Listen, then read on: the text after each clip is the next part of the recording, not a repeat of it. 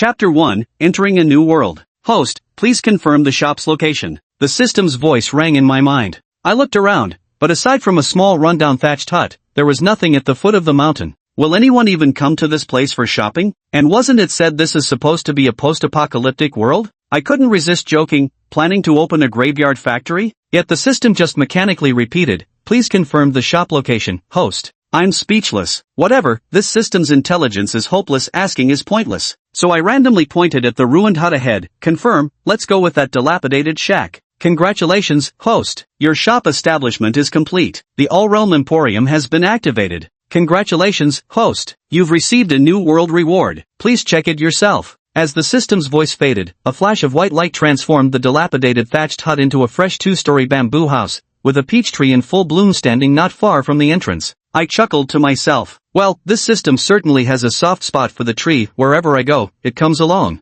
I didn't pay it much mind. As I retrieved the pale pink gift package tied with a yellow bow from my system storage, I headed toward the bamboo house. Upon entering, one could immediately see the crystal-clear glass counter. Empty display cases lined both walls of the hall, with pure white walls and an exceptionally beautiful glass chandelier hanging from the ceiling. The bamboo pavilion had an antique charm on the outside, but a modern style inside, with the two aesthetics blending seamlessly. I sat down at the cashier counter and unwrapped the gift package. A flash of white light later, several items appeared on the table as system notifications popped up in my mind. Congratulations, host, for obtaining level 1 seeds *5. Congratulations, host, for obtaining level 1 growth accelerator *5. Congratulations, host, for obtaining an ability selection package. Congratulations, host, for obtaining Hellhound Beanbean. Congratulations, host, for unlocking the planting grounds and the special shop. Congratulations, host, for unlocking steamed buns, mineral water, bread, pickles, and spicy and sour shredded potatoes. Congratulations, host,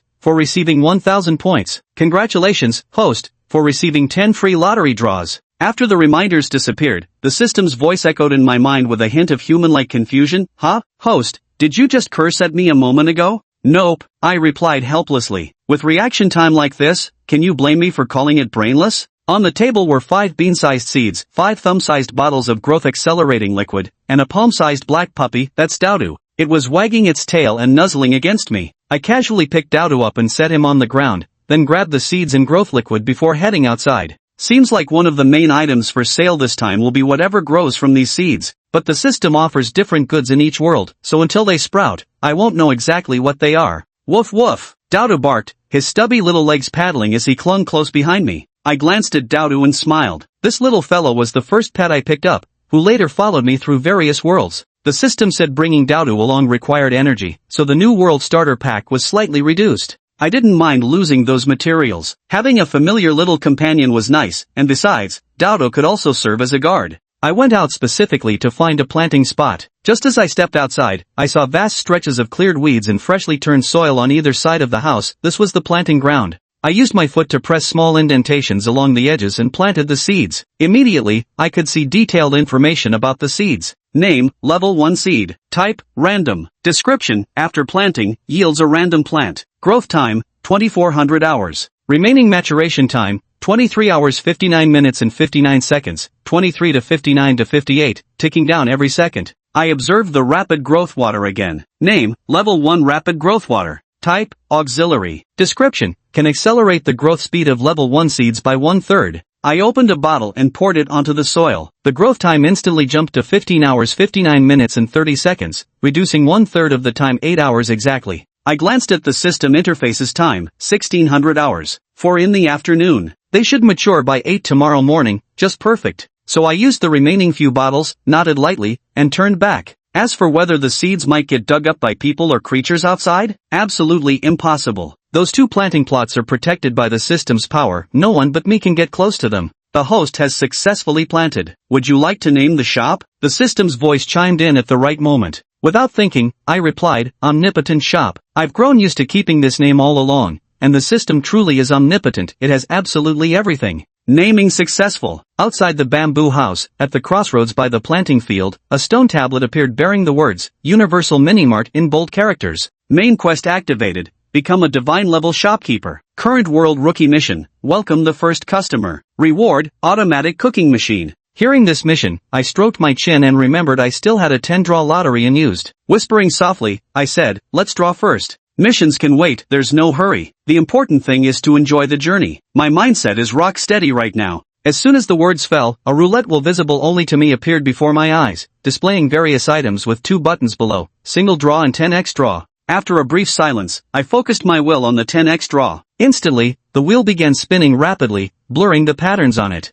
I whispered, "Stop." The wheel came to an abrupt halt with a swish. Obtained level 1 sportswear. Obtained level 1 sports pants. Obtained level 1 dagger. Acquired tier 1 broadsword. Acquired tier 1 cudgel. Watching line after line appear on the prize wheel, my expression remained unfazed. I'd long grown accustomed to my abysmal luck. Getting only tier 1 items was normal. If it were otherwise, I'd probably find it suspicious. Acquired 1 tier 2 seed. Acquired wind element snuggle bear. As the prizes listed out one by one, I raised an eyebrow in surprise. Tier 2 items mixed in with the usual tier 1? Had my cursed luck finally turned? Was I evolving from an unlucky bastard to the chosen one? Name, Windy Hugbear. Rank, tier 2. Type, toy. Description, chosen brand Hugbear, your reassuring sleep companion, the thoughtful cuddle buddy you deserve. Advantages, exceptionally soft to hold and capable of following simple commands. Disadvantages, not the sharpest tool in the shed. Weakness, fire sensitive. Chapter 2, Tier 1 Seed Maturation. I took it out. It was a teddy bear as tall as a person, entirely blue-green, with shiny black eyes that could roll around. Right now, it was staring up at me, tilting its head.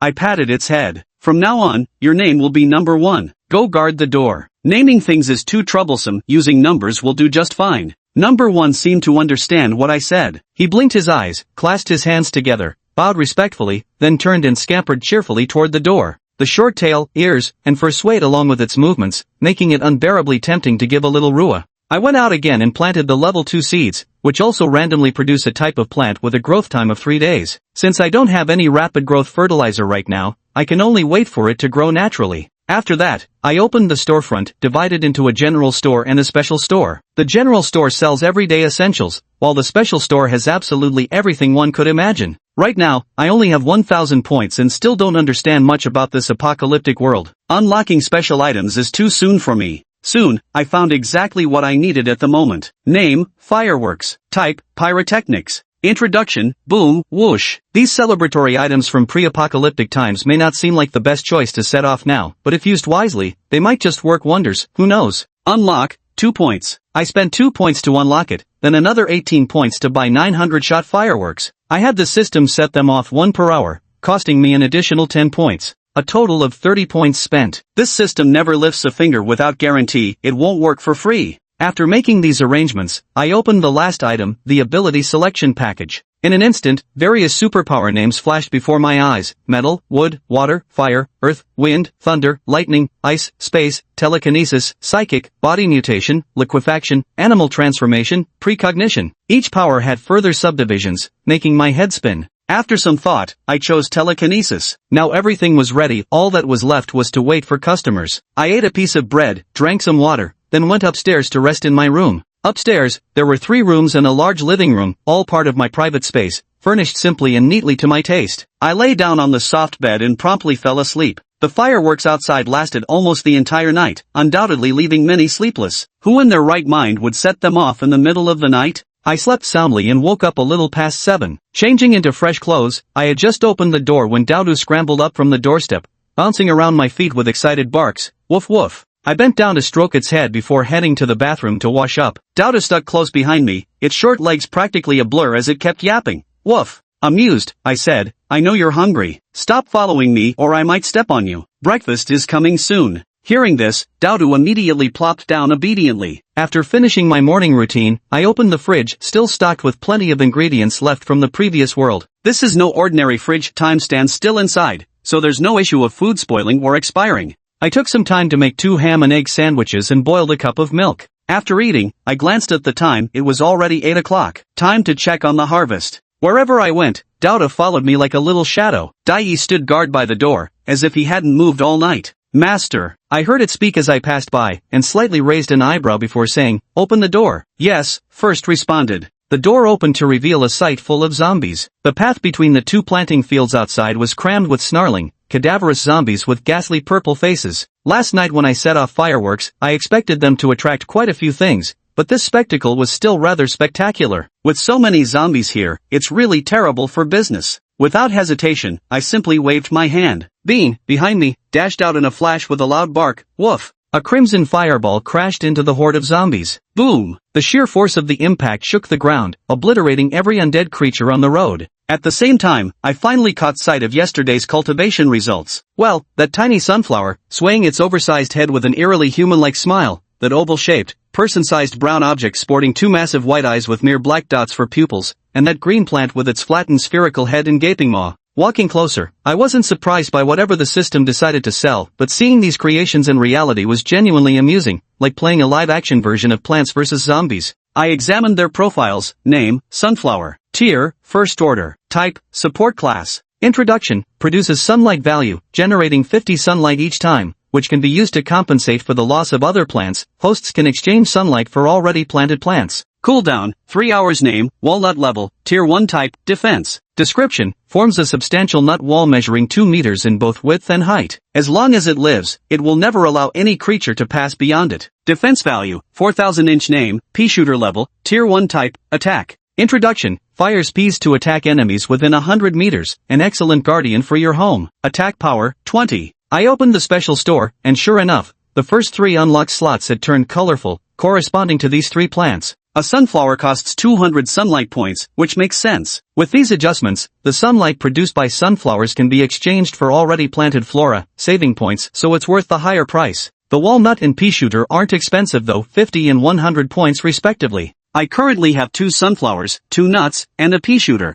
I asked the system, how do we sell plants that grow here? The system replied, don't worry, host, just uproot them, and they'll automatically shrink to palm size for easy carrying. In an emergency, place them on the ground, and they'll fight. I nodded, mentally stowed the nuts and peashooter away, then placed them in the shop's display case. After that, I sat behind the checkout counter, waiting for customers. I waited from noon till evening, even through dinner, yet not a single customer showed up. After dark, I spent another 40 points to buy 20 fireworks, had the system set them off over 3 nights, then headed upstairs without looking back. This place is too remote, and the fireworks visibility cuts through the distance. Without this tactic, who knows when I'd make my first sale. Maybe because of the zombies, even if people heard them, they wouldn't dare come. Then let them see more nights of fireworks, proof that it's safe here. Regular displays signal that someone's alive, that the noise-drawn zombies couldn't harm those here. Consider it message broadcasting. After finishing these tasks, I went upstairs to sleep. I'm a bit of a slacker and not in any particular hurry. Anyway, this location was chosen by the system. If no customers show up, it's not my problem, though setting off fireworks does burn through points.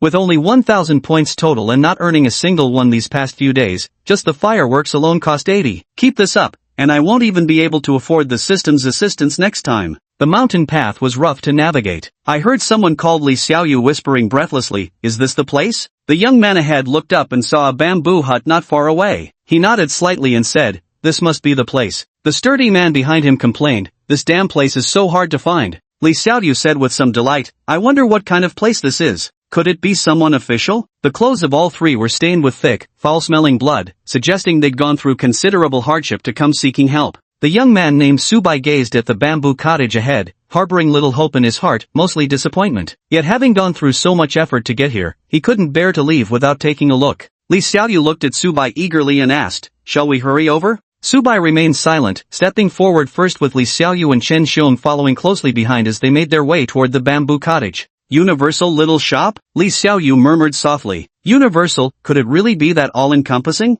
She felt both skeptical and expectant. If this were true, wouldn't they be saved? Only Subai kept looking around, feeling this place was utterly out of place in the post-apocalyptic world. The clean, neat cobblestone path led straight to the bamboo house's entrance, spacious and inviting. Let's hurry inside and take a look. Li Xiaoyu was eager to go in, paying no attention to anything else. Chen Xiong pointed instead at the swaying sunflowers in the field. Li Xiaoyu paused in surprise and exclaimed, huh? There are sunflowers here? I'll go take a look. Right now, the sunflowers had their backs turned. If she had seen their unnervingly human-like smiling faces, she would have been utterly stunned. With no zombies around and the prospect of edible sunflower seeds, she was overjoyed. But before she could run over, she was repelled by an invisible force, shoved back with a thud as she hit the ground, crying out in pain. Chen Xiong's expression darkened as he hurried to help her up, anxiously asking, Xiaoyu, are you okay? Are you hurt? Biting her lip, Li Xiaoyu glanced in Subai's direction before murmuring, I'm fine. I gazed at the sunflowers swaying in the field, lost in thought, unaware of the expressions of those around me. Chen Xiong's expression softened slightly at this point, but he still angrily said, "Just looking around won't harm anyone. How can you just use your abilities to hurt people like that? That's completely unreasonable." In his view, the government would soon send people to rescue them. This was a lawful society, and even with special abilities, one couldn't do as they pleased. Li Xiaoyu brushed the dust off herself and looked at Chen Xiong with gratitude, saying, "Brother Chen, you're so kind." Chen Xiong, with his burly and rough appearance, became flustered by Li Xiaoyu's gentle voice and touched expression, hurriedly replying, "It's nothing. With me here, no one can bully you." Hearing their conversation, I slowly shook my head and continued walking forward. At the same time, I was dozing off behind the cash register. Having grown accustomed to the previous world bustling with crowds every day, suddenly finding myself in this situation felt rather unsettling. Just as I was about to fall asleep, the system's voice abruptly sounded, "Warning!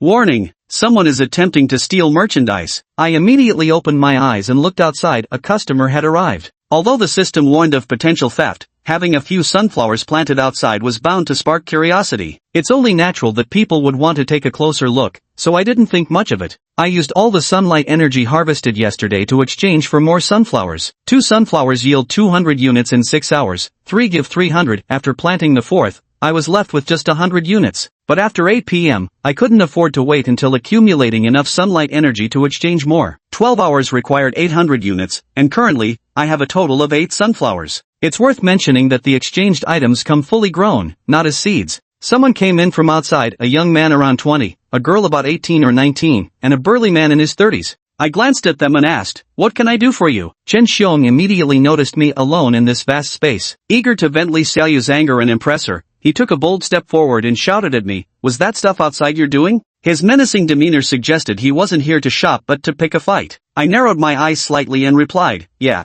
Chen Xiong turned back to Li Xiaoyu and said, "Xiaoyu just wanted to take a look at those sunflowers earlier. What gives you the right to lay a hand on her? She meant no harm. Look, her hands are scraped and bleeding. Aren't you going to apologize?" A cold glint flashed through my pupils. In this apocalyptic world, those who can't suppress their curiosity and end up injured or dead only have themselves to blame. I'm not here to run a charity. The word apology doesn't exist in my dictionary. Seeing my silence, Chen Xiong said unhappily, "Just apologize. It's not like you'll die." Li Xiaoyu froze the moment she saw me. She thought I looked around 20 years old, with almond-shaped eyes, a straight and delicate nose, thin lips, and impeccably balanced features. Every movement I made exuded an air of noble elegance. She used to think Su Bai was breathtakingly handsome, now it seemed her affection had shifted elsewhere. If Su Bai was an icy prince on a lofty pedestal, then I was the seasoned sovereign who had weathered years of time, seated calmly upon the heights, irresistibly drawing people's hearts and minds. Moreover, though I was about the same age as Su Bai, I carried a maturity that belied my youth, something far more captivating to most women than mere attractiveness. Combined with good looks, the effect was utterly devastating. She looked at me, her heart practically bubbling over, but her infatuated dream was quickly interrupted by Chen Xiong's shout.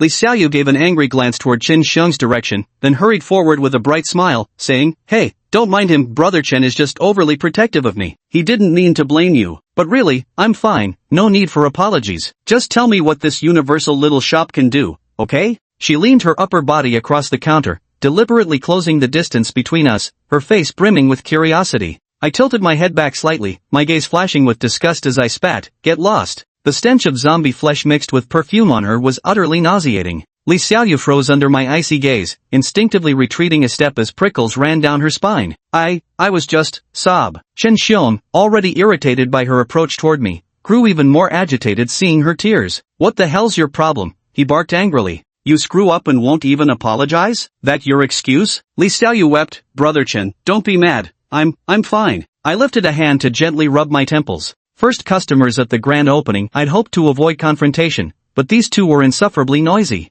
I waved my hand, and the two of them instantly gasped as if their throats were being squeezed, their mouths gaping for air, their faces flushing darker red by the second. With a squeeze of my hand, 2 simultaneous cracks echoed. Chen Xiong and Li Xiaoyu's necks twisted limply, their eyes wide open as their breath ceased. Within this shop, my control is absolute. No matter how powerful someone may be, they must obediently follow my rules. This, shocked murmurs came from outside. I glanced up to see a newly arrived group, a squad of 5 people, witnessing everything from the doorway. I didn't mind being seen by more people. Turning my head, I glanced at Su Bai, who had been standing silently by the side, and asked, "Do you want to avenge them?" Su Bai shook his head calmly and said, "I'm not close to them. They had merely met on the road and traveled together for a day, nothing more." These two fools hadn't adapted to the post-apocalyptic world yet, they were bound to die sooner or later. Besides, he had never underestimated me from the start. The fireworks had been going off for 2 days, yet there wasn't a single zombie or even a corpse in sight, which clearly showed how strong the people here were. Li Xiaoyu and the other guy had brought this on themselves by daring to provoke me. A faint smile crossed my face as I said, I see. So then, what do you need to buy? As a shop owner, one must be kind and amicable. Since you're not here to pick a fight, you're a customer then.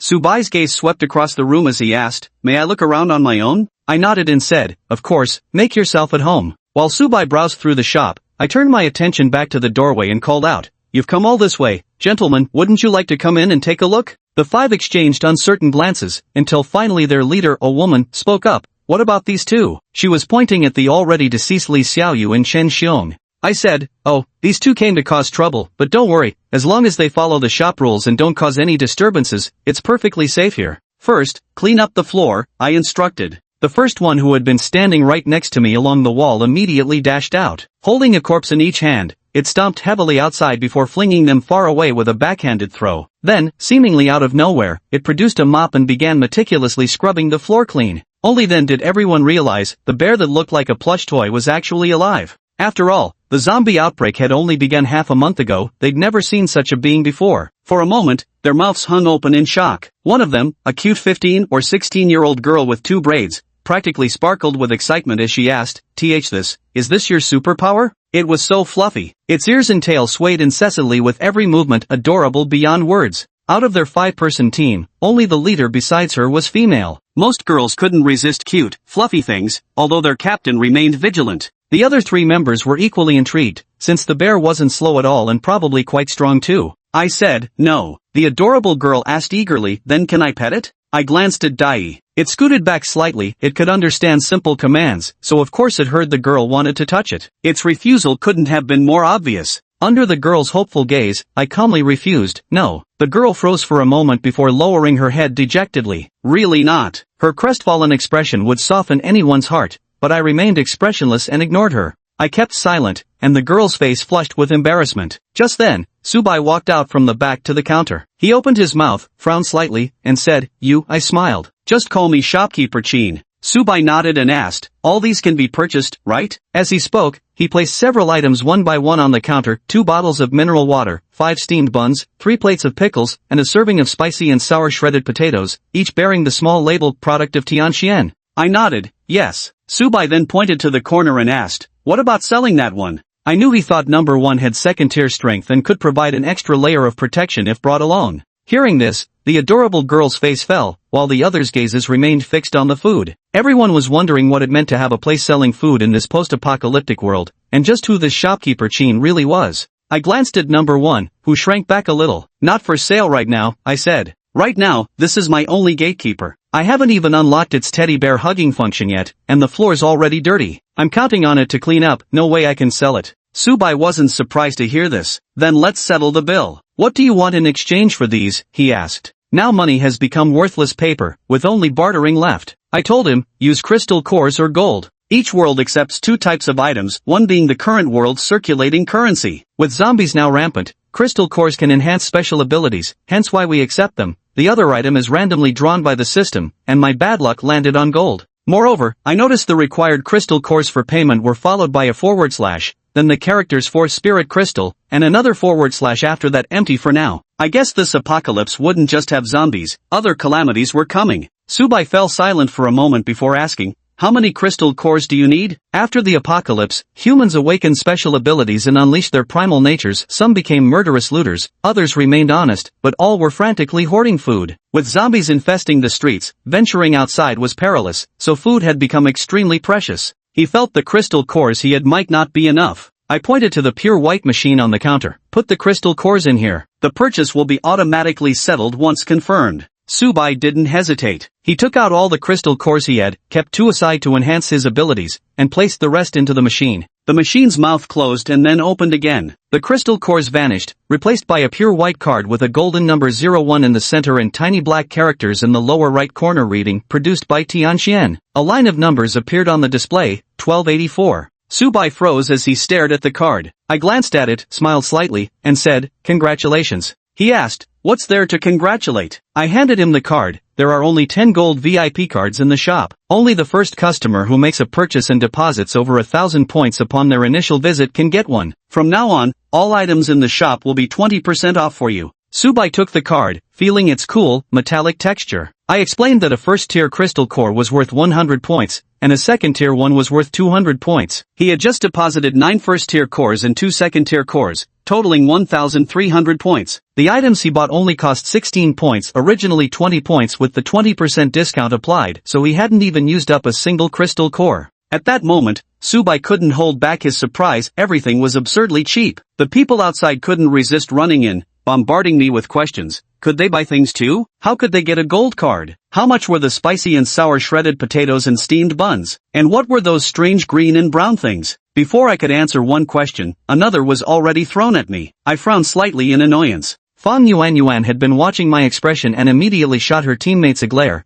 then turned back to me with an apologetic smile, saying they'd gotten too excited. I told them it was fine and explained that gold cards weren't actively issued except for the first one. The rest were either designated by me or given as event rewards. I then listed the food prices one by one: steamed buns, water, and pickles for 2 points each, shredded spicy and sour potatoes for 4 points, Peashooters for 100 points, and nuts for 50 points. Someone asked if I could give them the gold cards. I refused, and when Fang Yuan pleaded for leniency, I didn't even bother to respond. Subai pondered for a moment, then put away the food and picked up a Peashooter and a walnut, paying 120 points at checkout before asking me what these two items were for. I told him the Peashooter was tier 1 strength, capable of attacking enemies in a straight line within 100 meters, while the walnut could form a 2-meter protective shield in front to block enemies. The method of use was simply to place them on the ground. After thanking me, Subai went to sit on a nearby couch to eat. The steamed bun he unwrapped was still steaming hot and fluffy. He savored it with visible pleasure, and the spicy and sour shredded potatoes also seemed to delight him. The aroma of the food wafted through the air, making everyone present unconsciously sniff. Fang Yuan gave Zhang Miao a meaningful look,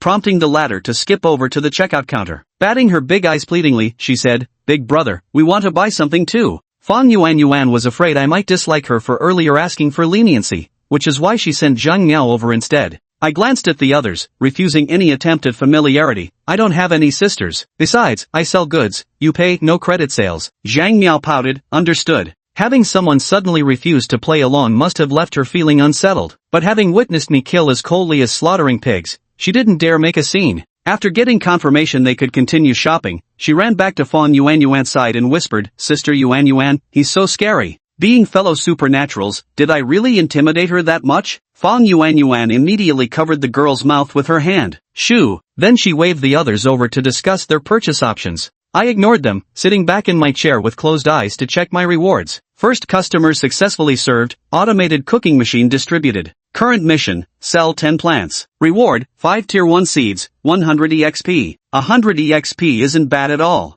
I glanced at the shop information. Owner, Chin Mo, points, 1066, current shop level, 1, owner level, 6, EXP, 16,000/20,000. The points were down to just 920, but the 146 from Subai's purchase just came in. The points from selling items belong to me, but unlocking items and exchanging special items all require points. The shop can be upgraded with points, but the shopkeeper level can only be raised by gaining experience points. They say becoming a divine level shopkeeper comes with great benefits, but it feels like the system is dangling a carrot in front of me, something I can't see or touch right now. What truly fascinates me is the process of running the shop, leveling it up from tier 1 to max, selling all sorts of bizarre and wondrous items. It's like playing a real-life game where I call all the shots, far more engaging than any mobile or online game. And during this journey, I can even grow stronger myself. That sense of achievement is exactly what I crave right now. Who wouldn't want to become a peerless powerhouse, flipping clouds with one hand and overturning rain with the other? This novel-worthy opportunity has fallen into my lap,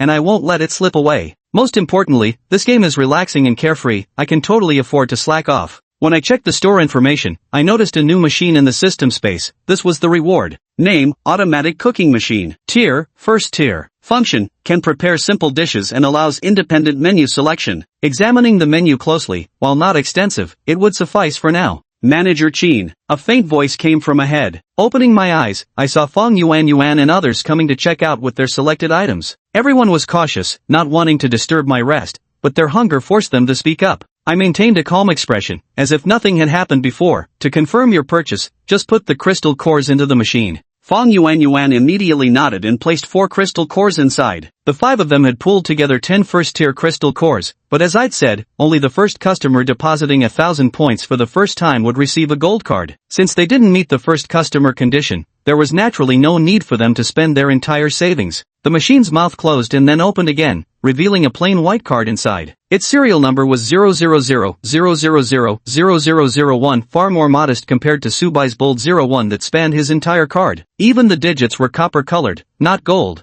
Though they had braced themselves beforehand, they couldn't help but sigh why hadn't they been the first to come. Actually, they were overthinking it. Even if they had come first, they would have surely asked about the prices, crystal cores, and exchange rates before buying anything. Calculating things carefully like they did now meant they wouldn't recklessly dump their crystal cores into the system, which inevitably meant they'd never qualify for the gold card. They took the remaining nuts, along with 50 steamed buns, 50 plates of pickles, 50 bottles of water, and 5 servings of spicy and sour shredded potatoes. The total came to 370 points, leaving a balance of 30 points on the display. Their faces twisted in regret. If they'd had a gold card, they could have saved 74 points. Subai watched their reaction without surprise. Having finished his meal, he didn't linger and left the bamboo hut, taking his trash with him. Fang Yuan and the others packed the items into their backpacks, leaving only the shredded potatoes and a few steamed buns behind. They finished their meal sitting on the sofa without disturbing me further before leaving. Now that's better. With all this stuff, we won't have to go hungry for a while. Zhang Miao jumped for joy. Sun Ping nodded with a smile. Yeah, with more people, we can bring back more supplies. Chen Kuei added, exactly. Though the hall seems big, when divided among everyone, it won't be much left. Zhao Hongtao was just about to say, actually, I think we could simply hide the supplies and not. When Fang Yuan cut him off. What are you talking about? Our families and comrades are there. If we don't stick together in this apocalyptic world, how can humanity survive? Zhang Miao also looked at Zhao Hongtao disapprovingly. Exactly. If everyone works harder, we can all survive. With this miraculous little shop, once we buy the Peashooters, everyone can contribute, and life will keep getting better. Zhao Hongtao couldn't help but argue, we could bring our families here, but who can guarantee shopkeeper Qin will still be able to support everyone if this place gets overcrowded? Fang Yuan's expression darkened. Enough. Enough. Zhao Hongtao took a deep breath and fell silent. Sun Ping and Chen Kuei glanced between the two but said nothing. The once harmonious atmosphere turned stifling, and the remainder of their journey passed in silence. Meanwhile, Subai hadn't gone far from the mountain's base when he spotted a zombie wandering nearby. The fireworks set off here over the past 2 days had drawn zombies from the city, though most were stopped by the perimeter walls. They hadn't encountered many zombies on their way here, likely because those outside the walls had been lured to the mountain's base. The complete absence of zombie corpses near the bamboo house suggested I'd cleared them out already, which explains why Subai felt safe giving me most of the energy crystals. He thinks I run my shop like a charity. With me around, life won't be too hard, giving him even more motivation to kill zombies. Now's his chance to test the Peashooter's abilities. He pulls out a palm-sized Peashooter from his inventory. I told him it attacks enemies within 100-meter straight-line range. Moving cautiously, he shifts position and sets the Peashooter on the ground. The zombie shuffles back and forth, its path aligned with the Peashooter's line of fire. No matter how it moves, it stays within range. The moment the Peashooter touches the ground, it grows to human height. Its round mouth quickly spits out a green pea ***. The pea smacks right into the zombie's head. Zombies may not feel pain, but they can hear sounds. Immediately baring their fangs and brandishing their claws, they charge toward the shooter. Before running even 10 meters, 2 peas smashed into its head with a bang, sending the zombie's head tumbling to the ground. Subai pondered thoughtfully. This Peashooter wasn't particularly useful to him, but it could be valuable to many others. From a distance, dealing with lone zombies was effortless for him, posing no risk of injury. One might not be very useful, but what about 5, 10, 50, or even 100? Chapter 7, The Walnut's Life-Saving Role. Moreover, he was convinced that the universal shop couldn't possibly have only this one type of plant, and this was merely tier 1 at that. But soon he ran into a dilemma. Once planted, how was he supposed to retrieve it? Just dig it up? Without any tools on hand, he had no choice but to squat down and dig with his bare hands. After just a couple of scoops, the Peashooter before him shrank back down to palm-sized again. He smiled. This thing is quite convenient to carry around. After digging out the crystal core from the zombie, he turned and walked away. Next time he comes, hopefully there will be more good stuff. Since the shopkeeper is so strong, if he saves up more crystal cores, maybe he can retire here someday?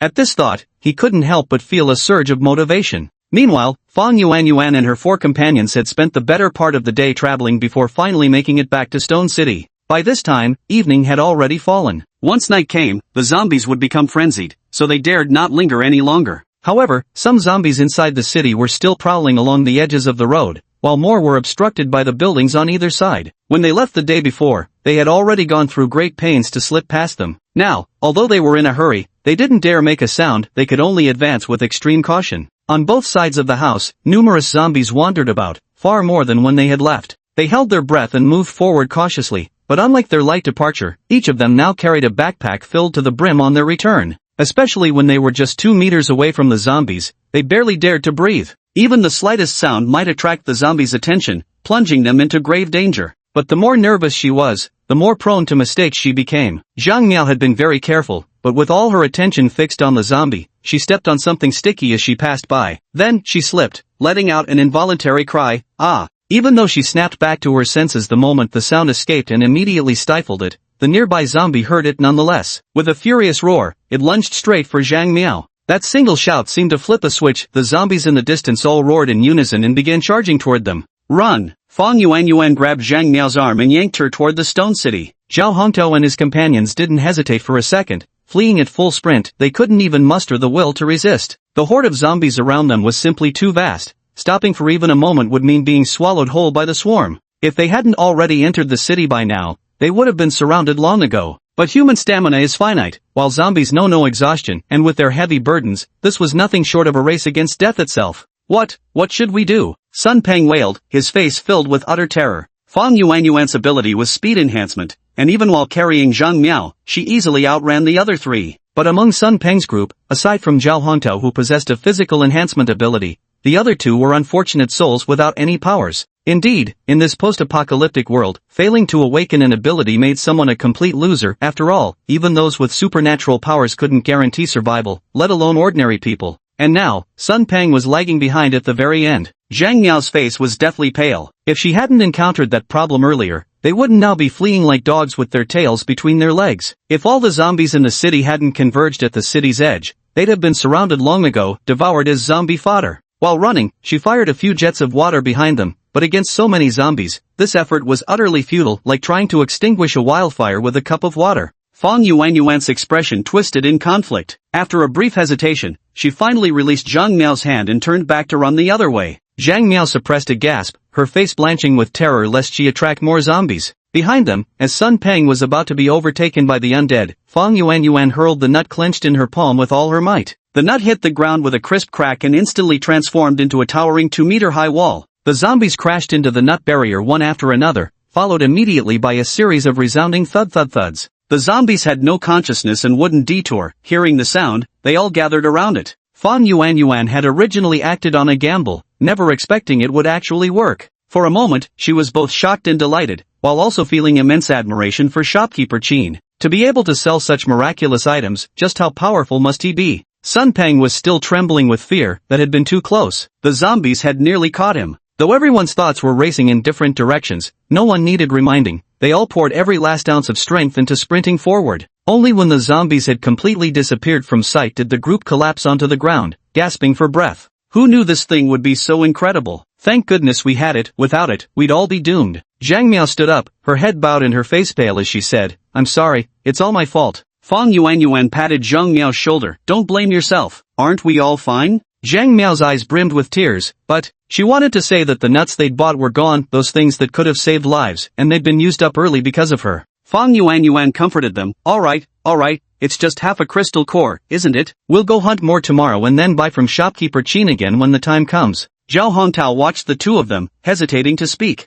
It sounded so easy, but most of the zombies were near the main road out of the city. And it wasn't just them inside the city, there were others too. How could killing them be so simple? Even leaving Stone City next time would be difficult for the 5 of them. The 5 took a short rest and hurried back before nightfall. No one noticed a small gray mouse appearing right where they had just been standing, its dark beady eyes darting around in quick circles. Shopkeeper Qin, with all these fireworks going off these past few days, has a shop opened outside the city walls? In the spacious office, the man sat behind his desk listening to the visitor's report, lost in thought. A rat-faced man with a thin mustache stood by the table and nodded upon hearing this. They just came back from outside the city. I saw that woman casually toss out a 2-meter-high, 2-meter-wide walnut wall. Those zombies took a full 5 minutes of smashing before it disappeared. He had witnessed it firsthand, so his testimony carried the most weight. The man gave a slight nod. Alright, Heisey, go tell old Chen and the others to get ready. We'll head out of the city at dawn tomorrow. Heisey nodded eagerly. Yes, Captain. Then turned around and ran outside. The door closed, and the captain leaned back into the chair, settling into a comfortable position, a faint smile appearing on his face. Perhaps this is fate's way of working in these chaotic times? Elsewhere, in an unfinished building, you all saw that just now, right? We did. That was too miraculous, practically a lifesaver. It's now certain that those who set off fireworks every night are no ordinary folks. If they can get such good things, so can we. Then let's head out now. Chapter 8, Danger at the Shopfront. At 8 p.m., Shin Mo yawned as he planted 4 sunflowers. Glancing at his remaining 50 sun points, a faint smile appeared on his face. The sunflower count has reached 20 blooms, and by tomorrow morning they'll yield 4,000 sunlight points. Then I'll plant another 20, which should be enough for the time being. With this thought, he instructed first to close up the shop. After washing up upstairs, he lay in bed taking stock of today's gains. His points had increased from 920 to 1,436. Since the automated cooking robot could handle meal orders, he didn't unlock any new food items. Instead, he browsed through the special marketplace. Item name, Shadowblade card. Level, 2nd tier. Description, specializing in assassination and breakthrough, a sword shadow awaits your service. Price, 500 points. Name, Mighty Furry Bear. Rank, 2nd tier. Description, a strength-focused fluffy bear that can knock out kids with a single punch. Price, 350 points. Name, Flameblade Sword. Rank, 2nd tier. Introduction, each swing is accompanied by a flash of fire, giving you abilities beyond the ordinary. Price, 600 points. Name, Awakening Elixir. Level, none. Special item. Description, grants absolutely random awakening of a supernatural ability. Price, 5,000 inch. Name, White Robed Sword Immortal card. Rank, 7th tier. Description, slay one within 10 paces, leave unseen for 1,000 miles. Price, 10 merit points. Seeing this, Shin Mo spent 500 merit points to unlock the Shadowblade card. The 7th tier was the highest rank he could currently unlock, and similarly, each tier above the 7th only had a single existence. Meanwhile, the tier description for the Awakening Serum simply stated none, which meant it wasn't unlocked but exchanged. For other items, once unlocked, no points would be required to obtain them again in the future, but exchanges required points every single time. Though expensive, he could imagine how many people would go crazy over it. After all, abilities were what ensured survival in this world. But since he couldn't afford it yet, he didn't linger too long on observing it. After spending another 36 points to unlock first-level daggers, knives, and clothing, he finally rested. As he fell asleep, fireworks erupted outside once more. Outside, the group that had just reached the bamboo house turned pale at the sudden sound, their previously calm expressions crumbling. When they looked back, they were startled to find several fireworks bursting in what had been empty space moments before. Someone's lips trembled, finding it hard to speak. They had rushed over under the cover of night, hoping to get what they needed early. But who would have thought the people here would set off fireworks? Could this be some kind of joke at their expense? You couldn't blame them for thinking so. There hadn't been any fireworks visible when they first arrived. Then the young man leading the group strode up to the bamboo house's door. Stopping, he reached out and knocked. Thud, thud, thud. The others struggled to maintain their composure as they followed behind. Now was no time to panic. If they attracted zombies later, they would need even greater calm. Making noise and getting surrounded would mean certain death. As the knocking faded, not a single sound came from within. The first guard inside heard the noise and peered curiously through the door crack. His leathery eyeballs rolled a few times before he straightened up obediently once more. The shopkeeper only instructed it to guard the door. Everything else was beyond its duty. None of this was known to those outside. Their faces now looked grim, as zombies had begun appearing not far away. Lin, what do we do now? Brother Lin Jianan. He was currently their leader.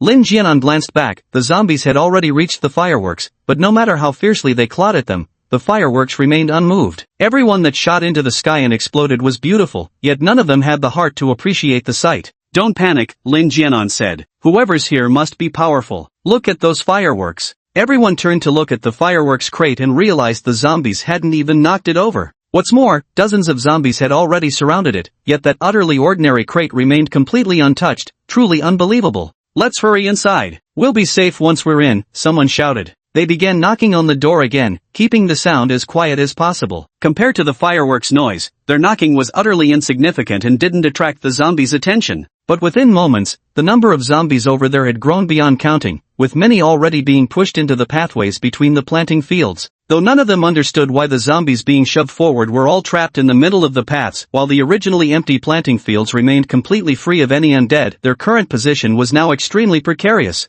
At this rate, they would be discovered by the zombies in no more than 10 minutes. Yet the fireworks continued to boom, and zombies were everywhere. Strangely enough, their current spot still felt slightly safer. We're finished. We're definitely dead this time. Someone whispered fearfully. Never in his life had he encountered so many zombies. Not just them. Even if an immortal being came, escaping this sea of zombies covering the mountains and plains would be impossible, right? We shouldn't have come under cover of darkness. Now look what's happened. Lin Jianan glanced at the crowd and sighed softly. This is my fault. He never expected that people here would still be setting off fireworks tonight. If a single wrong decision of his were to cost everyone their lives, he could never forgive himself. How could this be your fault? You did it for all our sakes. For our own good? He's about to get us all killed. What's the point of saying that now? Instead of wasting time, we should figure out how to escape. Are you fucking kidding me? Trying to run now? With what? Let's just wait to die then. The few people argued for a few words, then all lost heart. What good is arguing over who's right and who's wrong now?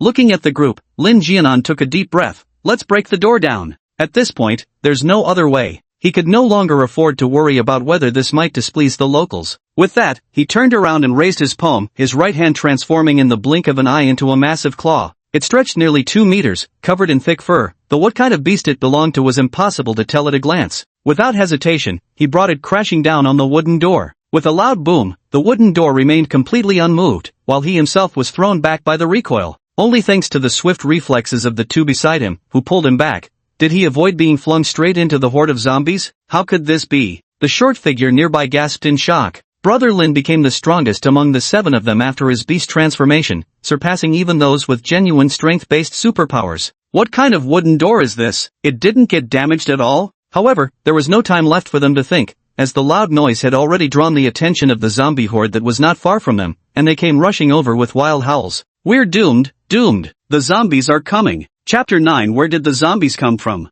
Danger struck in the blink of an eye. Although all 7 of them were armed, the cramped doorway left no room to wield their weapons. Friendly fire would be the last thing they needed, but the group was well trained. At the front stood 3 men, the dark-skinned and burly Zhang Kaiguang, Lin Jianan with her beast-transforming and thunder abilities, and the towering Chen Daiyang. Covering the rear were Sun Xuechong with his pyrokinetic powers, Speedster Bai Fong, hydrokinetic Lin Jialan, and the unawakened woman in a white dress crouching by the door. Her long hair was braided into 2 pigtails as she crouched on the ground, curled into a ball against the door, watching the battle ahead with reddened eyes. Only a few zombies were drawn toward them by the sound of fireworks, but what would happen when the fireworks ended? By then, they'd be completely doomed. Shinhui's heart swelled with regret and terror. If only she hadn't joined them in the first place. Now it's all gone wrong, even our lives are at stake. Sparking flames and surging water, wielded by the 3 fighters ahead, had indeed cleared out quite a few zombies, but the sheer sea of undead before them made her vision darken with despair. Luckily, those up front were still holding the line for now. Just as she was feeling relieved, more zombies appeared ahead. Lin Jianan and the others were willing but unable to fight back, as the horde charging at them was simply too overwhelming. Almost instinctively, they began retreating. After all, a single scratch could lead to infection. Who would dare to hold their ground recklessly? They had braced themselves for certain death, but in the next moment, they realized the zombies that were about to pounce on them seemed to be blocked by an invisible wall. The creatures frantically lunged forward, slamming against the transparent barrier, yet couldn't advance even half a step. Lin Jianan's face immediately lit up with joy. They were perfectly safe in the corridor. The zombies couldn't break through at all, yet they could fully extend their weapons outward. If utilized properly, they might actually be able to eliminate all these zombies. This was nothing short of a heaven-sent opportunity. The others weren't fools either and naturally thought of the same issue, their faces lighting up with excitement. Zhang Kaiguang was beaming with joy. This time we really came to the right place. We've hit the jackpot. Bai Fong scoffed. Not too long ago, someone claimed Brother Lin was trying to get us killed. Turncoat.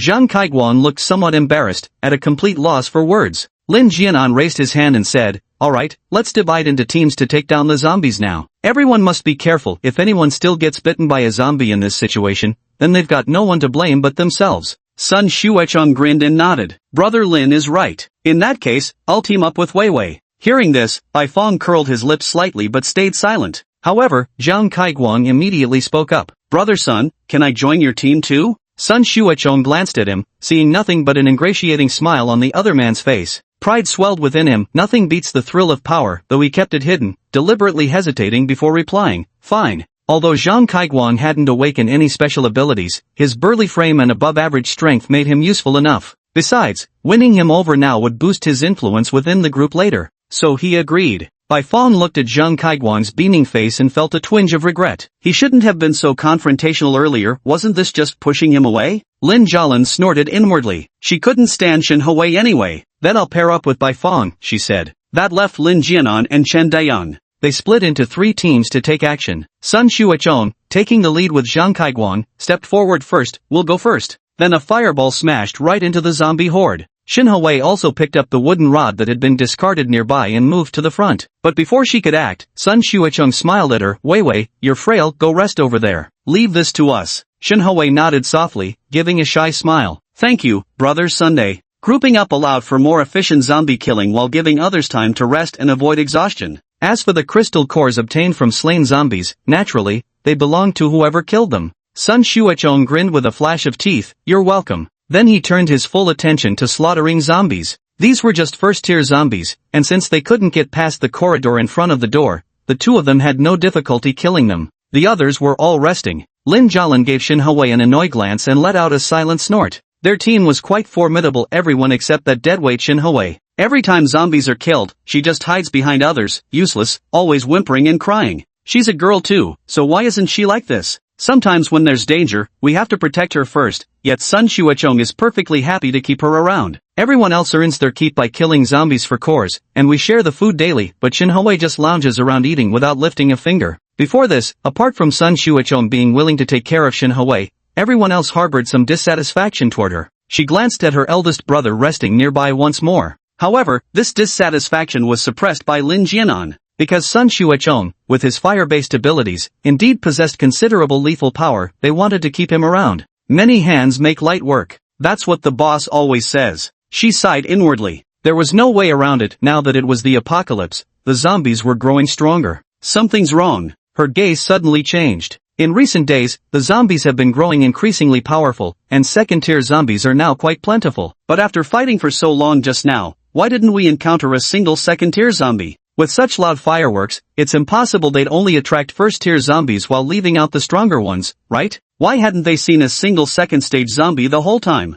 Feeling uneasy, she nudged Lin Jianan resting beside her with his eyes closed and called softly, Bro. Lin Jianan opened his eyes to look at her. What's wrong? Lin Jianlin voiced her concerns to him. Lin Jianan glanced at the people around him, his expression turning serious. He leaned slightly toward her ear and lowered his voice. The absence of second-tier zombies means they've already been killed. But judging by the sound of those fireworks, all the zombies in the vicinity should have been attracted by now. Yet these zombies, for instance, when they arrived, except for some zombies blocked by the houses along the roadside, they hadn't encountered a single zombie along the way. This indicated that at least the zombies drawn by the fireworks had either all been killed or lured away again. But upon seeing only first-tier zombies here, he was convinced the earlier zombies had been exterminated, because no one could selectively eliminate just the second-tier ones among so many zombies, leaving only the first-tier survivors. So, where did these zombies come from when they were supposed to be gone? It's absolutely terrifying when you think about it. But he didn't say it outright, fearing it might cause panic. Upon hearing this, Lin Jialin was genuinely startled, breaking out in a cold sweat. If that's the case, where exactly did these zombies come from? They couldn't have just appeared out of thin air, right? Chapter 10, The Noble and Virtuous One.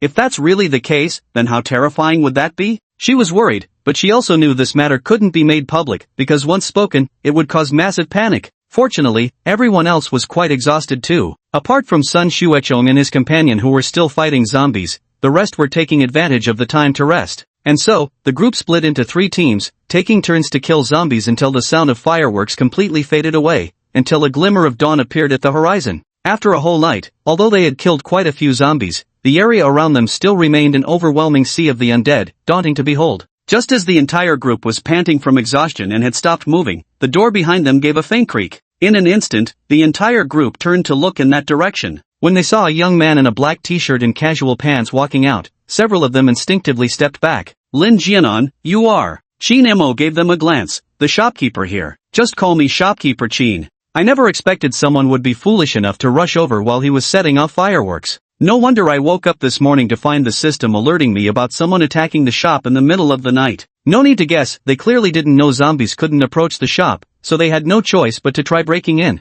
Understandable, it wasn't deliberate. So he didn't pay it any mind. Lin Jianan, shopkeeper Qin, you. Qin Mo raised his hand to cut him off. Hold on. As he spoke, Daodu had already very tactfully run out, opening his little mouth to spew a massive ball of flames that instantly engulfed all the zombies. In the blink of an eye, what had been an apocalyptic disaster for them had completely vanished without a trace. Not even a drop of blood was left. The group swallowed hard, glanced at the beans on the ground, took several steps back, and instinctively looked at Chin Mo. Is this a pet? If even a pet is this powerful, how terrifyingly strong must shopkeeper Chin be? How could the difference be so stark after just half a month in this post-apocalyptic world? No wonder they dared to open a shop in this kind of place and even set off fireworks repeatedly. Those zombies, if left there for them to kill, they wouldn't finish them in a day. Yet that seemingly harmless, unbearably cute little dog wiped out countless zombies in an instant. Everyone swallowed hard in unison. Chin, shopkeeper Chin, what happened to those crystal cores? Don't tell me they just burned away? Bai Feng's face was full of distress. Chin Mo glanced at Dodo on the ground and countered with a question instead of answering. Did you come here to buy something?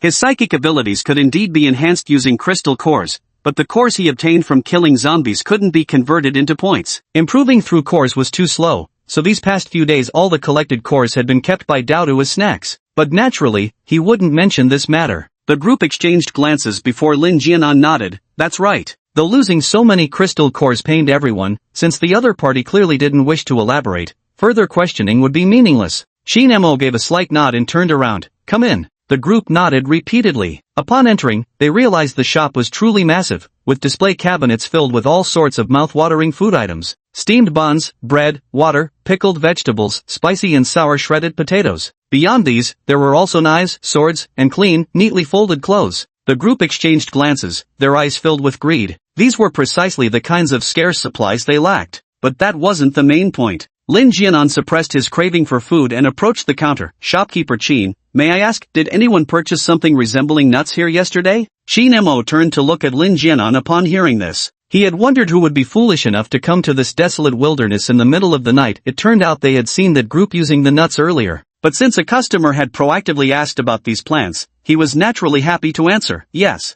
His current mission was to sell 10 plants, so he remained attentive to the task. Lin Jianan, then. Chin Mo pointed to a display case not far away. Isn't it right there? Following his finger, Lin Jianan saw a palm-sized nut that had appeared in the previously empty display case. It definitely hadn't been there earlier. How could it just suddenly? What kind of abilities would it take to achieve this? At this moment, Lin Jianan grew even more impressed with Chin Mo and inwardly resolved never to make an enemy of him. How can I buy this? Are there any others? Having witnessed its marvels, naturally, I didn't want to purchase just one. Chin Mo, you can buy it with crystal cores. As for the rest, more stock in 3 hours. He had just planted 20 sunflowers and now only had 50 sunlight points left, enough to exchange for just one walnut. Lin Jianan nodded with a smile. May I ask how many crystal cores this walnut requires? They had truly come at the right time. Had they not just obtained a batch of crystal cores, he wouldn't have been sure they could each get one. After all, something that could save lives in critical moments, how could it possibly come cheap? A first-tier crystal core is worth 100 points. A single nut costs just 50 points. Lin Jianan's cheerful expression froze, disbelief coloring his voice. What? Just 50 points? And yet a first-tier crystal core can be exchanged for 100 points? Could he have misheard? How is this possible? The others behind him also looked utterly astonished. Chin Mo gave him a strange glance. How could someone so young already have hearing problems? It seems necessary to have the system display pricing information and descriptions next to each item, and also write down the steps for exchanging crystal cores and gold for points. Fortunately, Lin Jianan quickly snapped out of it. Sorry, I got too excited, he said. This shop owner must be here to help them. Why else would he sell things so cheaply? It's just that he didn't want to be surrounded by their overflowing gratitude, so he deliberately took on the identity of a merchant. There truly exist such noble and selfless individuals in this world who give without expecting anything in return. Why should they fear not surviving this calamity? At this moment, Chin Mo's image in his heart was elevated to infinite heights. How much are those food items? Since the other party was presenting himself as the shop manager, it was only natural that he wouldn't expose him. Such gratitude should be kept in the heart. That was enough. Chin Mo listed out the prices one by one. Lin Jianan, who had initially only been speculating, now had his suspicions completely confirmed. The others, of course, could hardly believe it. Some were even utterly baffled. But before they could inquire further, Lin Jianan had already turned around and said, "Pick what you want yourselves." Everyone had crystals in hand to buy whatever they wanted. Of course he wouldn't restrict them. Truth be told, he was starving too, nibbling on instant noodles every day. Breakfast crackers washed down with water. How could that compare to soft, pillowy steamed buns? Not to mention pickled vegetables or spicy sour shredded potatoes. And if he could have had a bowl of rice porridge too, well, That would have been absolute perfection. He quickly picked out some food, then took out a crystal core to pay at the counter. Chapter 11. Why aren't you saving people? Not to be outdone, the others also swiftly selected what they wanted to eat. Following Qin Mo's instructions, they exchanged crystal cores for points at the machine and received their own store membership cards. Baifeng and Lin Jialan sat down to eat with Lin Jianan. Curiosity got the better of Baifeng, and he asked, Lingu, I noticed your card just now seemed a bit different from ours? Lin Jianan paused mid-bite and took out his card. It was a white card, but it bore only 3 silver digits, 001. At first glance, the difference was indeed significant. Why is this? Shouldn't we all have the same? Lin Jialan asked with a puzzled expression. Lin Jianan didn't know either and could only shake his head, but I just got a 10% discount on my purchase. The two people walking behind happened to hear this and couldn't help but crowd over immediately, with Zhang Kaiguang particularly indignant. Why'd you get a discount while we didn't? Chen Dayang beside them hastily reached out to cover his mouth and whispered urgently, Shu, do you have a death wish? With shopkeeper Qin being so formidable, one slap from them in anger could probably flatten their entire group. This guy has the audacity to openly express his dissatisfaction. Zhang Kaiguang quickly realized his mistake and was startled, instinctively glancing back only to find Sun Xuechong and Shen Hewei checking out ahead, blocking the shop owner Qin's line of sight. Relieved that his earlier remarks had gone unnoticed, he finally exhaled in relief. Phew, thank goodness. Not daring to speak another word, he retreated like a scolded dog to sit on the couch and began eating. Unlike them, they had fought zombies all night and were exhausted and hungry, so naturally they bought food first. But Shen Hewei chose clothes instead. Even though those garments couldn't be taken out to inspect, they were neatly folded with only different colors visible. Still, she spent a long time picking. But this didn't stop Sun Xuechong from happily accompanying her in the selection despite his growling stomach. At this moment, Shen Hewei placed her chosen items on the counter. Shopkeeper Qin, how many points do these cost? Qin Mo glanced at them, the corner of his mouth curling slightly. 1,022. These past few days, the customer with the highest spending definitely put him in a good mood. How could it be this expensive? Shen Hewei exclaimed in shock. She never expected it to be this costly. The items others had chosen before, even the most scarce food supplies, were so cheap they didn't even require a single crystal core. How could just a few sets of clothes she picked require a full 10 crystal cores? Are they outright robbing her or what? Where would she even get that many crystal cores from? She only dared to come shopping thanks to Sun Xuechong, even though he had just told her to pick whatever she wanted, but spending over a dozen crystal cores at once. Qin Mo replied indifferently, you get what you pay for. This is first-tier gear, strong defense and highly practical. All those outfits were first-tier equipment, each set costing 200 points. She picked 5 sets, and the rest were food supplies. Shen Hewei's face lit up with amazement. Is this for real? Qin Mo. Only then did Shen Hewei turn to Sun Xuechong, brother Sun. Sun Xuechong smiled broadly, if you like it, buy it. She had obtained 45 crystal cores last night, plus what she originally had, totaling 50. She could certainly afford this expenditure. Mostly because Shen Hewei looked genuinely happy, her eyes brimming with joy. How could he bear to refuse her? Shen Hewei glanced at the clothes by the cash register and paused thoughtfully. Then, biting her lip, she said considerately, we don't need this many. 2 sets will be enough. We should save the crystal cores. You work so hard fighting zombies, Sunji. Don't assume that just because they could slaughter zombies freely yesterday means it was effortless. They grow tired and need rest, and not every zombie can be taken down with a single strike. It inevitably takes extra effort. Her thoughtfulness struck Sun Xuechong so deeply that he couldn't resist reaching out to pat her head. It's all right, your safety matters more. Shinny froze for a brief moment, a flash of disgust crossing her eyes before she inconspicuously grabbed Sun Xuechong's arm and swayed it, cooing, brother Sun, you're so good to me. Not far away, Lin Jialan couldn't help but roll her eyes and spat. Ugh. What a white lotus. Who else would I treat well, if not you?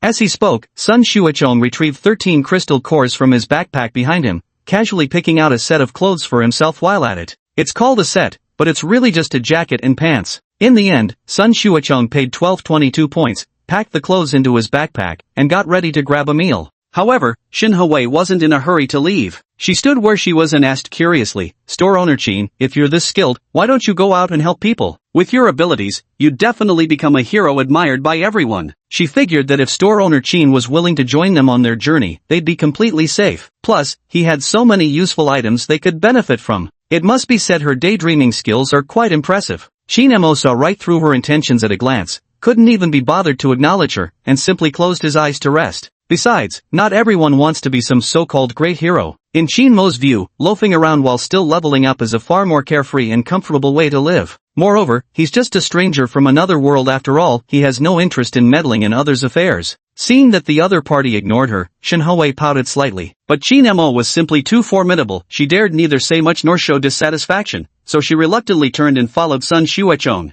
At 11 o'clock, having regained 1,000 sunshine points, Chin Mo first exchanged for 5 Peashooters, then used the remaining points for 10 walnuts. Lin Jianan and the others had come specifically for these items. Without leaving, they kept their eyes on the counter. When they noticed the walnuts piling up, they rose one after another and approached. The bamboo hut's ground floor has interconnected spaces with considerable room. Display cabinets are all glass paneled, varying in size but neatly arranged, with items sorted and displayed by category. There were zones for equipment, food, and special items respectively. The special items area housed plants, cards, and similar objects, positioned at the most prominent spot within the bamboo hut. A sofa and long table stood to the right of the entrance, while the checkout counter was situated to the left of the door. The staircase leading to the second floor was made of wood, with a tiny room beneath it, certainly not somewhere Chin Mo would choose to stay. The space was utilized efficiently by the system, leaving no room wasted. Seeing that it was about time, Chin Mo called out, "Number 1, bring over 2 dishes." The automatic cooking machine stood near the cash register, just a few steps away, but Chin Mo couldn't be bothered to get up. First, yes. Then it scurried happily from behind the door to the cooking machine, lifted its furry cloth paw, and performed a series of operations in front of the appliance. Moments later, it obediently carried 2 plates of food over to Chin Mo's side and respectfully placed them on the table. "I said 2, so you brought exactly 2? The first one tilted its head, its plastic eyes rolling about with black pupils spinning, seemingly unable to comprehend why its owner was looking at it with such disdain. Chapter 12, So Wealthy. Chin Mo glanced at the plate of sweet and sour spare ribs and the dish of shredded pork with green peppers on the table, deciding not to argue with it. "Bring 2 more steamed buns," he said. As the shop owner, except for initially unlocking items which required points, eating for himself didn't cost any money. Soon, he started eating steamed buns with spare ribs. It must be said that the system-produced items were indeed delicious, far tastier than anything he could cook himself. This scene happened to be witnessed by Lin Jianan and the others outside the door, who had just finished reading the shop rules and were about to check out. A rich aroma of meat wafted toward them, making them instinctively sniff the air and swallow hard. Since the apocalypse began, not only have humans turned into zombies,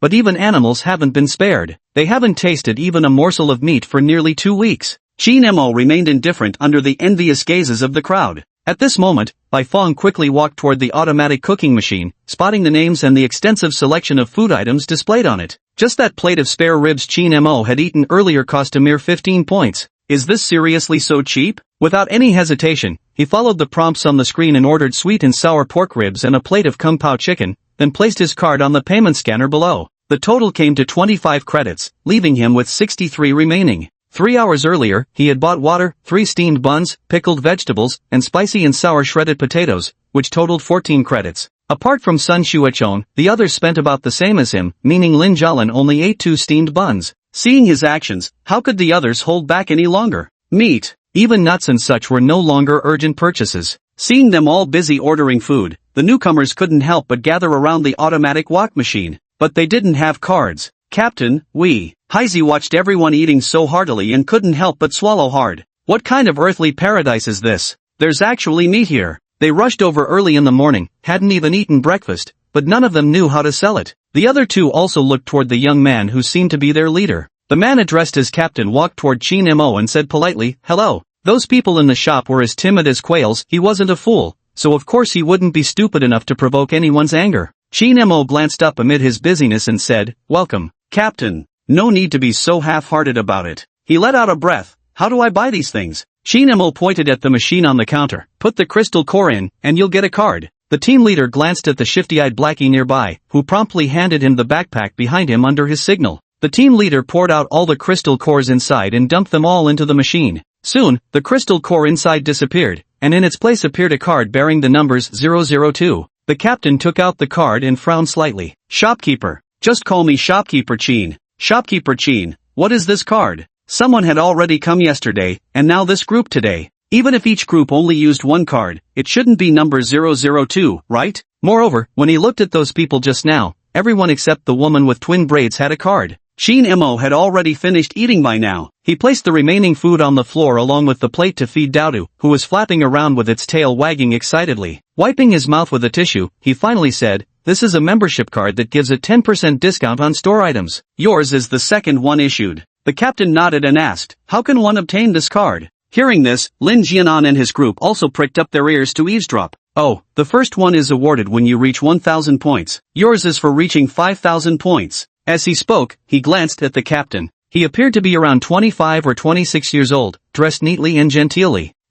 At least he seemed to be doing much better than Lin Jianan and his group. Of course, managing to save up 5,000 points in just half a month with 4 people, they must be quite wealthy. Qin Mo found him rather intriguing. Silently glancing at the captain's backpack, he wondered how many more crystal cores might be hidden inside. No one would reveal their entire stockpile all at once. As for these few cards, they're actually just one of the perks he offers at the shop. Any first-time visitor who spends or deposits 1,000 points receives a golden card. It all comes down to luck. But the silver card, the first customer to reach 1,000 points gets the first one, and this doesn't conflict with the VIP gold card. Those who accumulate 5,000 points can obtain the second silver card. This is the first time all 3 conditions have been met, with all 3 cards being claimed. The conditions are right here. These are giveaway cards. If someone asks him, he naturally won't explain further. Getting it is luck. Not getting it is just your own bad luck. I see. The captain nodded thoughtfully. How else can we obtain the silver card? Qin Mo replied. 50,000 points can get you a silver card. The captain still wanted to ask something, but the people behind him were clearly growing impatient. With a helpless sigh, he thanked them and led the 3 to the automatic stir-fry machine to order their meal.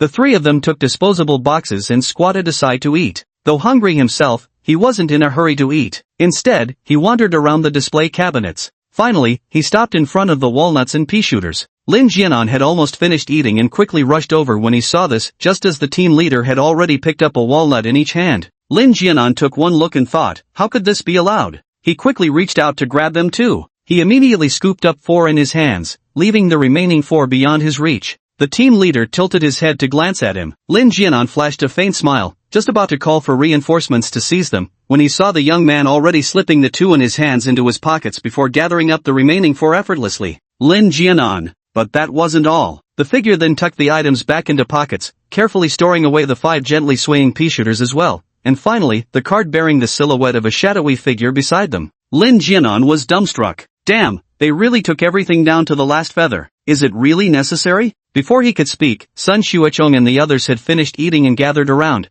directly blocking the young man's path. The young man looked up with graceful smile and asked, "Are you planning to cause trouble in my shop?" Upon hearing this, Haizi and the other 2 glanced at their leader before silently lowering their heads and continuing to eat. Zhang Kaiguan was furious. There's supposed to be an order to things, isn't there? How can you just grab everything for yourself? What are the rest of us supposed to do? The young man shrugged, his brown eyes brimming with laughter. Who knows? I only saw you all busy eating, but didn't notice you cared about that stuff anyway. Chapter 13. Indeed a great opportunity. This time, he came mainly to buy these nuts. As for the green ones, although he wasn't sure what they were, since they were displayed together, they surely served a similar purpose, so he took them too. As for this card, who told this guy to try and snatch things from him? He holds grudges, not leaving a single one for them. As for what's already in his possession, he'd never surrender it willingly. If they want to try taking it by force, they'll need the skills to back it up. God damn it, we've been waiting here for 3 whole hours. Hearing this, the team leader narrowed his eyes slightly. Which meant these things weren't here 3 hours ago, otherwise they wouldn't have waited. With this thought, his eyes crinkled slightly. Then you might as well wait another 3 hours. Zhang Kaiguan was seething with anger and about to say more when Lin Jianan subtly glanced at the silent Qin Mo nearby and spoke first. Let's go.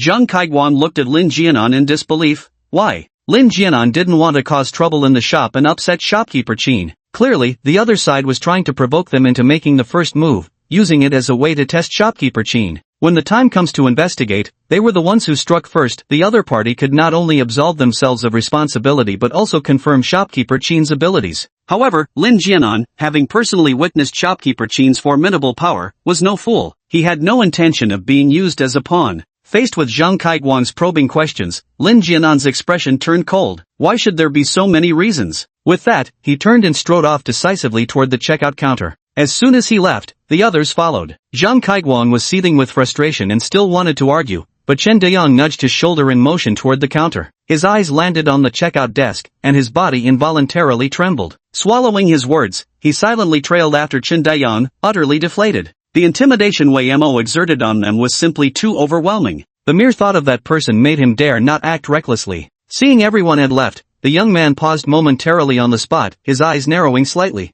Clearly there was something he hadn't witnessed, otherwise they wouldn't have been frightened to such an extent. Glancing at the items in his hand, he strode toward where Lin Jianan and the others stood. Over there were clothes, along with numerous cold weapons neatly arranged in rows. Clothes were necessary, and weapons were naturally essential too. Under normal circumstances, it's always preferable not to rely on supernatural abilities. After all, though supernatural powers are formidable, they drain one's energy intensely, and a single misstep could leave you utterly exhausted. At that point, they would simply meet their doom, which is why they all preferred to team up, because with a good teammate by their side, their own life might just last a little longer. This time, he didn't bother competing with others, as the supplies were plentiful. He wasn't worried they'd buy everything out. What struck him as odd, however, was that everyone only picked one set of clothes and a weapon before turning to leave. That's truly peculiar. Logically speaking, clothes are essential items, yet it's rare to find such clean and tidy ones, and they ought to be cheap too. Especially for women, you'd expect them to stock up on several sets just in case. But then a realization dawned on him. This little shop is so magical, could it be that this garment isn't as ordinary as it seems either? The checkout process was already underway over there. Apart from Lin Jianan, who bought 4 extra nuts, everyone else only purchased a set of clothes. They didn't dare disturb Qin Mo, conscientiously taking out their cards to pay. Qin Mo didn't pay them any mind either, idly reaching down to tease the dodo on the floor. It wasn't until the group finished paying that the young man approached. Shopkeeper Qin. Qin Mo looked up. The person placed the items on the table. I wanted to ask, what are these, and what are they used for? Qin Mo gently flicked Dodo's fluffy ear. It seemed these people hadn't been referred by that previous group after all, otherwise they wouldn't be clueless about these items' purposes. They must have been spotted while using the items then. At this thought, Qin Mo straightened up and began explaining. The Peashooter, Tier 1 strength, can attack enemies in a straight line within 100 meters. The walnut forms a 2-meter protective shield in front to block enemy approaches. As for this card, tearing it summons a sword shadow that only obeys the summoner's commands, with Tier 2 strength. Hearing about the Peashooter's abilities, Lin Jianan and his group were already giving the young man rather resentful looks. That should have been theirs. Then upon hearing that the card could actually summon a second-tier entity, their eyes widened in shock. The young man was also taken aback, not having had time to check out yet. Bai Feng eagerly asked, Shopkeeper Qin do you have any more of these cards? The others, who had been wolfing down their food like starving ghosts, all crowded over as well. Qin Mo, of course, there's plenty to go around. Once unlocked, he could obtain these sword shadow cards infinitely. The only reason he had placed out a single one as decoration was because his current mission was to sell plants, and he didn't want other items stealing the spotlight. But now that all 16 plants had been taken and the cards had already been discovered, he saw no need to keep it a secret. At these words, Lin Jianan and the others immediately turned back to grab more cards, not even stopping to ask about the price. No matter the price, a second-tier ability user is far more valuable than just killing a few zombies for them. They'll quickly earn back the cost. Nya Ruffing lowered his head, gazing at the cards on the table, and chuckled softly. As expected, his guess was right, this truly was an immense opportunity. But since Shopkeeper Qin had already assured there'd be enough to go around, he didn't rush to grab items with the others. Instead, he went to pick out some dishes. 7 nuts cost 350 points, 5 Peashooters 500 points, a full set of clothes 200 points, a dagger 100 points, a plate of spicy chicken with 2 steamed buns 32 points after the discount, that's 1064. Add the 71 points spent earlier on food for others, and in just a moment, 1135 points were gone. However, he didn't linger any longer. Carrying his plate, he went to the table to eat while casually handing the card to Old Chen, letting them choose whatever they wanted themselves. At the same moment, Qin Mo also received the notification that the mission was completed. 10 plants successfully sold. Acquired 5 level 1 seeds. 100 experience points. Current mission, serve 30 customers in total. Mission reward, juice extractor, 10 level 1 seeds. Current reception count, 17/30. Qin Mo gently stroked his chin. A juicer is truly a good thing. When running shops in other worlds before, he never had such an excellent opportunity. Thinking back, it's been years since he last tasted fruit juice. However, even with the machine, it would be useless without any fruits. 30 customers, just 13 more needed. If these people spread the word properly after leaving, the target could be reached soon. Unfortunately, the system wouldn't allow him to advertise actively. It would be considered cheating, and even if new customers did come, the system wouldn't count them toward the task. So all he could do was let things take their course. He could only hope these folks would do him a solid and help him get that juice sooner. Chapter 14, What's wrong with helping each other out? Before long, Old Chen and the other two returned with their selections. 1 set of clothes, 1 weapon, and 1 shadow sword card per person came to a total of 2,400. With a 10% discount, it was 2,160. Adding another 1128, in the blink of an eye, the 5,000 was down to just 1,712 left. That was over 30 cores right there. It still hurts to think about it. After all, What day would ever require using so much at once? These were crystal cores they had painstakingly saved up over a long time. Next time they come to shop, they'll have to pick everything they need at once before checking out to save as much as possible. They couldn't afford to splurge any longer at these prices, so we'll have to work even harder to kill those zombies. With that thought, he wiped his mouth and stacked the plastic bowls used for serving food, signaling for the others to take them out to throw away while he strode over toward the cash register. Shin-emo sat behind the cash register, his unfocused pupils fixed vaguely in midair as if lost in thought. Actually, he was looking at the shop information. Name, Shin-emo. Age, 21. Points, 9,488. Current shop level, 1. Owner level, 6. Experience, 16100/20,000.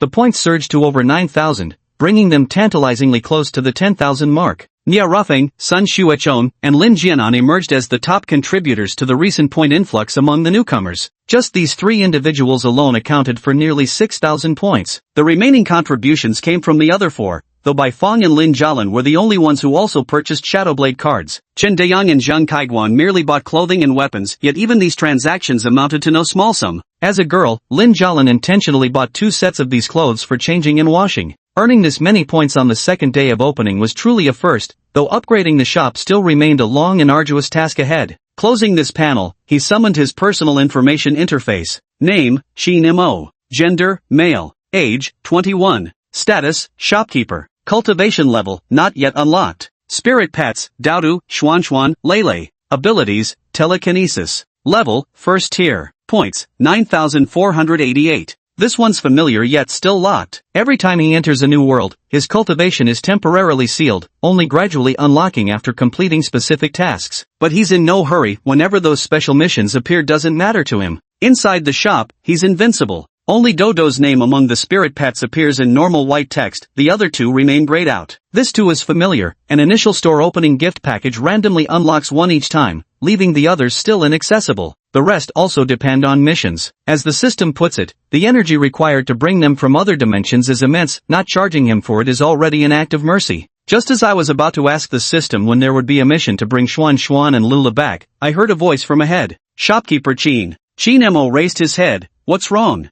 Nia Ruffing gestured toward the door with a smile and said, we're leaving now. See you tomorrow. Out here in the wilderness, they won't be able to come at night. At best, they'll arrive early tomorrow. Shin-emo looked slightly surprised. When he was facing off against Lin Jianan and the others earlier, he didn't seem like such a polite person. Nevertheless, he simply nodded. See you tomorrow. Nia Ruffing then bought some steamed buns and pickled vegetables before leaving. Another 58 points acquired. People simply can't keep money in their hands. Once they have it, they'll find ways to spend it. Sure enough, Shin-emo decisively opened the store and found a phone in the electronics category. Can this phone watch TV and play games? Looking at the phone priced at 2,000 credits, Shin-emo asked the system. The system replied proudly, of course. Don't underestimate my capabilities. I'll take it, and upgrade my special ability to tier 2 as well. System, alright, host, 5,000 points have been deducted. A surge of energy flowed through his body before vanishing instantly. Shin-emo retrieved his phone from the system space, leaned back in his chair, and began playing games. When not in modern times, he could only pass the days by sleeping, without even a way to kill time.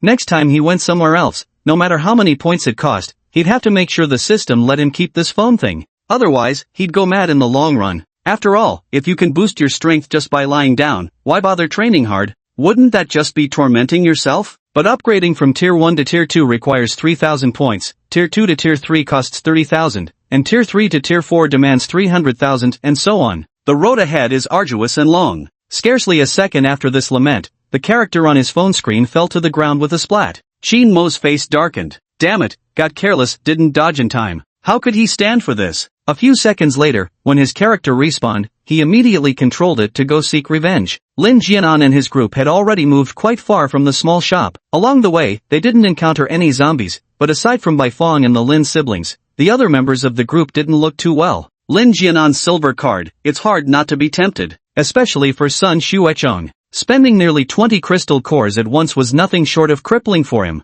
Chen Dayang and his companion, who had no special abilities, were more cautious. Killing zombies wasn't easy for them, so they didn't have as many crystal cores to spare. They only dared to purchase weapons and clothing, as putting food on the table remained their top priority. So he gave Zhang Kaiguang a meaningful look. Zhang Kaiguang then spoke up, Ling Gu, I noticed that Captain's silver card earlier was being shared by the whole group. A 10% discount may seem small, but in reality, it's anything but insignificant. Saving 100 points out of every 1,000 is equal to a whole crystal core. And it's not like they're only making a one-time purchase at the store, they'll keep coming back every single day. Before Lin Jianan could speak, Lin Jialin rolled her eyes. You do realize he's their captain, right? My brother isn't your captain, and we've always kept our own crystal cores. Besides, did you guys ever pool your crystal cores as a team? Without waiting for Zhang Kaiguang to respond, Lin Jialin answered her own question. No. Their initial arrangement had been purely for safety in numbers during missions. On top of that, Sun Xuechong was the type who feared others might take advantage of him. From day one, he'd insisted that crystal cores belonged solely to whoever killed the zombie. Now they'll ignore their own words at the first sight of profit. Isn't Zhang Kaiguang now speaking for him again?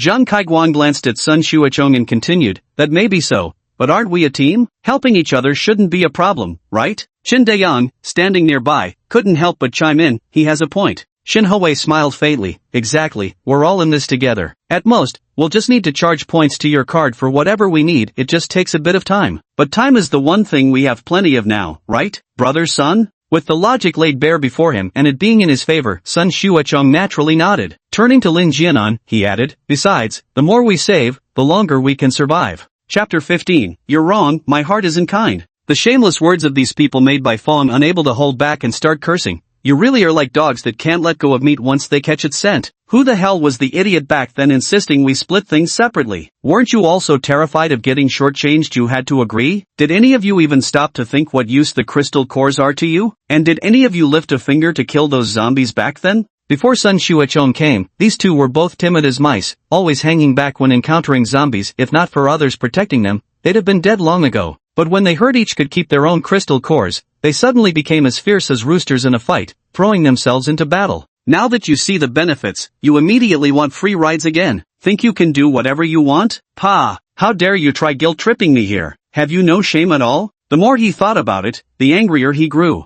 There are all kinds of weirdos in this world. Sun Xuechong immediately darkened his expression upon hearing the word idiot. He said coldly, Bai Fong, watch your damn mouth. Or don't blame me for being ruthless. Bai Fong rolled up his sleeves and sneered, so what if I said it? Got the guts to throw hands? Besides, I just called someone an idiot. Since you're so quick to claim the title, guess you do have some self-awareness. I honestly thought you were shameless through and through. As fellow ability users, Bai Fong knew that while his own power wasn't particularly lethal, if it really came to blows, Sun Xuechong wouldn't be able to take him down easily anyway. Plus, with Brother Lin around, he wasn't the least bit intimidated. Sun Xuechong had initially hesitated to act out of wariness toward Lin Jianan, but with Bai Fong's provocation reaching this point, how could he possibly endure it any longer? He immediately stepped forward, fuming with rage, and shouted, You're asking for death. Without another word, he struck a flame the size of half a palm materialized in his hand before being hurled straight at Bai Fong. Already on guard, Bai Fong dodged with lightning speed, narrowly avoiding the fireball. His expression froze over completely as his hand shot to his waist, grasping the dagger sheath behind his back. At that very moment, Lin Jianan finally spoke up, enough. His expression was stern, his voice tinged with anger. For so many days, it was the first time anyone had seen him angry, and they froze momentarily in surprise. Bai Fong scoffed at Sun Xuechong, lightly tracing his fingers over the dagger as he glared at him with icy eyes. If Brother Lin hadn't intervened just then, he would have definitely given Sun Xuechong a piece of his mind. With newfound power comes arrogance, never stopping to assess one's own true worth. Lin Jianan felt weary inside as he scanned the crowd, his gaze finally settling on Chen Dayang and Zhang Kaiguang. Do you really think this makes sense? That this is how it should be? He asked. Zhang Kaiguang, feeling aligned with Sun Xuechong now, naturally raised his hand in agreement. Exactly, Brother Lin. It's not like we're emotionally blackmailing you like Bai Fong said, it's just that we're truly stuck without alternatives. Chen Dayang chuckled lightly. We all know Brother Lin has a kind heart. Even if we didn't say anything, you wouldn't refuse to help.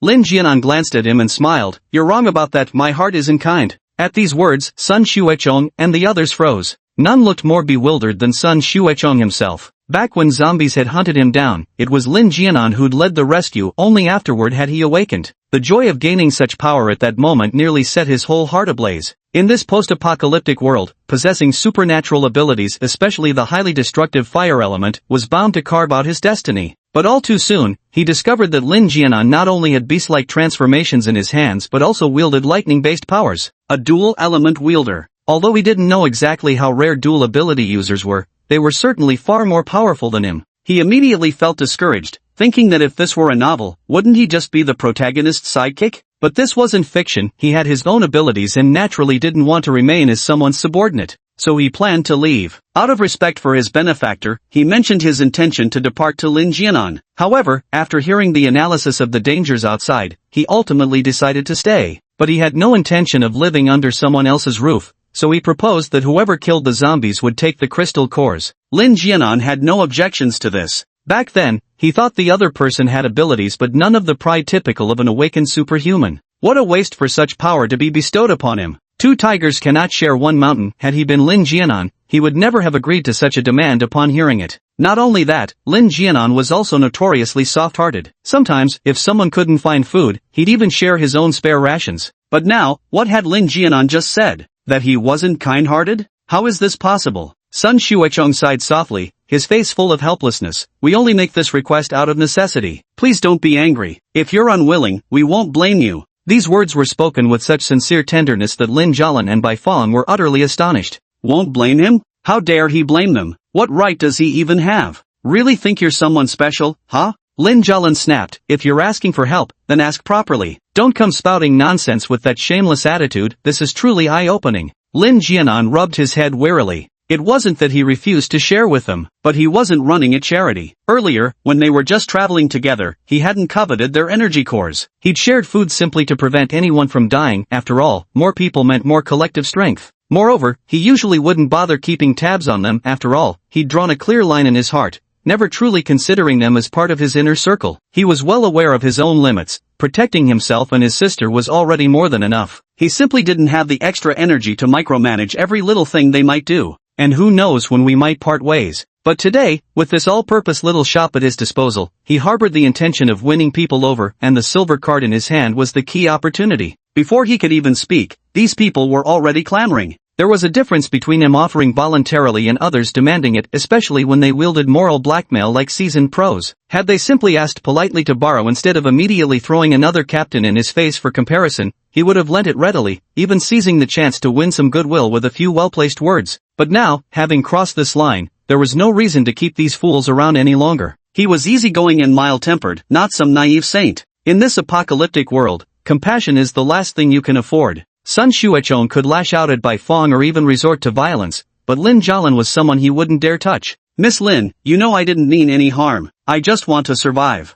Survive my ass. What does your survival have to do with my brother? Just seeing you makes me sick. Sun Xuechong ignored her and instead smiled at Lin Jianan, tossing the question to him, Brother Lin, what do you think? Lin Jianan said, Jialan, that's enough. Lin Jialan pursed her lips, feeling quite annoyed but still held back her temper. Sun Xuechong's smile grew even more pronounced, but before he could get a word out, a single remark from Lin Jianan cut him down to size. He said, I really can't let you use it. After all, I'm not your captain, there's no obligation for me to care whether you live or die. Sun Xuechong's expression stiffened as he blurted out, what did you just say? Chapter 16, then swear you'll marry me. What did you say? Zhang Kaiguang and the other two also spoke at the same time. They all looked utterly disbelieving, as if they had never known Lin Jianan before. Facing their shock, Lin Jianan's expression turned unprecedentedly cold. I'm not your captain anymore. Let's go our separate ways from now on. With that, he turned to Lin Jialan and Bai Fong. Let's go. Today's incident proves that once something happens, it will inevitably happen again. He had always known Sun Xuechong was restless, and the only reason he kept him around was because the man had decent skills. Truth be told, there was also an ulterior motive. He intended to use him. Of course, both parties benefited from this arrangement, since going solo would mean facing greater dangers.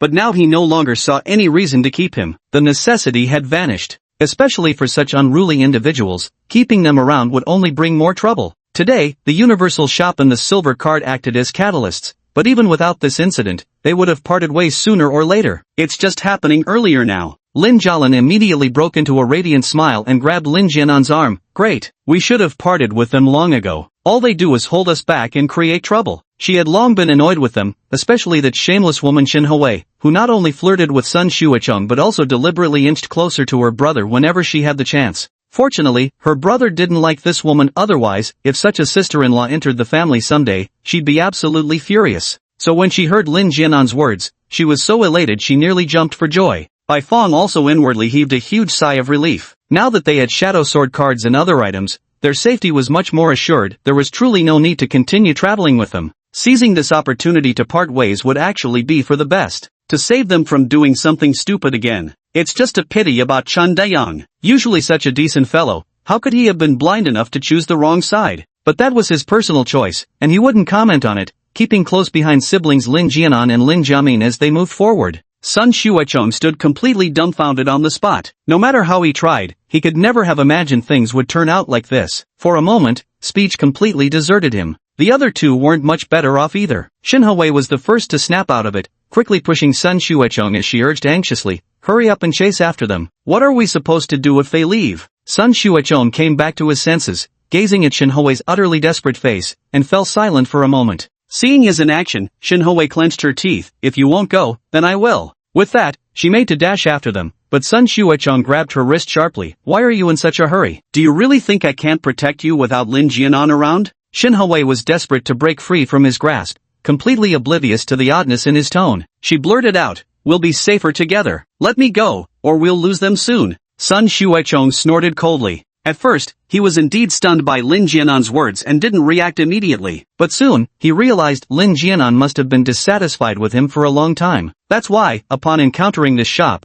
he ruthlessly kicked him aside without hesitation. But he had his own calculations to make. With the omnipotent little shop around, even without Lin Jianan and the others, he wouldn't be in any danger. Moreover, if used properly, it might even help him become a top-tier superhuman in the future. "Are you sure you're not interested in Lin Jianan? You kept telling me to wait before. Could it be you're treating me as some dumb sugar daddy, using me as a stepping stone to climb into Lin Jianan's bed and cuckold me?" Though he hated to admit it, Lin Jianan was indeed much better looking than him. Shin Hawei's anxious expression just now made him unable to suppress his doubts. While the two were talking, the other two had already given chase. At these words, Shin Hawei's eyes instantly reddened. She rubbed her eyes with her free hand and said in a tearful voice, "How could you doubt me like this? If that's the case, why are you still holding on to me? Let me go, I need to go find them." "Wah, you're too cruel. Even though it's the apocalypse now, I don't want to follow you without a proper commitment. I want us to have a wedding ceremony in front of everyone, and only then." At this point, she was already sobbing uncontrollably, weeping pitifully like pear blossoms drenched in rain.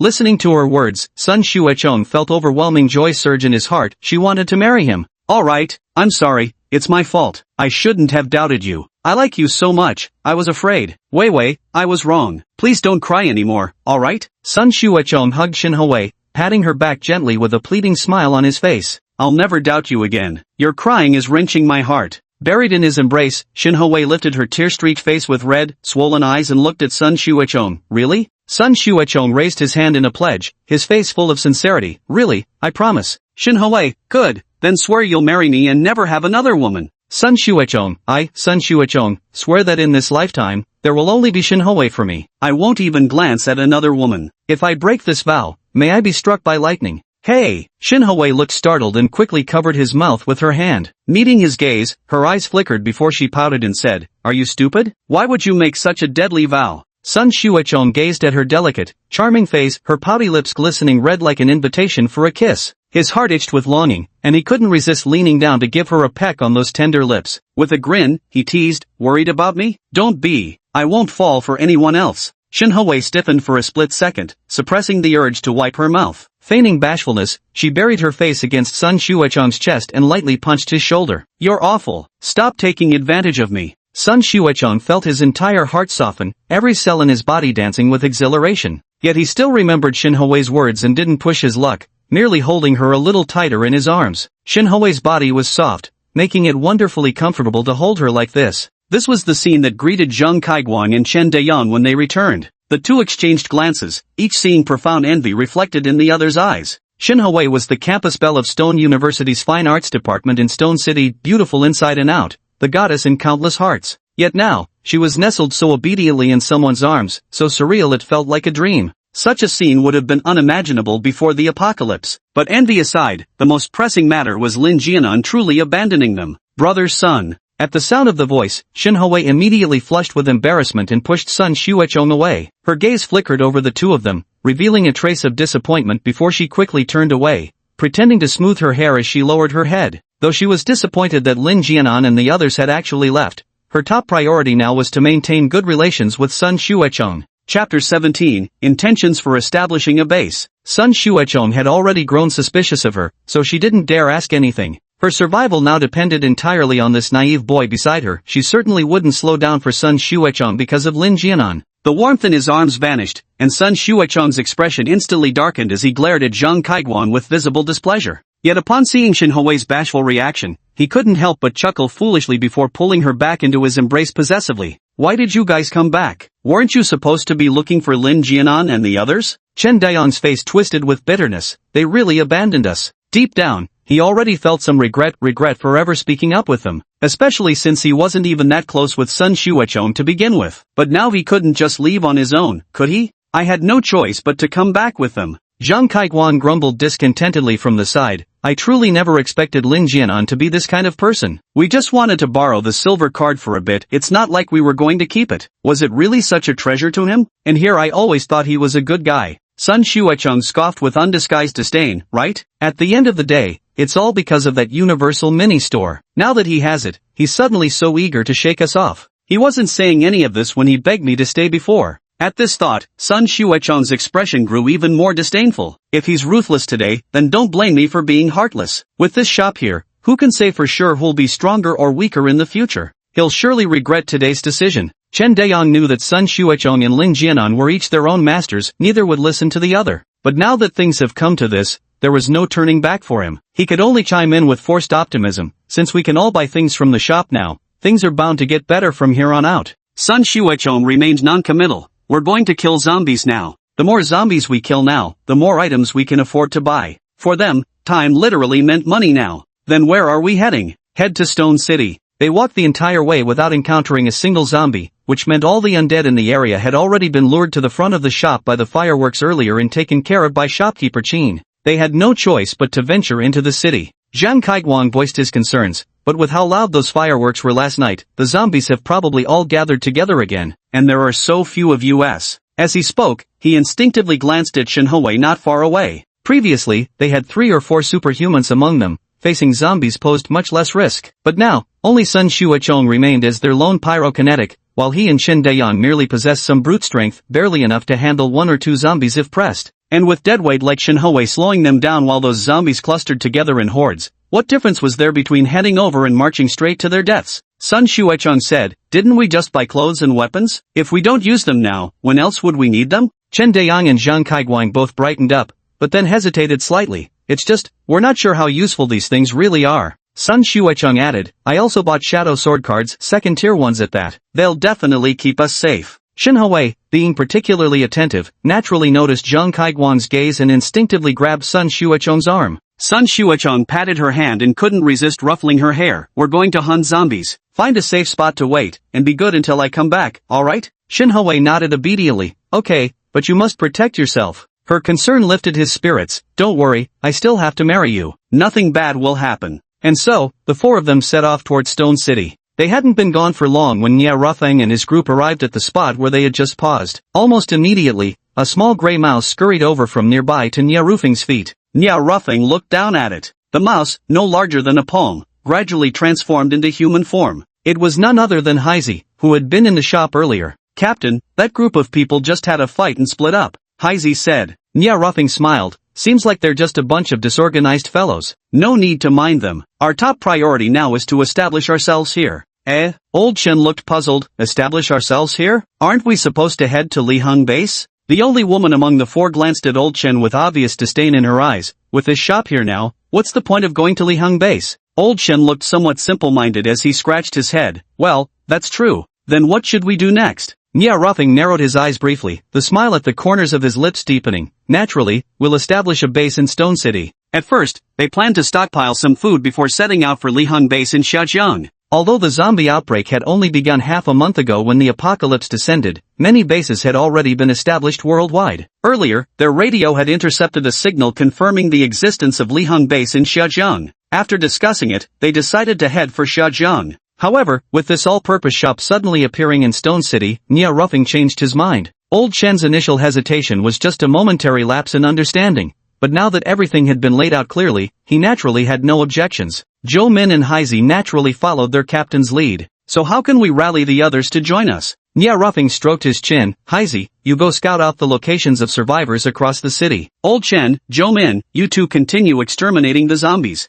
Heisey and Jomin, yes, Captain. Old Chen asked curiously, then what does the captain do? He was simply curious, not intentionally mocking or anything. He was simply honest and unpretentious. Hearing this, Jomin rolled her eyes and pointed helplessly at her temple. Can't you use your brain for once? Heisey went to look for survivors, so of course the captain needs to discuss setting up a base with them. Just the four of us trying to build a base from scratch is practically impossible. This isn't like killing zombies where simply having the ability is enough. Establishing a base requires talents from all fields, otherwise we won't even be able to build decent houses, let alone maintain such a large base. So, they currently needed a lot of people. Especially if Earth Elemental ability users were present, establishing a base would likely be easier for them. Old Chen himself felt somewhat awkward. That makes sense. Let's get started right away, then. The four returned to the city and went their separate ways, each following their assigned tasks. How busy they were, Jinmo had no idea for now. He was currently holding his phone, fingers dancing across the screen, then his eyes slightly widened. The flashing failure on the phone screen was truly somewhat mocking.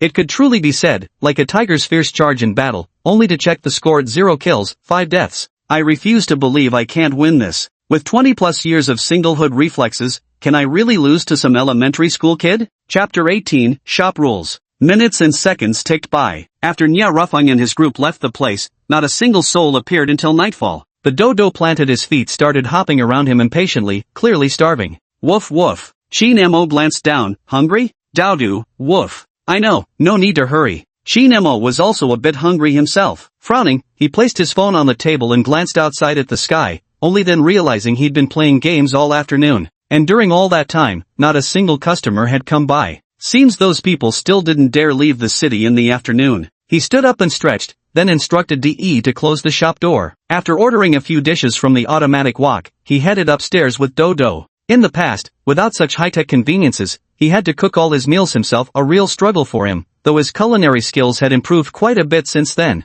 Now that the machines took care of cooking, he felt the food stocked in the living room fridge was practically useless. Maybe he should sell it off soon. After dinner, he dumped Dodo back into its own nest to play by itself. Following a quick shower, Jinmo returned to his gaming session. It's probably because he hadn't touched his phone for so long that he developed such strong phone addiction. He convinced himself that once this period passed, he'd lose interest, so he didn't bother restraining himself. Anyway, he had nothing better to do. The next day, the rising sun cast its scorching rays. Outside the bamboo house stood a group of people. Judging by their formation, they clustered in 4 distinct factions. Fang Yuan and the others stood at a distance from the bamboo house, eyeing the others with extreme wariness. She hadn't expected others to discover this place so quickly. After narrowly escaping a zombie chase the day before yesterday, they shared their food with the group. After explaining about their strange encounter, they began searching for isolated zombies while also looking for locations closer to the city outskirts to settle, making it easier for them to return to the shop for supplies later. Unfortunately, they'd found nothing worthwhile all day yesterday. Though they rationed carefully, their numbers were too large, and the food they'd brought back was merely a drop in the bucket. So early this morning, they set off without delay to come by food. Suddenly having food did make those people happy, but when this morning's provisions proved too scarce to distribute fairly, the group's mood began turning irritable again. This situation couldn't continue favorably. Left with no choice, they had to hurry over first thing in the morning. But when they arrived, they discovered several figures who were clearly not to be trifled with. Bro, look over there. Lin Jianan's group had arrived relatively late. Suddenly, Lin Jialan pointed at the white paper pasted on the bamboo wall beside the wooden door. Bai Feng had already walked over and glanced at it twice. Shop rules? Rule 1, do not damage any items in the shop. Rule 2, no loud disturbances or physical altercations within the premises. Rule 3, refrain from engaging the shopkeeper in unnecessary conversation. Rule 4, haggling is forbidden, credit is not extended, and such requests shall not be voiced. 5. Anyone who deliberately slanders the shop's reputation shall be executed without mercy. There were only 5 rules in total, which Bai Feng recited one by one. These rules weren't here last night, were they? He was somewhat curious. Actually, these rules were already in place yesterday, but those people arrived too early, so they didn't notice. Lin Jianan pensively glanced at Nia Ruffin, who was leaning against the bamboo wall waiting nearby. Noticing his gaze, the latter smiled faintly. Lin Jianan immediately averted his eyes, his gaze flickering slightly. What exactly had Nia Ruffing said yesterday? Are they really going to start a fight in the shop? This means he had already noticed these rules yesterday. He deliberately provoked them into fighting over items, both to see if they would attack and to observe Qin the shop owner's character through their reactions. At this realization, a chill ran through him. This guy seems gentle and easygoing on the surface, but behind that smile, he coldly calculates every move. Fortunately, he didn't act impulsively yesterday, otherwise, he might never have known what hit him. After all, shopkeeper Chin was simply too formidable. His strength crushed any thought of resistance before it could even form. He inched away from Nya Roofing's group without drawing attention, anxiety gnawing at him. If his memory served him right, the shop had opened around 8 yesterday. Judging by the sky, it was already past 9. Why weren't the doors open yet? After waiting a bit longer, the weather grew increasingly hot and muggy, with beads of sweat appearing on many people's faces. Fang Yuan wiped the sweat from her face, hesitated for a moment, but ultimately couldn't resist stepping forward. In that fleeting moment, she could feel all the surrounding gazes fixed upon her, truly commanding universal attention. Fang Yuan felt somewhat nervous, while Zhang Miao, who was accompanying her, gripped her palm tighter in fear. And so, under everyone's gaze, she raised her hand and gently knocked on the door. Knock, knock, knock. Then began the tense waiting. 1 second, 2 seconds, a minute. Not a single sound came from within. Zhang Miao was almost on the verge of tears with anxiety, her voice trembling as she said, Sister Yuan, why hasn't shopkeeper Chin opened the door yet? Could he have left? Just thinking about it made her heart race with panic. Only the day before yesterday, they had just been filled with joy, telling everyone they'd have food from now on. But if shopkeeper Chin really had left, what would they do in the future? Fang Yuan was also worried but still managed to comfort Zhang Miao. Don't be anxious, his crops are still growing in the fields over there. He definitely wouldn't leave. There were quite a few more items than before, so shopkeeper Chin definitely wouldn't leave. Thinking this way, she raised her hand to knock again, praying silently that Chin Mo would open the door quickly. Others were also growing impatient from waiting. The sun grew increasingly intense, and Heisey took an umbrella from his backpack to shield both himself and Nia Ruffing from the blazing sunlight. Yet, the shop remained utterly silent inside. Fang Yuan bit her lip and knocked on the door once more. Sun Xuechong wiped the sweat from his face, inwardly cursing, how could no one appear even after the sun had risen high in the sky? How could someone as capable as him possibly have an accident? Could he be intentionally making them wait? With that thought, he gave Chen Dayang a meaningful glance. Chen Dayang's face turned pale. They had all witnessed firsthand how formidable that pet was yesterday. Though waiting outside under the scorching sun was uncomfortable, it was still better than offending shopkeeper Chin. But he knew well that Sun Xuechong wasn't someone to be trifled with either. Now that he was living under others' roofs, if he didn't obey Sun Xuechong's orders, he would be abandoned. He grew increasingly regretful about how his muddled thinking had made him join their conversation yesterday, only to land himself in this predicament. His gaze involuntarily drifted toward Lin Jianan and the others before swiftly looking away.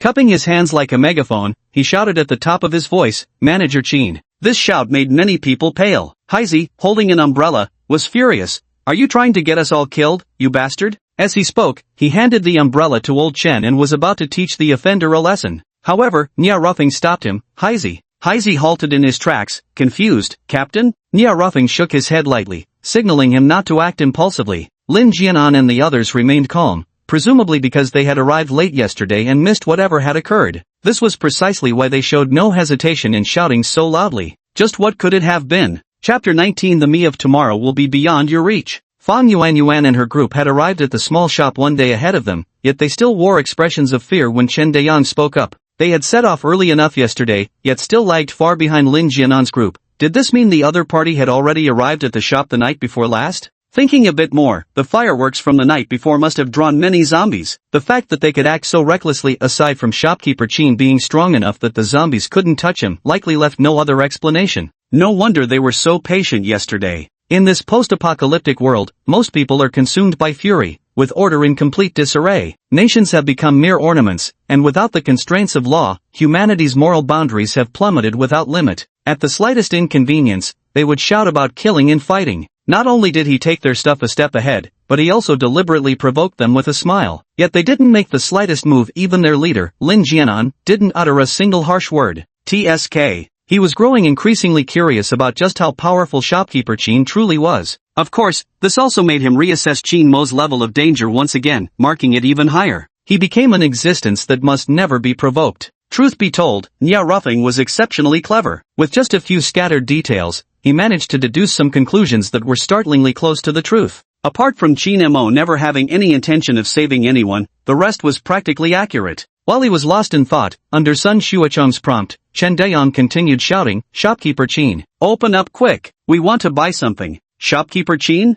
Unfortunately, there was no movement from the bamboo pavilion. Instead, the faint silhouettes of zombies began appearing in the distance. Chen Dayang had been keeping an eye on the situation behind him all along. Hearing the commotion, he immediately jogged to the corridor in front of the shop. Sun Xuechong and his companions moved astonishingly fast as well, without the slightest hesitation. Lin Jianan rubbed his head, feeling somewhat exasperated. These idiots! Even if they're calling for the shop owner while attracting some zombies, there's no need to do it now. Isn't this practically begging to tell others about this shop's wonders? Not only can you buy great stuff here, but you can safely kill zombies too? Are they afraid nobody will compete with them for it or what? Not just him, Lin Jialan and Bai Feng were downright furious at these people's ridiculous antics. Isn't silently making a fortune good enough for them? How could there be such idiots? The pity was, even if they wanted to stop it, it was already too late. However, they could choose to block the zombies at the corridor entrance. That way, no one should suspect the corridor's peculiarity, right? The incoming zombies weren't many, fewer than 10. It was also evident that the zombies had dwindled drastically compared to before. Whether outside or inside the city, their numbers had sharply declined, clearly due to the fireworks, which had drawn too many to be exterminated by shopkeeper Chin's pets. Yesterday, they hadn't managed to find many zombies at all. Nia Ruffing narrowed his eyes, sizing up Sun Xuechong and his companions with a thoughtful gaze. The three men stood on high alert, but the woman leaned casually against the wooden door. Not only that, she'd somehow procured a small round mirror and was fiddling with her hair while examining her reflection, embodying utter nonchalance and absolute confidence. A woman like this probably survived by relying on nothing but her looks. What other way could there be? At this thought, a flicker of disgust flashed through his eyes. But Heisey next to him was different. He stared starry-eyed at Shinhoi just a few steps away, completely transfixed. He even nudged Nia Ruffing beside him with his elbow, gesturing toward Shinhoi, sighing in admiration. So beautiful, Captain, look. Nia Ruffing, filthy. The sound wasn't loud, yet neither was it quiet. Shinhoi had been wondering what delicacy she'd make Sun Xuechong buy for her once Qin Mo opened the door, when suddenly she heard this single word. But Heisey's voice was too faint for her to catch clearly. Unaware of the context, she instinctively turned towards the source only to lock eyes with the speaker. Flashing him a quick smile before lowering her head, her faintly blushing cheeks became particularly noticeable. Was he looking at her because he liked her? She knew that with her looks, she could make any man fall at her feet. Who could blame her? She was simply too beautiful. After all, men always adored fragile yet strong and understanding girls like her. Humph, that shopkeeper Qin ignored her yesterday. She'd make him regret it sooner or later. Today you ignore me, tomorrow you won't be able to reach me. Nia Ruffing averted his gaze, finding the sight somewhat grating to the eyes. At the same time, Lin Jianan and the other two had already positioned themselves in front of the zombies. They each pulled out the weapons they had purchased the day before and, with their own ample strength, were practically disposing of the zombies one by one with ease. In no time, the few zombies were taken care of by the trio. Sun Xuechong's face darkened with anger as he snapped. What the hell do you think you're doing? These zombies were lured by us. You. Lin Jianan, squatting on the ground while wiping bloody dagger on a zombie's clothes, glanced up and retorted, you lured them, but you weren't killing them, so we had to step in. Sun Xuechong choked on his fury. Who said we weren't going to kill them? He just wanted to ensure safety by herding the zombies completely to the storefront before eliminating them. But before he could finish speaking, Lin Jianan raised a hand to her lips. Shoo. At the same time, her other finger pointed behind him. Sun Xuechong turned his head and only then realized the door behind him had been opened. First Station stood behind him, holding a broom in hand, those bean-sized eyes staring at him intently. Sun Xuechong was startled and instinctively took 2 steps back. You. The eyeball on the floor rolled around before starting to sweep. Had he moved any slower, he might have been swept right out the door with the dust. Qin Mo stretched lazily as he stepped outside, his expression utterly indifferent to the crowd gathered there. The level 2 seeds he'd planted earlier should have ripened yesterday, but he'd gotten so absorbed in gaming that he forgot to check. Now there was no telling what random thing had sprouted. Good morning, Manager Qin. Everyone greeted him quite politely. Although it was already quite late past 9 o'clock and they had been waiting since 7:30, some resentment had inevitably built up in their hearts. They just didn't dare show it. Qin Mo gave a casual nod as he walked past several people toward the planting area. Spotting the zombie corpses, he frowned slightly and said, Number 1, clean up outside the shop. Number 1 froze mid-sweep. At the sight of the corpses, his furry face twisted into an oddly human expression of disgust. Yes. The others exchanged glances, unsure what shopkeeper Qin was about to do. Originally eager to eat, now they were in no hurry at all. Under everyone's watchful gaze, Qin Mo walked into the field. He looked at the newly sprouted little plant growing close to the sunflower and gave a soft chuckle. Green in color, somewhat resembling Peashooters, but there were 5 of them in total, bundled together under a large green blanket. Bean Pods. Chapter 20, Redeeming Level 2 Seeds. Name, Bean Pods. Level, Tier 2. Type, Attack. Introduction. What's so special about being able to grow? Isn't that a basic ability every plant should have? eventually produces 5 Ps, significantly increasing attack power. Attack power, 20 to 100. Chi Nemo glanced at the panel description, then crouched down to plant the 5 level 1 seeds. Finally, he returned to the front of the shop carrying a palm-sized pea pod, only to find the entire group staring at him. He raised the pea pod in his hand as if to explain, then walked into the shop.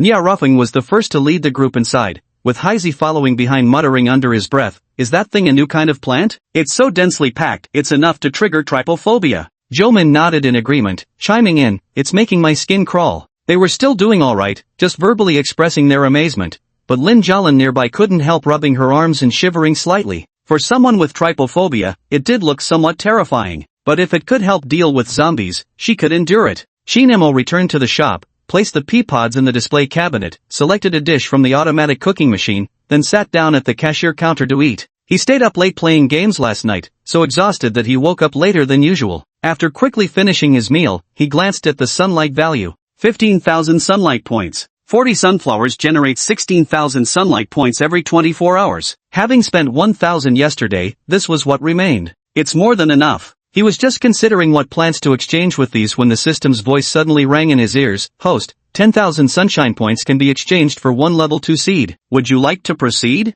Chi Nemo raised an eyebrow. Given the system's habit of never acting without a motive, how could it possibly be reminding him out of goodwill? Unless there's a profit to be made, it would never just pop up out of nowhere. System, host, please do not harbor malicious suspicions about me. My sole purpose is to serve you, and I would never deceive you. Chi Nemo sighed. Come on, I know exactly what kind of guy you are. System, master, are you cursing at me? Chi Nemo certainly wasn't about to argue about whether it had cursed or not, so he got straight to the point. Just tell me how much of a cut you're taking this time. The system seemed to pause for a moment before responding. Host should not doubt the system. Everything the system does is for the host's benefit. This brain of his, incapable of turning a corner, had predictably been diverted from the topic. Chi Nemo cleared his throat lightly. 5,000 sunlight points to unlock 1 second tier seed. The system tried reasoning with Chi Nemo. That won't do, host. Our wholesale price alone is 8,000. How could we possibly unlock it for 5,000? We can't run our business with such poor conscience. 10,000 sunshine points is a steal. Absolutely no swindling here.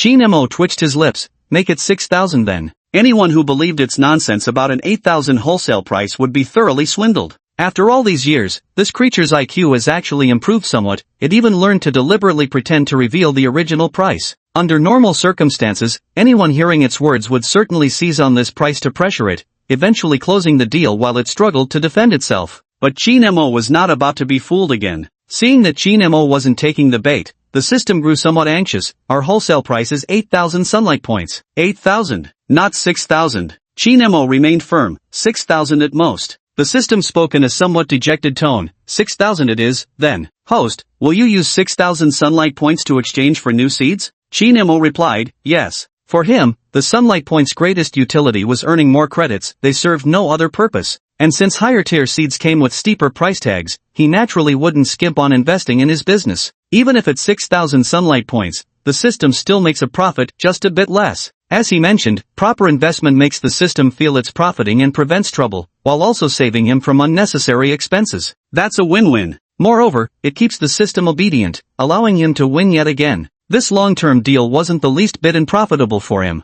As his words faded, a seed appeared in his palm the very next second. He casually placed it into the cash register's drawer, intending to plant it when he had time later. He traded for 10 pea pods, 10 Peashooters, and 10 walnuts. A total of 3,000 sunshine points were spent. Afterward, he stopped paying attention to the shop situation, yawned again, and simply sprawled over the cashier's counter to catch up on sleep. He could only hope these people would have the sense to pay on their own, otherwise, they'd have to face the consequences themselves. After all, the system wasn't just for show. Anyone trying to freeload from its store might as well be signing their own death warrant. He fell asleep quickly, with only the number 1 still following his orders, sweeping the shop floor. The shop floor was impeccably clean, but after being trampled by these people, it naturally turned pitch black. The first thing everyone did upon entering the shop was buy food. Watching the first employee dutifully cleaning while they shopped made them feel slightly awkward. Indeed, it was they who kept each other endlessly busy. They were eating with great relish when someone soon noticed that Chi Nemo seemed to have fallen asleep. Zhang Kaiguang reached out and nudged Sun Shuacheng beside him, gesturing for him to look toward the checkout counter. His movement wasn't particularly noticeable, but several people present possessed unique abilities. Though their powers differed in focus, beyond that, their raw strength and speed far surpassed those of ordinary people without abilities, and these attributes would continue to grow as their powers advanced. Sonia Ruffing noticed his action instantly and, naturally, spotted Chin Mo asleep as well. Shopkeeper Chin had faint dark circles under his eyes when he went out earlier and was unusually reluctant to speak. Unlike his usual habit of cutting to the chase, today he simply couldn't be bothered to acknowledge anyone. Clearly, he was just too exhausted. Was it from battling zombies all night? He speculated in his mind, but it was just speculation. Lin Jianan was also very curious. Given Shopkeeper Chin's abilities, killing zombies should be effortless, so why did he look so exhausted? Though everyone had their own thoughts, their movements while eating grew increasingly quiet, careful not to accidentally wake the sleeping person. After they finished their meal, they went to look at other merchandise. Today, Shopkeeper Chin brought back some green thing when he went out, no idea what it's for.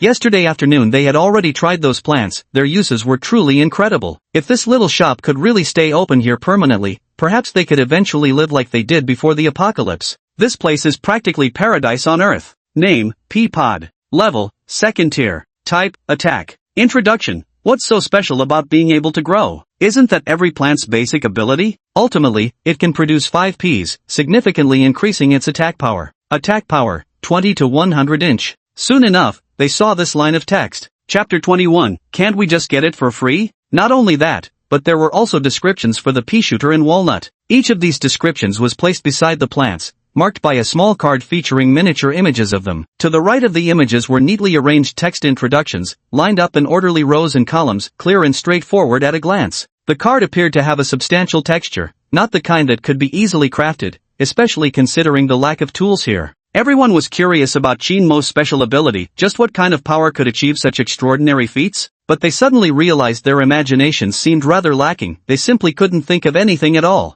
500 points? Fang Yuan gasped in surprise, instinctively glancing back at the group behind her. Zhang Miao and the others were all shocked, their faces filled with astonishment. This thing is too expensive. The previous Peashooter was only worth 100 points, but 500 points equals 5 crystal cores. Since most zombies now moved in hordes, they had only managed to find 3 or 2 stray ones over the past couple of days. All the crystal cores they'd collected added up to a mere 9 in total. Just now when they saw all the various foods at the automatic cooking station, the group could only pool together for a single plate of stir-fried meat and a few steamed buns. Those crystal cores were too hard to come by, they had to spend them sparingly. Otherwise, they wouldn't just fail to bring back food for others but would even go hungry themselves. Needless to say, that 500-point Peapod? There was absolutely no way they could afford it. Seeing Nia Ruffing, Lin Jianan, and Sun Xuechong each take a Peapod, Fang Yuan couldn't help but sigh inwardly. Although she was eager to see what this plant could do, her meager funds forced her to shift her gaze to the Peashooter instead. This could also help them deal with zombies. Selecting items was quick and effortless. Since Nia Ruffing and the others had spent quite a few points the previous day, this time they only bought a Peapod besides having meals, while the 10 nuts were divided among the group.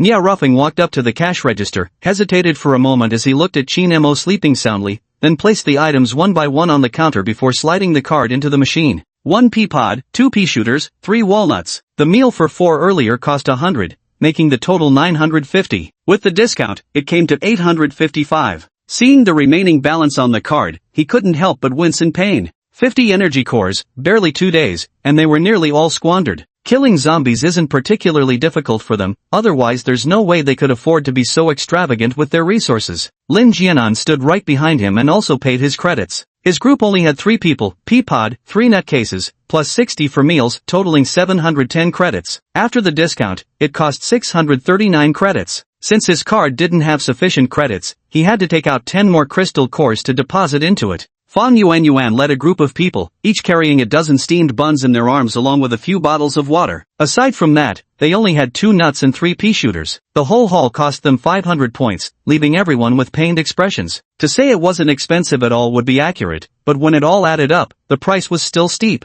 And this was while they didn't dare buy meat, sticking only to steamed buns. If they had indulged like those people earlier, their energy cores wouldn't have been nearly enough. At that moment, Sun Peng in the back suddenly muttered, "The shopkeeper Chin has fallen asleep. Can't we just take the stuff without paying?" Before he could finish speaking, Fang Yuan and the others turned to look at him, their faces visibly terrified. Sun Peng's words abruptly stopped. He instinctively glanced at the sleeping Chin Mo and only relaxed when he saw the man hadn't woken. Phew, luckily no one heard what he said. After the others hurriedly left, only Sun Xuechong and his group remained in the shop. Zhang Kaiguang had overheard Sun Peng's earlier words and rolled his eyes thoughtfully. He tugged at Sun Xuechong's sleeve and whispered, "Actually, that guy made a fair point earlier. Though they were too timid, with shopkeeper Qin sound asleep, we could just take whatever we want and walk out. He'd never even know." Sun Xuechong considered this, glanced at the items in his hands, and felt a sudden temptation. After some thought, he still handed everything to Zhang Kaiguang, saying, "In that case, I'll go get more stuff. You head out first and come back for another load. Today, we'll clean out this shop." With those words, he turned and walked back inside. Zhang Kaiguang didn't harbor any suspicion at these words, he simply carried the items straight toward the exit. In truth, sending Zhang ahead was merely a test. If possible, he of course wanted to take advantage without paying, but remembering shopkeeper Qin's formidable abilities, he couldn't help feeling apprehensive. I wonder if he's sleeping so brazenly because he's got some trick up his sleeve. That's why he sent Zhang Kaiguang to test the waters while pretending to browse something at the counter. In reality, he was keeping a close eye on Zhang Kaiguang's movements the whole time. Chen Dayang and Shen Hui also came up beside Zhang Kaiguang. Though hesitant and being quite poor himself, the former ultimately didn't speak up to stop them, figuring he might soon go hungry if things continued this way. Zhang Kaiguang was still happily basking in the admiration he received from Sun Xuechong, scampering excitedly toward the main gate. Yet just as he raised his foot to step past the threshold, he suddenly felt his body lighten before being violently flung backward by an unseen force. With a thunderous crash, Zhang Kaiguang landed outside the gate, howling in pain. Ack! The abrupt spectacle left all three occupants inside momentarily dumbstruck. The store manager Qin was still sleeping at the cash register. It was the stuffed bear that had been cleaning all along that took action. Clomp, clomp, clomp. It dashed over to Zhang Kaiguang, who had fallen to the ground, and plopped right down on him with its rear end. Bang! First, it sat atop Zhang Kaiguang and threw a punch straight to his head, then followed up with a torrent of blows like pouring rain. In no time, Zhang Kaiguang's face was swollen like a pig's head. The first one to get up picked up the scattered steamed buns from the ground one by one, then viciously kicked Zhang Kaiguang in the head. Bang! Bright red blood splattered everywhere as Zhang Kaiguang's face was instantly crushed, revealing just how tremendous the force had been. Zhang Kaiguang didn't even make a sound. His limbs twitched for a while before finally falling still. The first one returned to the shop with the items in their arms. Sun Xuechong and the others gulped, momentarily rendered speechless. As a second-tier entity, its kick was something Zhang Kaiguang naturally couldn't withstand. Without even glancing at Sun Xuechong and the others, first directly returned the items to the display cabinet and then went to stare blankly at the wall. Only then did the chill-to-the-bone group snap out of their daze. Afterwards, they hastily selected new items, paid, and scurried away as if being chased by ghosts. Chapter 22, Reaching an Agreement. Nya Ruffing and his group walked along the road when Old Chen asked, "Captain, what's our next move?" Nya Ruffing paused momentarily. "You and Zhou Min will continue to eliminate zombies. Heizi will join you." Heizi was taken aback upon hearing this. "Huh? Aren't we supposed to keep searching for those survivors?" Nya Ruffing smiled slightly. "No rush. I still need some time to negotiate with the people we found yesterday. You should gather crystals by killing zombies with those items, and don't neglect enhancing your abilities. The zombies might evolve again before long." Originally, he had planned to discuss establishing a base near the shop with shopkeeper Qin today, because the distance between Stone City and the shop was not only far but also dangerous. But shopkeeper Qin had fallen asleep, so he could only wait for another opportunity to bring it up. Several people took the pea pods, nuts, and other items from his hands and nodded heavily. Just under 100 meters ahead lay Stone City. After issuing his orders, Nya Ruffing parted ways with them. He remained where he was, quietly waiting. Less than a minute later, the figures of Lin Jianan and the others appeared in view. They noticed him too, their gazes filled with confusion and wariness. As they passed Nya Ruffing, they said nothing and attempted to brush right by him. But then Nya Ruffing spoke. "Hold on for a moment, you three." Lin Jianan and the other two tensed up instantly, as if facing a formidable enemy. "What do you want?" Lin Jianan's eyes locked onto Nya Ruffing as his hand quietly rested on his sword hilt. Nya Ruffing smiled lightly. "Don't be nervous, I just want to discuss some matters with you." Lin Jianan, discuss matters? But he showed no signs of relaxing at all. These days, they'd witnessed enough humans killing each other. The man before them gave off an extremely dangerous vibe. He couldn't help but tense up. Nya Ruffing ignored his guardedness and said nonchalantly, "Don't you think it's troublesome to keep running back and forth between Stone City and the shop?" At these words, the three of them exchanged uneasy glances. Of course it was troublesome. Although it was currently summer with long days and short nights, Stone City was at least 5 kilometers from the shop at the mountain's base, an hour's walk each way. Too many accidents could happen in that hour. They didn't dare to run, only proceeding with extreme caution. This time needed to be drawn out just a little longer. Over the past couple of days, the fireworks had drawn all the zombies away, so their trips had been uneventful. Today at 5 in the morning, when the sky held only the faintest light, they set out. On the way, they did encounter some zombies, but they were rushing to the shop and didn't want any complications. But what about tomorrow? The day after that? The day after that? The zombies will only continue to multiply.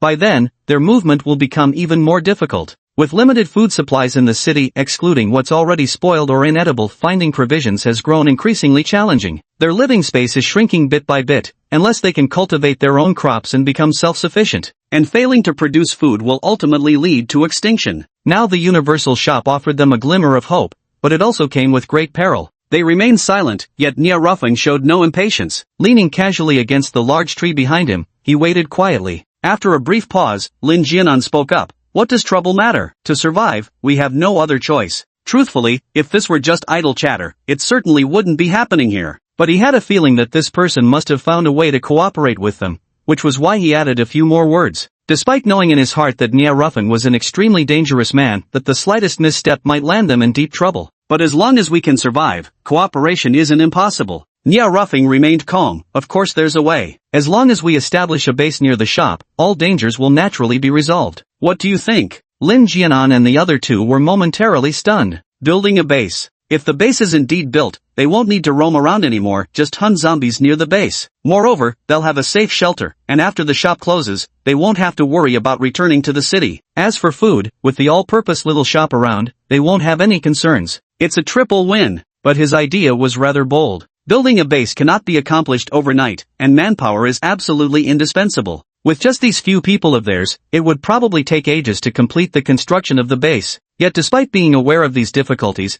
Lin Jianan still felt a stirring of desire. At the same time, Bai Feng voiced his concern, just relying on our small group, when will the construction ever be completed? Nia Ruffing glanced at Feng Yuan and the others not far away. Let's talk while walking. When looking for someone to cooperate with, you must consider their capabilities, not just anyone will do. Feng Yuan and those others were far inferior when placed before Lin Jianan and his group. If Jin Dayang, Zhang Kaiguang, and Shin Hui were still with them, Nia Ruffing wouldn't have bothered speaking to them either. Bai Feng looked toward Lin Jianan, who gave a slight nod. The group then set off together. Nia Ruffing said as he walked, establishing a base is naturally not that simple, but with this little shop here, I don't think anyone would be unwilling to stay. You're going to tell everyone about the location of the omnipotent shop? Are you crazy? His words made Bai Feng unable to hold back his exclamation. His reaction wasn't without reason. After all, this shop was their foundation for survival. In this apocalyptic world, strength was the only thing that mattered. If word got out, wouldn't people go crazy fighting over this thing? How could those people possibly obey orders when that happens? Even if we establish a base, wouldn't we just be preparing the dowry for someone else's wedding?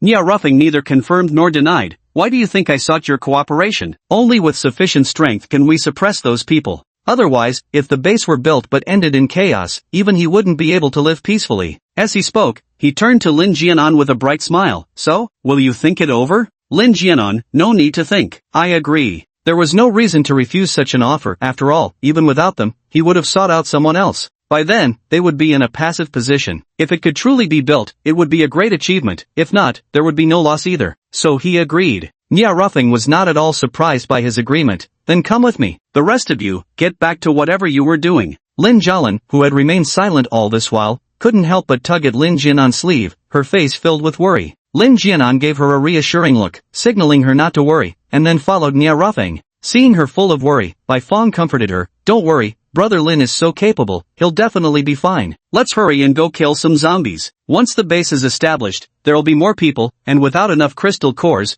we won't be able to compete with them. Chapter 23, the fourth floor of the mall. Given our current situation, I think we can hunt zombies on a large scale, just the right opportunity to test the abilities of second-tier items. Hearing him say this, Lin Jialan thought it over and agreed. If we don't take this chance to kill more zombies now, once others enter the shop and get equally good items, they might truly outperform us in the competition. Stone City must have had millions of permanent residents. Even if half turned into zombies when the apocalypse struck, and another half died to zombie attacks, plus those who starved or were killed by fellow survivors, there should still be around 100,000 people left. After subtracting those who followed others to leave Stone City for other bases, likely 70 or 80,000 remain. After all, it's been less than a month since the zombie outbreak began. Some people had food stored at home. With careful rationing, survival until now was entirely possible. But being alive isn't much different from being dead anyway. Scattered across the massive stone city, these 70 to 80,000 people appeared exceedingly sparse, and over the past few days, they had encountered very few individuals. But if one day they were all gathered together, it would truly be a case of too many wolves and too little prey. Then let's go quickly. The two of them sped up as they headed back to the city.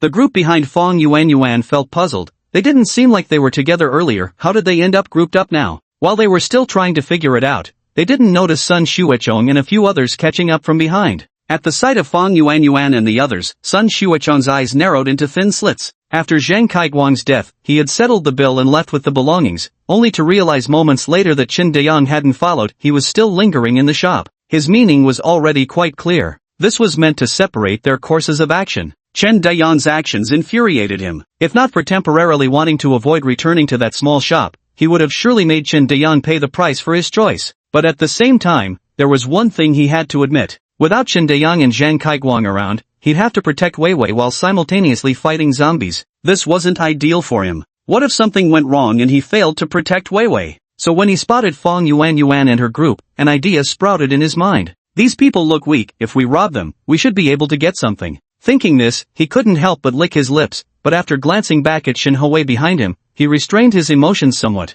No, I can't let Weiwei find out that I'm planning to kill someone. She'd definitely be terrified of me if she knew. Though I too did this to provide for her, so that we could both live a better life. He comforted himself inwardly, planning to first send Shin Hui back to her residence before taking action. In any case, she mustn't see it. Having made up his mind, he quickened his pace, pulling Shin Hui along with him. Shin Hui had no idea what he was thinking, her mind wandering elsewhere. In less than 2 short days, they had dwindled from a group to just 2 people. Had she chosen the wrong person from the start? No, she had to come up with a plan. What if he couldn't protect her if she kept following him? She absolutely didn't want to become a zombie. Both harboring their own thoughts, they wordlessly quickened their pace in silent agreement. After entering the city, Sun Xuechong first brought Shin Hui back to their lodging, telling her to wait there for him, before leaving alone to track down Fong Yuan and the others. Are you sure there'll be anyone here? Lin Jianan gazed at the empty, ransacked mall strewn with debris, his expression filled with suspicion. As the largest shopping mall in Stone City, when the apocalypse broke out,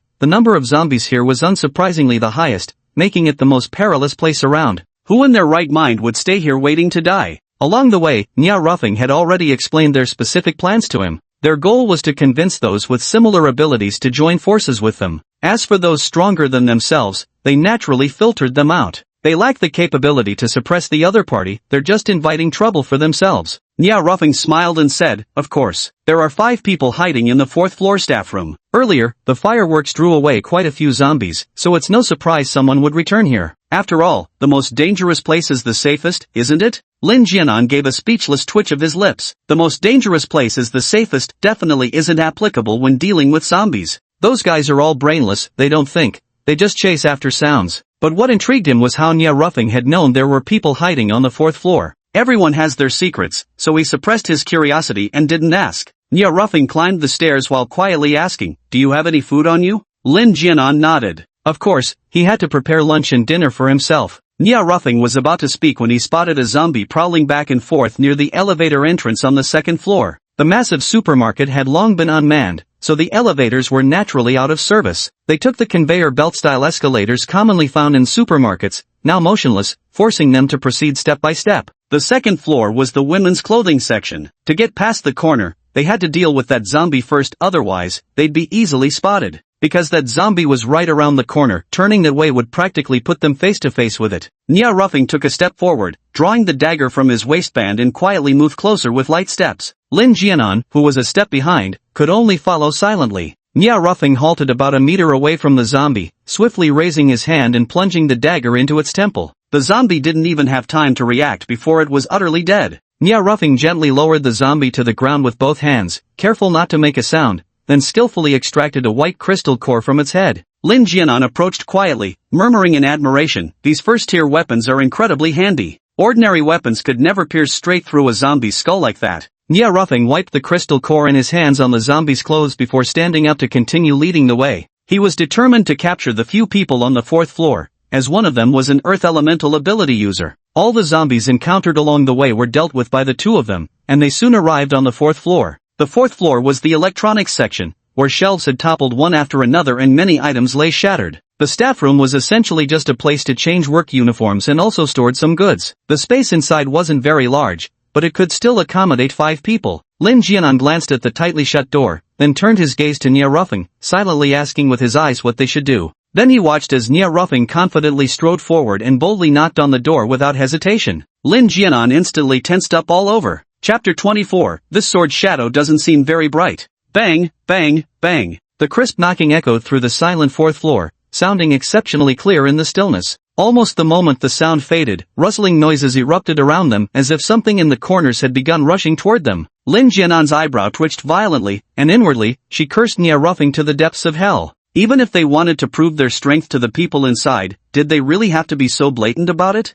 No one knew exactly how many zombies were on the 4th floor, but with that knocking, forget the 4th floor, zombies from the 3rd and 5th floors would probably start heading this way too. Just as expected, 2 zombies rushed over from the left first. Nia Ruffing was still knocking at the door. With gritted teeth, Lin Jianan had no choice but to raise his sword and charge forward. Knock, knock, knock. The knocking sound was exceptionally crisp and clear. The moment knocking resonated inside, the few people within instantly felt their scalps prickle. Every muscle in their bodies tensed up as terrified breaths caught in their throats. Simmering with equal parts fury and terror, they wished they could tear the outside limb from limb. There are so many zombies outside. If you're tired of living, go die somewhere else by yourself, don't drag others down with you. Yet the knocking outside didn't stop at all. Was the person out there completely mad? Nia Ruffing took a moment to glance behind him at Lin Jianan, who was locked in combat with several zombies and still gaining the upper hand, then gave a slight nod of approval. His combat skills aren't bad, and he hasn't even used his special ability yet. But soon, more zombies were closing in from behind. He decided the timing was right and called out loudly, "I know someone's in there. Don't be afraid, I'm here to rescue you." As soon as these words were spoken, Lin Jianan, who just decapitated a zombie with one slash of his sword, had stumbled mid-step,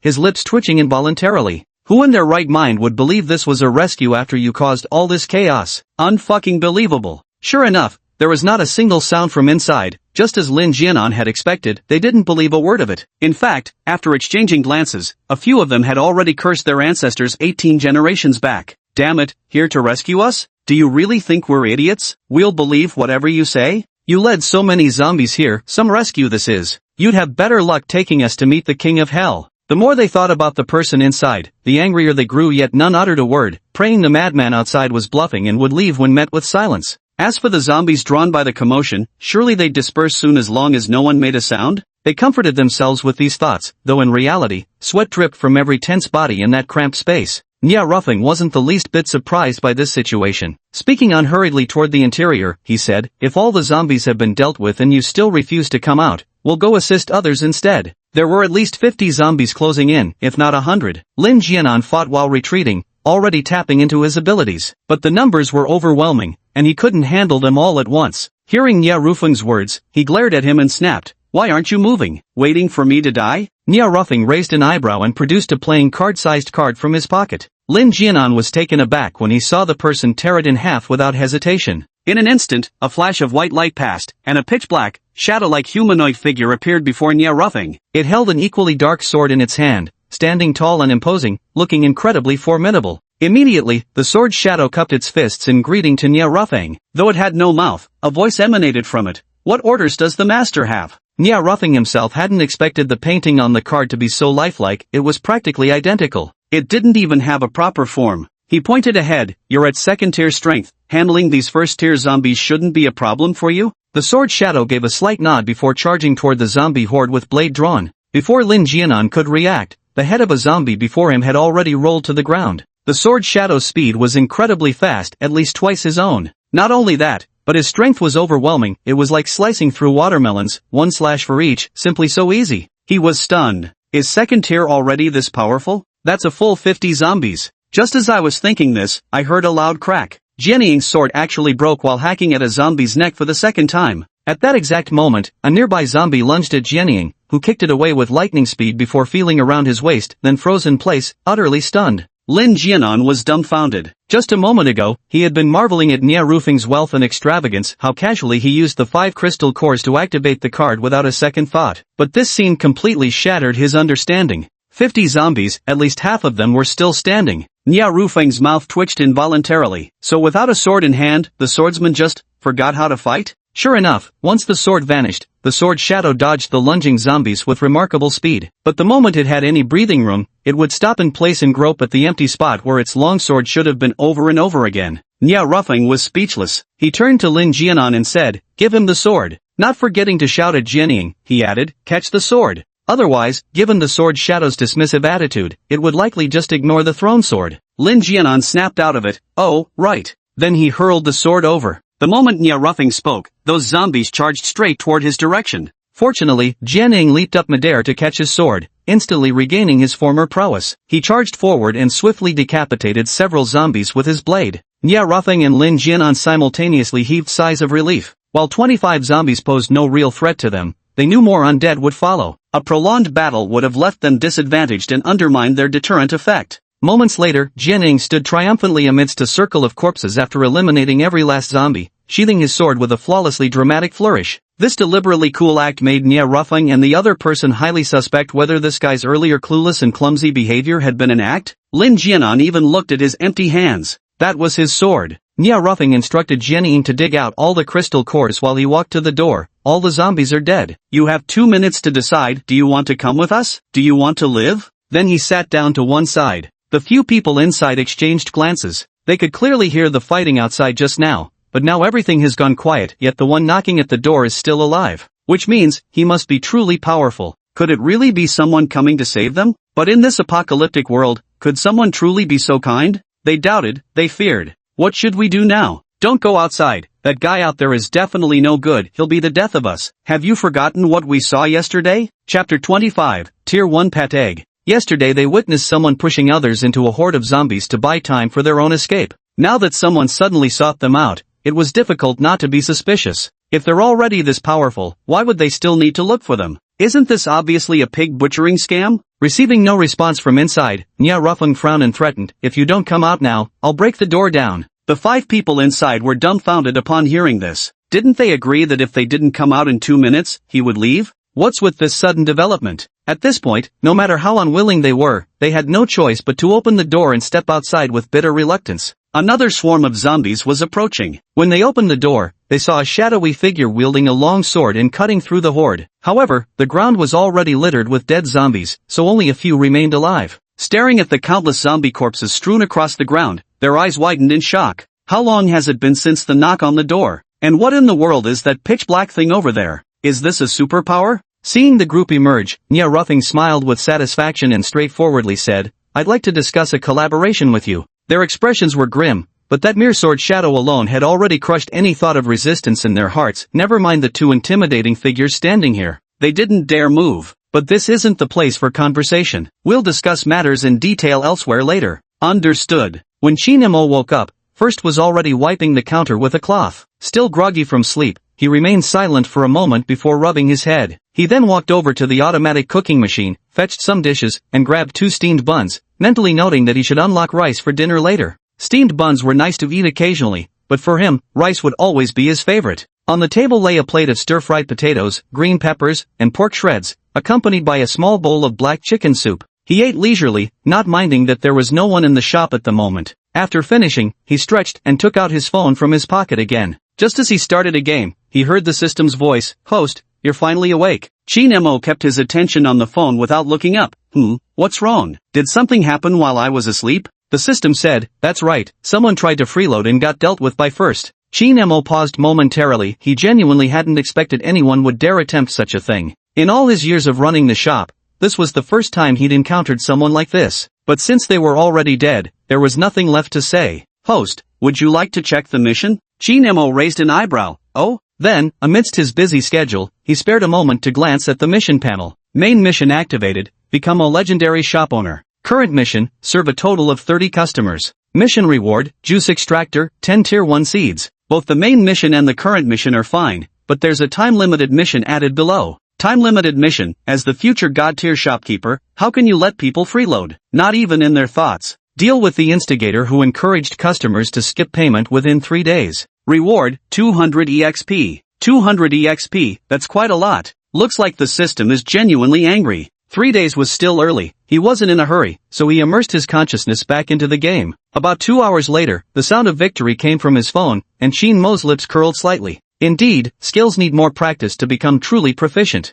The sky darkened quickly, and not a single customer had come during this time. Shin Mo casually slipped his phone into his pocket and glanced back at the timid figure cowering in the corner. He had noticed him long ago, but couldn't be bothered to acknowledge him. Now that closing time had arrived, it was time to ask him to leave. Chen Daeyong noticed Shin Mo's gaze and couldn't help shrinking back. Having witnessed the terrifying power of his pets firsthand, even a stuffed teddy bear could kill so effortlessly. Zhang Kaiguan was about as strong as him, so claiming not to be afraid would be outright false. But Zhang Kaiguan had previously followed Sun Xuechong and even spoken up for him, only to be ruthlessly betrayed without hesitation. He wasn't stupid enough to stick with him again. Who knew how he might end up dead this time? Yet simply leaving also worried him. What if Sun Xuechong got angry and retaliated? That's why, after everyone else left in the morning, he stayed behind and remained in the shop up till now. After all, as long as he didn't steal, harass, or cause trouble, shopkeeper Qin wouldn't kill him. But despite being mentally prepared, he was still startled when Shin Mo suddenly looked his way. Q Qin shop owner. He swallowed hard and called out cautiously. Shin Mo gave an MHM before saying, closing time.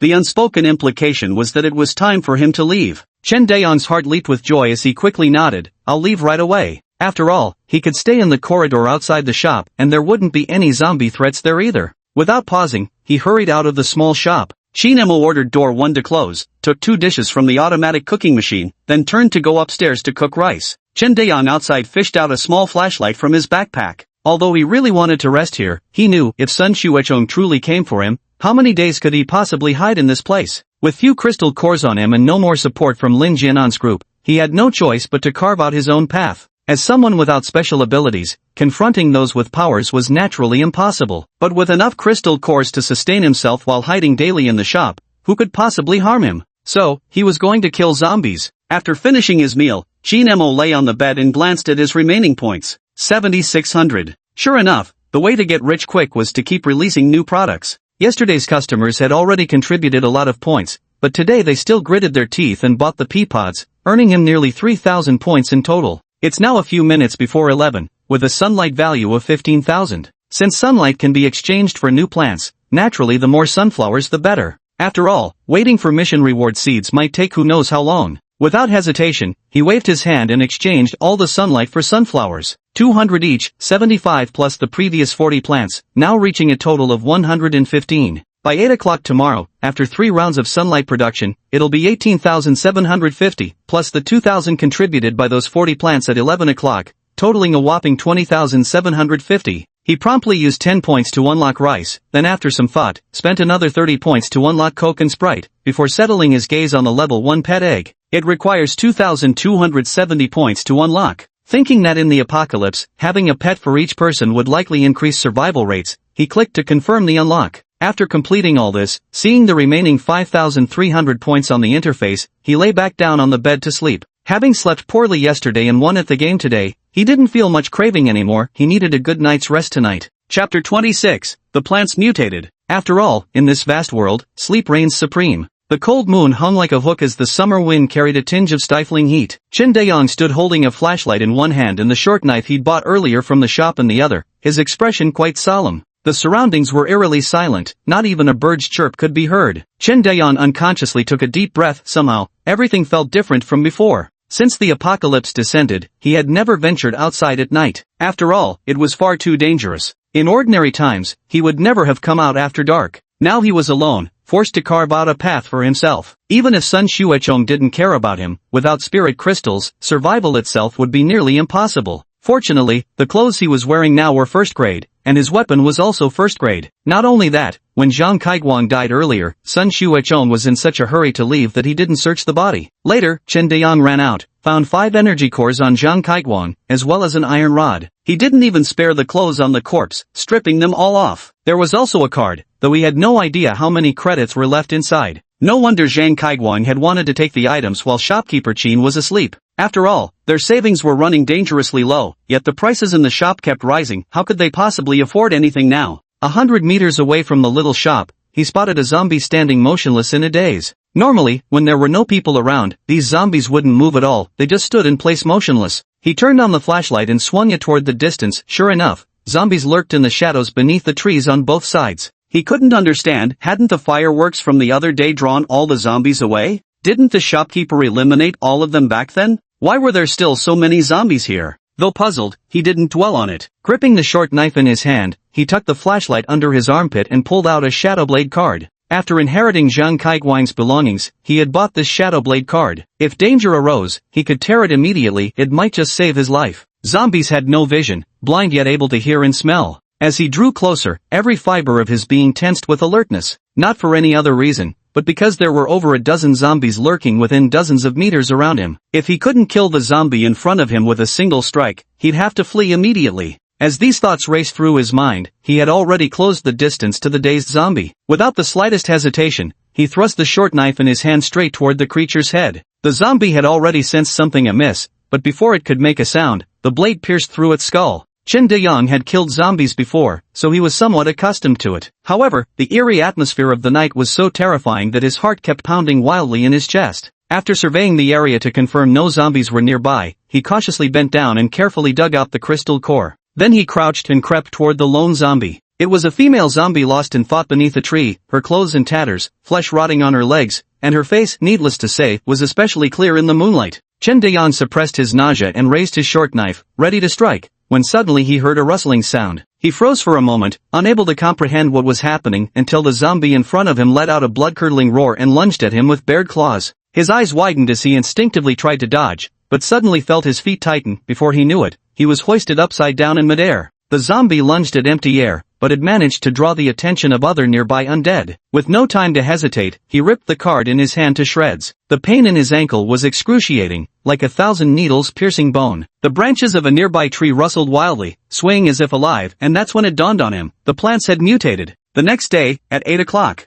Qin Mo promptly had Hao open the door while he sat on the couch eating, with 2 plates of cold dishes and a plate of sour and spicy shredded potatoes laid out on the table. Dodo anxiously circled at his feet, but it only dared to bounce around there, it wouldn't dare climb onto the table. Ow. Master, I'm so hungry. Qin Mo rolled his eyes at it. Hungry for what? With Dodo's abilities, she doesn't even need to eat. She's just being greedy. No one knows why, but all 3 of them are total foodies. Take whatever you want to eat. Arf. Thank you, master. Then it immediately dashed toward the automatic cooking machine. On the other side, De had already casually pulled open the door. With a creak, outside the door, Chen Deyang's eyes lit up, and he hurriedly stood up. De's dark eyes rolled slightly, expressionless. Chen Deyang paid no heed to anything else as he limped into the shop. Blood trailed from his foot, quickly staining the shop floor with crimson footprints. The previously expressionless first turned his face into a frown, then turned around to fetch a mop. Dodo had been holding a plate of ribs steadily with both front paws, hopping down from the machine when the scent of blood hit his nose, promptly wrinkling his furry face in displeasure.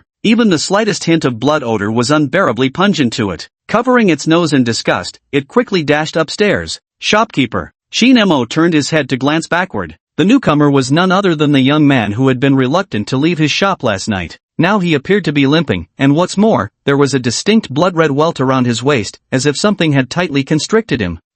You're about to die. Qin Mo raised an eyebrow. Chen Deyang, whose face was already pale, twitched at the corners of his mouth upon hearing this. He was indeed severely injured, having lost too much blood and now numb from the pain. If the bleeding couldn't be stopped, death wouldn't be far off. But he had fought so hard to make it back, he didn't want to die. Shopkeeper Qin, isn't this the all-purpose shop? Do you have medicine? I don't want to die. I killed so many zombies yesterday, I have cores. Ha! His words came out in a frantic rush, panting by the end from sheer desperation. His eyes were bloodshot and wide open, his entire demeanor appearing somewhat ferocious. Qin Mo hadn't actually unlocked the medicine category yet, but it wasn't too late to do so now. He spent 100 points to unlock hemostatic drugs, painkillers, gauze, and bandages. Although these were just ordinary medications, since they were life-saving supplies after all, their unlocking price wasn't particularly cheap. Hemostatic and pain-killing drugs are 35 points each, while gauze and bandages are 15 points apiece. Then he exchanged another 200 points for a first-grade healing medicine. Name, first-grade healing medicine. Grade, first grade. Type, healing. Effect, restores half of the vitality for first-tier superhumans including ordinary people, treats minor injuries, and accelerates wound healing. Usage, oral administration. After unlocking it, he pointed in one direction, there, go see for yourself. Then he went back to eating. Chen Deyang's tightly wound heart immediately relaxed, and he hurried off to fetch the medicine. When he saw the first-grade healing potion, his expression turned ecstatic. Without hesitation, he took one portion along with one of every other treatment item inside. After settling the bill, he sat in a corner and first swallowed the healing potion and painkillers before beginning to dress his wounds. Chapter 27, Accelerating the Plan. The ligature marks on his ankle were already deep enough to reveal bone. Without a second thought, he poured the entire bottle of hemostatic powder onto the wound and hastily wrapped it with bandages before finally pulling up his shirt. The ligature marks were so deep that the fabric had fused with his flesh. Only the numbing effect of painkillers gave him the courage to tear it off directly, otherwise, he wouldn't have dared. With a sickening rip,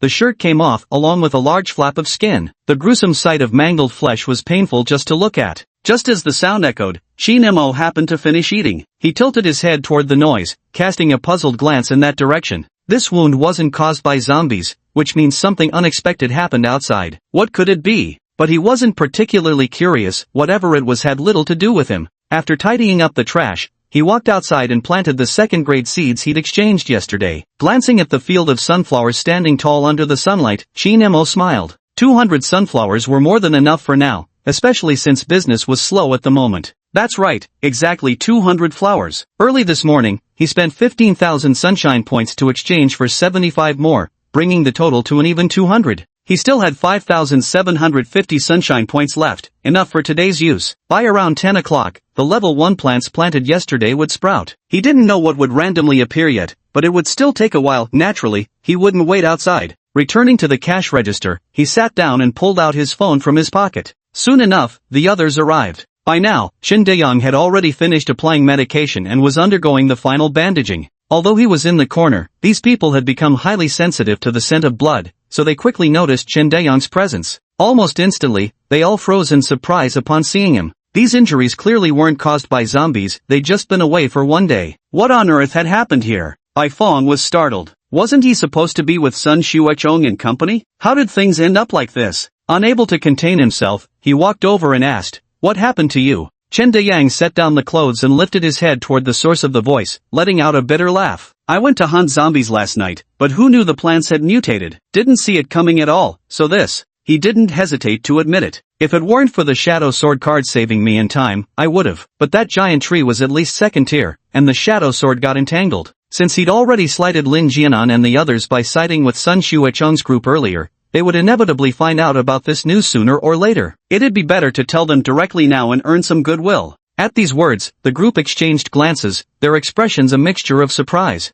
They truly hadn't encountered mutated plants before. Now that they knew, they'd have to be extra cautious whenever passing by vegetation. Otherwise, with just a moment's carelessness, one might end up suffering the same fate as him. So that's how it is, but at least you're still alive, that's what matters most. Bai Fong sighed with resignation. In this post-apocalyptic world, surviving at all was already a blessing, especially when reclaiming one's life from beneath a second-tier mutation tree. You should know, Chen Dae-yang was a person without supernatural abilities. Chen Dae-yang nodded. "Could you please get me something to eat?" Just now, he had managed to struggle up purely out of a strong will to survive. Now that the danger had passed, he didn't have an ounce of strength left. But he was starving. Bai Fong didn't refuse and asked what he needed. Chen Dae-yang casually named 2 dishes for him. Shadowblade had killed over a dozen zombies yesterday, so he currently had enough crystal cores. Especially since he was injured, he needed nourishment now, and this wasn't the time to skimp. Nia Ruffing glanced at Lin Jianan, then slightly tilted his chin toward where Chen Dae-yang stood right at the bandages and gauze piled beside Chen Dae-yang's feet. "Something new has appeared in the shop again." Lin Jianan nodded. Nia Ruffing remained silent and walked toward the checkout counter. Shin Emo was playing on his phone, and Nia Ruffing waited patiently beside him. Only when the game on the phone ended did Nia Ruffing speak softly, "Shopkeeper Chin." Shin Emo looked up.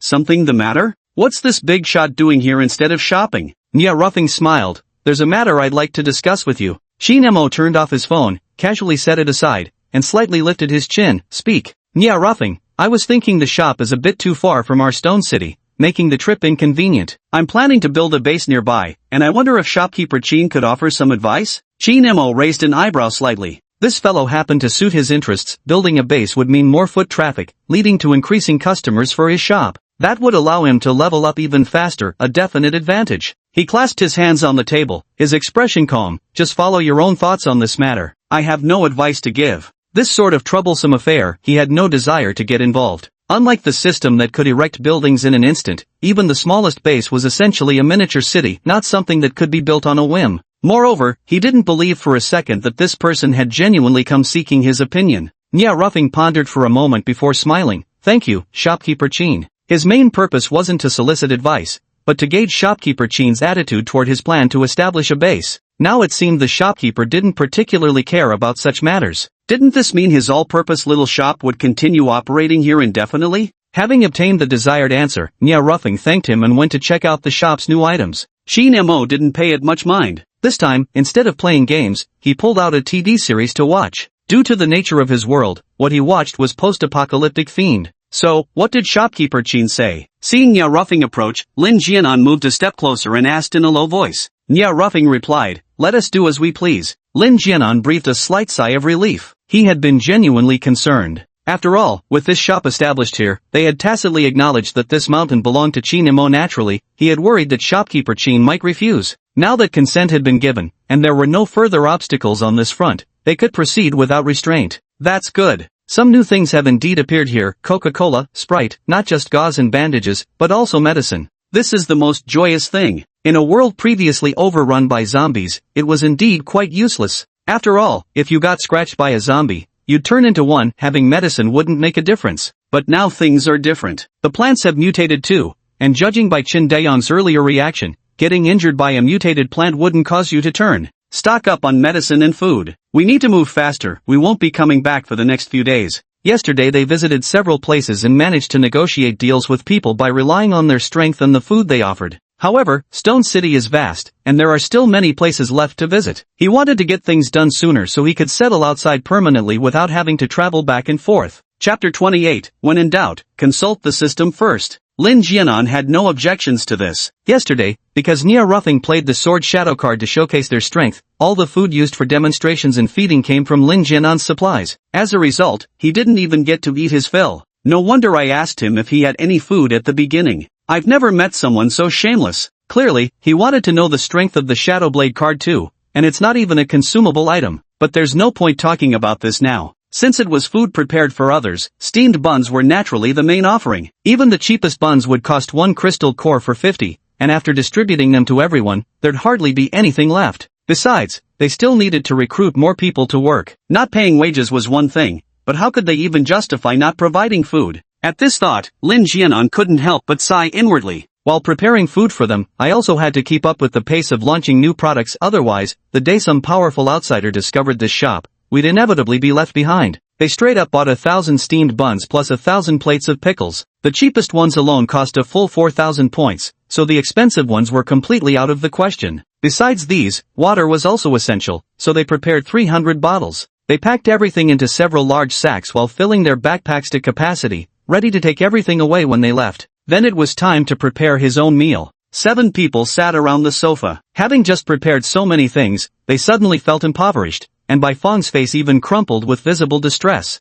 I just saw a tier 1 pet egg. I wonder if it could be a little companion like shopkeeper Chin's. He gazed toward Chin Mo's direction with naked envy but didn't spot Dodo anywhere. If Dodo heard this, he would definitely be displeased, since it was the smell of blood that drew him upstairs in the first place. In fact, they could also bring people over and let them buy things themselves. But if they did that, how could they still be persuaded to help build the base? Once that happened, everyone would want to be their own boss, which is why they planned to manage their food supply until the base was fully constructed. Lin Jialin said with a delighted expression, "A level 1 pet egg?" Suddenly, the steamed bun in her mouth didn't taste so good anymore. After eating delicious food these past few days, how could she possibly adjust to this ordinary fare now? Hearing the words pet egg, she could hardly contain her joy. Who hasn't read a few novels? And who could resist fluffy little pets? Not to mention, the pets sold in this shop must have other special functions too. The others also turned their gaze toward Bai Fong. Bai Fong nodded and pointed in a direction, raising one palm. "Over there. It'll cost you 500 points. A pet costs just 5 crystal cores, truly not much at all." They still needed to secure food supplies later, and right now they were genuinely quite poor.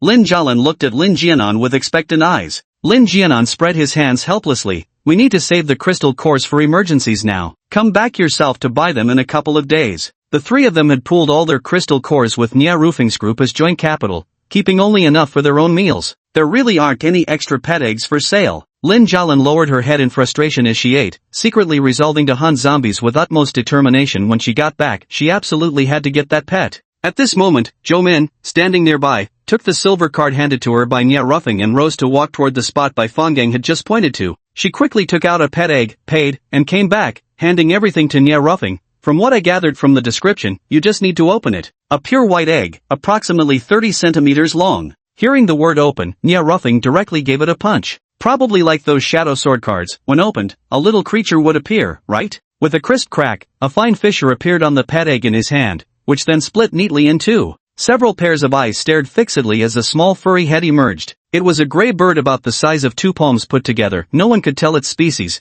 having never seen such a creature before. The tiny creature immediately began pecking at the surrounding pure white eggshells with its sharp little beak. Crack crack. The little head also nodded along with its movements, bobbing up and down. Its feathers were full and fluffy. After finishing the eggshell with crunching sounds, it stood on Nya Ruffing's palm, tilting its head upward and staring at him with its pitch-black, glossy eyes. Quack? Everyone, isn't this a bird? Why's it quacking like a duck? This face doesn't match its voice at all. At that moment, Shin Mo also glanced in this direction. Since it's something he's selling, of course he needed to understand it. However, he couldn't detect anything particularly special about this little bird. When in doubt, ask the system first. What breed is this pet? System, dear customer, this is just a level 1 pet egg. There aren't any specific breeds, just the most common type. Essentially, they're just small animals from this world, though of course they do have special abilities. In other words, it's trash. Shin Mo understood the implication in its words and withdrew his gaze with little interest. System. It seems the persuasive tactic was seen through by the host?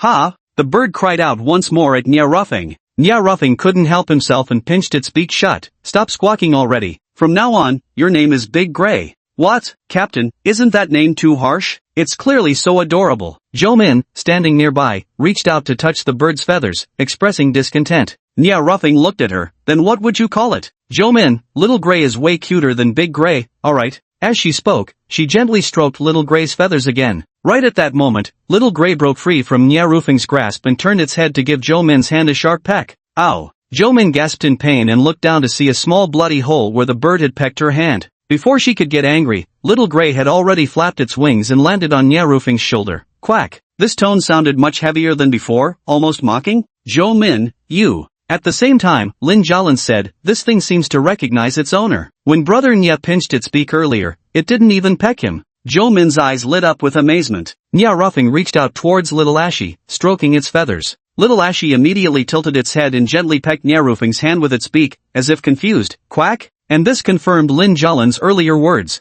Indeed, it recognizes its master. Even Nya Ruffing couldn't help but show delight at this realization. This is only level 1. What about when level 2 and level 3 appear later? Like beast masters who have packs of pets at their side, directly achieving gang beatdowns in fights, who wouldn't want that? Chapter 29, let me teach you one last lesson before death. They were a group of utterly loyal companions who would never betray him. He stroked the bird perched on his shoulder, lost in thought. Only Lin Jialan wore a bitter expression as she glanced at Lin Jianan. Lin Jianan pretended not to notice her gaze. What can you do? The three of them were just poorer than the other four. Still, Lin Jialan wasn't actually angry with him. After eating and drinking her fill, she finally voiced her confusion. That's odd. Why didn't Shen Houwei and the others come today? As she spoke, she glanced at Chen Daiyang, already asleep in the corner. Wasn't he with them? Did something happen to Shen Houwei and the others? Hearing this, Bai Fong couldn't help adding, and that other group didn't show up today either? They arrived at roughly the same time yesterday, making the shop bustling with activity. Now it's eerily quiet.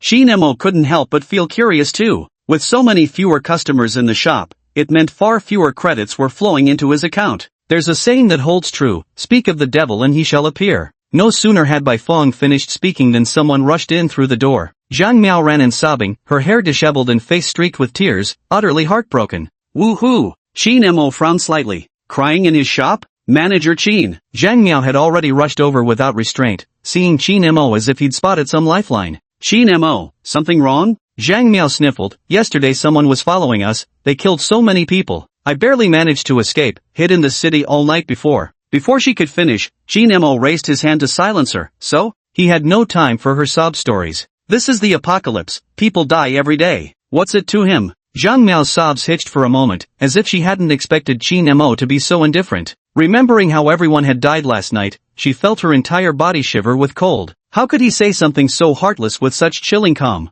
The more she thought about it, the sadder she became. Whether out of anger or something else, she suddenly raised her head and glared at Qin Mo. That was something done by guests from your shop. They used items from your shop to kill people, 45 lives. If it weren't for the shadow sword cards, if it weren't for you, those people would never have died. As soon as these words were spoken, the entire shop fell into silence. Nya Ruffang and his group couldn't help but sweat for Zhang Miao. The girl stood straight despite her tattered clothes, her back trembling slightly without her realizing it. Qin Mo gave a soft laugh, as if amused by her words. Are you implying that I'm the one who killed them? Zhang Miao, isn't that the case? Sister Yuan died, brother Chen died, brother Sun and the others all died. Only she was left now. She was the one being protected by all of them. Probably because, as a water-type ability user, she stood the best chance of avenging them? But she was too weak. She had desperately run here, clinging to the hope that shopkeeper Qin would seek vengeance for them, yet his indifferent attitude crushed her heart. Dao had somehow ended up at Qin Mo's feet, circling around his ankles. As his spirit beast, it knew best. Whenever its master appeared carefree and smiling like this, it was precisely when murderous intent arose. Qin Mo dismissed the notion with indifference, his expression cool. If you lack the strength to afford something stronger than what others hold, then accept your weakness instead of cursing heaven and earth. In the end, it's simply that you're too feeble. As you are, even without encountering this situation, you'd eventually perish at others' hands. Zhang Miao, you're spouting utter nonsense. You're the one who killed them. How could he say such words? Survival depends on helping one another. Only then can we go further. Otherwise, with zombies growing stronger by the day, how could anyone possibly survive? The next second, she felt a sudden tightness around her throat, sharp pain surging through her, crushing her breath in an instant. Zhang Miao's eyes widened as her hands flailed wildly in the air, desperately clawing at the suffocating pressure. Yet there was nothing in front of her. It was as if an invisible force had seized control of her. She strained to open her mouth wide, trying to say something, but not a single sound escaped her lips. Suddenly, a thought struck her. When they first arrived at this shop, 2 people had already died by Qin Mo's hand. She never could have imagined she'd end up in this position too. Qin Mo's eyelids lowered slightly, the corners of his lips curling into a faint smirk. Let me teach you one final lesson before you die. The weak are meat for the strong to eat, especially in this apocalyptic world. Your death only proves you chose the wrong side. With that, he let out a low chuckle. Zhang Miao. In the end, she couldn't speak another word, suffocated to death. As her breath ceased, the invisible restraint disappeared at once, and the next moment her body slumped to the ground, utterly still. The 7 people by the sofa stood frozen in terror, not daring to even breathe. Lin Jianan and the others knew Qin Mo was formidable, but they never expected him to kill without hesitation. Though admittedly, having someone push accusations down your throat would upset anyone. For Nya Ruffang and the other 3, it was pure shock and fear. At that moment, Qin Mo suddenly looked up and gazed over. Noticing his piercing stare, Nya Ruffang and the others instinctively recoiled. His gaze was utterly frigid, brimming with malice and murderous intent, making their spines prickle with unease. None dared meet his eyes. They even hallucinated the chilling illusion that death would claim them the very next second. Qin, store manager Qin, Bai Fong stammered, swallowing hard. Qin Mo's gaze lingered on him eerily. So you think so too? Bai Fong was terrified out of his wits, shaking his head frantically. No. I don't. It's survival of the fittest. You selling goods helps us better deal with zombies. If they got killed, it's because they weren't skilled enough. How could store manager Qin possibly be responsible? Is that so? Exactly. The group nodded in unison, bobbing their heads like little chicks pecking at rice, clearly shaken to their core. Qin Mo withdrew his gaze, glanced at Dao circling his feet, picked the little one up, gently ruffled its head, and calmly ordered, throw the corpse out. Number 1 immediately came clattering over at once, dragging Zhang Miao's lifeless body before rushing back out again. Once everything was done, Qin Mo yawned and looked down at Dao nestled in his arms. The customers here are such a nuisance. There are quite a few ungrateful people. He was originally planning to sleep, but then suddenly recalled something when he thought about this place. He still had a time-limited task left undone. System, replay the footage from yesterday when someone tried to take something without paying. In this shop, everything was under control. Whatever happened could naturally be reviewed through playback of the incident footage at any time. System, got it, host. Then, he saw the entire sequence of yesterday's events. After that, he glanced at those 7 people who were about to leave. Very well. That warrior was quite sensible. He didn't show up today. Chapter 30, Daodu's oppressive presence. Wait a second. Just as the group was about to leave, Qin Mo called out. They immediately froze in conditioned reflex, with Bai Fong in particular shuddering uncontrollably, desperately trying to remember if he'd said anything wrong just now. Qin Mo noticed their nervousness and said calmly, don't be nervous. Anyone who doesn't violate shop rules is absolutely safe inside. His words genuinely gave them a great sense of security. After all, these past few days they really had nothing to do. Normally the shopkeeper barely paid them any attention anyway. As for that little girl's death, she truly had only herself to blame. The shop rules clearly stated not to engage in excessive conversation with the shopkeeper. Even normal chatter wasn't permitted, let alone accusations or resentment. With so many extraordinary items in this shop, any exorbitant price would have been justified. Yet shopkeeper Chin sold them at rock-bottom prices. How could anyone present not feel profoundly grateful to him?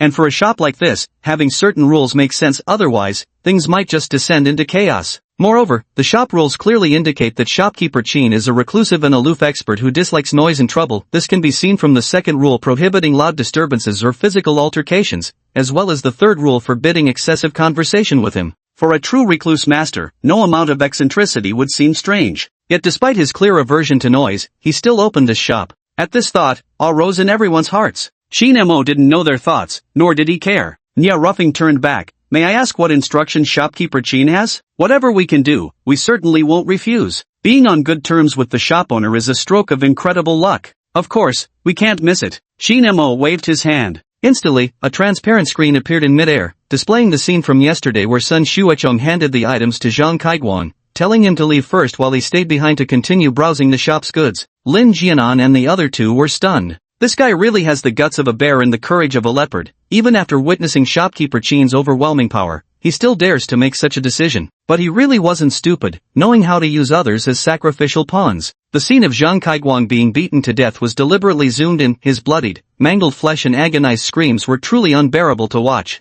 Though the sound wasn't particularly loud, it rang startlingly clear in the quiet shop. Chen Dayang, who had been asleep, was jolted awake. His eyes widened in horror as he stared at the footage above him. How did shopkeeper Chin obtain these videos? Is there still surveillance here? In fact, the others were also hesitant. This place didn't seem like it had any surveillance, and the network had long been unusable. But then again, shopkeeper Chin's phone could still play games, so maybe something like this wasn't all that strange after all. The footage disappeared once it finished playing. Chen Dayang was already trembling with fear, not daring to make a sound. Though he was just an outsider in the video, he was still part of Sun Xuechong's group. What if shopkeeper Chin took his anger out on him? What would he do then? Shin Mo stroked the fur on Daodu's back. Sun Xuechong instigated theft from the store. Does anyone know where he lives? It was already the second day of the time-limited mission. He had to take action. Can't just wait for them to come knocking on our door. To be fair, he was asleep yesterday, and the system didn't dare wake him. Plus, the first rule is to protect the shop's items, so it wouldn't lay a hand on paying customers. It doesn't have that kind of twisted logic.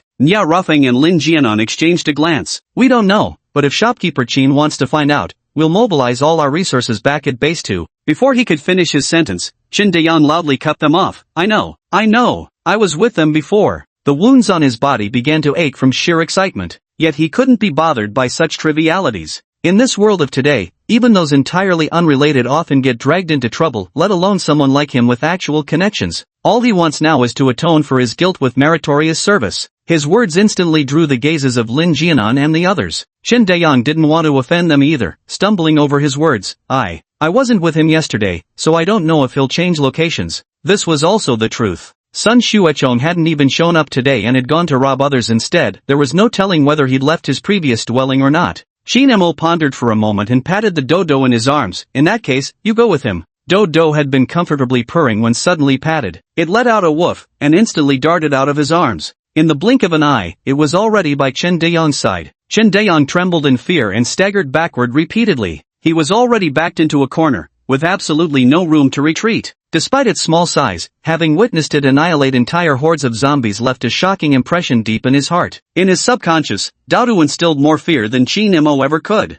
Daodu wrinkled its nose in disgust. Not only did this person reek of blood, but he was also a coward. With proud dignity, it tilted its head toward the door and trotted outside with graceful steps. This was letting him keep up. Chen Dayang didn't dare delay. Bearing the searing pain as if salt were being rubbed into his wounds, he slowly rose to his feet, supporting himself against the wall. The painkillers were effective, but their effects have worn off now, otherwise, he wouldn't be in such excruciating pain. After all, they had once been comrades. Bai Fong couldn't help but show reluctance in his expression. Brother Lin, Lin Jianan, go. Chen Dayang had held nothing back from them just now, letting them know about the plant mutations in advance rather than having them become wary only after suffering harm. In a way, this was also a form of assistance. Bai Fong quickly ran over and carefully supported Chen Dayang. Chen Dayang looked grateful. Thank you. His heart was deeply moved, and he grew increasingly regretful for having been so foolishly blinded before. How could he have distanced himself from them over mere points? He had noticed they'd been using the same card these past 2 days. If only there were such a thing as a pill for regret sold in this world. The group walked out, where Dodo had been waiting outside. Only after Chen Dayang and the others moved ahead did the little one follow. Just kidding, it's just an animal, how could it possibly know the way? Nia Ruffing lingered at the back of the group, watching the tense expressions of Lin Jianan and the others. Even Lin Jialan, who had adored pets just moments ago, was now walking at the front, keeping a wide berth from Dodo. He couldn't help but glance back. Dodo strode proudly at the rear, occasionally turning its head to survey the surroundings with an air of leisurely contentment. He actually saw human-like curiosity in a small animal, so unmistakably evident. Moreover, just one more glance inexplicably filled his heart with panic. Having delegated the tasks to Dodo, Shi Nemo no longer concerned himself with these matters. Glancing at the time, he figured there probably wouldn't be any more customers. After all, Fang Yuan and her group were already dead, and Sun Xuechong likely wouldn't dare return anytime soon. So he simply instructed the first floor to close up shop while he went upstairs to binge-watch dramas on his phone. Chapter 31, The Zombie Horde. He was watching a post-apocalyptic drama, which was basically his way of learning about the end-of-world scenarios. Every person in the show looked malnourished and emaciated, a truly pitiful sight. Compared to now, this place is like night and day. But judging by the drama, the apocalypse had already been going on for years. This was just the beginning. Without this little shop, the situation here would have ended up much worse. While he leisurely watched his show, Dodo had already followed Lin Jianan's group far away from the shop. Basking under the bright sun, it too was thoroughly enjoying its freedom. For others, it's different. Among them, Bai Fong wiped the sweat from his forehead and said irritably, "Why does this summer feel especially hot?" Lin Jialan walked at the front, constantly fanning herself, and couldn't help complaining, "Could it be because of the apocalypse? I feel like it must be over 20 degrees, right?" Heizi looked incredulous, "No way. It's only early April, according to the lunar calendar." Lin Jianan sighed, "It's just the beginning of summer. It's only going to get hotter from here. Hard times ahead. When it's cold, you can always add more layers of clothing. But when it's too hot, there's not much you can do. Stone City lost power 10 days ago, no air conditioning. It's not like you can just peel off your skin, right?" At this point, the mood among the group was decidedly grim. Dodo tilted her head to glance at the sky, somewhat disdainfully. As a hellhound, she naturally belonged to the element of fire and adored scorching environments. Besides, what kind of heat was this? Compared to hellfire, it felt downright chilly. If it's ice-type abilities, we could definitely have a pleasant summer. As Bai Fong's words fell, the group exchanged glances. Among the 7 of them, Bai Fong and Old Chen possessed speed and strength-type abilities respectively. Compared to elemental or special-type abilities, these were the most ordinary, and also the most common. Blackie can transform himself into a small mouse, a rather unique ability, though it's mostly useful for reconnaissance and doesn't pack much of an offensive punch. To be blunt, his strength after transformation is even less than his normal human strength. Lin Jialan controls water, while Zhoumin manipulates wind blades, essentially making them both elemental-type ability users, one water, the other wind. Lastly, there were Lin Jianan and Nia Ruffing. Both possessed dual-type abilities. The former had lightning and mutated hands, while the latter could turn invisible and sharpen objects. His sharpening ability could be applied to weapons as well as his own body, but only to things he was directly touching. Once detached, the effect would vanish. Regardless, each of Nia Rufing's abilities signified his formidable strength. Invisibility was unparalleled for life-saving during critical moments, and it also delivered a sudden, unpredictable advantage. They had complete confidence in Nia Rufing's strength, otherwise, they wouldn't have willingly followed his orders. Beyond his intelligence, his power alone was enough to command respect. Otherwise, why would they have simply glanced over and done nothing when their captain nearly clashed with Lin Jianan's group in the shop earlier? Isn't it all rooted in confidence towards the captain? Let's pick up the pace heading back. Those people are probably getting impatient. At this moment, Nia Ruffing spoke up. Jianying was left behind to protect those people, though mainly to keep watch. Otherwise, why would they have willingly let us leave? Who wouldn't want to know where they got their food? No one contradicted him, as no one wanted to be scorched under the blazing sun either.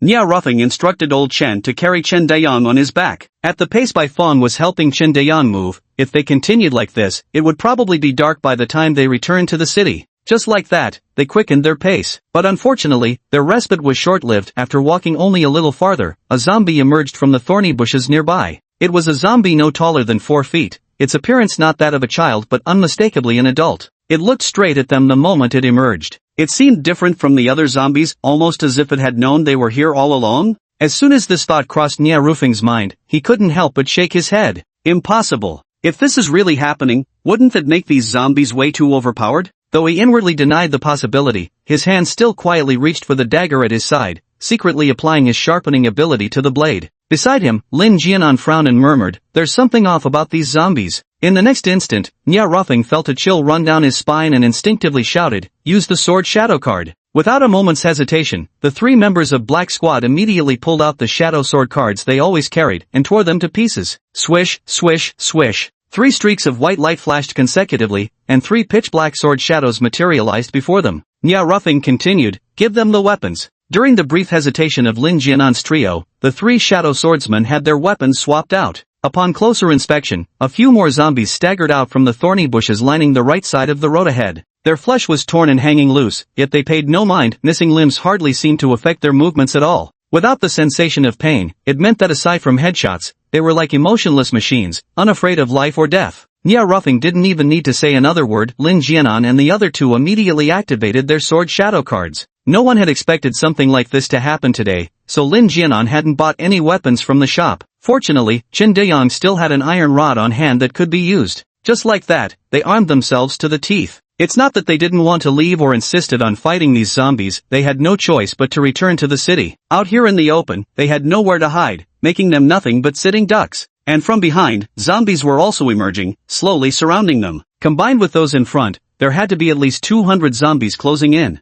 They could never win relying solely on their own strength. Thus, when the sword shadows emerged, they positioned 3 shadows each to guard the front and rear while maintaining some distance from themselves. Without hesitation, they then planted all their Peashooters in walnuts. At times like these, survival comes first. They had no room to think of anything else. What's worse, they had no idea why these zombies were systematically gathering here in such an orderly fashion. When have zombies ever appeared on such a large scale and in such an organized manner before, aside from being drawn to sound? And they even formed an encirclement, surrounding them in the middle? They've used up some of the nuts on their bodies, and now both sides have 6 left in total. These 6 form a modest protective circle, with tiny cracks between them so they can observe the battle outside while providing some long-range support. What a pity they lack long-range weapons, only a few can offer meaningful assistance. Outside the nut barrier, the Peashooters have already begun their work. Their soft p sounds strikingly clear in this space. Chapter 32, The Peculiar Zombie. The zombies rushed forward like wolves spotting fresh meat, completely berserk. 6 sword shadows, under their respective masters' commands, joined the battlefield brandishing weapons of varied shapes. Nearly 300 zombies moved in a horde, just the sheer numbers looked intimidating. In contrast, there were only 6 sword shadows, which were instantly swallowed by the zombie tide in mere moments. Normally, zombies wouldn't bypass nearby sounds to chase distant ones, but today, this horde was different. At first, they were genuinely worried for Jianying, with so many zombies closing in, who knew if getting scratched or bitten would lead to infection. Their numbers were already limited. If even a second-tier fighter became infected and turned against them, the consequences would be disastrous. But now they began to worry for themselves. Because, the zombies had left only a few dozen to stall the sword shadows, while the rest were all heading straight toward the source of the Peashooter sounds right where they stood. There were dozens in front and behind, adding up to over 100 in total. Damn it! Why are they charging at us? Do these zombies have eyes or what? Bai Fang's eyes widened as he exclaimed in shock. Heisey trembled slightly while hiding behind Nya Ruffing. Captain, what should we do? All he could do was transform into a rat. What use was a rat in this situation? It's just that small, utterly incapable of causing any harm. Each sword shadow was entangled by over a dozen zombies, unable to break free anytime soon. Old Chen's eyes widened as he gulped. Waiting for Sword Shadow to rescue us should still make it in time. Nya Ruffing shook his head and slightly narrowed his eyes. No, it's too late. From now on, we can only rely on ourselves. Although the sword shadows were powerful, given the current situation, even if they managed to break free and come to their rescue, there was still a high chance they would be encircled by zombies again. And this was a gamble they couldn't afford to take, because if they lost, the zombies would be right on top of them, trapping them in this cramped little space with no way out but death. This horde of zombies has been weird from the start. He's pretty sure it has something to do with that motionless dwarf zombie that's been lurking in the back. Ever since that dwarf zombie appeared, the undead have been pouring in non-stop. I'll deal with the weird guy, you keep them busy. No way, no way. That thing could be anything, no telling what tier it is. We'd better play it safe. Captain. As soon as he spoke, Zhou Min and the other two immediately shook their heads in disagreement. Among them, Heisey even reached out and grabbed his arm. As the team leader, Nya Ruffing was undoubtedly the backbone of the group. As soon as the three heard he intended to take such a risk, they all objected. Heisey couldn't help but grab his arm tightly. Lin Jianan also said, actually, it's not too late for us to join the battlefield now. It will just take longer. But we can't guarantee we won't attract other zombies. If that happens and we're all in the same state as now, we won't even have the ability to save ourselves. Nya Ruffing said. He wouldn't entrust his life to something vague and uncertain. Heizi, tell Jianying to ignore the zombies and cover me while I deal with it. Heizi silently released his grip, his voice tinged with dejection. Understood. Nia Ruffing said nothing more, handing both Xiaohui and the backpack slung behind him to them before vanishing from the group site. Lin Jianan and the others had never seen Nia Ruffing in action before. It was only now that they discovered his special ability was actually invisibility. This was practically a god-tier survival skill. A chunk of nuts up ahead was lifted into the air. Though they couldn't see anyone, they could observe the small nuts rise before settling back down and transforming into their massive form again. At the same moment, Heizi shouted loudly, "Abandon all nearby zombies, attack the one farthest in the back." The sword shadow that received the order didn't hesitate for a second, immediately abandoning all defense to tear open a path with its sharpest attack, charging straight toward the zombies at the rear. Yet midway, the sword shadow's body suddenly froze in place. In the next instant, the zombies behind it pounced en masse. To everyone's eyes, the sword shadow was drowned under a tide of over a dozen zombies without putting up any resistance. Everyone gasped in shock. This Shadowblade was already formidable enough, yet this zombie could kill him effortlessly without even moving a finger. How was that possible? Could it have already reached Tier 3, or even Tier 4? Then they're doomed. Nia Ruffing had already reached the side of this zombie and naturally witnessed the scene just now, making him break out in nervous sweat. Thanks to stealth abilities, his speed gets a corresponding boost when cloaked, but by the same token, he can't maintain the invisibility indefinitely. Reason told him that for safety's sake, he should turn and leave at this moment. It would be all too simple for him to flee back to the city alone.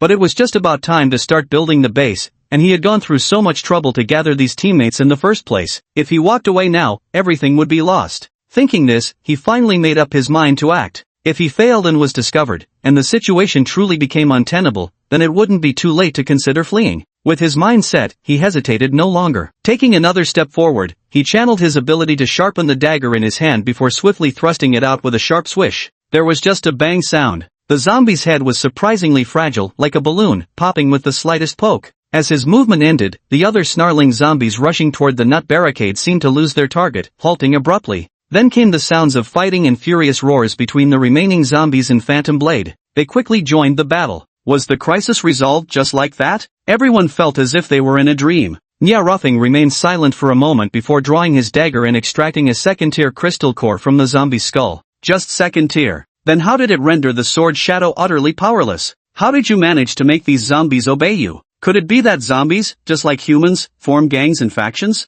With Jianying holding off the horde of zombies, Lin Jianan and the others swiftly gathered the walnuts and Peashooters before moving closer to Nia Ruffing's position. This was something they never wanted to experience again. This is just too bizarre. Luckily this zombie was a glass cannon, otherwise they'd all be finished. As for the sword shadow and crystal core, they couldn't deal with them right now. They'd have to come back outside the city walls later to investigate. For now, all they wanted was to return home. This time, Heizi directly transformed into a rat form and scurried ahead to serve as their scout. With this lesson learned, he dared not show himself in human form whenever he went out. Too dangerous. Dauda stood up from the ground, with a pile of melon seed shells still scattered in front of it. Covering its mouth with a paw, it yawned elegantly and lazily trailed behind the group at a leisurely pace. Chapter 33, Finding Sun Xuechong. The group didn't dare delay another moment, pressing onward with hurried strides. They finally reached Stone City safely. Even so, there was still a lingering sense of unease. Outside was truly dangerous indeed. The past couple of days, the zombies outside had all been drawn by the firework displays, which shopkeeper Chin then took care of.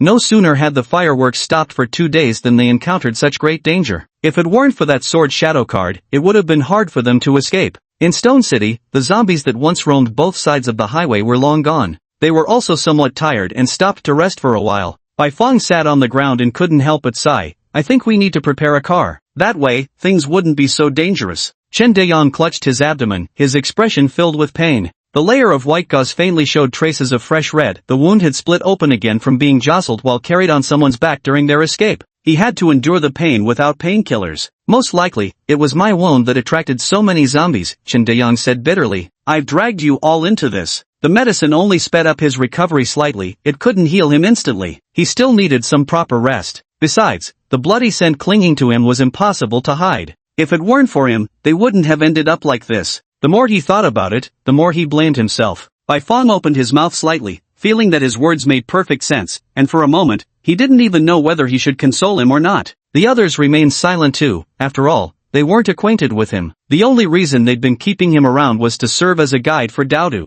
Wait, Where's the shopkeeper's pet? It was at this moment that they suddenly realized something. They seemed to have completely forgotten about shopkeeper Chin's spirit beast. In an instant, everyone began looking around, only to glance down and see the little dog squinting sideways at them. Dodo felt its misanthropy was about to act up again. How did these idiots even survive till now? Such a small number of zombies almost killed them, and they dare to rest here? If not for its unfinished mission, it couldn't be bothered to care whether they lived or died. After glancing at them twice, Dodo tilted its head slightly forward and then walked ahead. The group exchanged puzzled looks before Lin Jianan was the first to react. Quick, follow it. Since letting them go definitely wouldn't harm them. Dodo led them through twists and turns for about 10 minutes before stopping in front of a narrow alley. Throughout the journey, they didn't encounter a single zombie. Let's rest for a while before setting off again. Chen Dayang will guide us later. After coming to a stop, Lin Jianan spoke. Nia Ruffing nodded in agreement, and only then did Haizi and the other two sit down to rest. They were merely in a cooperative relationship, so naturally, any matters would be discussed collectively.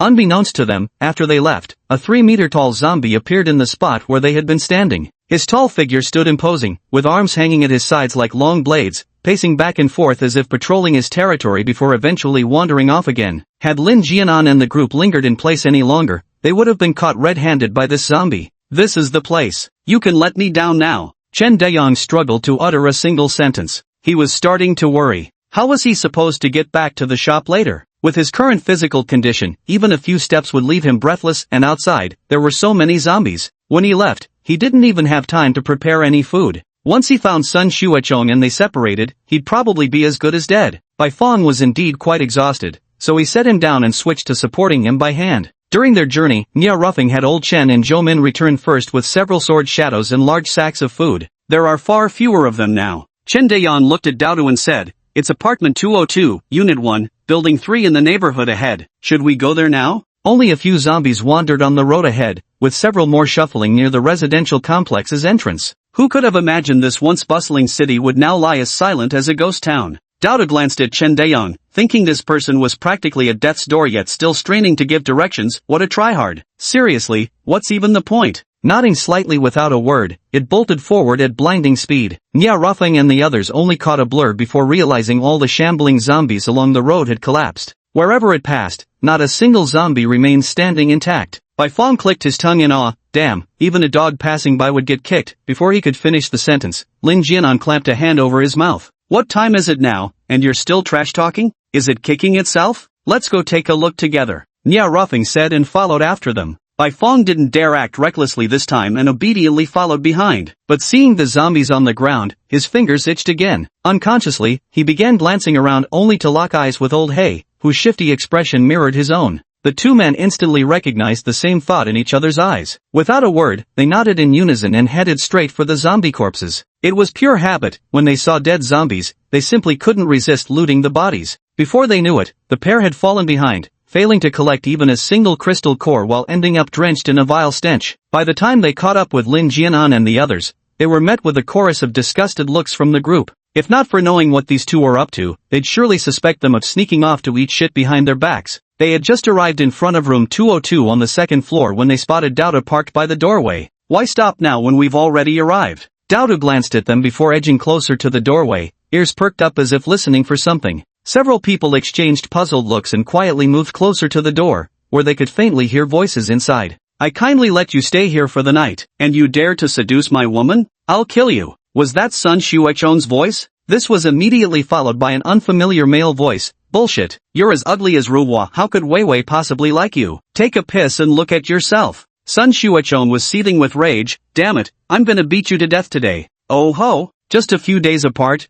and something this interesting has happened? No wonder Dodo was intrigued. They're interested too. Especially Lin Jialan, her eyes burning with the flames of gossip, was particularly curious about what happened next. Did the two of them fight? Who won and who lost? A scuffle could indeed be heard inside, and after a while, there was a loud bang. Moments later, smoke suddenly began seeping through the door crack. The onlookers outside were stunned. They truly hadn't anticipated it would come to this. And with the place on fire, those two still hadn't come out, still fighting? Chapter 34, Healing Type Abilities. A few more seconds passed before a woman's desperate cries came from inside. Stop fighting. Cough. Stop it, the house is on fire. Vivi, are you alright? They asked in unison. Everyone. Damn, what kind of simp is this? Even at this point, he still has the heart to worry about her? Just you wait, we'll settle this once we're out. Who's afraid of who? Put Wei Wei down right now. How dare your filthy hands even touch her? It sounds like they're about to start fighting again at any moment. Damn, Fong Bai just had to shout holy shit. These two are really going all out. Shin Ho-wei was indeed beautiful, but what good was beauty now that the apocalypse had come? Could it put food on the table? Perhaps there was one thing he hadn't anticipated. It was precisely because such things were utterly unattainable before the apocalypse that these people, after gaining power in the post-apocalyptic world, grew conceited, believing they had defied fate and rewritten their destinies. And reality proved them right, except for those exceptionally courageous women who dared to face zombies head-on from the very beginning. Those women who failed to awaken, who were too timid to face reality, or who believed the government would send rescuers after barely scraping by in the early days. What could they do once they realized no help was coming? When they couldn't fight the zombies and had no food left, they could only cling to men, scraping by to survive. Of course, the same goes for men, provided they were handsome enough to catch someone's eye. And that was the harsh reality. It's just that the zombie outbreak has only been going on for a little over half a month, so this situation isn't very obvious yet. The two inside yelled at each other a few more times before they finally rushed out, coughing uncontrollably. If we don't leave now, the whole house will burn to the ground. Sun Xuechong only has fire-based abilities, he can't put out fires. The door swung open as Sun Xuechong emerged first, cradling the drowsy Shin Ho-wei in his arms, followed by a youth who appeared to be around 18 or 19 years old. His features carried a certain delicacy, yet there was no denying he was strikingly handsome. Walking in succession with Sun Xuechong, the stark contrast between the latter's unsightly face and the youth's appearance created a genuinely jarring visual impact. The difference between the two was simply too vast. No wonder Shin Ho-wei had taken a liking to this young man. Who are you people? The young man frowned slightly, his face full of guarded suspicion. Anyone would be wary when so many strangers suddenly appear at their doorstep, let alone in this post-apocalyptic world. Sun Xuechong remained stone-faced and unwelcoming as he demanded, "What do you want here?" Then he turned his glare to the severely injured Chen Daiyang. "So it's you, Chen Daiyang. I knew you were no good, just like that ungrateful wretch who repays kindness with betrayal." Thick smoke billowed inside the house, yet he remained unfazed, still standing by the doorway spouting nonsense. The boy relaxed slightly upon realizing they knew each other, but his heart immediately tensed up again. From the looks of it, they didn't seem to get along. Still, he scoffed mockingly, some people utterly lack self-awareness, being downright annoying for no reason. Because Dodo was so tiny and right by the door, neither of them noticed it, otherwise, Sun Xuechong would have panicked. Shin He coughed lightly twice. Ahem, stop arguing, you two. As she spoke, she gave Sun Xuechong a hug. Don't overthink things either. There's really nothing between us. He just accidentally bumped into me. He's young and proud, and all that nonsense he said earlier was just in the heat of the moment. Don't take it seriously. Her words were utterly sincere. Hearing her explanation, the anger in Sun Xuechong's heart subsided somewhat. But he didn't know that Sui Bing behind him thought differently. Shin Ho-wei spoke while looking at him with imploring eyes, gently shaking her head. It was clearly an act of helplessness. This Sun Xuechong must have threatened her. Otherwise, why would she let him go and follow Sun Xuechong instead? Sun Xuechong, let it pass this time. If there's a next time, don't blame me for being unkind.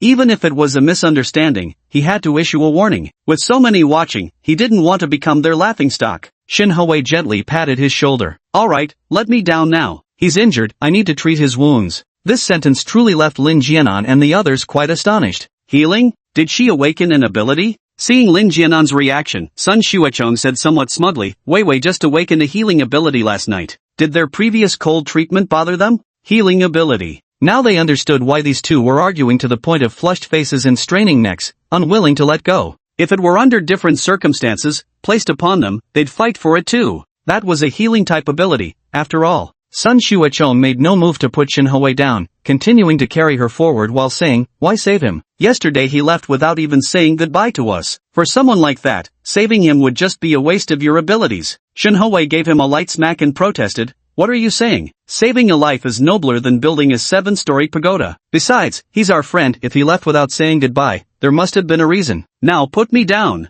Sun Xuechong turned to look at Lin Jianan. Saving someone shouldn't be done for free, right? Chen Daiyang stood nearby, clenching his fists so tightly they trembled, his face burning with shame. Why did he leave yesterday? Isn't it obvious what they did wrong? Why make it sound like he betrayed them? No need. He gritted his teeth as he spoke. He had nothing to do with Lin Jianan and the others anymore. Besides, with shopkeeper Chen's all-purpose little store around, he had no intention of getting involved with them again. He was still quite far from death, though the wounds hurt. Anyway, Daodu had come to capture him. Sun Xuechong never expected Chen Dayan to refuse. In his view, this was saving Chen's life. You. Xinhui struggled to free herself from Sun Xuechong's embrace. Alright, no reward is needed. I just hope everyone can survive and live well. Then she walked towards Chen Dayan. Chen Dayan looked up at her and saw Xinhui approaching with a warm smile. Let me take a look at your wound, okay? Don't worry, even though I've only awakened for a day, my healing effects are still quite good. Chen Dayan gritted his teeth. Though she had initially resisted the two men's earlier words, her gentle smile now made it impossible not to let one's guard down.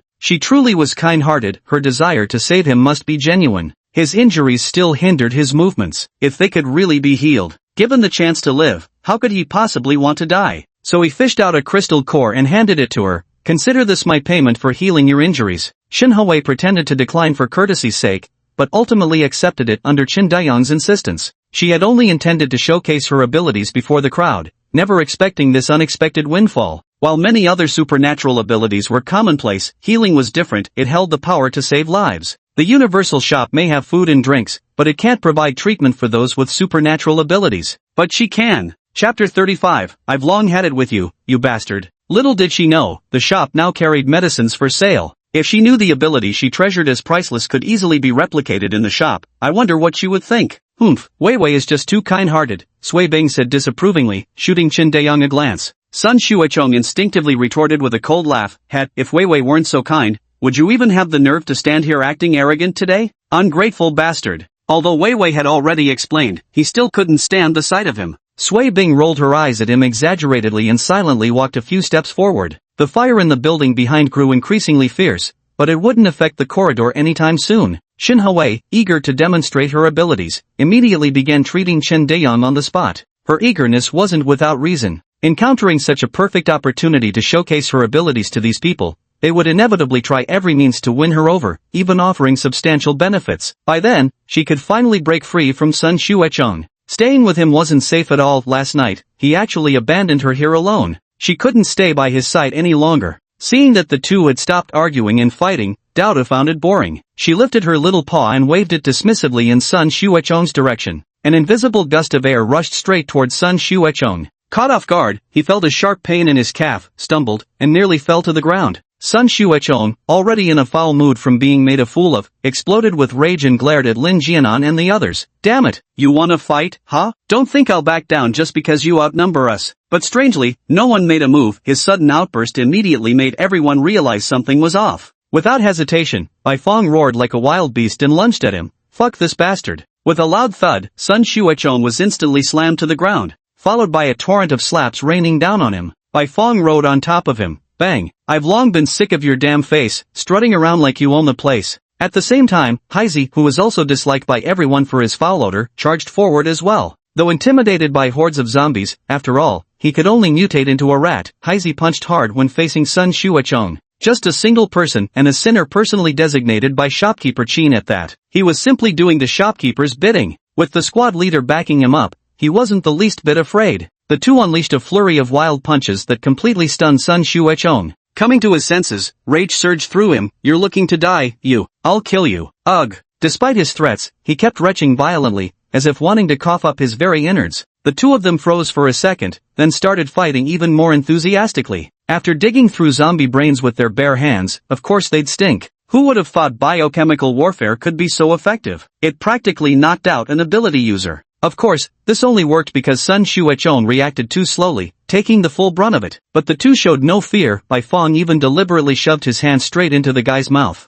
Seeing this scene, Heizi reacted as if he'd seen the devil, springing up suddenly with a start. Shit! This clean-looking guy turned out to be a total pervert, with such twisted tastes. Ugh! The thought of that scene made him nauseous. It was absolutely revolting. People shouldn't, at the very least, they ought not. The crowd fell silent. Sun Xuechong completely lost it, vomiting uncontrollably. Don't kill anyone. At that very moment, a young voice rang out. The sound was coming from. The whole group turned to look at Little Bean on the ground. It actually spoke. Could their ears be deceiving them? How is this possible? Only legendary divine beasts should be capable of speaking human language. Bai Fong stood up slowly, retreating 2 steps like a timid schoolboy. Brother Dark. Douda rolled its eyes. It hadn't wanted to speak to them in the first place. But if this guy ended up beaten to death, how would it explain things to its master? But the way he addressed it really pissed it off. It might be black, but it was absolutely adorable, okay? Shut up. Bai Fong took another step back, raising a hand to zip his lips shut in an exaggerated pantomime before sealing his mouth for good. Nia Ruffing glanced at Sun Xuechong, still moaning on the ground. Should we help carry this guy back to the shop? Sun Xuechong finally snapped back to reality, completely stunned by Nia Rufeng's words. Deliver it to the shop? What kind of shop? What are you trying to do? I've never done anything to cross you people. This time, he was genuinely terrified. Nia Ruffing wore a smile on his face and was just about to say something when Little Gray, who had been quietly perched on his shoulder, suddenly let out a startled shriek.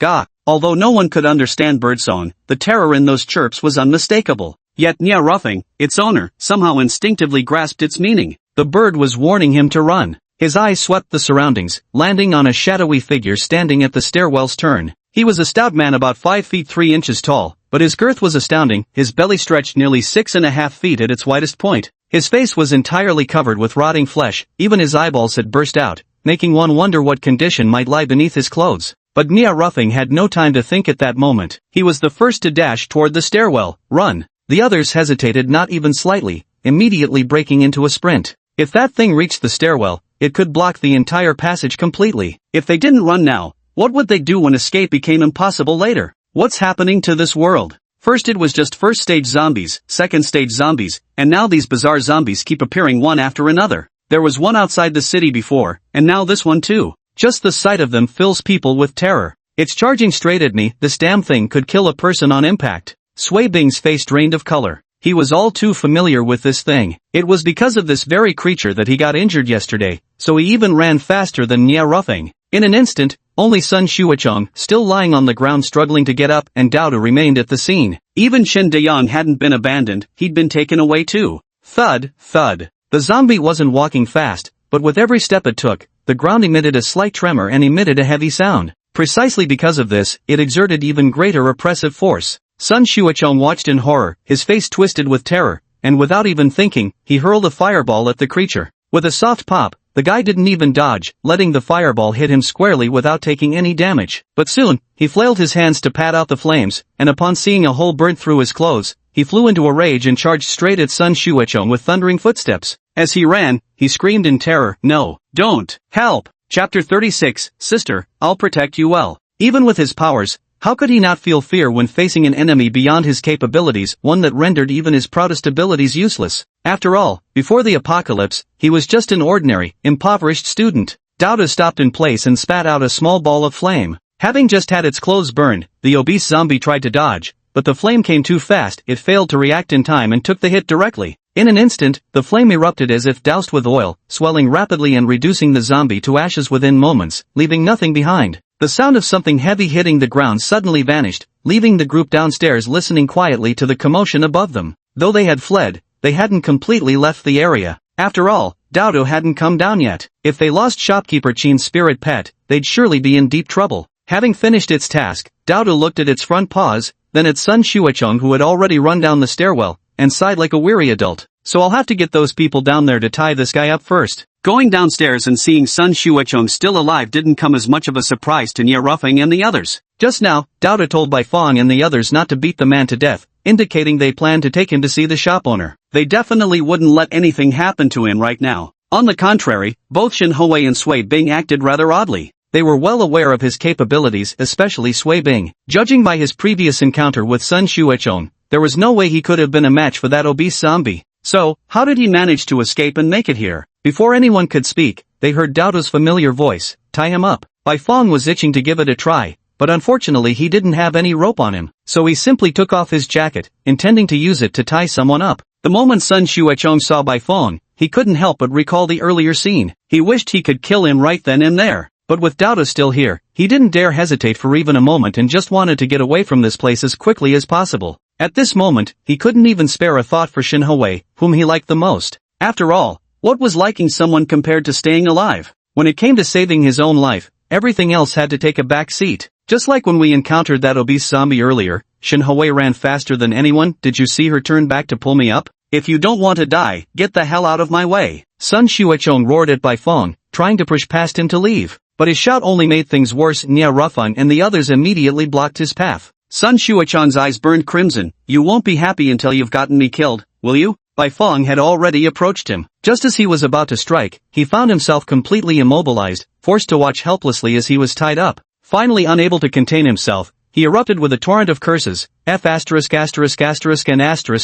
# smiley face. The obscenities were unbearable. Growing impatient, Bai Feng punched him in the face. What the dog, cat are you yowling about? What's with all this yowling? He subconsciously repeated the phrase, secretly ashamed of himself. I almost said the wrong thing just now. I'm really used to it by now. With the matter settled, Dodo had no intention of lingering any longer. Raising a paw to point at Chen Dayang, she commanded, take him and follow me. Then he went downstairs without turning back. It seems he's planning to head back. Chen Dayang didn't dare hesitate either. He walked over to hold onto the clothes restraining Sun Xuechong and followed along. Earlier, although distracted by Sun Xuechong and the suddenly appearing obese zombie, Shen Hui still managed to treat him. The wound hadn't fully healed yet, but it had improved somewhat, at least the bleeding had stopped. Seeing this, Lin Jianan and the others couldn't resist following along. The earlier sword shadows should have taken care of most of those zombies. They needed to head back now, and they'd have to bring those sword shadows along with them when returning. Following Dodo was naturally the safest choice. Seeing them all leave, Shen Hui felt somewhat aggrieved. Why had she demonstrated her abilities just now, yet they still showed no reaction at all? Shouldn't she be drafted into the team? Without her, who would treat them if they got injured? If they had known about her abilities before seeing the medicine in the shop, both Lin Jianan and Nia Ruffing would have spared no effort to recruit her. Now then, that was absolutely impossible to recruit. She could only heal, without any offensive capabilities at all. To them, she was just a useless burden. Not only that, but they'd have to feed another mouth for free. They'd have to be idiots to offer substantial benefits to recruit her. Sui Bing narrowed his eyes into slits as he watched the group of people retreat into the distance. That little dog is incredible. There hasn't been any sound from upstairs for a while now. That zombie was probably taken care of by it. Though that zombie was also second tier, it was different from others of its kind. Its defensive and offensive capabilities far surpassed ordinary second-tier zombies, and what's more, it could clearly see them. At this thought, he couldn't help but laugh. If only he could have such a little pet by his side. The more he thought about it, the more envious he grew. Shen Hui glanced at him, and Sui Bing immediately regained his composure, his expression tinged with confusion. Sister Weiwei, who are those people? And that little black dog? Shen Hui was somewhat reluctant to share details about the omnipotent shop. At the mention of it, her eyelashes trembled faintly as she said, I've known them for a while, but there was just some misunderstanding between brother-son and them, so, as for that black puppy, I don't know either. Sui Bing lowered her head slightly upon hearing this, a contemplative expression crossing her face. I see, she murmured. That being said, no one knew how much of Shen Hui's words he actually believed. Shen Hui nodded naturally. Yes, let's follow them now. We might discover something. Sui Bing grabbed her hand. Sis. Shen Hui froze. What's wrong? Sui Bing looked at her with a solemn expression. Those people clearly aren't someone to mess with. Sun Bro probably won't make it back. But don't worry, I'll protect you properly. Shen Hui's eyes reddened as she rubbed them with her hand, murmuring, how could things turn out like this? If it weren't for you still being here, I probably would've. Tears began rolling down her cheeks as she spoke. Now that those people had abandoned her, she had no other choice but to follow Sui Bing for the time being. Though just the two of them was still dangerous, it was far better than being completely alone. As an ice-powered ability user, he should be able to protect her, right? Sui Bing's eyes shimmered as she spoke, then it settled. From now on, sister belongs to me. I've never been in love before, so you better not let me down, alright? Shen Hui's eyes brimmed with tears as she whispered, we've only just met, it wouldn't be proper. Sui Bing, but I liked you at first sight. You even saved me. Is it because I'm not pretty enough? He rubbed his face with a touch of grievance and said bitterly, if that's really how it is, then I'd better keep my distance, so as not to annoy you any further, sister. With that said, he made as if to leave. Don't go. Sui Bing turned around, gazing at her with pleading eyes. Sister? Shen Hui gritted her teeth, knowing she had no other choice now. If he left, her safety would be completely compromised. That useless Sun Xuechong getting caught was infuriating. She had no way out now. I agree, she said, forcing a bright smile onto her face. Sui Bing immediately grabbed her hand, beaming with joy. I knew you must like me too, sister. Don't be shy to admit it, it'd make me so happy. Shen Hui, with her hand held by him, felt both embarrassed and annoyed, her face turning crimson. Stop talking nonsense. Sui Bing nodded eagerly. Alright, let's hurry and find them right now, see what they're up to. As he turned away, a faint smirk curled at the corner of the young man's lips, quietly betraying a hint of disdain. Chapter 37, The Harsh Reality of Human Nature. The two lingered here for a while. Even though they hurried after leaving the residential area, they still ended up slightly behind schedule. Falling far behind, they saw the scattered corpses on the road outside and the crowd digging out energy cores. By the time they rushed over, everything had already ended. Nia Ruffing didn't even glance at them as he distributed the obtained crystal cores. There were 270 cores in total. Since he had killed that strange zombie and they had lost a Sword Shadow member to restrain it, they took the lion's share, 145 cores in all. The remaining 125 cores belonged to Lin Jianan's group of 3. They had no objections to this arrangement. Although later one of the 5 sword shadows was lost again, the remaining shadows didn't appear as solidly black anymore. But they obtained over 100 crystal cores, which was a fortune for any one of them. After tidying up the battlefield, they didn't care about how shocked Shenhui and Sui Bing were beside them. Once the loot was divided, they prepared to leave together. As they passed by, Shenhui opened her mouth. You. Before she could finish her words, Lin Jialan glared at her displeasantly and rolled her eyes. Stay away from us, don't talk to us. Shenhui's eyes reddened, her teeth clenched tightly, her heart brimming with fury. Subconsciously, she glanced sideways at Sui Bing. The latter remained with lowered head, seemingly lost in thought, appearing entirely unaware of her gaze. Shenhui secretly balled her fists, but with overwhelming numbers against them, what more could she dare utter? What's worse, no one around stood with her. At this thought, an icy wave of desolation crashed over her once more. The road ahead was utterly bleak. It seemed she'd stumbled into a den of wolves. It's a pity that by the time she realized this, it was already too late. With Sun Xuechong gone, there was no one left to help her. She could only rely on saving herself. She gritted her teeth. Don't you guys need a healer? I might not be much of a fighter, but I can patch people up. And a Bing here, he's an ice type, pretty strong too. She couldn't afford to offend Sui Bing, fearing these people might reject her if she tried to join alone, which would then incur Sui Bing's displeasure. That's why she tied their fates together. She was thinking for the sake of both of them. Lin Jianan looked toward Nia Ruffing. The latter glanced discreetly at Sui Bing and Shenhui's clasped hands, curving his lips into a well-practiced smile. My apologies, but we already have a healer in our team. Having 2 healers in one squad might lead to unnecessary conflicts. Perhaps you should seek opportunities elsewhere, miss. He spoke very politely. Shenhui had still been following Sun Xuechong just a few days ago. Now that he'd been captured, she didn't even seem concerned, and in the blink of an eye she'd gotten so close to another man. He had even worried she might disrupt the team he'd worked so hard to put together. Didn't you see Blackie next to you staring pitifully at Shenhui, practically drooling? Lust is a knife hanging over your head. He sighed quietly in his heart, then led his men away after speaking. Blackie's face was full of regret. Their team clearly didn't have a healer, and while they had Shopkeeper Chen's all-purpose store, others didn't. Those people should have been able to make good use of a healer. He didn't know why the captain had refused, but he understood that the captain must have his reasons. All he needed to do was trust and follow orders. Big sister, are you upset? On the spot, Sui Bing had just regained her senses when she saw Shenhui with crimson eyes, her expression torn between concern and heartbroken anguish. Shenhui's heart ached even more upon hearing this. What were you doing just now? Why didn't you pay attention to me? Sui Bing seemed to freeze momentarily, then gently embraced her when he saw her tearful expression, soothingly patting her back as he murmured, I'm sorry, I got lost in thought just now. It's all my fault. Did those people bully you? Shenhe took a quiet breath through her nose.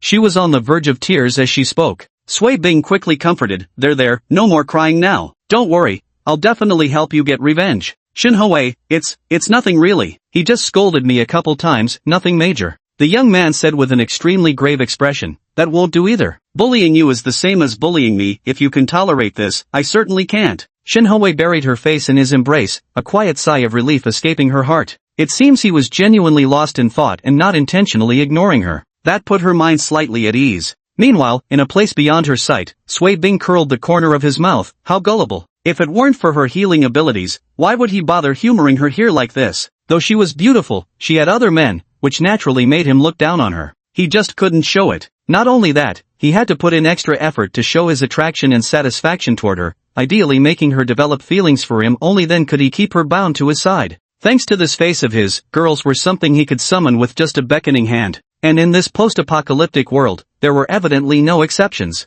Otherwise, why would Shenhui have gone out of her way to save him yesterday? He is very pragmatic. But what he didn't know was that Shenhui was actually quite pragmatic too. It wasn't just because he was young and handsome that I insisted on saving him, his extraordinary abilities were the main reason. As for Shenhui, she simply wanted to shake off that unreliable fellow Sun Xuechong. Inside the room, Qin Emo set down his phone, massaged his slightly sore shoulders, and gazed out the window. The sky had darkened. He'd skimmed through most of the TV series by watching selected episodes, but Dodo still hadn't returned. With Dodo's abilities, if he hadn't returned it could only mean he was enjoying himself outside, so he wasn't worried. He got up, went downstairs to get some food and a bottle of cola, then went back upstairs to watch the series finale. After a while, faint noises came from downstairs, followed by the door being pushed open from outside. Woof! Then a black blur rushed to his side. Shin Mo lifted his eyes. Still remember to come back? Woof! Woof! Daodu barked twice, gently rubbing against his arm. The tiny body even gave a little roll, wagging its tail so fast it became a blur. Whimper.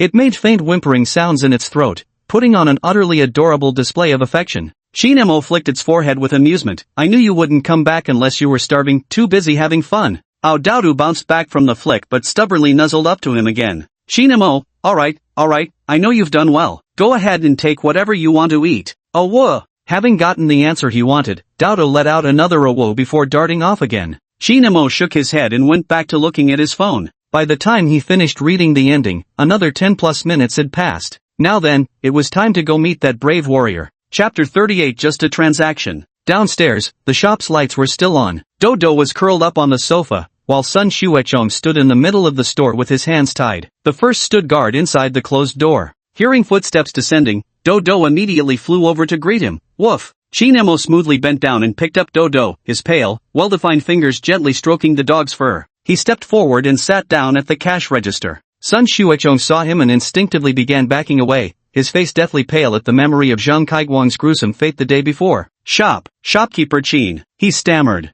Shin Mo lifted his gaze slightly, his expression calm and unreadable, dark eyes as profound as ink, betraying nothing. Have something to say? He asked. Sun Xuechong hurriedly replied, I didn't do anything. Why are you arresting me? Shin Mo raised an eyebrow slightly and said softly, it seems you're not being honest. Sun Xuechong, who had initially tried to bluff his way out, now completely lost his nerve. His entire body went limp as he collapsed to the ground. Stealing stuff, that was Zhang Kaiguang, that idiot who did that. It had nothing to do with me. I always paid with points. Yes, I have crystals. I'm a customer of your shop. Don't kill me. I didn't do anything wrong. By the end, as if clinging to a lifesaver, he kept repeating it frantically. Shin Mo averted his gaze, his interest visibly waning. So timid, yet daring to conspire with others to steal from the shop. Gently flicking Daodu's ear, he said flatly, here to buy something? Upon hearing this, Sun Xuechong felt as if he had glimpsed a ray of hope for survival and nodded repeatedly, I'll buy.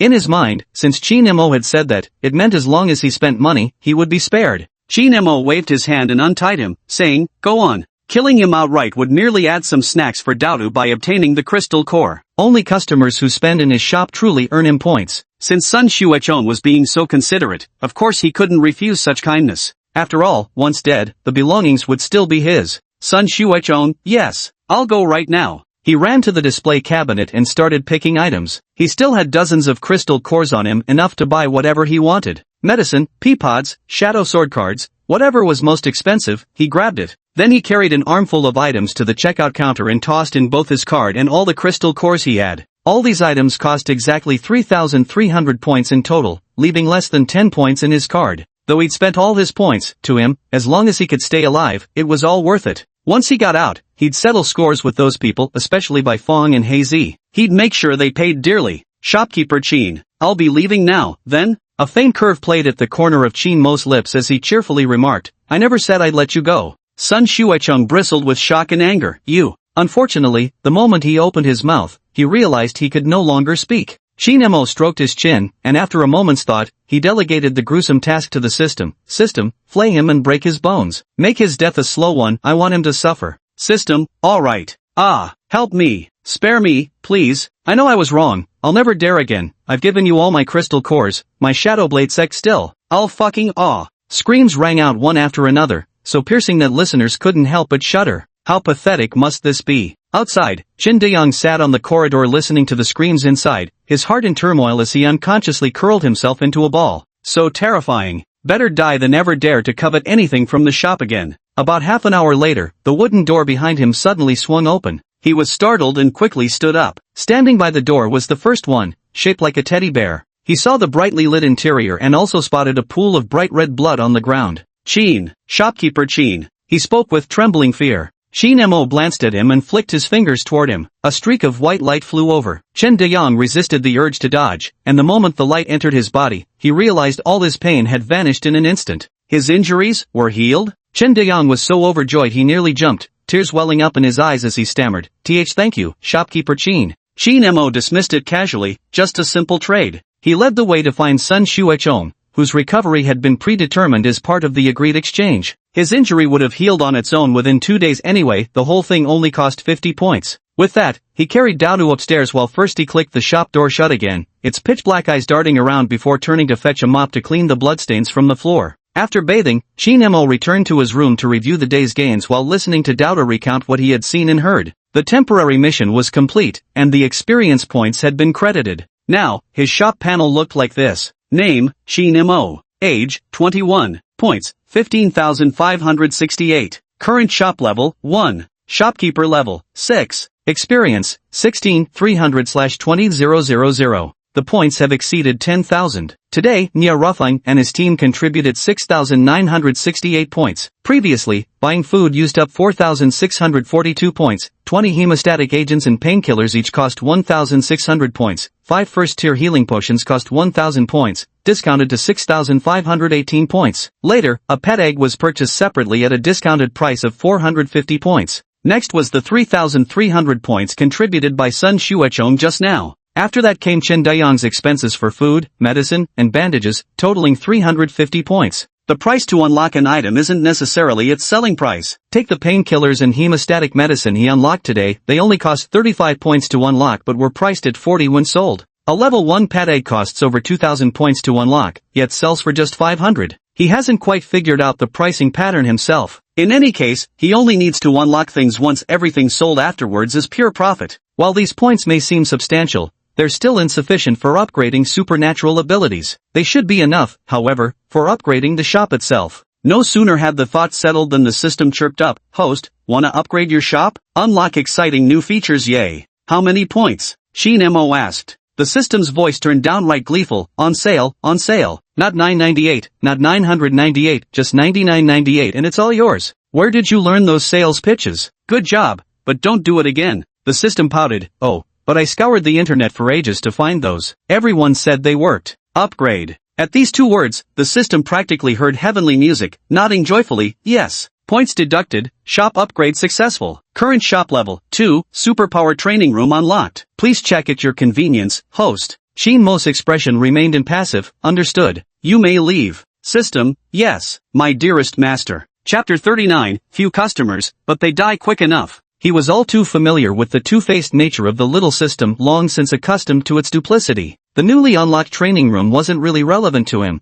so he wasn't in any hurry to check it out. Instead, what Bean had just mentioned to him had caught his attention more. There are some new mutated zombies outside that pose a great threat to those customers. It will be even harder for them to build a base, perhaps they won't even get the chance to. In just a few short days, the number of customers had already dwindled. To be honest, this post-apocalyptic world is truly no place for humans. Though few in number, customers die quickly. Though he couldn't be bothered to meddle in others' affairs, catering to market demands, selling whatever customers needed, was the mark of a competent merchant. He prided himself on doing this aspect quite well. Thus, he decided to unlock more Tier 2 items, making them spend more points for safety. Previously, he hadn't unlocked them partly because he lacked sufficient points himself, and partly because without immediate major threats, people would indeed prepare some safety measures, but not excessively, making Tier 2 items difficult to popularize. Now, however, was the perfect moment. I still have 5,570 points left, so the ability awakening potion will have to wait. At 5,000 points each, it might take a while to sell one.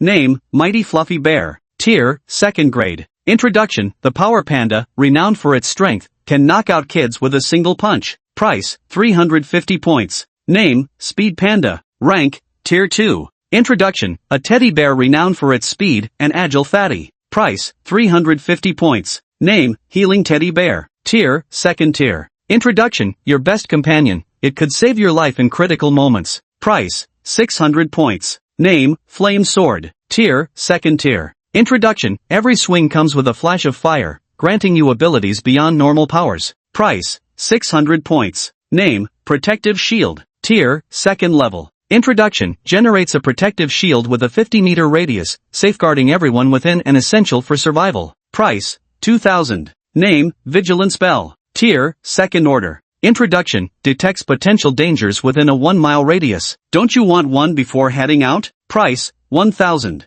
In the blink of an eye, only 670 points remained. Shin Mo waved his hand to close this gold-devouring store interface, shifting his gaze to the sunlight value. Sunlight value, 55,750. It's 11 o'clock at night, and I've collected sunlight points 5 times since 8 this morning. It does seem like a lot, and he couldn't even sell out all the plants exchanged for now, so he converted them into second-level seeds, 9 pieces totaling 54,000. It was getting late, and he couldn't be bothered to go out, so he called out, "System. Here I am. Your most adorable system trip at your service. What does my host need?" It was in an excellent mood now. The host had upgraded without even bargaining this time. It didn't mind spoiling him a little. Shinemo said, "Please help me plant these few seeds. I need to sleep." The system, "Okay, health is the foundation of revolution. Host, rest well. I'm good at this. It's just a simple task." With the seeds gone from the space, Shinemo yawned and patted Daodu's head beside him. "Alright, you go rest too." Daodu barked once, then dashed off swiftly to find his own bed. Shinemo used his telekinesis to close the door, turn off the lights, and just before shutting his eyes to sleep, he thought to himself, using psychic abilities really was as convenient as he'd imagined. The night was deep and still, but Chen Dayang outside the door couldn't sleep. It wasn't fear that kept him awake, it was the heat. The stifling warmth had him fanning his hands back and forth in front of his face, though the relief it brought was pitifully slight. He exhaled softly, unable to resist reminiscing about life before the apocalypse, sitting in air-conditioned comfort, eating watermelon, utterly at ease. But now, there was nothing at all. Just as he was feeling agitated, footsteps suddenly sounded ahead. He immediately sat up and peered forward. Could it be zombies? But all he saw was pitch darkness ahead. Nothing was visible. Before he could think further, Chen Dayang instinctively reached for his bag, only to remember that in last night's frantic escape, his flashlight had already broken. Right then, a voice called out from the darkness, "Sir." Chen Dayang recognized it instantly. That was Jianying's voice. Looking closer, as he got nearer, he caught sight of that pitch-black sword shadow, currently holding out 5 crystalline cores toward him. Chen Dayang reached out and took it, murmuring under his breath, "Good that you're back. If not for it yesterday, he would already be dead." He was relieved to see it unharmed. But no sooner had the words left his mouth than Jianying's hand dropped limply before him. Only then did he realize, though its body was wreathed in shadow, gaping holes riddled its form, as if someone had torn irregular patches from its darkness. He stared blankly as the sword shadow vanished in a flash of white light, disappearing completely just as it had appeared. It died. But before its death, it remembered only his command, stubbornly delivering the harvested crystal core to him. Last night when vines entangled him and a dozen zombies approached from below, he had immediately ordered Sword Shadow to eliminate the undead and retrieve their cores, because he knew full well, without the crystal core, even if he managed to survive and return, he would still die. Later, it severed the vines to catch him, barely pushing him away before being restrained by the writhing tendrils. Chen Dayang was severely wounded, unable to help, and could only take the crystal cores scattered on the ground and leave. He had thought Shadowblade was long dead, but never in his wildest dreams did he expect its return just to bring him a handful of crystal cores. When the apocalypse came, everyone pulled out all the stops to survive, and he was no exception. To them, the sword shadow was merely an inanimate object, just a lifeline to preserve their lives. Yet with its life, it tore open a glimmer of light for him in this pitch-black, hopeless apocalypse. He didn't know why, but suddenly felt so awful. If he had come back today and hurried to buy supplies to save it, perhaps it wouldn't have come to this. He stared at the crystal core in his hand, lost in thought for a long while. Early the next morning, Subai walked along the road at the foot of the mountain and saw the thriving peach tree in the planted field to his left. Its blossoms had already fallen to the ground in abundance, and it wouldn't be long before the fruit ripened. It's just that this thing belongs to shopkeeper Chin, something you can only look at, not covet. His steps weren't slow, and he soon arrived at the shop's entrance. From a distance earlier, he'd already spotted someone sitting by the door, staring blankly at the crystal core in their hand, lost in thought. He glanced at Chen Dayang. This person, he hadn't seen him before, probably a new customer who'd arrived in the past couple of days. The shop door wasn't open yet, so he simply waited nearby. That's when he noticed the shop rules posted beside the entrance. Subai took 2 steps closer to examine them carefully. After a moment, the door swung open, but the person by the door still didn't react. Subai said, "Move aside, you're in the way." Chen Dayang finally snapped out of it. Rubbing his sore eyes, he shifted to one side and resumed staring blankly. Subai didn't pay it any mind and walked inside. Chapter 40, Are they here to shop or stock up wholesale? From behind the door, Subai, whose first sight was exceedingly rare, actually spoke a sentence. "Wel, come, to our shop." Subai gave it a slightly surprised glance. Even the dazed Chen Dayang underwent a shift in mood as he turned his head, looking somewhat disbelieving. It can even speak greetings? They've come so many times, yet it's never welcomed them. Why does this person get such a warm reception on their first visit? What's so different about them? Shin-mo, who was eating, turned his head upon hearing the noise. Subai took the opportunity to greet him. "Good morning, shopkeeper Chin." "Good morning." A golden card holder speaking first isn't surprising. After all, the entire shop only issues 10 VIP golden cards. Subai didn't say anything more, glancing around at the display cases which mostly contained items. It seemed that during his absence these past few days, quite a few new products had arrived. Stepping inside from the outdoors, the room felt much cooler, though it was unclear where this cool air came from. If only one could live here. Of course, the shop was only so big, so this idea remained just a passing thought. Before the shop owner lay 2 plates of side dishes, their aroma wafting through the shop so enticingly it made mouths water. These days away from home, neither eating nor sleeping well,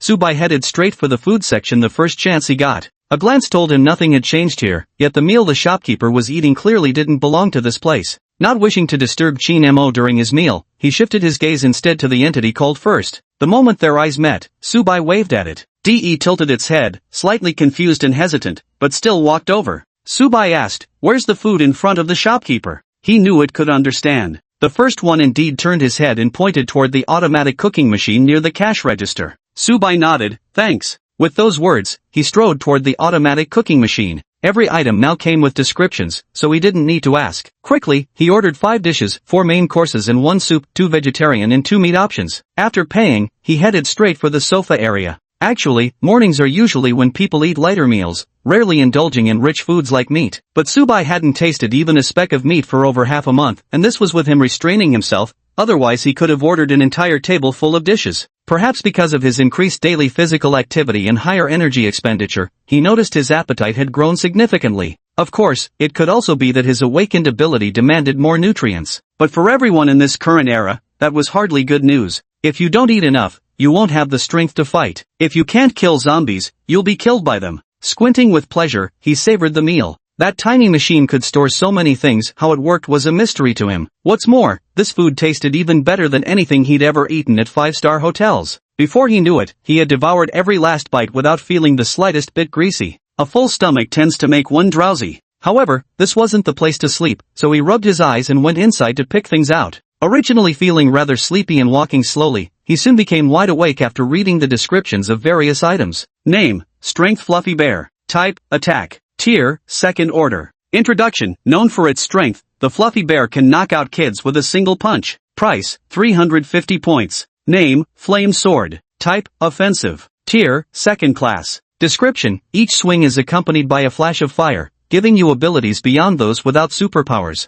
Price: 600 points. Name: Protective Shield. Type: Defense. Tier: Second Class. Description: Generates a protective dome within a 50-meter radius, safeguarding all individuals inside. An essential for survival. Price: 1000 inch. Name: Alarm Bell. Type: Support. Rank: Second Tier. Introduction: Detects potential dangers within a 1-mile radius. Sure you don't want one before heading out? Price: 600 inch. Second Tier items, and they're even this abundant. And it's comprehensive in every aspect, truly well stocked. These past few days alone outside, he had encountered plenty of trouble, yet gains were just as plentiful. It was precisely because he ran into a mutated second-tier zombie that he thought to come see if there were any new useful items available. Although that zombie had been dealt with, it was only one. What if he encountered 2, 3, or even a whole pack in the future? The reason he hadn't come these past few days was that he knew the shop would eventually be discovered by many people. When that time came, what they'd compete over wouldn't just be supernatural abilities, but more importantly, financial resources. To ensure his future comfort and security, he needed to accumulate as many energy cores as possible before everyone else discovered this place. As he ventured further away, it naturally became impossible for him to come daily.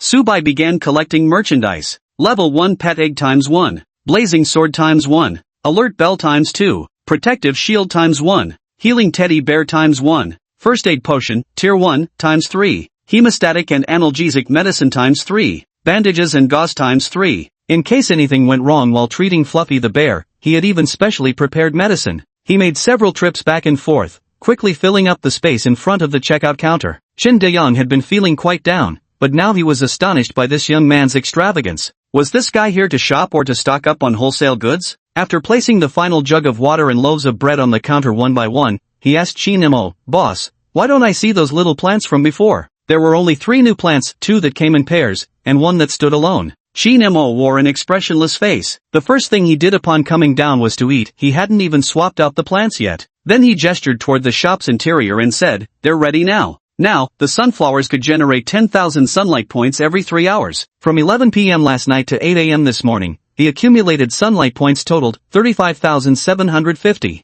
While speaking, he swapped out 20 of each existing plant variety. Name, castor bean. Grade, first tier. Type, poison. Description, releases toxic gas upon deployment, causing combat incapacitation upon inhalation. Rest assured, it does not affect its owner with the same consequences. Note, disposable items. Price, 50. Name, Peashooter. Grade, first tier. Type, offensive and defensive combined. Description, fires damaging peanuts at enemies ahead while slowing their approach. Attack power/defense value, 20/4000. Price, 300 inch. Name, Potato Mine. Tier, level 1. Type, attack. Description, well now, growth takes time, don't rush, almost there.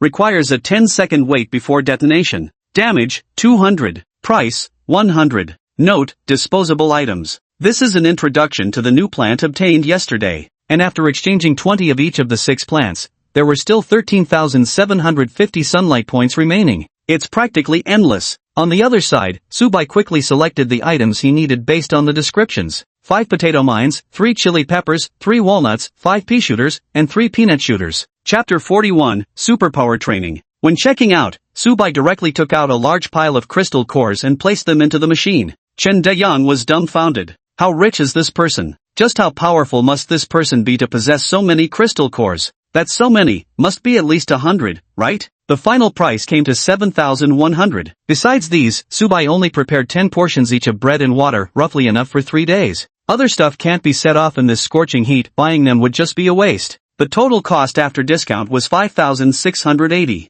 Subai stored all the items in his dimensional space, leaving only a healing bear behind. Then, he took out a small pouch and placed it on the counter. Picked these from the mountains yesterday. Brought them specially for you to try. There, in a small plastic bag, lay mulberries, dark red and glossy, looking irresistibly sweet. He had checked earlier, the shop didn't sell fruits, otherwise they wouldn't have been brought out. Shinemo shot him a glance. Fruits are indeed something he's currently lacking. Anything used by the system as a mission reward won't be found in the shop. This mission's reward was a juicer, but the shop didn't just lack a juicer, there wasn't a single fruit in sight either. He hadn't eaten proper fruit for quite a while indeed, so he didn't voice any refusal. With a mere wave of his hand, the refrigerator on the second floor opened, and its contents flew down to the ground floor one by one. Milk, sandwiches, ham, assorted greens. The items soon appeared one by one before my eyes. Shinemo asked, something you'd like? Subai nodded, his gaze settling on the milk. He hadn't expected to receive anything, but since the other chose to give, there was no need to refuse. With another wave of Chinmo's hand, everything except those 3 bottles of milk flew back to where they came from.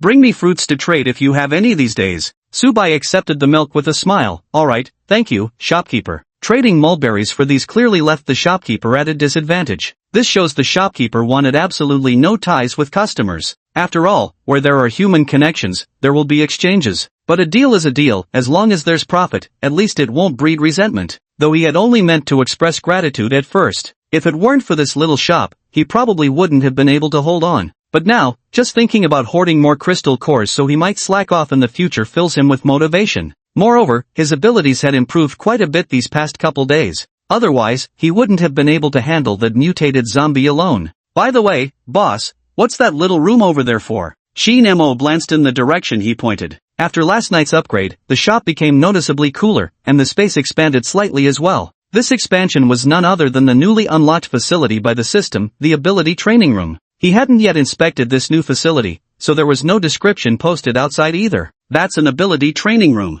Subai had originally just asked casually and was about to leave, but hearing these words, he abruptly halted his footsteps. An Ability Training Room? The name was practically self-explanatory. As the name suggests, it's a place for training special abilities. Can we use it now? Shinemo neither confirmed nor denied. Follow me. Subai naturally didn't refuse and followed along. The room wasn't particularly large, appearing to be just around 10 square meters from the outside. At the same time, the system's voice sounded, does the host require relocation of facilities? Shinemo replied, no need. System, please confirm the verification of facility location and indicate whether you are satisfied. Shinemo, satisfactory. Congratulations, host. You have successfully unlocked the Superpower Training Room, now available for normal use. Shinemo glanced at the introduction about the Superpower Training Room and pointed at the door, First tier training costs 100 points, second tier 200 points, third tier 400 points, and so on. To use it, place the card on the door lock, and the door will open. Subai nodded, placing the card on the door lock as instructed by Chin Mo. The next second, with a click, the door automatically opened. Subai suddenly felt a pulling force, and in an instant, he was sucked inside. The next second, with a snap, the door closed again. At the same time, a sign appeared at the very top of the door, Ability Training Room. In the middle of the door was a slightly larger card, detailing the purpose and usage instructions for this training room. Another 160 points were credited to his account, and Chin Mo nodded in satisfaction. If every customer were as diligent as this one, he'd never lack for points to spend. Chen Dayong had been listening outside the door and was naturally curious about the training room too, though having sat on the ground for too long, his legs had stiffened, and his feet were still numb. It took him a while to recover before he could step into the shop, by which time Chin Mo had already returned to his seat behind the counter. Chen Dayong didn't dwell on it too much. After all, he had no supernatural abilities, and it was just a passing curiosity. There was no way he'd bother Chin Mo over such a trivial matter. He'd find out eventually. His goal was clear. He directly used the 5 crystal cores in his possession to purchase a sword shadow card. Staring at the familiar yet unfamiliar shadowy figure above, I swore silently that the same tragedy must never repeat itself. Tearing open the card, a flash of white light appeared, and a dark silhouette materialized before me, clasping its fists respectfully. "My lord," it said. Chen Dayong gazed at it silently and asked, "Do you need to eat?" Sword Shadow. Not receiving an answer, he simply went and bought 2 portions of food, then gestured for Sword Shadow to join him for a meal. If anyone saw this scene, they'd definitely think he was under too much stress and had gone crazy. Sword Shadow merely sat down beside him. "I can't eat." Chen Dayong nodded. "So, do you have a name?" "Swordslinger." "Swordslinger. Just called Swordslinger?" Chen Dayong frowned. His kindness toward Swordslinger wasn't solely due to yesterday's events, it was also because he recognized that these shadowy blades possessed independent consciousness, just like humans. That's why he treated it as a person. After finishing the meal, he recalled how Nya Ruffing and the others had upgraded Jianying's weapon. While he couldn't afford the blazing flame sword, he could at least equip Jianying with a first-tier weapon. So he bought a sword and gave it to Jianying. Jianying took the sword from his hand, fingers lightly stroking the blade. Though faceless and featureless, the shadowy figure seemed pleased. Chen Dayong exhaled in relief, then spent 3.5 crystal cores to purchase a mighty fuzzy bear. It was a bear of the same size as Dai, but while Dai was entirely cyan, this one was gray and appeared much more sluggish. After paying, he left the shop with Jianying and the mighty fluffy bear, heading straight for the site of last night's mishap. That mutated tree had nearly killed him, there was no way he'd let it off without settling the score. He refused to believe that 2 second-tier fighters couldn't handle a single tree. After the customers had all left, Chin Mo glanced at Mao Dai, who was covered in fur, and let out a soft sigh. Holding the mulberries, he headed to the kitchen on the 2nd floor. When he emerged, he carried a plate in one hand while popping one of the berries into his mouth with the other. The sweetness in his mouth made him slightly narrow his eyes. Sweeter than expected. After eating a few more berries, he didn't forget to go downstairs. In that short time, 2 more people had entered the shop. It was Nya Ruffing and Lin Jianan. Hearing the sound, they both looked up simultaneously. When their gazes fell upon the mulberries in Chin Mo's hand, they couldn't help but swallow hard. They had indeed seen many new items earlier, but they hadn't noticed any fruits among them. "Shop manager Chin, are these mulberries new?" Lin Jianan inquired. Chin Mo ate another one, not for sale yet. Though both felt somewhat disappointed, they weren't discouraged. With so many good things already available, there were bound to be even more treasures waiting. "Didn't you hear Manager Chin say it's temporarily not for sale?" Chapter 42, Double Time Flow Rate. Then he started selecting the items he needed. Originally, Nya Ruffing hadn't planned to come today, but the successive appearances of mutated zombies yesterday put him on high alert. "I only have 5 shadow sword cards in hand, still far too few. Yesterday their numbers were small, so we could barely manage to defend ourselves. But what if there are more? Amidst a horde of zombies, that would be like throwing sheep to wolves." Though it's worth mentioning, our haul yesterday was substantial. Both parties had obtained over 100 crystal cores, more than enough to purchase items at the shop. They could clear the surrounding zombies and then lead people to establish a settlement. This time, however, only the 2 of them came. The main reason others didn't come was still to avoid danger. After all, both of them possessed dual abilities. No matter what, they had the means to protect themselves. On the way, they did encounter some zombies, which made today the latest they'd arrived at the shop in recent days. Now with enough funds to spare, Lin Jianan's first order of business was buying Lin Jialan a pet egg. What could he do? His little sister simply adored it. Though he was quite fond of the idea himself, he felt things weren't settled enough yet. Raising a pet would consume precious resources too. Yesterday Nya Ruffing's little bird ate a first-grade crystal core. He wanted to wait until things stabilized before discussing pets. After all, who would have guessed that pets not only eat regular food but also require crystal cores? Among the new products, the protective shield and alarm bell are exactly what they desperately need now. Though slightly more expensive than other items, they're absolutely worth every penny for their utility. They grabbed 3 of these 2 items right away, and of course, the healing bear couldn't be left out. After that came 15 Peashooters and potato mines, 17 walnuts, peanut shooters, and dropshot beans. Apart from the pea pod, everything else was on the list. It wasn't that the pea pods were bad, but rather too expensive. Moreover, even though they're both second-tier items, the shadow sword cards at the same price can move flexibly. Aside from not serving as weapons, they're perfect in every way. There are also the mighty fluffy bear and the lightning fluffy bear, both at the second tier, yet they only require 350 points. No comparison, no harm. With the comparison in mind, the natural first choices were the shadow blade cards and the fluffy bear. Each person ordered 5. That plush bear was oddly peculiar. Inside the display case, it was only the size of a palm, but the moment it was taken out, it would transform to stand as tall as a person. Could that display case also be some kind of special treasure? During checkout, Lin Jianan had intended to pay separately for the pet egg, but Nia Ruffing refused. The combined total for these items alone reached a staggering 21,700, not to mention the additional food they purchased afterward. With the plush bear helping to carry their haul,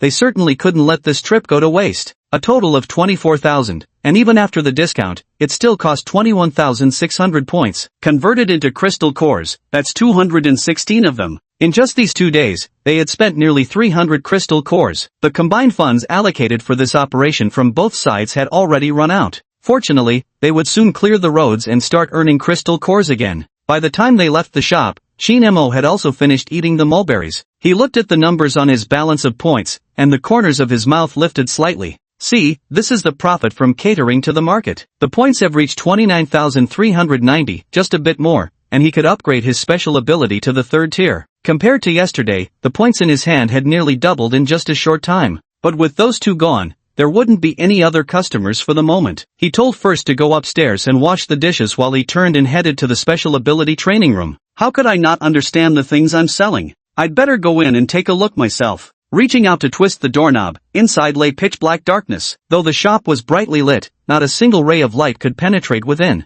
After stepping inside, the door creaked shut with a drawn-out squeak behind me. Then the darkness completely dissipated, and suddenly a vast horde of zombies appeared all around. Looking around, the swarm of figures was overwhelming. A rough estimate suggested there were at least several thousand of them. Shinmo's expression didn't change in the slightest as he said flatly, "System, don't make me slap you." The system responded with a pitiful "oh." It just mischievously multiplied the number of zombies that were supposed to appear by a few times. As its voice faded, 99% of the surrounding zombies disappeared, leaving only 10 behind. The time flow inside the ability training room is twice as fast as the outside world, meaning 1 day outside equals 2 days inside. And to train abilities, one naturally needs to use them in combat. Abilities are, after all, the potential unleashed in moments of crisis. To grow stronger, one must reach a critical point when danger arrives, then improvement naturally follows. This training room is currently at level 1, capable of accommodating 10 people simultaneously for training. Each person occupies a separate space, ensuring no interference between trainees while maintaining complete safety for all individuals. After this, there will surely be people scrambling to use it every day. Shin Mo cracked his knuckles. After a week in this world, he hadn't yet crossed paths with zombies. Now might be the perfect time for some fun.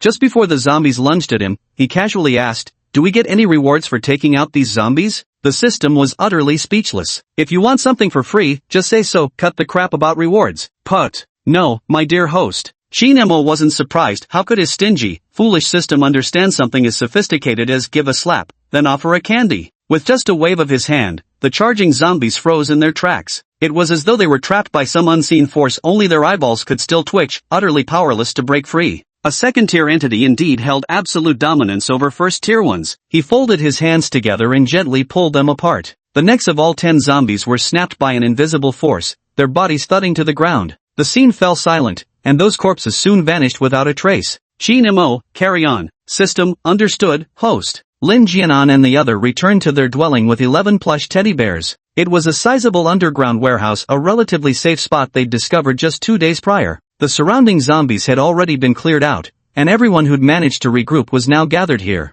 Excluding their own group, only about 20 people remained, two of whom possessed earth manipulation abilities. Since building a base is no small matter but must be done as quickly as possible, Nya Rufeng's plan was to first use the abilities of earth-based mutants to erect a perimeter of earthen walls for protection. Building more securely inside could then proceed gradually. If they could find a steel-based mutant, enclosing the area with steel walls would be even safer. The city already had steel mills, so steel wouldn't be hard to find. Some of them were not present when they returned. Those who left had naturally gone to kill zombies. After receiving assurances that their food supply wouldn't be cut short until the base was fully established, some grew complacent with the current situation, while others, unwilling to fall behind, redoubled their efforts in zombie hunting. But what those people didn't realize was that in this world, embracing mediocrity meant being abandoned by the entire world. Chapter 43, Splitting Up. Seeing them return, the others immediately stood up and rushed over. "You're back, brother!" Lin Jialan rushed straight to Lin Jianan's side, tugging eagerly at his sleeve, her face brimming with anticipation. Lin Jianan gave a slight nod in response, not rushing to hand her the pet egg. Meanwhile, Nya Rufeng beside them spoke up. "Yes, we're back. Don't worry, we'll clear the path later. It's best if we head outside the city tomorrow. Rest well today. If anyone slacks off during tomorrow's work, don't blame me for being harsh." Despite his perpetually mild appearance, no one present dared treat his words as mere wind in their ears. "Captain, yeah, you needn't worry. The fact we've got food to eat is all thanks to your group. No way would we slack off." "Exactly. With so many zombies in the city, having a base would keep us safe. How could we afford to be lazy? We'll get it built as soon as possible." The group chatters back and forth, each voicing their own stance clearly. When it comes to building bases, these ordinary people undoubtedly support it wholeheartedly. In their view, having a base, a place free of zombies, would mean safety. Seeing their somewhat positive attitude, Nya Rufeng nodded lightly. "We have matters to attend to. You all should go about your business." The others didn't really have much to do either. If anything, it meant leaning against the wall like corpses, waiting until noon or evening to collect their meals. So, after receiving the dismissal, they all shuffled back to the walls. Nya Rufeng waved his hand, gathering the seven together. Instead of directly stating his decision, he asked, "What do you think our next move should be?" Heisey raised his hand with a serious expression. "I'll follow the captain's lead." Old Chen scratched his head sheepishly and added, "I ain't got no ideas. Whatever the captain says goes." Zhou Min remained silent, but her stance was clear enough. However, Nya Rufeng's main inquiry wasn't directed at them, but rather at Lin Jianan and his group. After all, this was a bilateral cooperation, not merely his own unilateral decision-making. As expected, both Bai Fong and Lin Jialan turned their gazes towards Lin Jianan. Lin Jianan pondered for a few seconds. "We could split into two teams, one continuing to make contact with people within the city, while the other clears routes outside. Have you already identified a suitable location for establishing the base?" Nya Rufeng nodded. "I went to check earlier and have already identified the location. So, next, my younger sister and I will continue the search for people. Old Chen will stay here with the two sword shadows as guards. You take the rest and clear the path. Heisey can help with guiding. What do you think of this arrangement?" His words were logical and well considered from every perspective. First, matters within the city walls would inevitably fall to him to handle. But the decision-makers were only him and Lin Jianan to begin with, so naturally they couldn't both stay in the city, thus, he left Lin Jialan behind. Old Chen stayed behind with two sword shadows to guard the warehouse supplies. Without spatial abilities, the goods could only be temporarily stored here. If everyone left, there was no guarantee those people wouldn't simply loot and run. Moreover, heading out carried its own risks, so it was only reasonable to station most of their forces here. Lin Jianan glanced at Lin Jialan and responded, "All right." With that, he took the pet egg from his backpack and handed it to Lin Jialan. "Listen to Brother Nye's words inside the city, don't be willful." Lin Jialan happily accepted the pet egg from him, pouting, "I know, I'm not a child anymore. I won't cause trouble for Brother Nye. You're the one who should be more careful outside." Lin Jianan reached out and gently patted her head, saying softly, "Don't worry, there are many good things in the shop today. We'll both be safe." After exchanging a few more words, Nya Rufeng instructed Heisey and Zhou Min to follow Lin Jianan's orders once they were outside. Then, he handed over most of the items he had just purchased to Lin Jialan, keeping only a small portion for himself. Lin Jianan packed up the items and left, carrying 4 therapeutic stuffed bears, 4 mighty stuffed bears, and 4 swift stuffed bears, the only ones left. The remaining 2 stayed behind. After they left, Nya Rufeng didn't linger either, taking the 2 fluffy bears and the 2 sword shadows with him as he departed from the underground warehouse. Soon, only old Chen remained in this place. He had 2 sword shadows guard the pile of stuff in the corner and simply sat down beside them himself. These items were obtained through many days of saving, and they were the foundation for all their upcoming plans. Nothing could go wrong. The dimly lit room had its curtains tightly drawn. There were only 2 people in the room. The woman sat on the edge of the bed, hugging her knees, her eyes dull and her face filled with despair. The man sat beside her, irritation evident in his furrowed brows. A cigarette twirled between his fingers while his other hand held a lighter. Every now and then, he'd flick it open with a click, but in the end, he kept putting it down again and again. The last cigarette. This was his spiritual sustenance, at least he still had something to cling onto in his hands. But once smoked, it would truly be gone. He didn't know how much time had passed when suddenly the sound of gurgling echoed through the room. He instinctively reached for his pocket. There's only one piece of chocolate left. He tucked the lighter into his pocket and handed her the chocolate with a smile. Here, eat something to tide you over. Her eyes rimmed red as she looked at him, forcing a smile even more pitiful than tears. You should have it. I'm not hungry.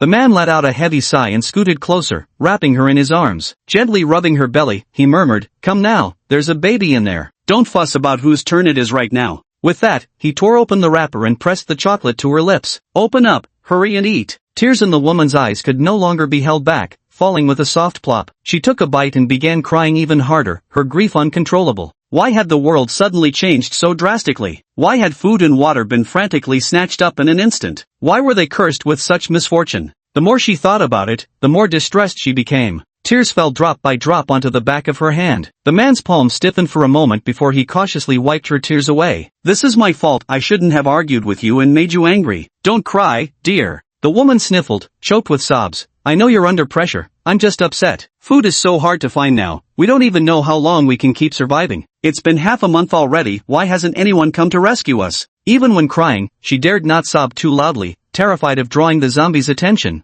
The man's face showed pity. In truth, he had never dared to tell her that the world had probably already descended into chaos, and there was an 80% chance no one would come to rescue them. But ever since she became pregnant, his wife's moods had been highly unstable. He simply couldn't bring himself to utter such cruel words. In just that short moment earlier, he had already regretted countless times in his heart for letting his anger get the best of him and arguing with her. It should be soon, right? There are so many people coming to rescue us, we just need to wait quietly. Don't worry, our whole family will be fine, he said with a reassuring smile. Eat up and get some rest. Later, I'll head out for a bit. I found a place a couple of days ago with plenty of food, though there are a few zombies around. It'll take some effort. A glimmer of hope flickered in the woman's eyes as she looked up at him. Really? She asked. The man nodded, pinching her nose affectionately. Of course. When have I ever lied to you? The woman nodded and pushed the chocolate he offered back again. Then you eat. How can you have strength on an empty stomach? When the time comes to bring back food, we'll all get to eat our fill. The man wanted to say something more, but the woman suddenly fixed him with a steady gaze. You won't eat because you're lying to me, aren't you?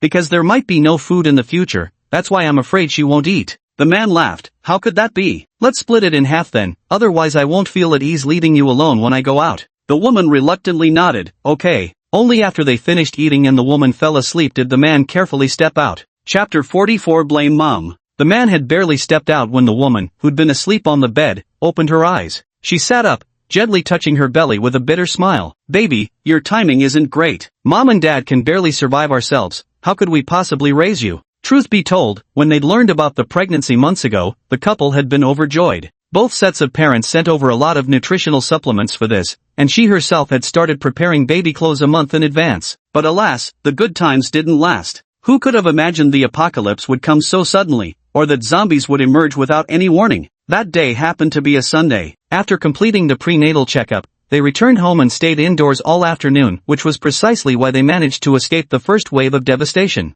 The next day, the horror outside became apparent. Many people had turned into grotesque monsters, neither human nor ghost, the legendary zombies. The phones were still working that day, and in their panic, they immediately contacted their parents. He got through and told the elderly couple to stay hidden at home and stay safe, promising he'd come find them soon. His parents reassured him not to worry about them and to focus on taking care of her instead. After hanging up, the man wanted to set off immediately to reunite with his family, but outside, the zombies were too numerous. He could barely protect himself, let alone break through the walls of undead surrounding him. What's more, he had a wife and children to protect. As for her, she never managed to reach her parents before the network went down and phone calls became impossible. It was almost certain they hadn't survived. Back then she spent her days drowning in tears. If it weren't for him staying faithfully by her side during this time, she probably would have died long ago. Your father lied to me, saying someone would come rescue us. Now everyone's struggling just to survive. Where would rescuers come from? That fool. She couldn't help raising her hand to rub her eyes. Baby, don't blame your father. He's tried so hard to protect us. If you must blame anyone, blame Mom. It's all Mom's fault for being useless." As she spoke, her hand stroking her belly grew even gentler,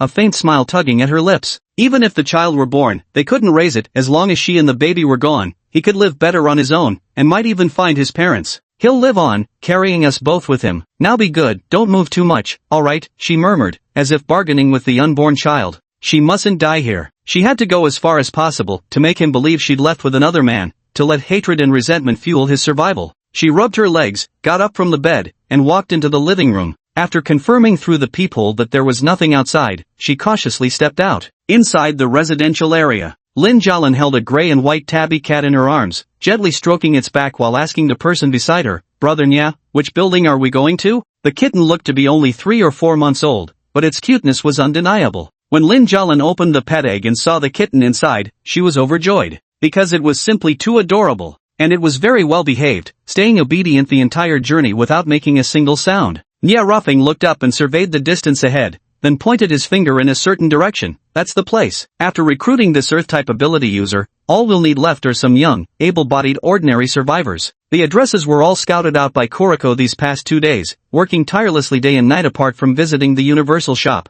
Perhaps because transforming into a mouse didn't consume much energy, he could maintain the beast form continuously for 6 hours. It lasted several times longer than the duration of Lin Jinan's previous beast arm transformation. Perhaps this was his only advantage. However, Stone City was still too vast, so Heisey had only scouted an area of about 10 miles nearby, discovering a total of just 3 individuals with Earth-based supernatural abilities. Lin Jialin nodded, "Then let's hurry over there." There weren't many zombies in the residential area, and the two of them only encountered 2 or 3 along the way, all of which were taken care of by the powerfully strong Fluffy Bear. It was truly one punch per little friend, the head-exploding kind. The scene was quite bloody. The two picked up their pace. Just as they were approaching the building's entrance about to go in, the cat in their arms suddenly stood up, all its fur bristling. Meow. The sound wasn't very loud, yet exceptionally clear. Lin Jialin froze momentarily. "Hua Hua, what's wrong?" Nya Ruffing frowned, and after a pause, the little gray parrot on his shoulder also let out a screech. It's often said that animals' perception of danger surpasses that of humans.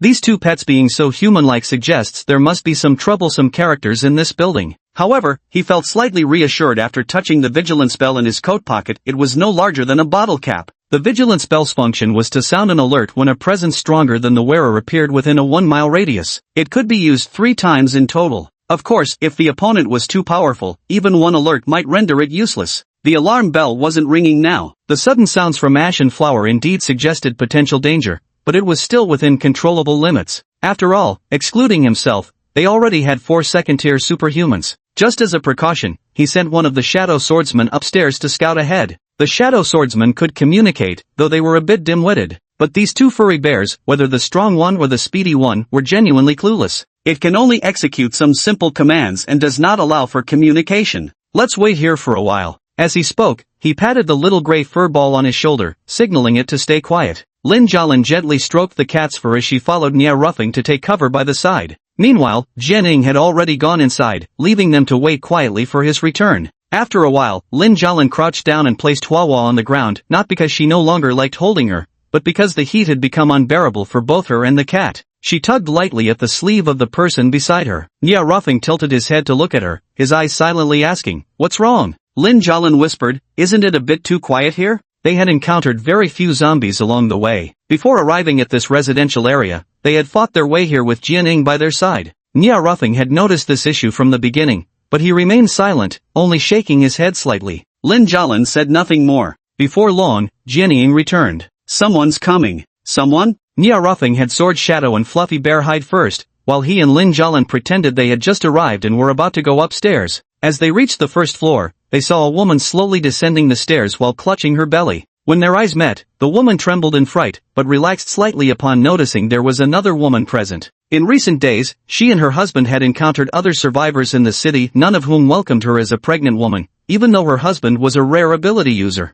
Chapter 45, Survival Above All. A pregnant woman needs at least twice as much food as an ordinary person. Those people made many promises, but the only condition was to abandon her. But her husband turned her down. In the first few days, since there was still food at home and she was in a bad mood, needing care, she missed the initial opportunity to scavenge for supplies. Additionally, her supernatural ability had only awakened recently, and the zombies were evolving rapidly. So he handled the zombies alone. 1 or 2 weren't a problem, but any more than that and he'd be stretched too thin. It was because of her past encounters with people's hostility that made her instinctively afraid whenever she saw survivors. Thus, she also missed the fleeting pity in Lin Jialan's eyes. She's actually pregnant. Looks like there's no man by her side? What a shame. In these times, the elderly and children are the hardest to survive, let alone pregnant women. Only Nya Ruffing raised an eyebrow. As the two brushed past each other in the stairway, the man suddenly spoke, "Are you hungry?" Lin Jialan looked curious. Why ask this so suddenly? Still, she honestly shook her head. Not particularly hungry right now, though I do miss the taste of sweet and sour spare ribs. As she spoke, she couldn't help but sniff pointedly. It had been nearly 2 days without meat. This sort of life was downright inhuman. Sweet and sour ribs? The pregnant woman's footsteps involuntarily slowed down. Could these two actually be eating meat? That half a chocolate bar earlier was gone in 2 bites, didn't do anything to curb the hunger. Now, mentioning food, she subconsciously touched her belly. But soon she shook her head. Impossible. In this kind of weather, even if there was meat, it would have rotted long ago. How could it possibly be edible? Probably missing the sweet and sour spare ribs from before the apocalypse. Then she heard the man's voice again. I'll take you to eat some after we finish rescuing the people here. Lin Jialan looked up with a dazed expression. Take her out to eat? Doesn't that phrasing sound a bit odd? The tone was overly gentle, and besides, if anyone were to take her, it should be her brother, not him. Nya Ruffing shot her a meaningful glance, then looked behind her again. Lin Jialan instantly understood and nodded repeatedly. Alright, so the person they were looking for this time was this pregnant woman. Though she didn't know the reason, she was still happy that it could be useful while also saving both mother and child. But she couldn't quite understand why brother Nya didn't just say it directly, instead opting to beat around the bush like this. Grumble, grumble. The voice rang out unusually clear in the stairwell. Lin Jialan abruptly turned around. Miss, are you hungry? The woman seemed startled by these words and immediately tried to bolt, but Lin Jialan swiftly caught her arm. Reaching into her bag, Lin pulled out a piece of bread and pressed it into the woman's palm. Here, take this. We'll be staying in this building for a while. If you need any help, you can come find me. With that, she released her grip and the moment Lin let go, the woman fled down the hallway. Lin Jialan felt helpless. Was she really that frightening looking? Though she wasn't a campus belle at school, she still had admirers. Alright. She turned to look at the man leaning against the stair railings and asked, Brother Nya, aren't we going after them? Nya Ruffing curled the corners of his lips into a gentle smile. No, the bait has already been cast. We just need to wait for her to come to us. The young man's clean features carried a mild smile, as if everything was completely under his control. Those who are both confident and intelligent are naturally dazzling. Lin Jialan momentarily lost focus before quickly lowering her head and decisively sitting down on the steps. No wonder Zhou Min and the others held him in such high esteem. Some people are born to stand at the top. Who wouldn't like someone with extraordinary skills? After all, whether men or women, everyone admires strength. Lin Jialan knew all too well that at this point, empty words meant nothing. Survival was the only thing that mattered. And so, those budding thoughts of hers were ruthlessly suppressed before they could even take root. She cupped her face in both hands and stared blankly at the flower by her feet. After a long silence, she finally spoke up. Brother Nya, what did you do before the apocalypse? Nya Ruffing's expression darkened slightly as he glanced at Lin Jialan, keeping his tone deliberately neutral. Had a small business once, but nothing's left now. Lin Jialan, I see. Now everyone has nothing left, so there's nothing particularly special about it. But in her junior year, when facing internships, she hadn't heard of any boss with the surname Nya. Unable to figure it out, she simply stopped trying and hugged Hua Hua again. Once we finish building the base, with shopkeeper Qin here, we'll keep on living, right? Yes. Xian Weilan ran for quite a while, but her body couldn't handle such intense sprinting. The moment she stepped outside after coming downstairs, she couldn't help but stop to catch her breath. Huff, huff. Then she realized something extra had appeared in her hand, still a perfectly packaged piece of bread. She stared at the object in her hand, completely stunned. She had been in such a rush to escape that when Lin Jialan grabbed her wrist, she was absolutely terrified. Wanting to die and fearing death are not mutually exclusive. Moreover, she didn't want her husband to learn she had already died. Her mind was so overwhelmed with fear that she didn't even process what the other person had said. Now calm down, her voice played back clearly in his mind. I'll help her, I'll help her. She even gave her food. There's no way those words could be lies, right? She sat down by the wall to rest, momentarily unsure what to do. If they were truly here to help those in need, wouldn't she and her child have been spared from death? Though this thought crossed her mind, she couldn't bring herself to eat the bread in her hands. After resting for a while longer, she got up from the ground, still resolved to go and ask. When she returned, Lin Jialan and the other person were eating. Seeing that they had water and bread, even Lin Jialan feeding the kitten at her feet, she swallowed hard, her grip on the bread in her hand tightening involuntarily. even the cats have food to eat. This made her even more convinced that what Lin Jialan had said earlier was true. Lin Jialan also noticed her, offering a smile before standing up to make way. Qian Weilan didn't move. She remained where she was, nervously licking her lips. Are you guys really here to save people? Lin Jialan nodded. Of course. Strictly speaking, however, they were only willing to rescue those who were useful and necessary. But that's not important. What matters is that this pregnant woman is among them, so to her, they must be rescuers. Judging by her nervous and guarded demeanor, she's clearly endured hardships over these past days. No wonder Brother Nye didn't directly negotiate terms with her. Even if they explained, she'd probably misunderstand. Given she's pregnant, who knows what might happen if she gets agitated. To be perfectly honest, we want to establish a settlement. Before it's built, we'll provide daily meals. Once completed, no one will have to worry about zombies anymore. Will you come with us? Qian Weilan anxiously rubbed her stomach, her voice trembling with insecurity. My husband hasn't returned from searching for food yet. Could we please wait a little longer? Lin Jialan looked at Nye Ruffing. The latter nodded gently. Yes, Jialan, you accompany her back to rest and eat something. Lin Jialan, okay. Having her take people back was also about ensuring their safety. There should still be others in this building, so he could bring them all back together. That's why he decided to go upstairs to look for them. Chapter 46, The Swarm of Bees. Now that Qian Weilan's matter had been settled here, there were no more obstacles left. They only needed to wait for her husband to return before they could head back home. The main characters in the planning phase are now gathered. What comes next is the hard labor. Besides that, we also need to find some transport vehicles for carrying materials. Otherwise, how are we supposed to move all those bricks? Surely we can't just use people, right?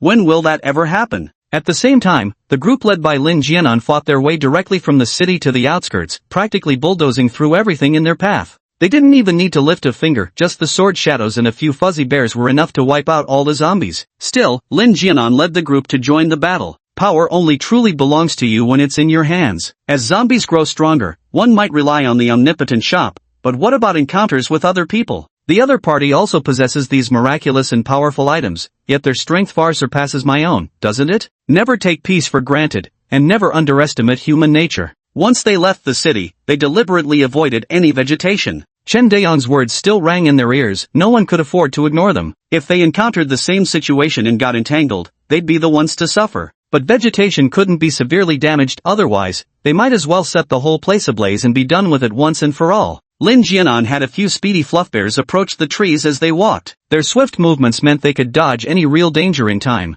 Blackie had transformed into a little mouse and was now leading the way ahead. Because his beast form wasn't eye-catching and couldn't make much noise, even if there were zombies around, they wouldn't attack him. The road ahead wasn't smooth, especially with a mountain looming in the distance. But the path they took wasn't the direct route to the little shop, they intentionally detoured in a wide circle. This was perfectly reasonable. Before the base was fully established, they couldn't risk letting those people know about the existence of the all-purpose little shop. Fortunately, there weren't many trees along the way, so they didn't encounter any mutated plants. However, when they were just a few hundred meters away from their destination, they ran into some trouble. A pack of over a dozen wolves had appeared up ahead without warning. At the sight of these wolves, Heisey transformed into a tiny trembling mouse and came scurrying back in a panic. Luckily they didn't spot him. One swipe from those claws would have finished off his scrawny frame. These were no ordinary wolves. Most of their fur was stained with blood, their flesh already rotting, clearly infected. Zombie wolf. At the first encounter, more than a dozen zombie wolves charged forward like dogs drawn to the scent of meat, howling and roaring.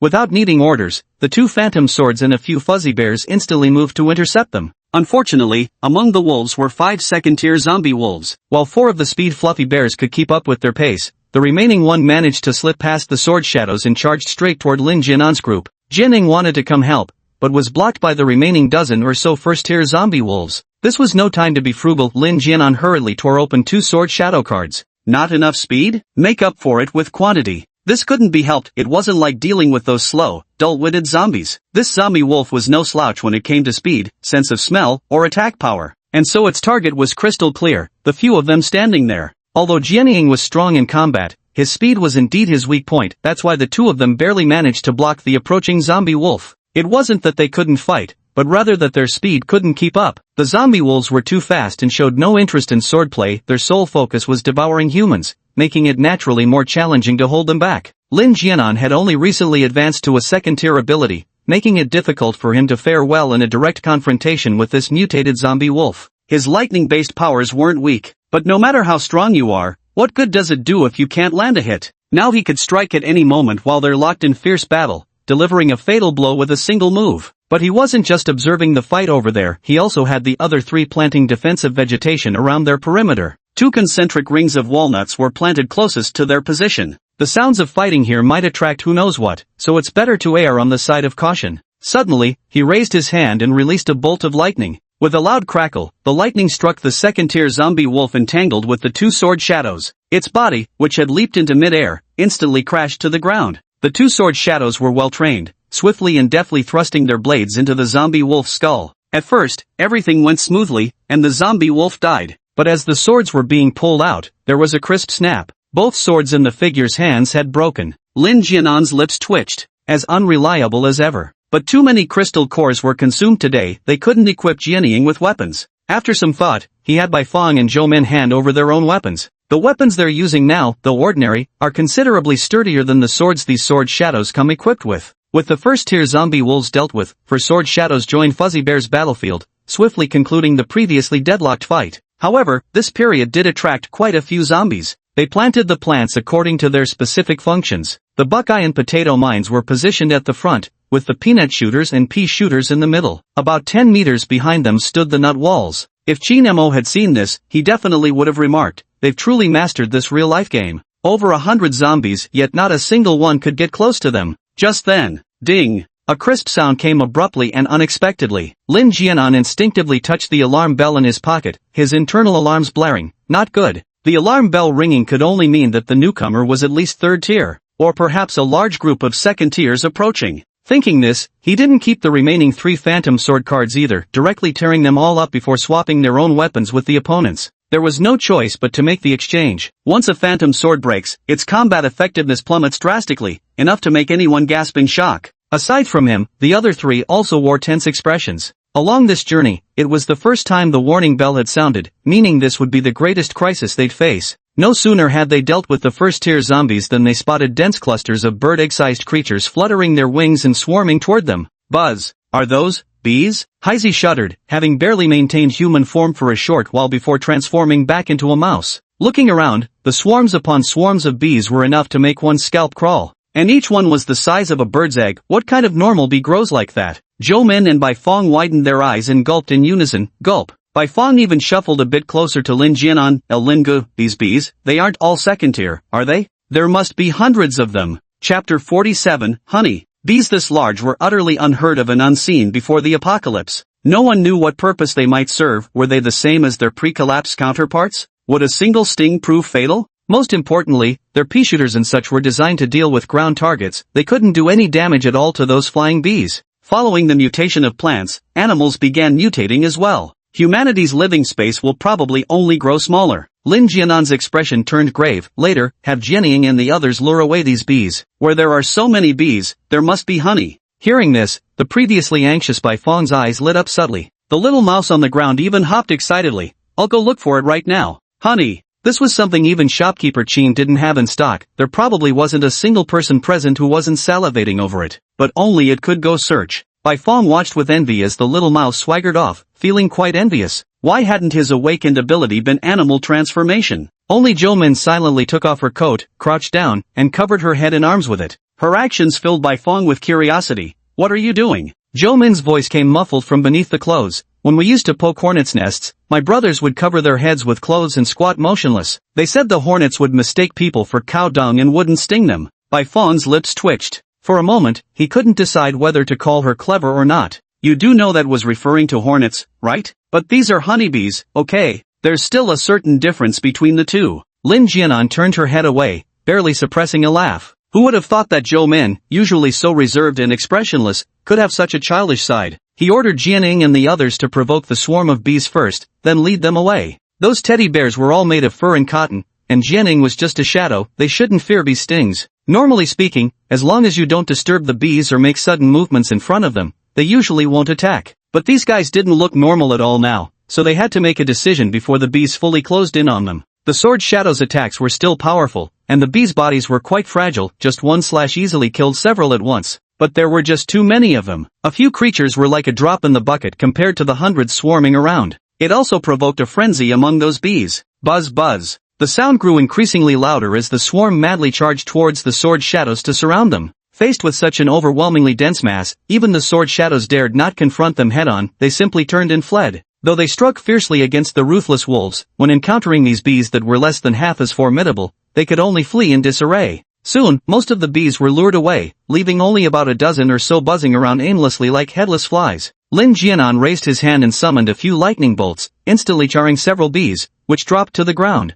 A few more, alerted by the commotion, came buzzing aggressively towards them. Bai Fong quickly pulled Zhou Min up. "Help us." Fortunately, the two of them, one with lightning and the other with wind blades, both had ranged attacks. Together, they managed to eliminate all the bees before they could reach them. Only then did they finally relax. With a weary sigh, Bai Fong gathered all the plants from the ground. "Ugh, at least plants stay put, keep your distance and they won't hurt you. But now even animals are joining the chaos? A measly bee has turned this vicious, how are we supposed to survive like this?" she muttered in frustration. Zhou Min pressed her lips tightly together. "Let's finish up here quickly and get back to report to the captain." She could only feel at ease by returning quickly to inform the captain about the matter. Lin Jianan nodded. "Yes, we'll go back once Haizi and Jianying return." The earlier commotion had drawn almost all the nearby zombies here, so their mission was nearly complete. What about those bees? When they return to find their nest gone, they'll likely rebuild. Besides, the other zombies in this area have already been cleared out, so there won't be any major disturbances that might draw their attention anytime soon. But at the same time, these bees must be dealt with somehow,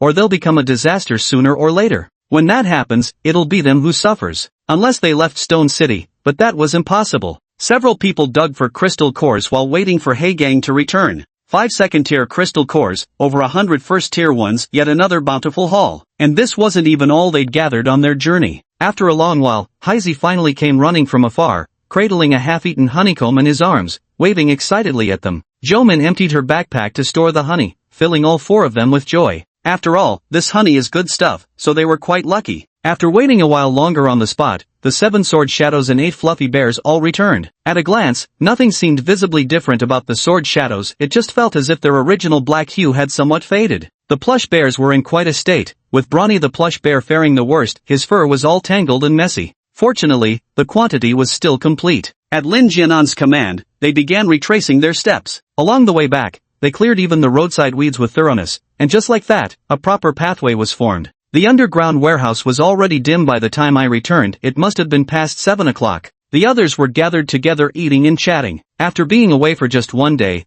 over a dozen more people had arrived, bringing the total number to over 40. The few of them didn't go over to speak with the others. Instead, they first had the sword shadows guard the food area before immediately starting to search for Nia Ruffang. At that moment, the man was sitting nearby teasing Little Grey, handing it a crystal core only to swiftly pull it away when the creature pecked at it, making Little Grey hop around him agitatedly. A faint smile played at the corners of his lips, his mood clearly in good spirits. Beside him, Lin Jialin cradled Hua Hua in her arms, patting its back with a consoling expression, and said somewhat helplessly, "Brother Nia, you've scared my Hua Hua." Nia Ruffing chuckled. "Don't you think it's quite amusing? Or is this flower just terrified because it's afraid it won't get to eat?" Lin Jialin. She was actually left speechless. The emotion Hua Hua expressed was indeed like that. As he spoke, he had already spotted Lin Jianan and the others. Glancing at the half-dead Little Grey, he extended his hand toward its mouth again. This time, Little Grey not only didn't lean forward, but actually shrank back. Nia Ruffing patted its head and chuckled with amusement. No guts. Then he placed the crystal core on the ground and stood up, walking toward Lin Jianan's group. Chapter 48, A Crazy Idea. Caw! Xiao Huihui let out a dissatisfied cry, hopping over to pick up the crystal core with its beak before quickly catching up to Nia Ruffing's retreating figure. Lin Jialin also followed while carrying Hua Hua, asking worriedly, "Brother, didn't you encounter any dangers out there?" Lin Jianan spread his hands and even spun around in front of her. "See? Do I look like anything's wrong with me?" As he spoke, he also ruffled Lin Jialin's head. "Alright, stop frowning, you're almost turning into a little old lady." Lin Jialin huffily brushed his hand away, muttering under her breath, "You messed up my hair." After speaking, she glanced unnaturally at Nia Ruffing beside her, then instantly felt like she was overcompensating with her reaction. Lowering her head, she fell silent. Lin Jianan stopped teasing her and straightened his expression. "But we have some rather bad news from this trip." Nia Ruffing finally spoke up. "The animals have mutated too?" Haizi immediately asked anxiously, "Boss, you encountered mutated animals too?" Nia Ruffing gave a non-committal response, "A first-order mutated dog." Blackie blurted out their misfortunes like pouring beans from a sack. "At first, we had Jianying with us, and Mau Mau Bear was invincible. We faced no dangers at all until we neared the finish line and ran into a pack of zombie wolves, and then, when he finished speaking, the usually kind and gentle Nya Ruffing also wore a rare look of solemnity. If it were any other mutated animal, it wouldn't be much trouble, but it's precisely the naturally flying creatures that give people headaches. Captain? Seeing his silence, Heisey grew somewhat concerned. Nya Ruffing snapped back to reality. Right, I understand. The top priority is to establish a base. You and Old Chen take some people to dismantle bricks from nearby buildings and load them onto the trucks. We'll set off first thing tomorrow morning. Heisey, understood. The surrounding zombies had been cleared out earlier. With no tall buildings in the vicinity and Old Chen being a strength-type ability user, dismantling some bricks wasn't particularly difficult. Zhou Min, you and Bai Fong take a few fuzzy bears and prepare some cement. Zhou Min, yes. Without another word, Bai Fong followed and left together. Lin Jialin. Before the words could be finished, Lin Jialin scooted closer to Lin Jianan. Brother Nya, don't try to send me away. Lin Jianan knew she was concerned, but meeting the man's inquiring gaze, she still nodded. Nya Ruffing continued, you go guard the food. Lin Jialin let out a disappointed oh, looking back every few steps as if hoping they would change their minds. When everyone had left, only the two of them remained, along with some sword shadows and a few furry bears. What are you planning to do? Lin Jianan asked. Nya Ruffing narrowed his eyes slightly, maintaining his smile, but his voice turned icy cold. Eradicate them overnight. Every additional day of waiting means another day of uncertainty. Under no circumstances should we allow them to grow unchecked. Lin Jianan truly hadn't expected him to make the decision this quickly. Had he been the leader himself, he would never have chosen this path. But, he had to admit, this guy really had guts. There must be at least 200 or 300 of those bees. The plants we have can barely harm them. Dealing with them would be quite difficult. Now that the decision was made, the next step was naturally to discuss strategies. The problems he mentioned absolutely needed solutions. If only we'd known beforehand, we'd have prepared a couple of flaming swords. Then we wouldn't be so helpless now. Now they don't have any fire abilities here, and what wild animal isn't afraid of fire? Unfortunately, even with money, it's hard to buy foresight. Nya Ruffing appeared thoughtful. Don't we have that protective shield we just bought? Prepare some torches. Lin Jianan looked utterly astonished. You mean, The protective shield was designed to safeguard them from external harm, encompassing everyone within a 50-meter radius inside its barrier where nothing else could penetrate. Naturally, it wouldn't be as effective against entities beyond second tier, since this was merely a second-tier item. But Nya Ruffing intended to do the opposite. He planned to trap both the bees and themselves inside it. This idea is utterly insane. If they're not careful enough, they might end up aiming for the geese but getting pecked instead.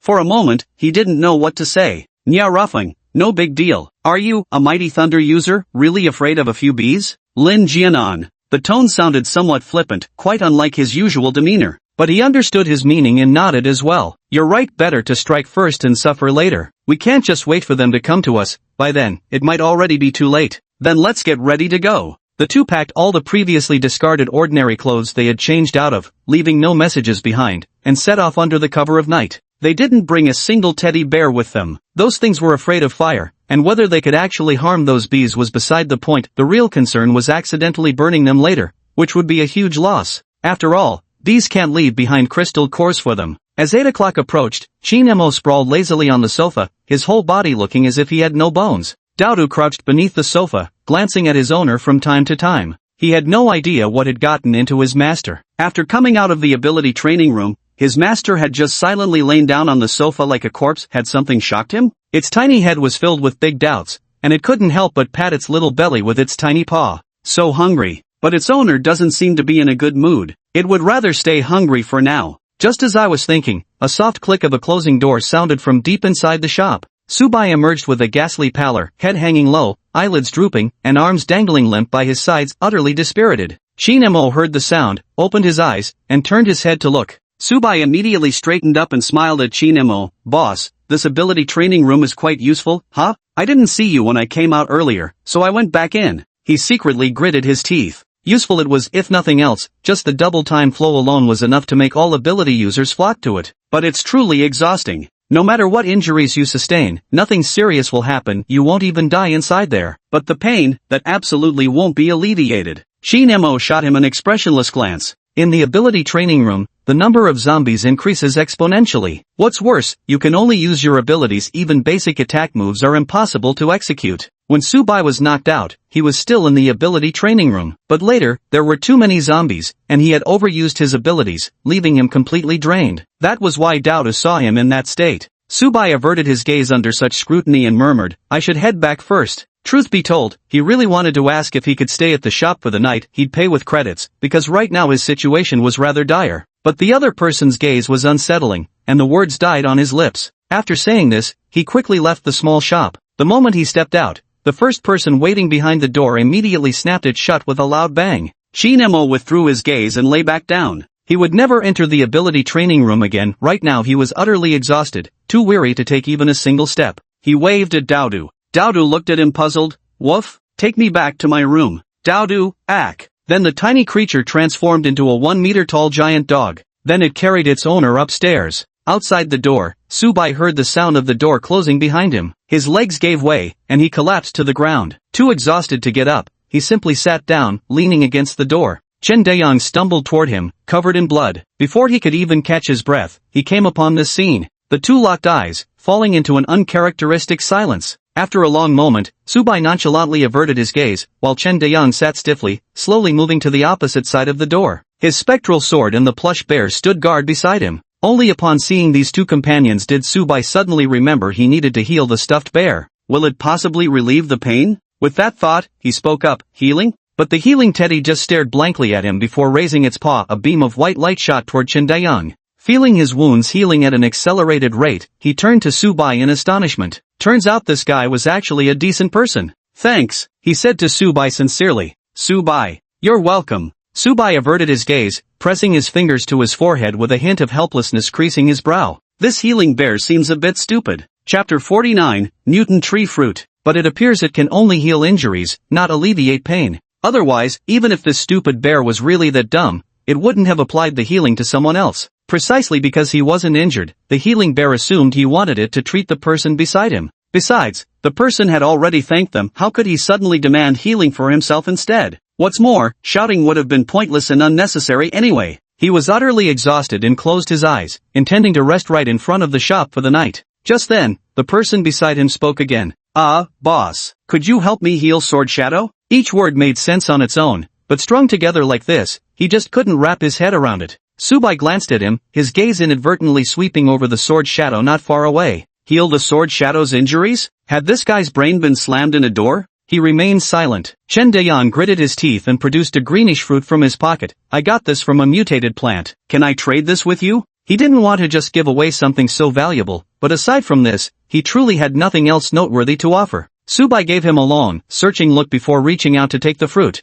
instructing the healing bear to treat Jian Ying's injuries. Since he'd already helped once by sheer coincidence, he figured one more time wouldn't make much difference. Naturally, he didn't refuse. Moreover, in the past couple days he'd encountered several mutated plants but hadn't obtained any fruit like this. Perhaps it really was special. He casually tucked the fruit into his pocket and edged closer to the door, tilting his head slightly to gaze at the Sword Shadow ahead in the dim moonlight. What's so special about this Sword Shadow that it's worth trading a fruit for its healing? And yet, the healing bear actually walked over. A white light flashed in the healing bear's paw as it pressed firmly against the Sword Shadow's body. Moments later, it turned back and shook its head blankly. It seems it's not possible. But he had already helped, and naturally couldn't return what had been obtained. Chen Dayang lowered his head, face full of disappointment and somewhat dejected. Today, he had taken Shadow Blade and powerful Fluffy Bear to deal with that mutated tree from yesterday, which had taken some effort to resolve. Other than that, he killed some zombies. Later, he spotted a shrub about half a person's height, bearing 3 unripe green fruits, clearly no ordinary plant. Assuming it must be something valuable, he naturally wanted to claim it. The 3 of them began testing the surrounding trees, but found nothing unusual. Just when they thought they'd gotten lucky, the tree's underground roots suddenly attacked as they came within less than a meter of the small tree. However, they had remained on guard the entire time. Though one of them was forced to retreat after being struck a few times due to his inability to react quickly enough, Shadowblade and Fluffy Bear promptly engaged in combat with their adversary. The tree appeared small, yet its roots were innumerable. Shadowblade spent considerable time hacking through them all. Once stripped of its roots, the tree became as defenseless as a dog without teeth. He didn't dare linger outside after obtaining 3 fruits and hurried back, but his injuries drew many zombies toward him nonetheless. Fortunately, they were all first-tier zombies, or he'd have been finished right there. Yet without superpowers, he had no choice but to keep taking risks. Though all three of them returned unharmed, he distinctly noticed that Sword Shadow's originally black body appeared washed out, as if its color had faded significantly. Because of this, he uttered those words earlier, thinking that since it belonged to the shop, it might still prove useful. This Sword Shadow likely wouldn't endure much longer. Ahead, the black Sword Shadow twitched slightly after the healing teddy bear retreated. Though it had no discernible features, if it had eyes, one would see its gaze, from this angle, was fixed directly on Chen Dayang. He just turned his head back again, as if nothing had happened moments ago. But if Chen Dayang had observed carefully, he would have noticed that Sword Shadow's body had returned to a deeper shade of black, even slightly darker than when it first emerged from the card. The night tonight was unusually stifling. Nia Rufang and his companion, one after the other, had traveled all the way from Stone City. Since the zombies along the road had already been cleared, they arrived smoothly at the spot where they previously encountered the swarm of bees. At the same time, each of the 9 sword shadows behind held a torch. These were the torches they had prepared halfway, dipped in gasoline. They had prepared so much just to deal with those abnormal bees. Is this the place? Lin Jianan nodded and pointed in a direction. The bees came flying from over there at that time. I had Shadowblade and Fluffy Bear lure them away, but they might have returned by now. Nia Ruffing didn't say anything more. He took out the jar of honey he'd specifically brought from his backpack. Those bees must have been furious ever since losing their hive. Now someone's coming back carrying honey, it's practically a blatant provocation. Of course, they wouldn't understand the concept of provocation, but they'd definitely try to retrieve their honey. Once they catch that familiar scent, they'll come swarming without fail. Lin Jianan quietly stepped back, recalling that swarm of bees from earlier. If just one of them were to sting him, even a third-tier warrior might meet a bitter end. The two of them were like fools daring to stroke a tiger's rear, utterly reckless. He tightened his grip on the torch in one hand while holding a lighter in the other, ready to ignite it at any moment. After a long while, the distant sound of buzz buzz buzz finally emerged. Looking up, they saw a swarm of egg-sized bees flying toward them, a sight that truly sent shivers down one's spine. Buzz. Nia Ruffing also quietly stepped back, pulling out a lighter. The bees' first target was still the honey on the ground, but they soon realized that their hive had been destroyed by these two people, instantly becoming furious. Before they could launch an attack, suddenly, smack! Nia Ruffing swung his torch wordlessly towards the swarm of bees. Lin Jianan finally joined the fray with competitive zeal after lighting the torches for those phantom swordsmen at the rear. For a time, the incessant buzzing of bees filled the air as a dozen figures brandished torches, creating a scene akin to demons dancing in frenzy. Surprisingly, this utterly chaotic, abilityless approach proved remarkably effective. The bees were deathly afraid of fire. At first, they tried to flee, but Nia Ruffing had already activated the protective barrier before they could reach the honey. Unable to escape, they crashed into translucent walls as if hitting an invisible barrier. Many flew too fast or too forcefully, knocking themselves out midair and plummeting to the ground. When they realized escape was impossible, they turned around abruptly, ready to fight them head-on. No one noticed that Xiao Huihui, perched on Nia Ruffing's shoulder, had been eyeing the swarm of bees the entire time, its pupils darting excitedly without ever looking away, as if itching for action. After dispersing, most of the bees charged straight toward Nia Ruffing and Lin Jianan. The quantity is considerable, and worst of all, they just lift their butts and shoot out poisonous stingers. Witnessing this, Lin Jianan couldn't help but swear, holy shit. Chapter 50, Third Level Zombies. Wasn't it said that with creatures like bees, once their stingers are pulled out, their internal organs get dragged along and damaged, causing them to die soon after? What in the world is happening now? After mutation, can they no longer be judged by common sense? This is so absurd, it's like absurdity knocking on absurdity's door. Absurdity has come home. Fortunately, he was also at the second tier and could still dodge them. While avoiding those venomous needles, he kept waving the torch in his hand to prevent the bees from getting too close. Despite this, he still felt a sharp pain in his back. Ouch. These bees weren't just absurd, they even ambushed. Meanwhile, Nia Ruffing was in slightly better shape. Before the ambush could strike, the little gray bird on his shoulder suddenly took flight. Squawk. In the blink of an eye, its beak snapped shut on the bee that had tried to ambush its master. Then, with a loud smacking sound, it gobbled up the bee in one bite. Witnessing this scene firsthand, Lin Jianan nearly shed tears. It hurt so much, far more intensely than any ordinary wasp sting from the pre-apocalyptic world. He suddenly felt a pang of regret. If only he had a bird like that too. Then he wouldn't have gotten stung. But at least he was an ability user now, with a physique far stronger than before. It wouldn't knock him out of the fight with just one hit, though it did hurt like hell. About half an hour later, all the bees were finally dealt with. Lin Jianan had been stung several times, with half his face swollen like a pig's head. In contrast, Nia Ruffing remained completely unharmed. Because later, Little Gray ate a few more bees, demonstrating to them that Nia Ruffing wasn't someone to be trifled with. So, except for those targeting Jianing, all the others turned their fury toward him. Under Lin Jianan's resentful gaze and half-obscured face, Nya Ruffing felt an unusual pang of embarrassment. He cleared his throat softly. Ahem. Just as he was about to speak, he saw Lin Jianan sway unsteadily. He paused, then stepped forward to steady him. Lin Jianan's vision blurred, and all he could make out was Nya Ruffing approaching. Gritting his teeth, he mumbled, "Poisoned." Then he passed out. Nya Ruffing checked everything and let out a slight sigh of relief after confirming nothing major was wrong. The bee sting likely had a mild anesthetic effect. It was only because Lin Jianan had decent strength that she hadn't passed out sooner. He glanced at Little Gray, who was already full, eyes closed and wings folded as it slept soundly on his shoulder. This time, they owed their safety to it. If both of them had fallen unconscious here overnight, their bodies might have been completely gone by morning. But this also served as a reminder, the mutation abilities of animals could vary greatly too. Next time he encountered a similar situation, he shouldn't act so recklessly. He was indeed somewhat impatient, as the base affair had already been delayed for several days. Looking again at the sword shadows, only 3 remained. After all, they bore most of the danger for the 2 of them and also blocked many of the bees' venomous stingers. There were still too many bees, and all of them were second-tier creatures. However, Little Gray, despite being only first-tier, could consume second-tier bees. This was either due to innate bloodline suppression or simply because the pets in the shop were inherently special. With matters here resolved, he set Lin Jianan down on the ground and, together with the sword shadows, gathered all the bee corpses into a pile before burning them with a single flame. Only then did he carry Lin Jianan away on his back. Though they had suffered many losses, the thought of establishing their base tomorrow still filled them with joy. Before dawn even broke, Shin Emo woke up from hunger pangs. He only had breakfast yesterday and didn't eat anything after that, but even so, he stayed in bed lazily until the sun was high in the sky before finally getting up. After washing up and taking a shower, he tossed his clothes into the washing machine and then yawned his way downstairs. The feeling of mental exhaustion was far more tormenting than physical fatigue. After breakfast, he turned around and went back upstairs.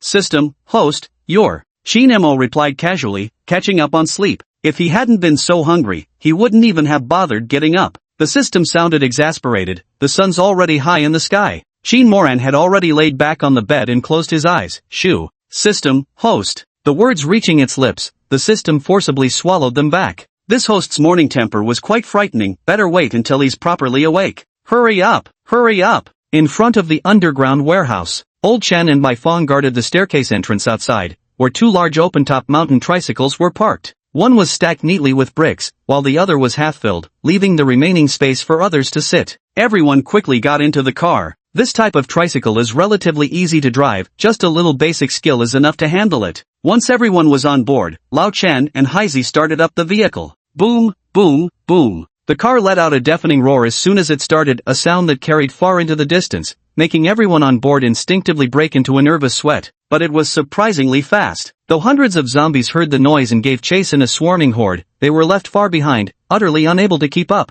At the sight of this, everyone finally let out a sigh of relief. As they sped down the broad highway outside Stone City, barely any time had passed after the first vehicle left the city when Zhou Min, seated in the passenger seat of the second tricycle, suddenly called out, "Look!" No need for her to shout, the others had already noticed. Within the city walls, there had somehow appeared an unnaturally slender zombie towering 3 meters tall. Both its arms were elongated into blade-like shapes, nearly scraping against the ground. It's running, incredibly fast. Old Chen instinctively stomped on the gas pedal. He had a strange premonition, if they didn't run faster, they might just get caught. What the hell is this zombie? How can it run so fast? The others felt their hearts leap into their throats. They had never seen this type of zombie before, and even though the car was speeding, it still clung tightly behind them, completely impossible to shake off. Lin Jialin sat leaning against the car door, clutching the unconscious Lin Jianan in her arms, her small face tense. Last night when they returned and found her older brother being carried back unconscious, she had nearly died of fright, terrified he might have been bitten by a zombie.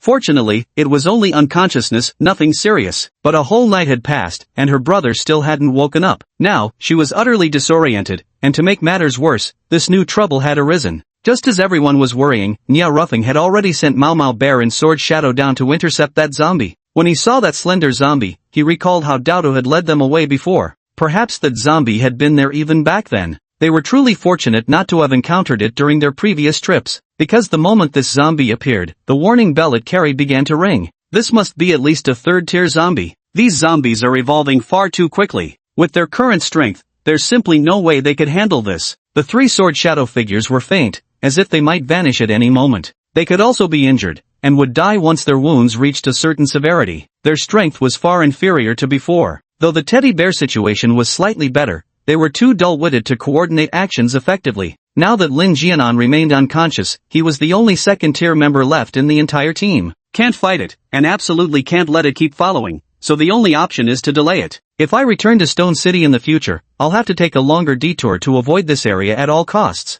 Chapter 51, she's the only one I have right now. Of course, unless absolutely necessary, it's best not to approach Stone City again. It remains unknown how many similar zombies still exist in other parts of the city. To be fair, it was his decisive action of establishing a base early on that made the difference. Had they remained in Stone City without securing their own sanctuary, they would have inevitably perished there. After all, this wasn't the first appearance of such mutated zombies. Thud thud thud. The ostentatious sound of the tricycle echoed all the way. Fortunately, the surrounding area had been cleared beforehand, so it didn't attract too many zombies, but it definitely caught people's attention. Inside the city, Sui Bing swiftly waved his hand, sending several sharp ice blades flying from his palm that pierced straight through the heads of two zombies not far away. Then he pulled Shin Howei back into the stairwell, frowning slightly and murmuring to himself, "They're gone." Shin Howei nodded gently. "They should be." Sui Bing broke into a radiant smile. "Then let's stop killing zombies for now and go back to tell Big Sis and the others about this first." Shin Howei hesitated slightly. They've already left Stone City. Do we really need to follow them anymore?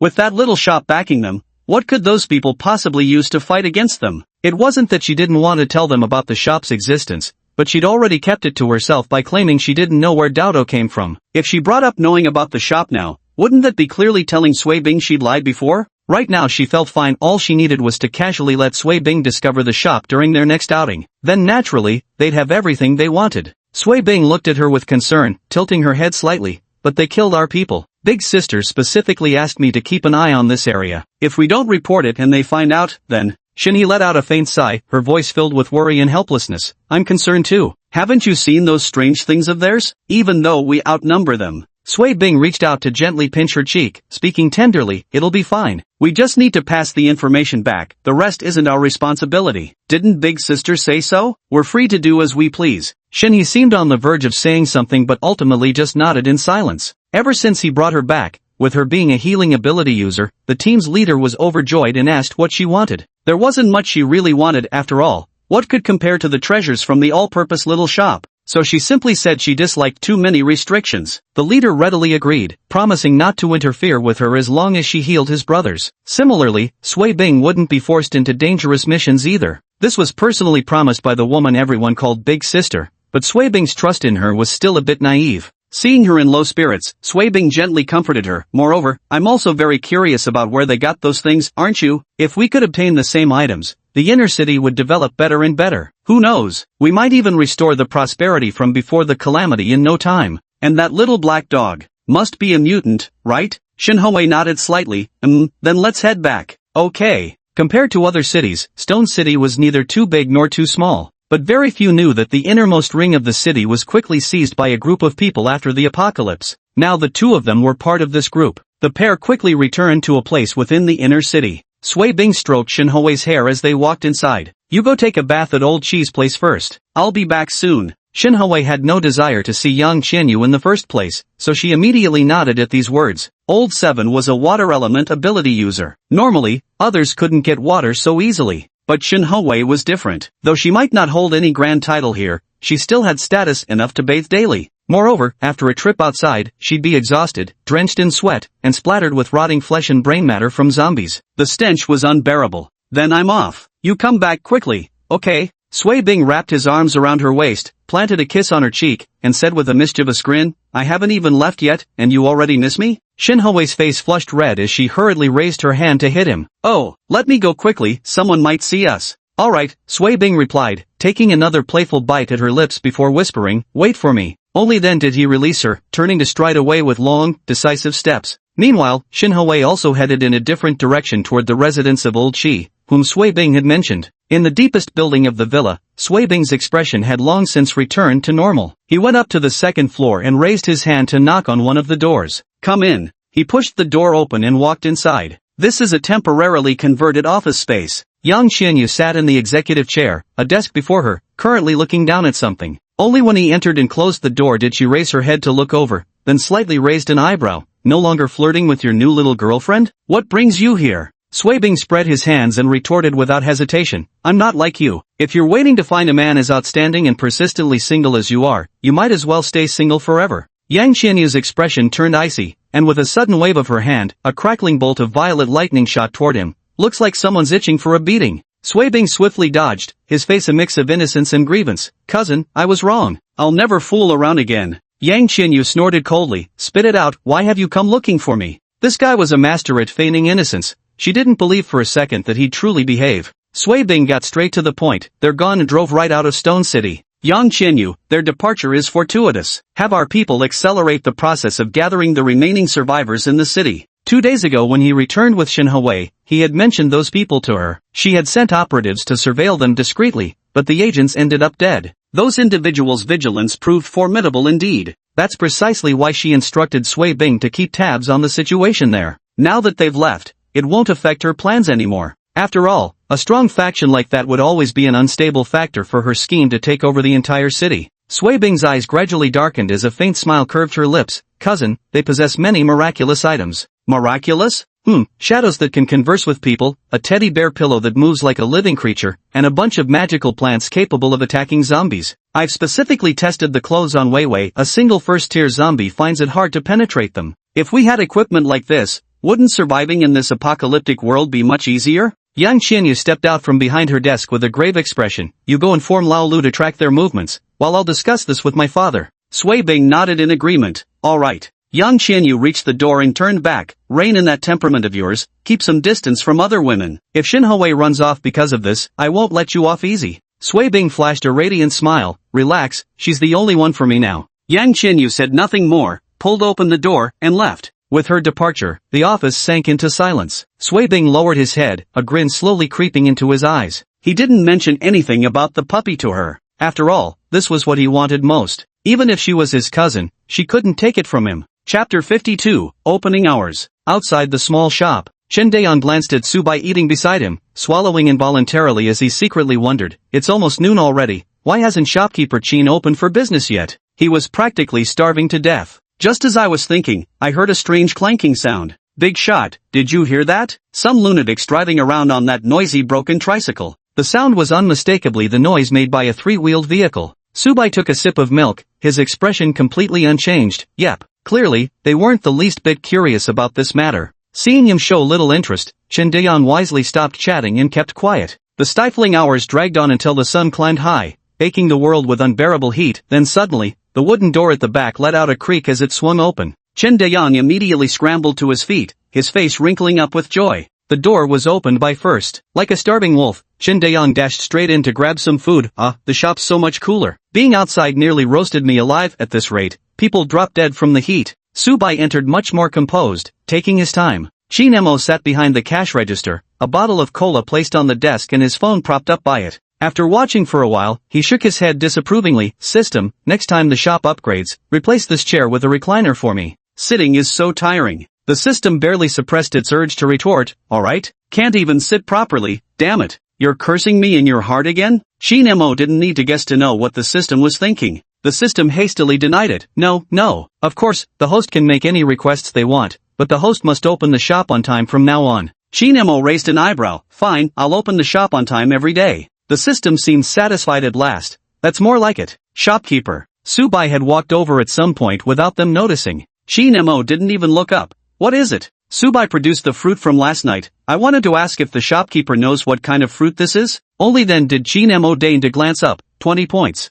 Subai swiped the card through the machine. Shinemo finally spoke. Second stage mutated tree fruit. Enhances special abilities. Can be eaten directly. Subai asked, shopkeeper, could you use this? After all, it's just fruit, and second tier at that. The shopkeeper did say he needed fruit yesterday. If we traded this, we could probably get more in return. Chen Dayan, who was wolfing down food over there, also turned to look this way. He's not an ability user, keeping this thing would just be a waste in his hands. Shinemo lowered his head to glance at his phone screen. No need. It's bitter. Hearing this, Subai remained unfazed, but Chen Dayan had already withdrawn his gaze in disappointment. After going through all that trouble to obtain something, not only was it useless to him, but he couldn't even exchange it for something else here. How could he not feel disheartened? Why can so many people awaken special abilities, but not him? He was deeply unwilling to accept this. Unwilling to continue like this, because sooner or later he would die. While eating, he wiped his eyes with his hand and took a deep breath. Subai glanced at the fruit and, not wanting to disturb Chinmo's TV viewing any longer, turned and headed toward the ability training room.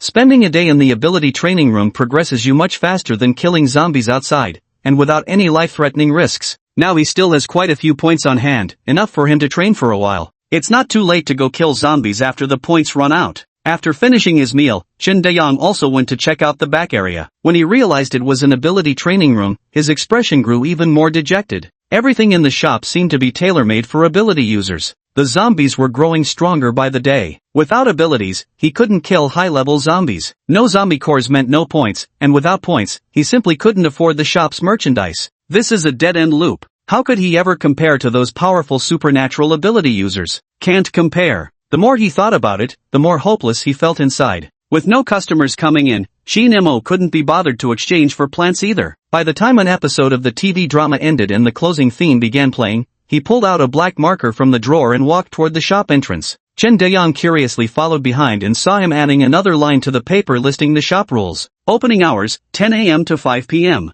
Hours have changed. The system was utterly dumbfounded at the sight. Host, what do you mean by this? Shin-mo replied in an indifferent tone, opening the shop on time. The system attempted to dissuade, but, we've always opened at 8 before. There's no need to change things like this, you don't even really have to do anything. It didn't expect that right after agreeing with someone to open the shop on time, he'd pull this move. Quite necessary. I'm lazy and have my own things to do, often can't get up. System, if by things you mean sleeping in, gaming, watching anime, binge-watching dramas. Shin-mo, got a problem with that? System, no. Absolutely speechless. Truly speechless. It had never seen such a shameless person before. It now deeply regretted its decision. It regretted ever bringing that damned phone into existence. Shin-mo couldn't care less about its thoughts. After finishing writing, he put away the pen and checked his sunlight points again. 103750. If only he had this many points, he could upgrade his superpower to the 3rd tier. After some thought, I stocked up the shop with 20,000 sunshine points, then spent another 60,000 to exchange for 10 second-tier seeds to plant before heading back inside. Currently, Subai is obsessed with the ability training room, there's no hope of him bringing back any fruit. If there's time, I might as well go check the mountains myself. Just as I was about to return to the shop, the system's voice chimed in again. Dear host, a marvelous fortune is about to rain down upon you, ding, ding, ding. Not only that, but she even deliberately added a sound effect to the words in his mind, something that sounded strikingly like hitting the jackpot. Shin-mo smiled silently. Here we go again. If it feels slighted in any way, it'll stop at nothing to get even. No idea where it learned this penny-pinching nature from. Let's hear it. Petting still requires petting. The system chirped cheerfully. Your sunflowers can now be upgraded. Not only will they reduce sunlight production time but also increase yield. Just 20,000 sunlight points for the upgrade, what a bargain. Shin-mo replied flatly, 10,000. The system, oh for foo, my precious, that's not bargaining, that's murder. Who slashes prices straight in half like that? Shin-mo narrowed his eyes slightly. The system quietly shrank its neck upon sensing danger. 10,000 it is then. I think this price is quite reasonable. This wasn't cowardice, it was wisdom from the heart. If the host were to get angry, they might just shut down the shop altogether, a consequence far too heavy for a small system like itself to bear. Host, are you sure you want to upgrade the sunflower? The sunflower has been upgraded. Shin-mo glanced at the introduction. From producing 50 sun points every 3 hours at the start, it increased to generating 100 sun points every 2 hours. Not bad. This way, production could be done 12 times a day, totaling 240,000. Chapter 53, Shearing the Sheep to Pay for the Wool. He was quite satisfied with this arrangement. The system was on the verge of crying from how much it had lost. It swore never to use foul language in front of its host again. Shin-mo glanced at Chen Dayang beside him, who looked utterly dejected, and thoughtfully stroked his chin. Very few customers had come to his shop these days, making comparisons difficult, but presumably ordinary people still made up the majority of this world. The mall offers ability awakening serums, and there's a systematic rationale behind it. Though pricey, they serve to motivate ordinary people and boost their productivity. After all, if they don't put in the effort, where would he get the points needed for upgrades? One must first keep the sheep to get the wool. No sheep means no wool. You've got to cast a wide net. With that thought, he exchanged 5,000 points for an ability awakening serum before returning to his shop. Although those ordinary people couldn't afford it, that didn't stop them from seeing it as a greater hope for life. It's like dangling a carrot in front of a donkey to make it run. If it wants to eat, it has to keep running without stopping. This awakened ability potion might not sell quickly, but in the long run, the gains outweigh the costs. Well, he didn't have to put in any effort, just sat and waited. But then again, time was the one thing he had in abundance. Chen Dayang had no idea he'd become a sacrificial lamb. Upon learning the shop hours had changed, he planned to stock up on food and find a place to stay. He couldn't just stay in front of the shop forever. The days were getting hotter and hotter. What if he dropped dead from the heat without even realizing it? He made preparations, but still subconsciously wandered around the shop to see if there were any new products. After a short while, he stopped dead in his tracks, his eyes fixed unblinkingly on an item in the display case. There was a potion contained in a glass tube, its contents a vibrant blue color. But that wasn't the main point. The key was the card description beside it that clearly bore the words, Ability Awakening Serum in bold letters. Wasn't this exactly what he needed most? Name, Ability Awakening Serum. Level, None. Type, Special. Introduction. When consumed by ordinary individuals, this guarantees 100% awakening of supernatural abilities. For those already possessing abilities, it enhances their powers with a 1 in 1,000 chance of unlocking a secondary ability. Usage, take orally. Price, 10,000. Gulp. After carefully reading through all this, Chen Dayang couldn't help but swallow hard. Ability Awakening Serum. Ability Awakening Serum. This was the real Ability Awakening Serum. His entire body trembled uncontrollably with excitement. And it's a 100% awakened ability. If he could possess such powers, he wouldn't need to be so passive anymore. 10,000 points might seem expensive. Indeed, it was a huge sum for him, but awakening abilities had always been a matter of fate. Now, here was a chance to earn it through his own efforts, a power that would truly belong to him. Even if it cost more points, it would have been justified. Yet, shopkeeper Qin was offering it at such an unbelievably fair price. Chen Dayang immediately emptied all the crystal cores from his backpack onto the ground and began counting them one by one. 1, 2, 3, 15.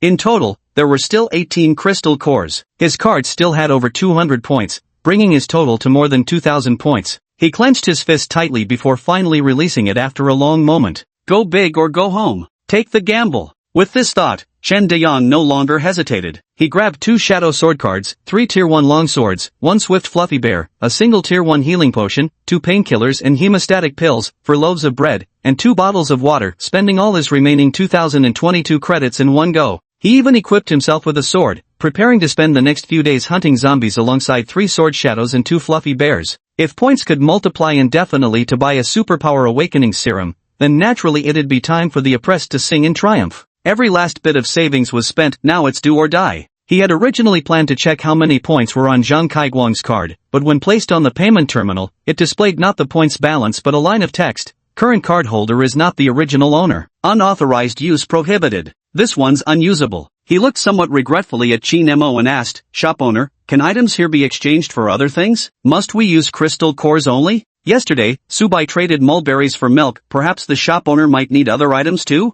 Qin Mo looked up. Ah, he'd forgotten one thing. Besides crystal cores, gold can also be exchanged for points. Upon hearing these words, Chen Dayang's face instantly lit up with a delighted smile. Gold. These days, gold has become worthless. When everyone's struggling just to get enough to eat, who would still care about gold? There must be plenty of gold in those gold shops in the city. Originally just taking a gamble, he's now even more hopeful, feeling like supernatural abilities are already waving at him on the horizon. Thank you, shop owner. After hurriedly expressing his gratitude, he rushed away. After he left, Qin Mo had the system place a sign next to the cash register, displaying the exchange rates between crystal cores, gold, and points. This way, other customers will know for themselves next time without having to ask him. The system quietly arranged everything, unable to resist silently complaining to itself. Are you sure you're not being too lazy, forgetting something so important like this? Chen Dayang ran very fast, with the sword shadow and 2 hugging pillow bears following closely behind. The moment he stepped out the door, he spotted someone looking around but didn't spare them a second glance as he brushed past them. Old Six was standing there, gazing at the sunflowers swaying gently in the morning sun across the planting field. Having seen the mutated plants before, he didn't dare approach, merely observing from a distance. When he caught sight of Chen Dayang along with the fluffy bear and shadowy figure chasing behind him, his whole body froze for a moment, instinctively retreating 2 steps back. Is this one of those miraculous items Sui Bing mentioned? Are you sure these aren't living creatures? His surname was Qian, his given name Lu. His awakened ability was beast transformation, though currently he could only transform his head, and it turned into that of a yellow dog. Because of this, even when facing zombies, he refused to transform into a beast, since it wouldn't do him much good anyway. But his nose was incredibly sharp, extremely sensitive to zombies and the like, allowing him to avoid danger before it struck. His role in their team was irreplaceable too, ranking 6th, which earned him the nickname Old Six Qian. When it came to survival, he was absolutely the most reliable. This time, they made him travel alone such a long distance, and he was utterly unwilling. But Sui Bing offered too much, 10 crystal cores. So he came. At first, he indeed followed the scent and tracks left by the vehicle. But these past 2 days had been hot with no rain,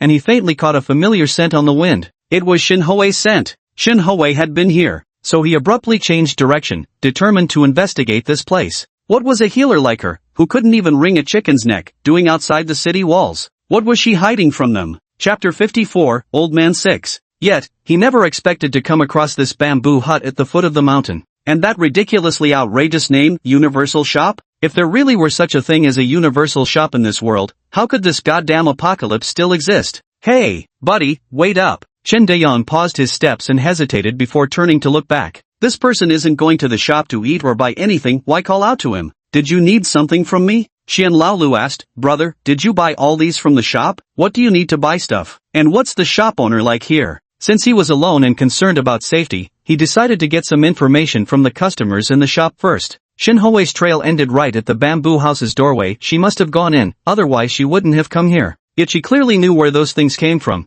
but hadn't mentioned a word about it to them all these days. Chen Dayong's face showed hesitation. Turns out this person didn't know what items were sold in the shop. Yet he dared not speak ill of shopkeeper Chin at the storefront either. After all, the shop rules explicitly prohibited defaming the establishment, so he could only answer truthfully. This is the Universal Shop. The owner is a wonderful person with all sorts of miraculous goods inside. You'll understand once you see for yourself. Old man Qian hesitated and shot Chen Dayong a doubtful glance. Is it truly that good? Seeing his disbelief, Chen Dayong also got a bit displeased. Suit yourself whether you believe it or not. He was already pressed for time, and being suddenly stopped had annoyed him enough. Then on top of that, the guy had the nerve to doubt his word. With that, he turned and walked away without giving Old Man Qian another glance. Old Man Qian rubbed his nose awkwardly. Why was everyone so short-tempered these days? He was just being cautious. What was so wrong about that? Lost in thought, he instinctively glanced again at the sunflower field and peach trees in the cultivation area. Numerous peaches hung from the branches, still unripe,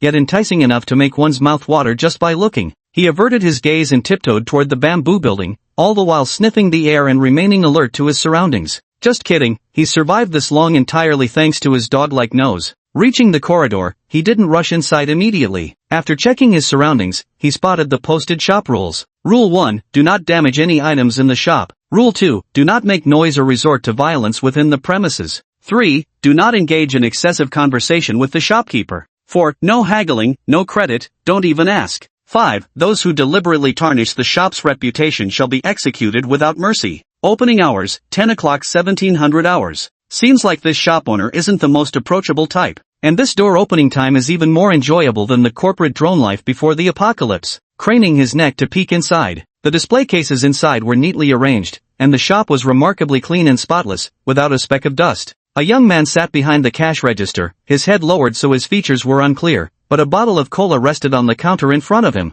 A green fabric bear was mopping the floor with a mop inside the store. Most importantly, he could feel a faint, cool breeze. This is simply paradise on earth. Along the way, he had worked up a sweat all over, so much that heat rash was nearly breaking out. The temperature must have already reached 30 degrees Celsius. When going outside, he wished he could strip off all his clothes, but in reality, he didn't even dare wear short sleeves. He had to bundle up tightly. After all, if he got accidentally scratched or bitten by a zombie, that would be the end of him. Compared to life, the heat seemed insignificant, but it was still extremely unbearable. The chill wind now cut straight to his heart. Without a second thought, he slapped himself hard across the face. Smack! That slap, he didn't hold back an ounce of strength, and as the pain shot through him, he burst into roaring laughter instead. Ha ha ha, not a dream, this is real. After muttering a few words to himself, he decided to head inside. Whether or not this place had what he needed, he'd be happy just to stay inside for a while and escape the heat. But the moment he looked up, he froze. The cloth bear and that young man were both staring at him. The former's gaze carried the unmistakable look of viewing an idiot, while the latter's eyes remained so impassive they revealed nothing. Old man Qian 6 suddenly remembered the shop rules he had just read and immediately began bowing apologetically. My apologies,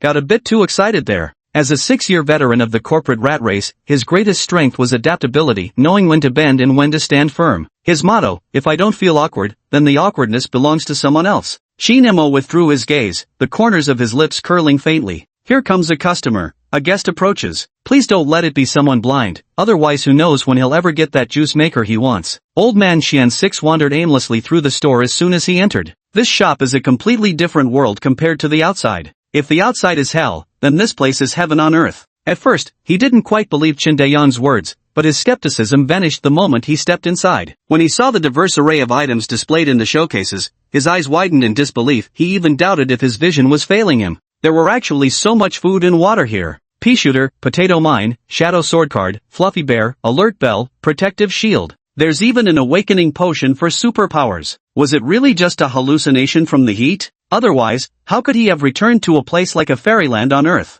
He stood there utterly stunned, unable to snap out of it for the longest time. After a long pause, he suddenly remembered what Qin Dayan had just said, as if waking from a dream. He rushed toward Qin Mo in wide strides, stammering, "SHSH shop owner, is all this really true? Can we really exchange these for crystal cores?" He stammered several times before tremblingly uttering the word shopkeeper. Qin Mo gave no indication of agreement, simply pointing at the machine beside him. Chen Lao6 followed the direction of his gesture. First tier crystal cores, 100 points. Second tier, 200 points. Third tier, 500 points. Fourth tier, 1000 points. Besides these, there was also an exchange rate of 1 gram of gold for 1 point. A piece of bread only cost 2 points. A single crystal core could fetch 50 points, enough to feed him for half a month. Without the slightest hesitation, he immediately tossed a crystal core inside. The moment he obtained the card, he grabbed bread and water without delay, sitting right on the ground to wolf them down hungrily. So delicious. The bread was as if freshly baked, still steaming hot, so tasty he nearly bit his tongue.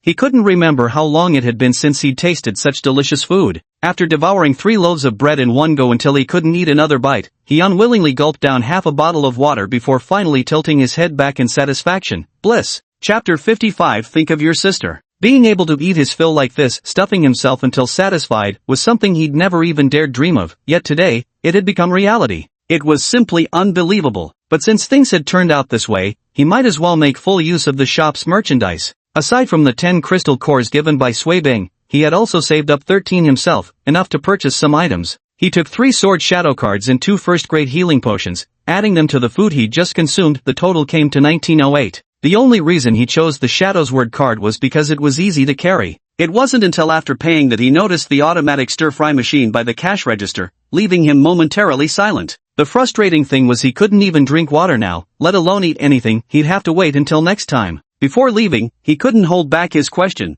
"Will you keep running this shop here indefinitely, shopkeeper?" Qin Mo nodded. Old Six Qian immediately flashed a brilliant, flower-like smile. After carefully tucking the card and his points card close to his body, he turned and left. Having walked inside and back out, he was now certain Shin Hui must know this place, but he had no intention of sharing this discovery with Yang Qinyu and the others. Stepping out of the shop, he showed no intention of returning, instead sniffing the air as he headed in another direction. His objective for this trip was to track down those who had driven away. He couldn't return empty-handed. With no immediate danger around, he moved at breakneck speed. In no time, he spotted 2 3-wheel trucks with people loading bricks onto them. Beyond the vehicles, a group was intently shaping earth into walls. He was staring in a daze. Were these people building houses? No. Shouldn't this be considered a small base instead? An earthen wall enclosed a square area that covered at least several thousand square meters. These people sure have some wild ideas. But isn't this exactly his opportunity? Ducking behind a tree, he tried to calm himself before slowly backing away, then started rushing back at full speed. Avoiding all zombie-infested areas along the way, just as he approached Stone City, he quickly hid behind a large tree and spotted a 3-meter-tall zombie in the distance.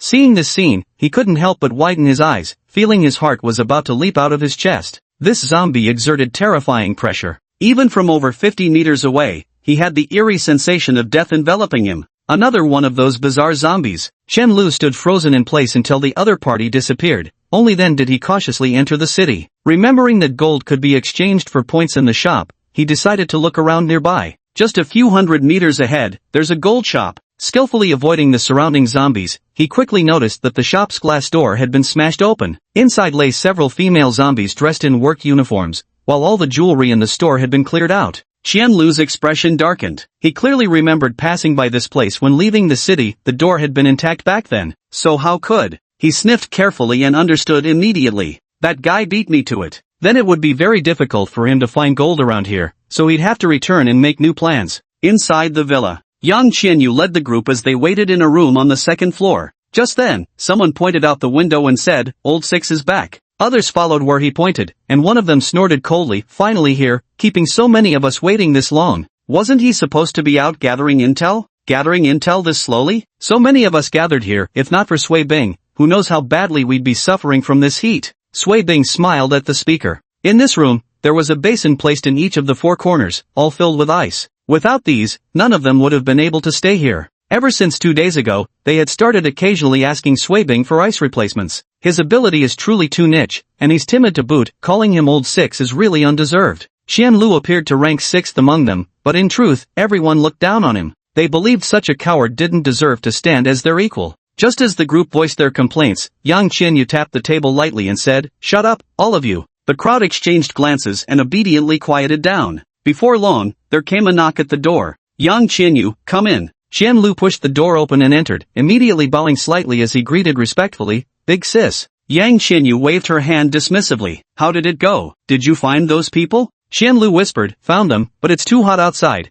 and seeing they were just stopping to rest, I couldn't hold on any longer, so I came back." Before he could finish, someone suddenly slammed the table with a thud, shouting, "What did you say? We've waited here all this time, and all you bring us is this useless piece of information?" Qian Lu trembled from the shock, stammering in terror, There were too many of them. If I'd been spotted, I'd be dead meat. I don't want to die. I really don't want to die." Seeing him paralyzed with fear, the speaker gave him a cold glare. "Spineless coward." Qian Lu, provoked by his words, instantly flushed red with anger and shouted, "Yes, I'm a coward. I'm useless. Since I'm so utterly worthless, why aren't you the one tracking down those people? Why are you enjoying this room full of cool air instead? Is it because you're even more useless than I am?" He had always known these people looked down on him, but though his strength wasn't great, his abilities were truly irreplaceable. No matter how much they despised him, they couldn't just kill him off. So even though he feared death, he wouldn't take their crap lying down. "You're asking for death. Go ahead, kill me if you've got the balls." The other man was already seething with anger, but Qian Lu didn't back down an inch. Instead, he straightened up and shouted right back. This wasn't the first time something like this had happened. He'd long since gotten used to it. All right, let's all calm down. Going outside is tough work, Brother San. Don't be angry, they do have numbers and impressive skills. At that moment, Sui Bing stepped in, smiling as she played peacemaker. Everyone knew Old Six Qian hadn't been afraid of death for just a day or two. Old Three glared fiercely at Old Qian Six. He thought to himself, just wait until the day this guy becomes useless, he'd make sure to make him regret it. So what do we do now? Old Four pressed urgently. Sui Bing, then I'll go out again with Old Six. He didn't let everyone go to the place where those people were currently staying right away, not just because those people might only be temporary visitors who could leave before they arrived, thus wasting manpower and resources for nothing. The bigger reason was that he had his own selfish motives. Yang Qianyu, who had remained silent until now, looked at Sui Bing. Before she could speak, Qian Lu hastily shook his head in refusal. "No, I'm not going. I just got back and haven't even had time to rest yet." He was clearly very resistant to stepping outside. Sui Bing said somewhat helplessly, "This time I'm here, won't let you suffer the heat again." Qian Lu didn't hesitate. "No, I won't go. Sui Bing, how about I give you 10 more crystal cores, then?" Qian Lu hesitated for a moment but still shook his head. "This isn't about the crystal cores." Yang Qianyu was getting impatient. "The matter is settled, you two go together." Qian Lu still wanted to say something, but caught Yang Qianyu's piercing glance. "Think about your sister." Qian Lu's expression instantly turned dejected. "I understand." Chapter 56, Some things are better left unasked. The matter was thus settled. Though visibly reluctant, Qian Lu could only follow Sui Bing as they left once again. Poor fellow, after coming back all this way, he hadn't even gotten a chance to drink water, let alone sit down for a rest. Going downstairs, Sui Bing handed him a bottle of water from her bag. You know how short-tempered elder sister can be. With so many people watching, and you failing at this task, it's only right you redeem yourself. Otherwise there'd be no explaining it. Don't worry, I won't lay a finger on your sister. Qian Lu unscrewed the bottle cap and took a sip of water. After a long pause, he finally said, "Thank you." "I know." Sui Bing gently patted his shoulder. "Good that you understand. You haven't eaten yet, have you? Let me take you to get some food before we head out." He had full confidence in Qian Lu's abilities, so there was no need to rush. The priority now was to soothe the young man first.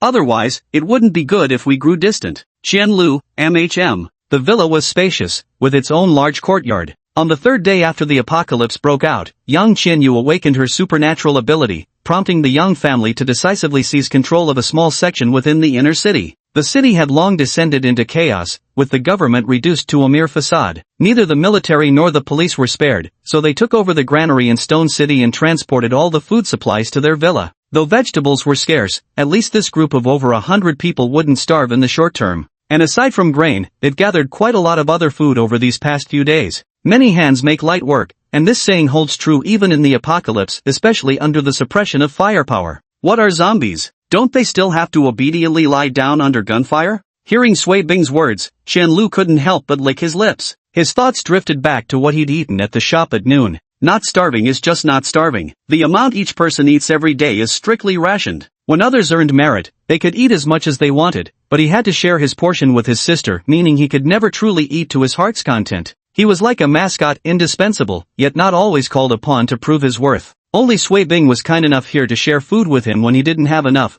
and likewise comforted him when he was feeling down. He was the only one who never looked down on him because of his abilities. At this thought, he felt slightly hesitant. Should he tell him about the shop or not? Walking side by side, they stepped out of the living room door. Feeling the blistering heat hit their faces, Qianlu gritted his teeth in silence. No, can't tell him. He's Yang Qianyu's cousin. Anything he learns would definitely be reported back to her. If Yang Qianyu finds out, the secret of the everything shop would become public knowledge. Wouldn't all his previous covert efforts then be wasted? Not only that, but it would kill both him and his sister. Those people spent their days bullying him, never treating him seriously. He couldn't give them a chance to grow stronger, or he'd become completely useless. Given how he'd previously opposed those high and mighty bastards by relying on others' power, they'd undoubtedly eliminate him at the first opportunity. After all, that shop had an alarm bell. Sui Bing beside him happened to ask, where did they stop? Qianlu snapped out of his thoughts and pointed outside the city. Don't be fooled by their car heading toward the mountains. That was just a show for others. They actually circled around and abandoned the vehicle to go in the opposite direction. Sui Bing chuckled. No surprise, survivors this far in are anything but simple. Without you, we'd never have found where they went. Qianlu didn't hesitate to boast. Naturally, I may not excel at much, but when it comes to this nose of mine, there's no denying its talent. It's going to be tough on you next. Not at all. Oh, about those crystal cores you mentioned earlier. Sui Bing chuckled as she pulled 10 crystal cores from her bag and handed them to him. Here you go. When have I ever gone back on my word when I promised you something? Thank you. The two of them chatted while heading toward the warehouse in the villa. Sui Bing even deliberately picked a canned meat product for Qianlu, claiming it was to calm his nerves. Only after eating and drinking their fill did the two finally leave the villa. Qianlu led the way, unconsciously glancing back with a silent prayer in his heart. This has to work. Got it. Before returning to the villa, he had already torn open a sword shadow card. Along the way, he deliberately sought out zombies to test the sword shadow's strength. Only then did he show it the photo of him and his sister, instructing it to secretly infiltrate the villa after he left again to rescue her. He had also told Jianying about where his sister was. Because his abilities were rather special, and he wasn't from the Qian family, the Qians had been wary of him running away from the start. Though their caution wasn't obvious, they just made his sister live with other ordinary people. But Yang Qianyu's frequent threats using his sister had long irked him. It was just that he lacked the strength and didn't dare to flip the table. But the situation is different now. If he doesn't leave, he won't be able to escape once these fellows discover the omnipotent shop. Because he had wasted quite some time on the road earlier, it was already nearing dusk, and the sun wasn't as scorching anymore. Even so, Qianlu still felt somewhat hot, while Sui Bing fared much better. But as an ice elementalist, he despised this kind of sweltering weather the most. Casually conjuring 2 ice cubes, he handed one to Qianlu and cradled the other in his own palm. Little did he know that shortly after he and Qianlu left, a dark figure scaled the villa's wall and slipped inside. If this had happened in the past with surveillance cameras around, it would have been spotted immediately. But now there was no surveillance, and the heat made people unwilling to go outside unnecessarily. So Shadowblade easily slipped into the villa, heading straight for his destination with practiced ease.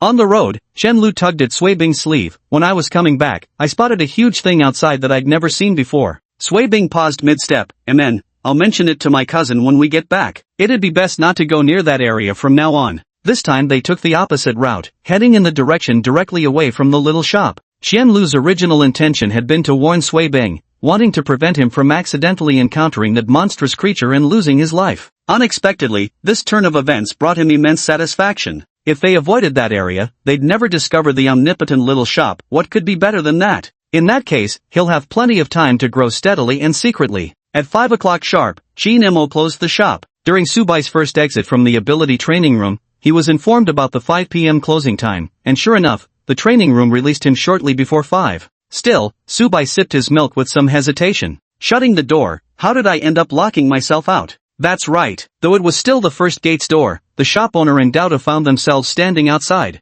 Shop owner, what are you? Shinemo, don't ask questions you shouldn't be asking. Then he strode straight toward the rear of the bamboo house with Dodo in his arms. Chapter 57, This dumb dog, pretty easy to fool. Subai shrugged, brushing it off without much concern. He was genuinely surprised, so he hesitated for a moment. After all, shopkeeper Chin didn't seem like the type to go out hunting zombies. But right now, his greater concern was figuring out where he should go. I couldn't continue training in the shop, but in reality, there was still some time between 5 p.m. and nightfall at 7 or 8. In that case, I might as well go kill zombies in those woods over there. After arriving at the bamboo house, Shinemo placed Dodo on the ground. Upon touching the ground, Dodo grew significantly, transforming into a creature as large as a giant tiger. It crouched on the ground, waiting until its owner sat on its back before standing up and moving forward with a questioning bark. Woof, master, are we going up the mountain? Shinemo replied, yes, we're going to find some fruit. Staying in the shop meant he wouldn't go hungry, but it offered no satisfaction for his cravings beyond basic sustenance. Since there are mulberries on the mountain, there might be other wild fruits too. Moreover, since opening the shop here, he hasn't stepped outside, it would be a good opportunity to check out the zombie situation in the area and tailor unlocked goods for customers accordingly. Only then could he maximize his point earnings. Woof woof. Dodo was so happy he almost jumped. I want to eat too. Shinemo, no. Dodo, woof woof. Why? Fruits aren't even valuable, can't you give me one to eat? Master, am I no longer your favorite companion? It kept firing off questions one after another without pause. Woof, woof. Shinemo interrupted it with a voice. I know you're anxious, but don't be anxious yet. Dodo lowered his fluffy head in frustration. Woof. Shinemo patted his dog's head. Once the system unlocks fruits, you can eat as many as you want. Dodo immediately dashed forward. Woof woof woof. You're the best, master. System. Gives a thumbs up with one hand. Being fooled yet still helping count the money. Your owner just doesn't want to give you fruit, and on top of that wants to freeload even more from me. After all, once unlocked, the host doesn't need to spend points anymore. This dumb dog is so easy to trick. Not like him? He's too clever to be fooled. Shinemo lay down on Dodo's back, one arm pillowing his head while the other shielded half his face. The sun outside was indeed blazing. A leaf drifted down from the nearby tree, landing squarely over the other half of his face. Just then, his pocket chimed with a melodious ringtone. Shinmo's voice was faint as he murmured, mind the sun. I'll nap. Call me when you spot mulberries. Dodo, woof. Yes, master. No problem, master. Dodo slowed its pace and started walking in the shaded areas. The melody was melodious and pleasant. Dodo swayed its head gently, seemingly in a good mood. Several days had passed since the last outing. It didn't know if its master would feel bored staying alone in the shop all day, but it certainly would. Taking a walk outdoors naturally lifts one's spirits. It ambled along while looking around, not out of vigilance for danger, but driven by pure curiosity for its surroundings. Heading up the mountain from the small shop, there was actually an open stretch of land between them before the mountain path began. The mountain path was flanked by dense weeds and numerous trees, making it noticeably cooler than other areas. Though the phone's ringtone wasn't particularly loud, it remained audible at close range. Just moments after Dodo set off, faint rustling sounds reached her ears. Curious, Dodo turned her gaze toward the source of the noise. Then several vines were seen slowly creeping toward it. It cocked its head, tiny eyes filled with immense bewilderment. Was this the mutated plant that previous customers had mentioned? Why does it seem a bit silly and dim-witted? Anything with a bit of sense should pick on the weak, right? Daring to swipe at it despite being this weak, that takes some guts. Lost in thought, the vine suddenly accelerated, but in its eyes, it was still too slow, even pitiable. If its master weren't on its back, it could have toyed with it a while longer. But with the master aboard, it had to behave. Wouldn't do to get carried away and accidentally toss them off. It waved its paw impatiently, sending out several claw marks that instantly sliced multiple vines into segments, which fell to the ground with a thud. In an instant, the remaining vines froze in place before swiftly retracting with a whoosh whoosh whoosh sound. Dodo stared fixedly at them, and just as all the vines had retreated beneath the tree, it swung its paw once more. With a sharp crack, the tree snapped in half and crashed heavily to the ground, producing a resounding boom. Dodo's expression changed abruptly, and it hurriedly turned its head to check. Only after confirming that the noise hadn't disturbed its owner did it exhale in relief, patting its chest with a paw. Phew, close call. Afterwards, it didn't dwell on anything else. All four paws working in unison, it dashed up the mountain, leaving those disturbances far behind. Any zombies encountered along the way were deftly avoided. Upon reaching the mountainside, it spotted from a distance a mulberry tree laden with large, crimson berries, and promptly began drooling. But there are a few zombies nearby. Before it could call for help, the music drew the attention of the zombies, and they roared as they charged forward. Dodo quickly swung its paw and took care of the zombies. Before it could even check the movement on its back, Chinemo had already sat up. The leaves fell to the ground. Dodo said guiltily, "Master." Chinemo looked at the zombies ahead.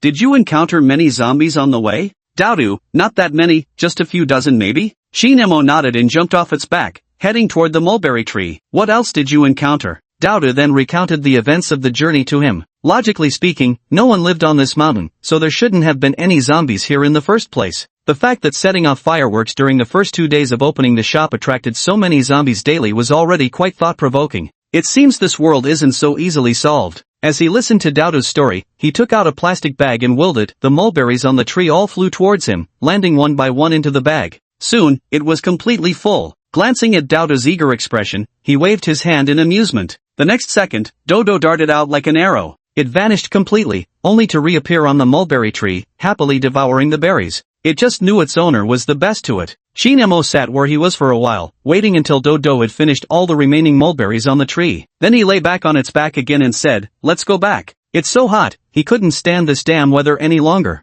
Might as well go back to eat and sleep." Dodo sensed the displeasure in his tone, nodded, and immediately led Chin Mafe outside. In just a short while, they returned to the front of the shop. It nudged the wooden door open with its head and entered the shop. Then it wagged its tail and turned to look at Chinemo with an air of seeking praise. Chinemo patted its head and smiled faintly. "Go rest now." Woof! The shop door closed again as Chinemo went upstairs to take a shower and change clothes, then washed a plate of mulberries in the kitchen before finally returning to his room. Chapter 58, Escape. Sitting by the bed with the plate on the table, he occasionally popped a mulberry into his mouth while his gaze remained fixed on the system panel. Points, 29,044. Today's harvest wasn't much. However, there seemed to be quite a few cases of plant mutations recently. Currently, the shop only has the flame sword as fire-related merchandise. It might be time to unlock some other items. Item name, flamethrower. Type, melee. Tier, second class. Description, a pistol that spews flames. Just a light press summons fire. An essential item for every household. Price, 500.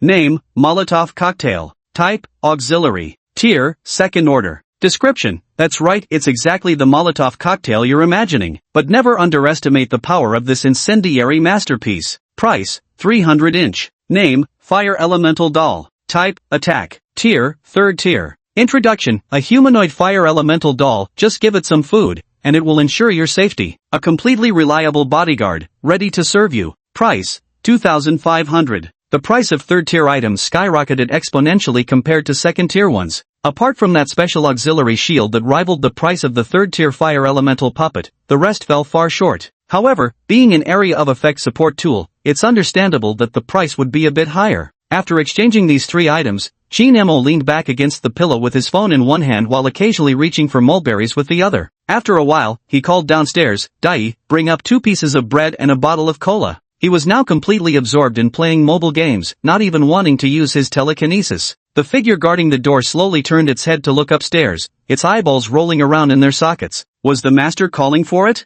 After a moment's hesitation, it walked to the display cabinet, retrieved an item, and headed upstairs. The master had never allowed it upstairs before. Clearly being a stuffed bear, having it guard the doorway was one thing, but making it do the cleaning too? If it were truly intelligent with its own unique thoughts, it would probably be cursing Chinemo inwardly for being inhuman. Night. Silent and scorching. Subai held a straight, long stick he'd picked up from who knows where, walking aimlessly through the jungle while casually glancing left and right. It was late at night, with the moon hanging halfway up the sky, casting faint light. Yet it couldn't illuminate the darkness of this world. Earlier in this jungle, he'd only found 2 or 3 zombies, barely enough to warm up his muscles. Though he had only spent 2 days in the superpower training room, he had already identified many of his weaknesses. Inside the training room, he could experiment recklessly without a single worry. His strength grew by leaps and bounds. Now that he was out, dealing with just 3 zombies in one night was a piece of cake. Of course, he was now planning to find a habitable place to rest. Though his strength had grown formidable, he felt no complacency or intention to lower his guard. Nighttime was exceptionally dangerous. After walking a while longer, he quietly sighed and simply found a large tree to climb. Of course, he had already tested it to confirm the tree showed no signs of mutation before taking this action. Searching aimlessly like this would probably take until daybreak without finding a decent spot, so he decided to rest in the tree for the night. However, upon reaching the higher branches, his field of vision suddenly widened dramatically. With a quick glance, he spotted two three-wheeled vehicles not far away. By the faint moonlight, he also made out the earthen walls encircling the area. He raised an eyebrow slightly. These people had a fair idea, building a shelter near the shop. Subai took out the last bottle of milk, opened it, took a sip, and pondered slightly. It wouldn't hurt to observe. If this base turns out to be decent, renting a place there wouldn't be entirely out of the question. Of course, it was just a fleeting thought. He had no intention of approaching that place anytime soon. After finishing the milk, he tossed all the plants he carried onto the ground, not throwing it right under the tree, but tossing it a bit farther away. Soon, they formed a complete circle around the tree. If anyone or any zombies approaches, he can detect them immediately.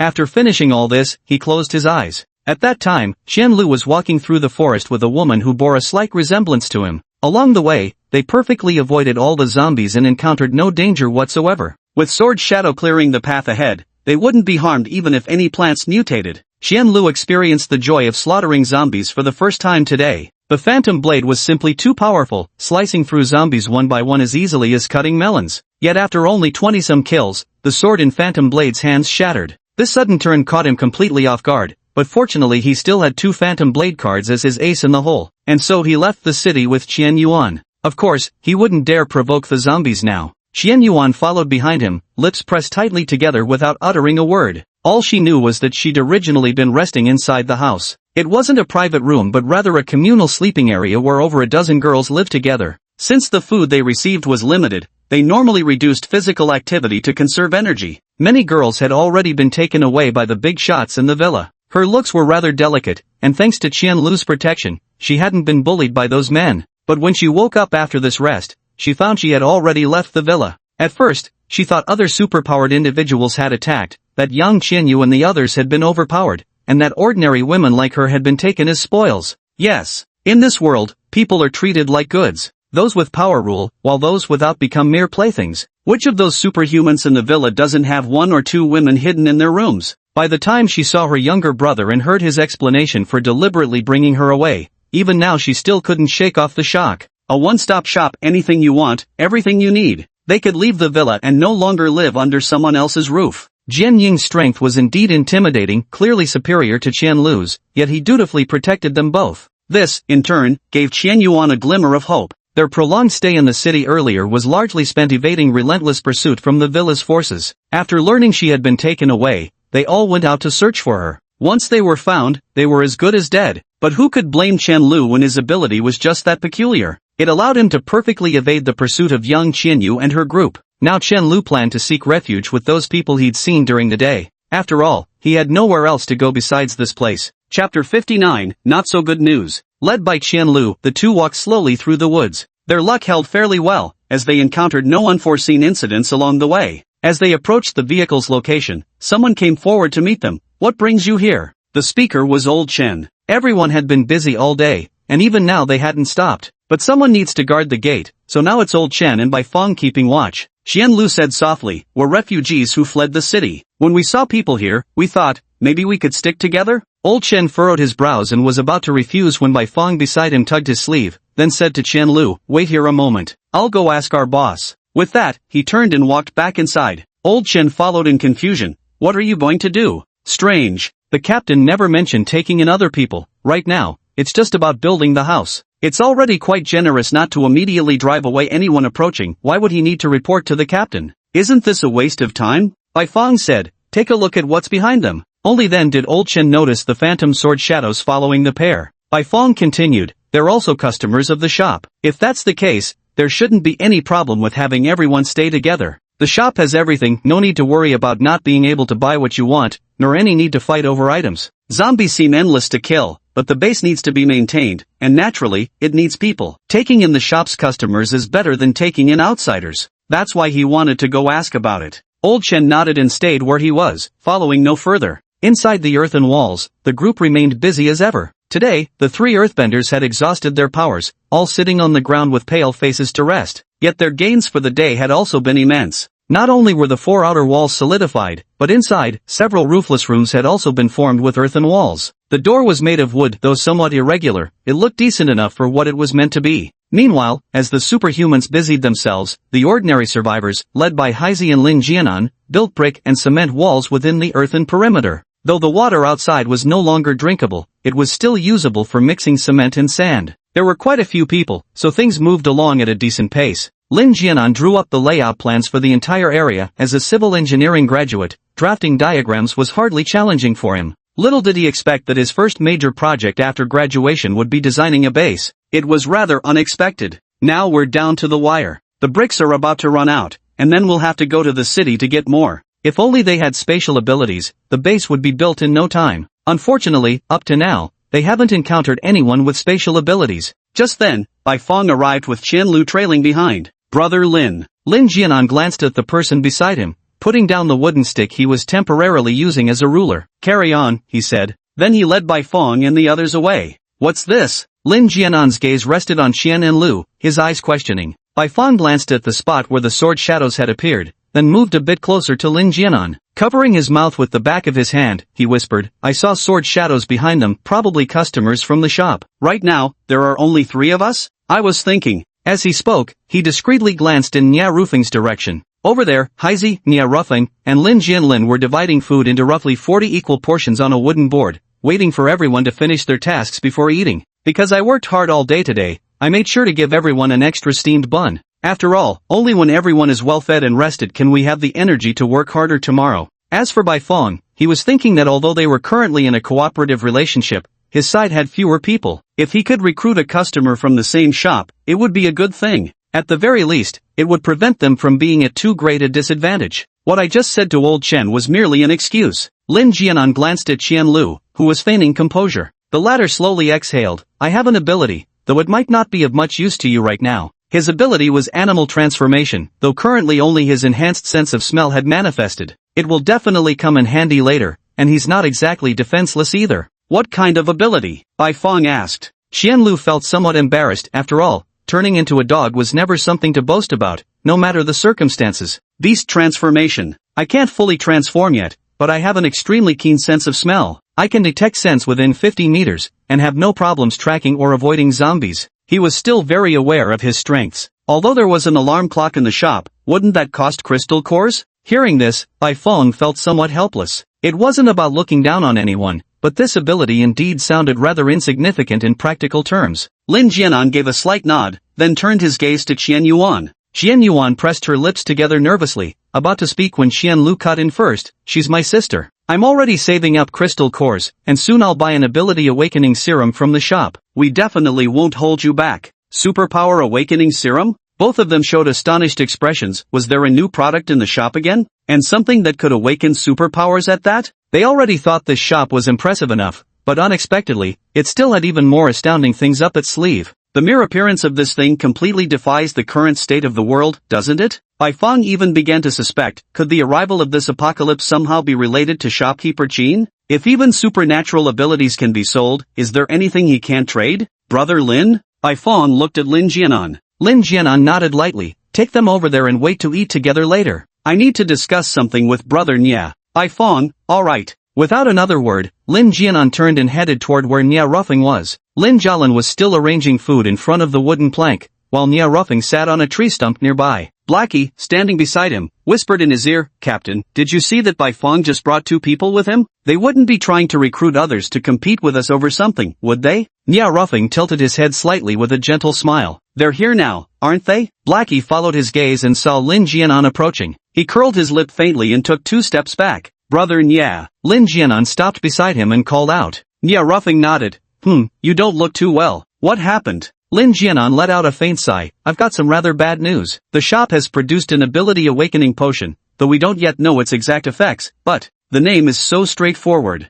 If everyone possessed extraordinary abilities, their so-called advantages would cease to exist. Chapter 60, The Revelation, The Sincerity. Mutants are different from those powerful yet dull-witted items sold in the shop. They are humans, capable of thought, brimming with ideas. Ambushes, schemes, overcoming the many with the few, these are all commonplace. Humanity's greatest strength lies in its ability to think. At this rate, unless they expand their forces, someone will inevitably outpace them sooner or later. Unless we nip this possibility in the bud, eliminating those people before they ever become superhuman. But doing so would require killing too many. Taking out a few strangers might be manageable, but slaughtering them all? He couldn't bring himself to do it. He wasn't some bloodthirsty maniac who reveled in killing. At these words, Nya Rufeng's expression flickered with thought. He didn't need to say anything more, the meaning was already clear. This was certainly not good news. Glancing at the line of people already queuing for food, he narrowed his eyes slightly. Lin Jianan's voice continued in his ear. I think we could appropriately recruit some people into our team.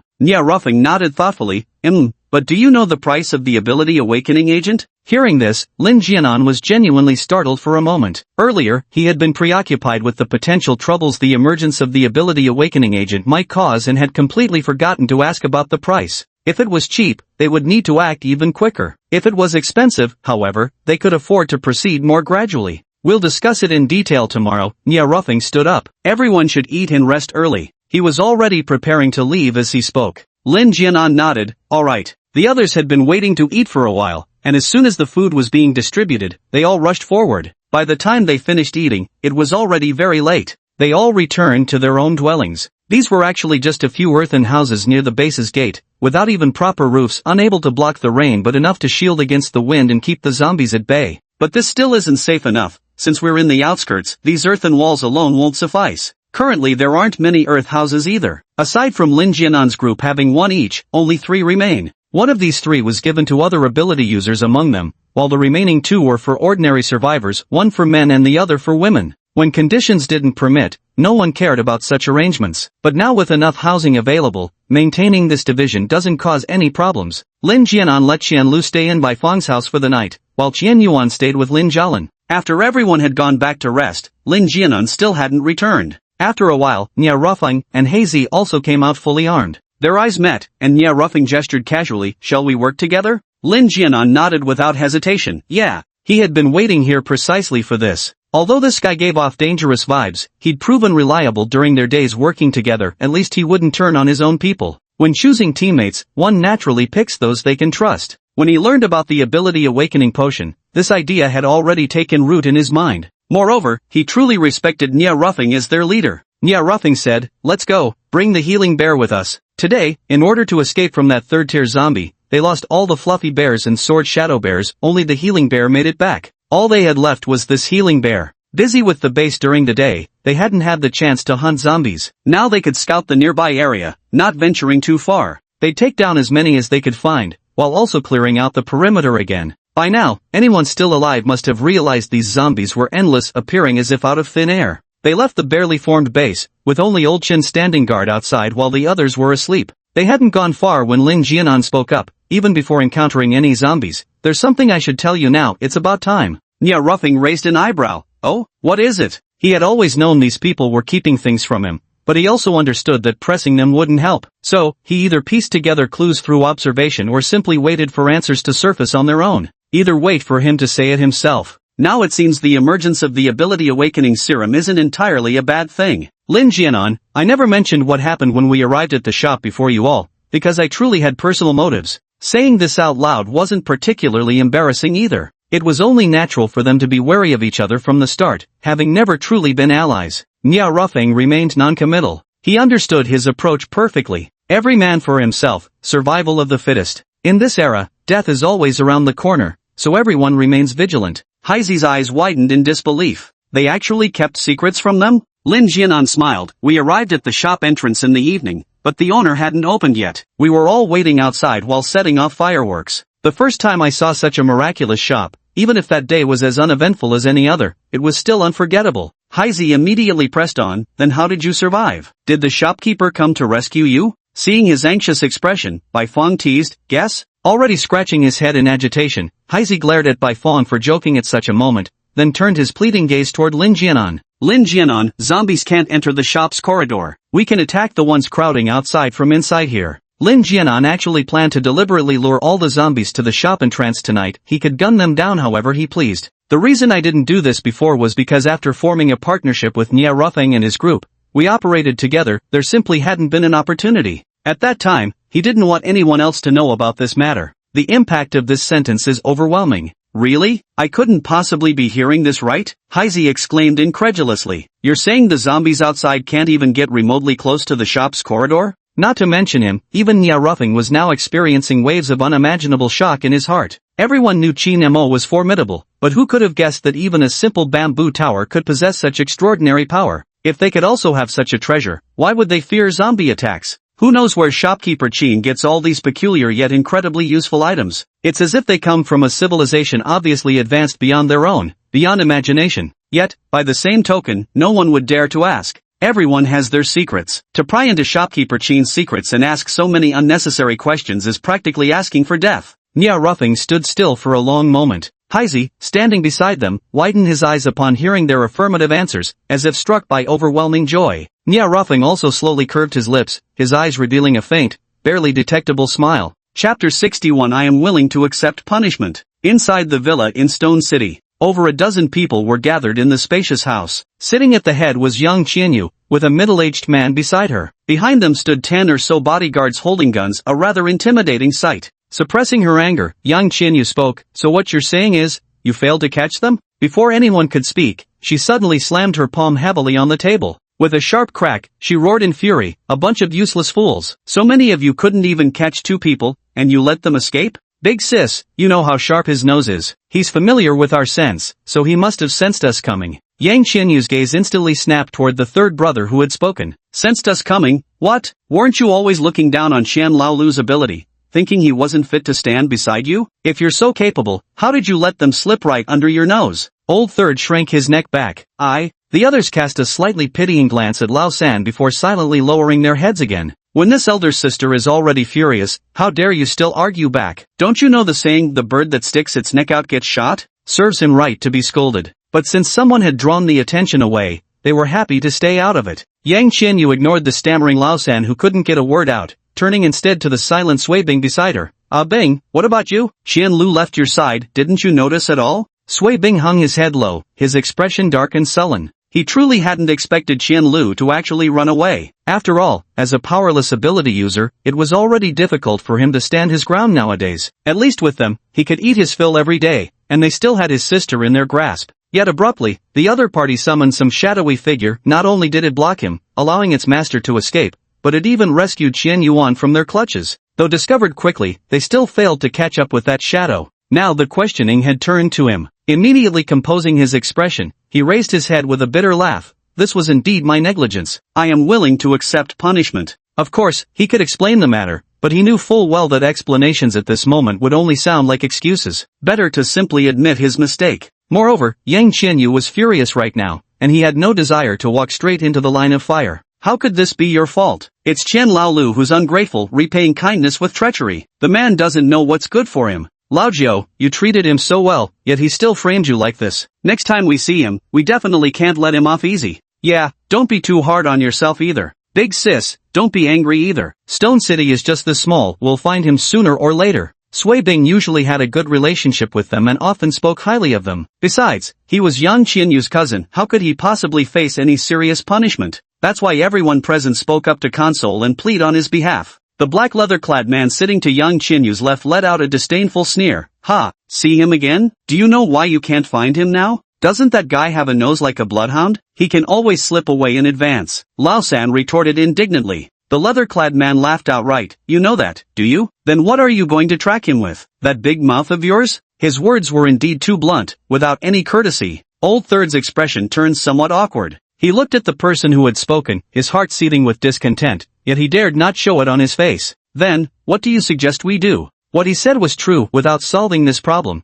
they really couldn't find anyone. Hearing Old Third's words, the other man glanced at him and shrugged indifferently. "No idea." "You don't know either? How dare you yell at me then?" Old Third seethed with anger, gritting his teeth in silence before ultimately saying nothing. At this moment, the man in black leather stood up, his expression showing impatience. "Don't bother me with uncertain matters like this in the future." After leaving these words, he turned and walked away. The door opened and closed again, leaving everyone exchanging uneasy glances, not daring to speak. Yang Qianyu pressed her temples with a frown, her expression visibly troubled. Her father beside her also looked displeased.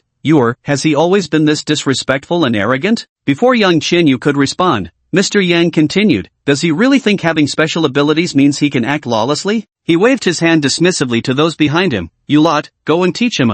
Yang Qianyu quickly grasped her father's arm. "Dad, he meant no harm." "Nothing else?" Father Yang eyed Yang Qianyu suspiciously and patted her arm. "Sweetheart, don't be afraid. If anyone's bullying you, just tell your dad. I'll definitely teach them a lesson." No, really, there isn't. Yang Qianyu replied somewhat helplessly. She couldn't very well say that his guns were useless against Jiang Mu, could she? That no matter how many people he brought along, none of them could lay a finger on her? As the leader of this group, she still had to save face. Don't worry about these things. Let's continue discussing what we should do next. Outside the door, Jiang Mu closed it, turned his head to glance back, then sneered. What a bunch of fools. Chen Lu was too timid to suddenly choose to leave unless he had found a better place. Moreover, given his abilities, it's nearly impossible for him to take an ordinary person with him. Then what Sui Bing had claimed earlier doesn't seem credible. Could it be that the group who left Stone City yesterday deliberately feigned movement while heading in the opposite direction? In his view, that was utterly unbelievable. Descending the stairs, he peeled off his leather jacket, leaving only a black shirt. Temperatures had risen sharply these past few days, crudely estimated at over 40 degrees, forcing him to seek shelter. Their ambitions ran deep, they aimed not just for Rock City, but other regions beyond as well. But Jiang Mu just wanted to return quickly to find his elder brother.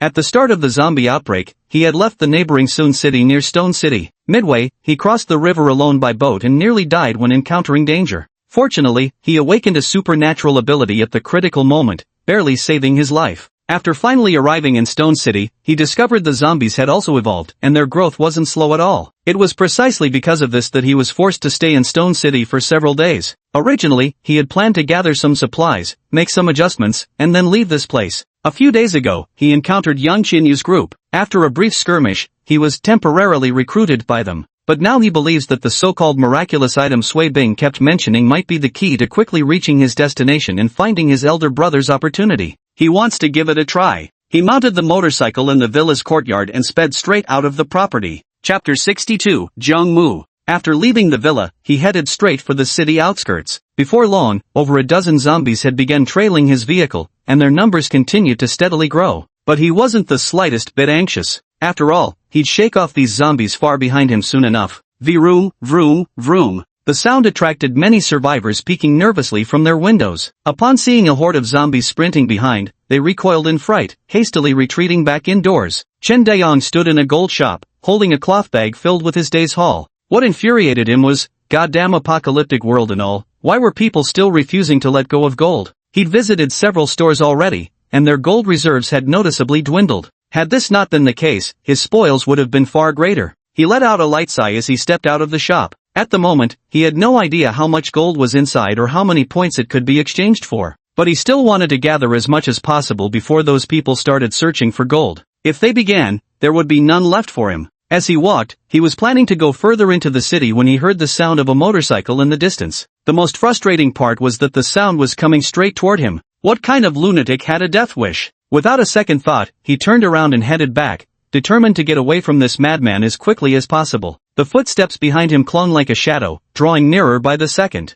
Chen Dayong gritted his teeth and had no choice but to let the speedy fluff bear carry him. He had originally purchased the speedy fluff bear with precisely this scenario in mind. If he couldn't outrun danger, the bear could carry him instead. He never expected it would come in handy so soon. Though the fluffy bear was fast, the pursuer behind was even faster. At this rate, he might get caught. Spotting a long alley up ahead, he quickly steered Fluffy Bear to make a turn. This should shake them off, right? But before he could catch his breath, the sound behind drew closer. That guy had actually followed them on a motorcycle. Not only that, but the pursuer even shouted in his direction, "Hey, buddy, why are you running?" Chen Dayan was instantly stunned, his hair standing on end. In a panic, he blurted to Turbo Fluffy Bear, go faster. Maximum speed. Speedy Fluffy Bear. Huffing and puffing, he dashed wildly forward. This alley led to another street, but after only a short sprint, he encountered a problem. This wasn't a dead end. The noise here is so loud, shouldn't the zombies from that street be swarming over by now? Then if he steps out, he'll just become zombie chow. At this thought, his expression twisted with dread. After surviving so long, he never expected to be brought down by some reckless fool. Damn it! Let's fight him. If he can't run away, then he won't get to escape either. Seeing the angry and indignant look on his face, Jiang Mu instead smiled. Brother, don't be afraid, I'm here to save you. Chen Dayang, save you. Holy shit. Before he could finish, that guy suddenly sped over and grabbed his shoulder with one hand. Flight and thrill. Chen Dayang was so startled he nearly screamed. Jianing and Speedy Fluffy Bear behind them had been ready to attack, but now they had no choice but to give chase instead. A slight curve played at Jiang Mu's lips. When they were still dozens of meters from the alley, he suddenly swerved, simultaneously using his arm strength to hurl Chen Dayang over to the other side of the wall. His motorcycle then climbed the wall as effortlessly as if it were flat ground, reaching the very top before its wheels lodged firmly, one after the other, against the wall's edge. By then, he had already released the handlebars, leisurely leaping down while the zombies below howled in frustration. After helping Chen Dayang up from where he'd fallen, Jiang Mu asked with apparent concern, "You alright, Chen Dayang?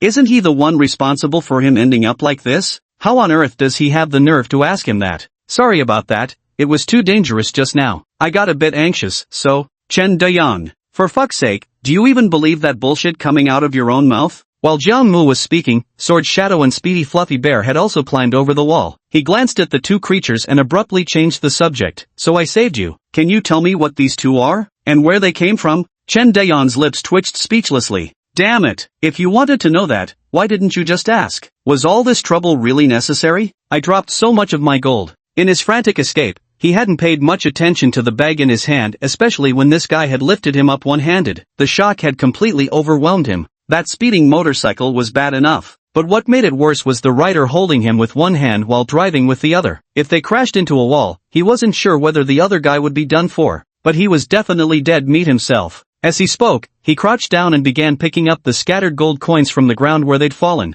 Jiang Mu shrugged nonchalantly, his tone utterly casual. "For no reason at all, would you have told me? But things are different now. There's no way I can repay you for saving my life. So just tell me where those two came from. That'll count as settling the debt for this life-saving favor, alright?" Chen Dayang had never felt so speechless before. This act of coercive selling and shameless justification leaves one speechless, even itching to slap him twice to feel better. Yet, despite having Shadowblade at his disposal, he had no intention of stirring trouble. Moreover, he couldn't gauge the other party's strength. Anyone bold enough to parade around with so many zombies in tow surely wasn't weak. The deliberate setup of this life-saving favor also proved he was certain nothing would happen to either of them. Yet this maneuver left him slightly irritated and exasperated. "It's the Omnipotence shop," he murmured. "A universal little shop, huh? Can you take me there?" Jiang Mu asked. Chen Dayang immediately shook his head. "No can do, I've got things to attend to." As he spoke, he subconsciously clutched the small bag in his arms tighter. Jiang Mu looked at him with slight hesitation. "For this gold?" Chen Dayang remained silent. Of course, he couldn't possibly tell him the purpose of the gold. Jiang Mu was speechless. "This worthless gold is completely useless. The current currency in circulation is crystal cores. I'll give you crystal cores, and you take me to the universal shop. That should do, right?" Chen Dayang's head jerked up at these words as if pulled by strings. His gaze was like a starving wolf spotting mutton. All that was missing were the glowing green eyes. "Jiang Mu, this guy's a money grubber, isn't he?" Handing him 5 crystal cores. "Here, take these. Consider the extra as compensation for your lost gold." 5 crystal cores are too much. Unexpectedly, Chen Dayang seemed rather disinterested and withdrew his gaze, turning to leave for another area. With the Sword Shadow's technique, eliminating 5 zombies would be child's play given the right opportunity. Jiang Mu saw he was about to leave and quickly followed. 10 coins. Chen Dayang glanced at him and reluctantly agreed. "Alright then. If it's free, there's no reason not to take it. After all, gold harvests are getting scarcer these days." The deal was settled. Jiang Mu directly handed over the 10 crystal cores to him without the slightest fear of him backing out. Chapter 63, Find an opportunity to deal with it. His casual demeanor didn't make Chen Dayang think for a second that he was naive. Being able to hand over the traded items without any precautions, and without even being asked to, was hardly the behavior of a simpleton. What does this signify? It shows that this person is very confident in their own abilities. Chen Dayang placed the crystal core into his backpack and took the lead. "Let's go." Jiang Mu followed behind, glancing around at their surroundings. After taking just a few steps, Chen Dayang unexpectedly felt someone brush his arm. Assuming Jiang Mu needed to tell him something, he turned his head only to discover Shadowblade had silently fallen into step beside him. The creature stood facing him fully faceless and therefore unreadable as ever, yet a startling intuition struck Chen Dayang. Was this concern from it? The realization made him chuckle as he shook his head. "I'm fine," he replied. Jianing tilted his head and took 2 steps back. As he turned around to say something more, he met Jiang Mu's inquisitive gaze. He paused briefly, then immediately turned away again. Jiang Mu withdrew her gaze and pondered for a few seconds.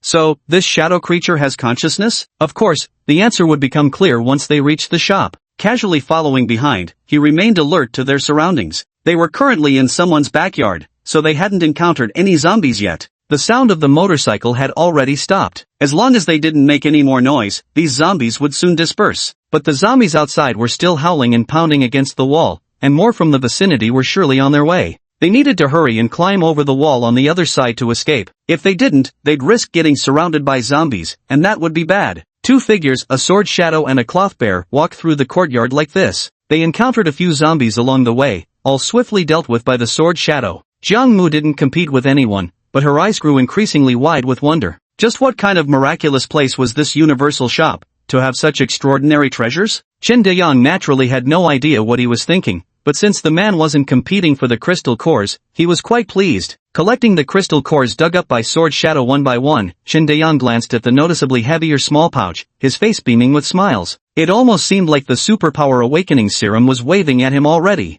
They had been carefully avoiding zombies all along the way. Just as he stepped out from the cluster of buildings, Jiang Mu seemed to sense something, his expression shifting slightly. Run! The words barely left his lips when he was already sprinting ahead. Chen Deyang didn't hesitate either. The moment he heard Jiang Mu's command, his legs were already carrying him at full speed. After running some distance, the two finally turned around to glance back. With that single glance, Chen Deyang was utterly shaken. Without a second thought, he shouted at Speedy Fluffy Bear, "Quick, get me out of here! To the shop! That thing behind us is 3 meters tall. Each of its strides covers 2 or 3 of ours. Its speed is terrifying enough. But to make matters worse, the lower part of its arms are shaped like blades. It just looks downright lethal." So his first reaction was to immediately scram. Yet after being carried just a few steps by the ultra-fast teddy bear, Jiang Mu had suddenly halted and grabbed him by the collar with a backhand. "No use, we can't escape." The pursuer was too fast. In those few brief seconds, the 100-meter distance had shrunk to less than 100. This was with them running. Had they stayed put, they would have likely been caught already. He immediately grabbed Chen Deyang, who was trying to slip away, and said decisively, "Let them hold it off first,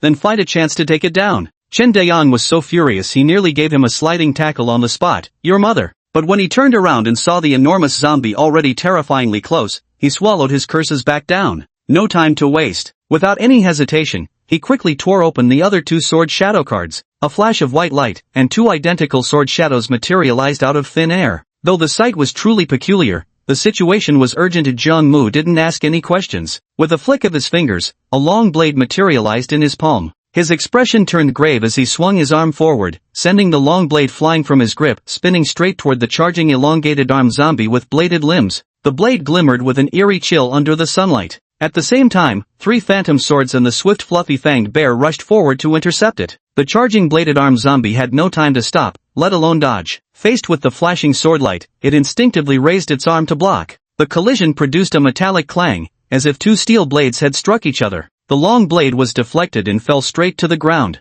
Even though those arms had a strange shape, they still looked like flesh. How could they be as hard as steel? At the same moment, Speedster Fluffy Bear dashed ahead and swung its fist forward, but the zombie was even faster. It kicked the bear straight back with a single powerful blow. Speedster Fluffy Bear was left dazed by the kick, tumbling several times on the ground before finally coming to a stop. It scrambled up from the ground in a flash and charged forward again. At this moment, the sword silhouettes also caught up, raising their blades to stab at it in unison. The elongated blade-armed zombie let out a furious roar, seemingly enraged by this relentless barrage of attacks. Without hesitation, it swung both its bladed arms at those overambitious fools ahead. Its speed was clearly faster than the sword silhouettes, striking later yet arriving first. Chen Deyang clenched his fists tightly, barely daring to breathe as he stared unblinkingly at the several sword shadows ahead, terrified that he might miss something if he so much as blinked. At that moment, Jiang Mu gently lifted his palm, and the long sword lying on the ground instantly flew up with a swish. Under his control, it shot straight toward the long-armed blade zombie, aiming directly for its head. The blade was already at the creature's feet, and with the long-armed zombie's attention fully focused on the 3 sword shadows in front, its arms still locked in a forward-slashing motion. By the time it sensed danger and tried to dodge, it was already too late. Whoosh! Bang! The long blade unexpectedly pierced straight through its skull, sending white brain matter splattering in all directions, some of it drenching Sword Shadow and Speedy Fluffy Bear. A large portion of its head was cleaved straight off, its grip slackening instantly. Sword Shadow dodged effortlessly, but before he could strike again, the zombie collapsed with a heavy thud. Chen Deyang turned his head in shock to stare at the figure beside him. He could actually control objects remotely? Jiang Mu let out a slight sigh of relief. It seemed the opportunity was seized quite well. They were out of danger now. The situation just now might have appeared simple, but in reality, if Jianing and the others hadn't distracted the zombies, he wouldn't have had this chance, because the other party was faster than him. And if this attempt failed, there wouldn't be another chance. Both of them could die here. Most importantly, who could have expected that an unremarkable knife already on the ground would suddenly fly up again? If not for this reason, but because someone was here, then the zombie would never be careless. Each one of these mutated zombies can be seen. Jiang Mu beckoned, and the longsword swiftly returned to his grasp, seamlessly merging into his palm.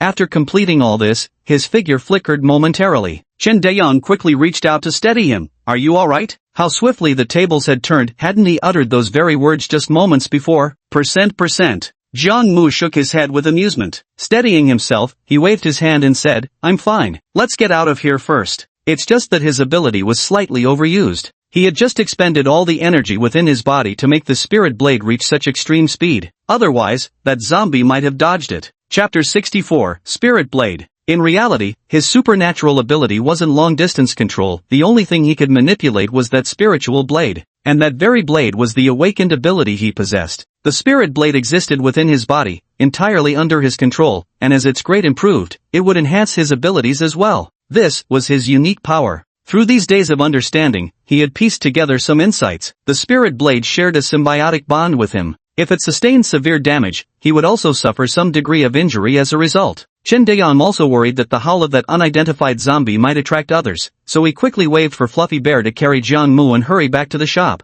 All the while, he didn't forget to ask about the three sword shadows, earning himself Jiang Mu's odd glance. He never showed this much concern for a living, breathing person like himself. You could say he sort of saved him just now, right? What's so special about this sword shadow that makes him so obsessed with it? Jiang Mu was utterly perplexed. When they reached the foot of the mountain, Jiang Mu was feeling much better and had already climbed down from the furry bear's back. The bamboo pavilion ahead was strikingly conspicuous, occupying a substantial area, with rectangular planting beds lining both sides of the road, each elevated several centimeters higher than the ground. Each plot measured no less than 500 square meters. Farther ahead, several people were busy collecting the corpses of zombies scattered across the ground. Jiang Mu turned her gaze toward Chen Dayan. Chen Dayan saw Lin Jianan and Bai Fong, and instantly understood what these people were up to. He immediately felt somewhat exasperated. How could he have forgotten something this important? Yet none of it showed on his face. After all, he wasn't familiar with the people around him, they hadn't even exchanged names yet.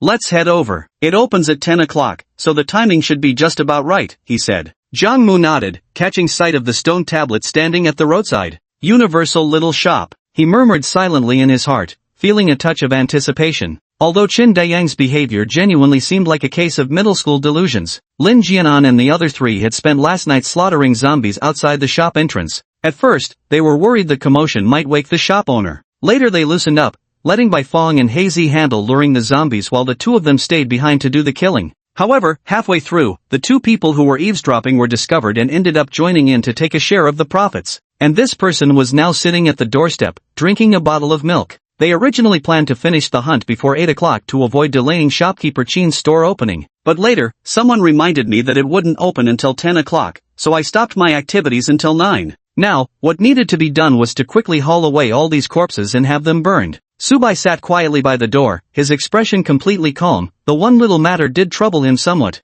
This was the last bottle of milk, once finished, there'd be no more. Jiang Mu and Chen Dayan's arrival drew several scrutinizing glances from Lin Jianan and the others. For no other reason than the arrival of an unfamiliar face, they naturally felt a sense of unease. Moreover, this person's attire was noticeably neater than most, indicating substantial capability. While they sized each other up, Jiang Mu was also discreetly assessing them. There must be at least 400 or 500 zombies lying all over the ground. Are these people really that powerful? He pondered quietly to himself. Chen Dayang greeted them instead, then walked to the door and smiled as he greeted Subai. "Boss, morning." Compared to Jiang Mu, it was Subai who had genuinely helped him out, so naturally, he was quite friendly toward him. Subai glanced up at the sound and, recognizing who it was, took another gulp of milk before mumbling indistinctly, Receiving no response, Chen Dayang didn't press further and turned away to help Lin Jianan and the others with arranging and moving the corpses. After a while, Bai Fong was panting heavily from exhaustion and couldn't help glancing in Subai's direction. "Seriously, the shop's about to open soon. Aren't you worried the boss will see all these corpses lying around and delay the shop opening? Couldn't you lift a finger to help out with those money-making hands of yours?" It was one thing for this guy to join them midway in killing zombies. After all, there were plenty of zombies, and arguing with others would only waste their own time. But now, with the shop about to open, he was still leisurely eating bread and drinking milk, completely unfazed. Subai had just placed the empty milk bottle on the ground when he heard the noise. His expression suddenly stiffened, and his gaze flicked slightly toward Bai Fong's direction. "Bai Fong, this guy seems a bit scary." Before he could react, he saw the other person stand up and walk towards him. Bai Fong grew nervous. Don't act rashly. I admit I was a bit loud just now, but it's only because I was worried, so..." As the figure drew closer, he truly wished he could slap himself. Why couldn't I have spoken in a gentler tone just now? Lin, brother Lin. His face crumpled with despair as he turned to seek help from Lin and the others. Subai had already brushed past him. Fong Bai. This is so damn embarrassing. Subai ignored him, casually storing the remaining 100 or so zombie corpses on the ground into his spatial storage before turning to leave.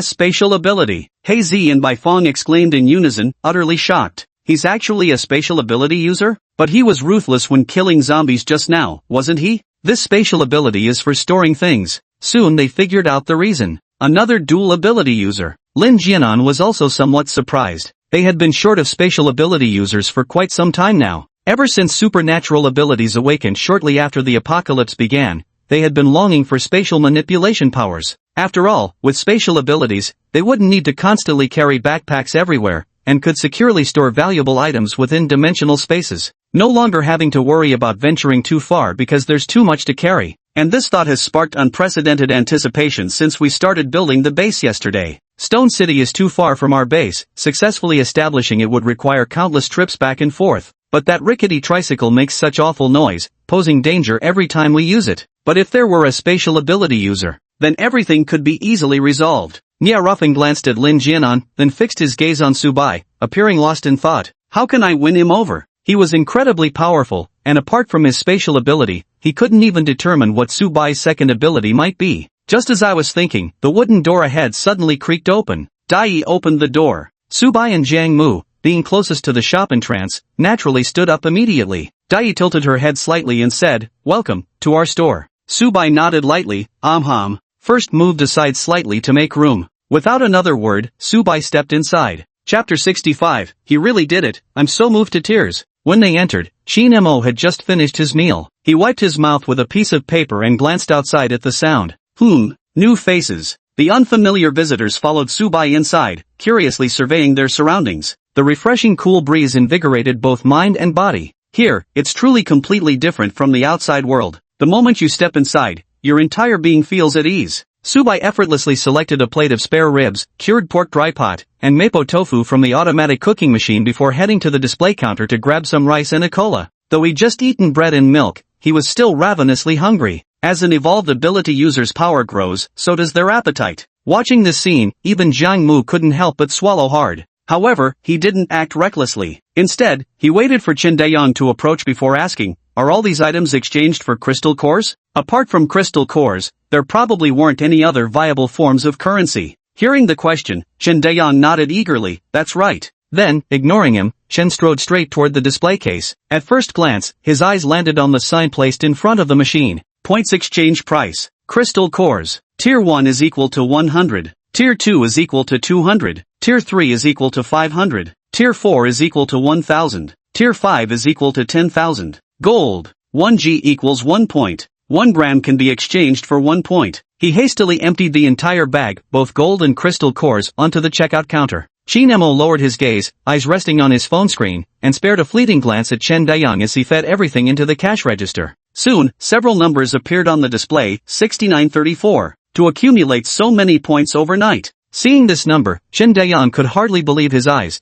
Then overwhelmed with joy, he couldn't help but punch the air in exhilaration. Fantastic! The night outside was perilous, and during that time he didn't dare let his guard down for even a moment, avoiding zombies as much as possible lest he accidentally get surrounded by them. During this period, apart from the 10 crystalline cores Jiang Mu provided for trading, he had only obtained slightly over 20 cores. By his calculations, he was still short by more than 7,000 points. Originally worried that gold might not be worth much, he was unexpectedly rewarded with 33-34G of gold this time. Nearly 7 pounds. With this calculation, the 10,000 point goal is not far off. Just a little more effort, and tomorrow I'll be able to exchange for the Ability Awakening Serum. With this thought filling him with motivation, after explaining to Jiang Mu how to exchange point cards, he bought 2 loaves of bread and went to eat them in a corner. Jiang Mu had just retrieved the crystal core and obtained the card when Subai, Nia Ruffling, and their companions arrived at the spot. Holding the card, he took 2 steps back, feeling puzzled. What were they planning to do? With a wave of Subai's hand, clusters of crystal cores materialized atop the checkout counter.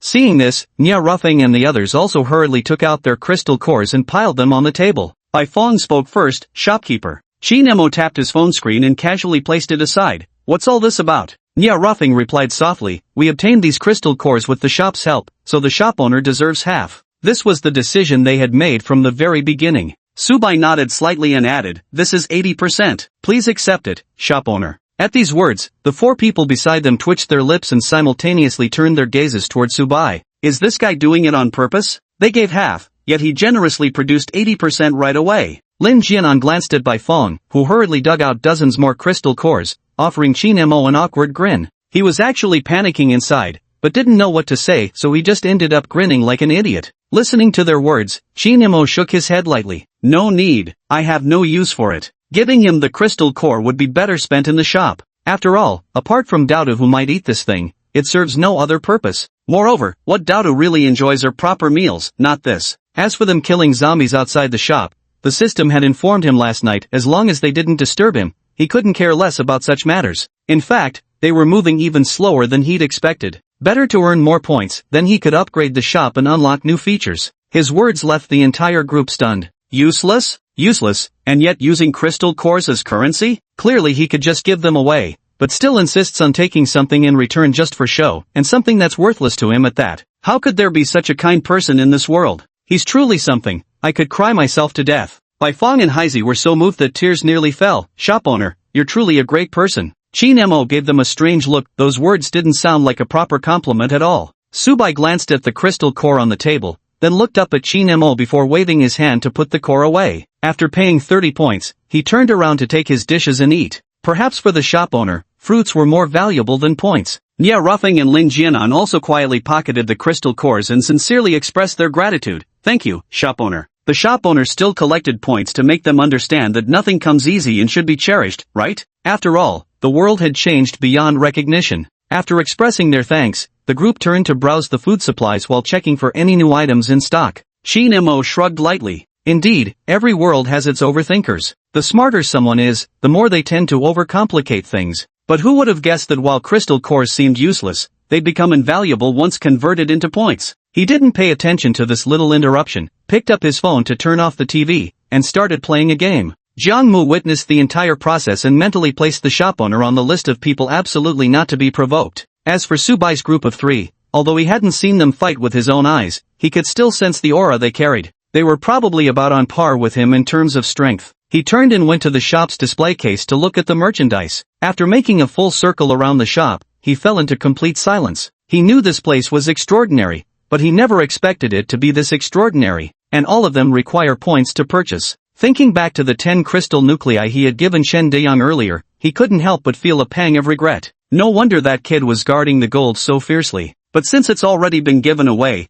there's no reason to take it back now. He simply started searching for the things he needed. Qin Mo finished his game, glanced at the victory screen, casually set his phone aside, and stood up to walk out. Upon seeing this, Doubtu immediately scampered after him with his short little legs. Woof woof. Qin Mo took 2 steps before stopping, turning around to scoop it up and cradle it in his arms. As he gently stroked the plush fur along its back with his palm, he spoke to the system. Auto-restocking still costs the same as before, right? When auto-restocking is enabled, the display case maintains exactly 3 identical items at all times. Whenever one is missing, it automatically replenishes. However, this feature isn't cheap either, costing 5,000 points per month. The system rolled its eyes upon hearing this, deliberately drawing out its words. Of course not. Qin Mo, The system chuckled. Of course I won't raise the price. I'm an honest merchant, unlike my host here always trying to bargain with me. Qin Mo lowered his eyes with a light chuckle. Little one, you certainly hold a grudge. The system protested somewhat indignantly. I absolutely do not. Host, don't falsely accuse me, alright?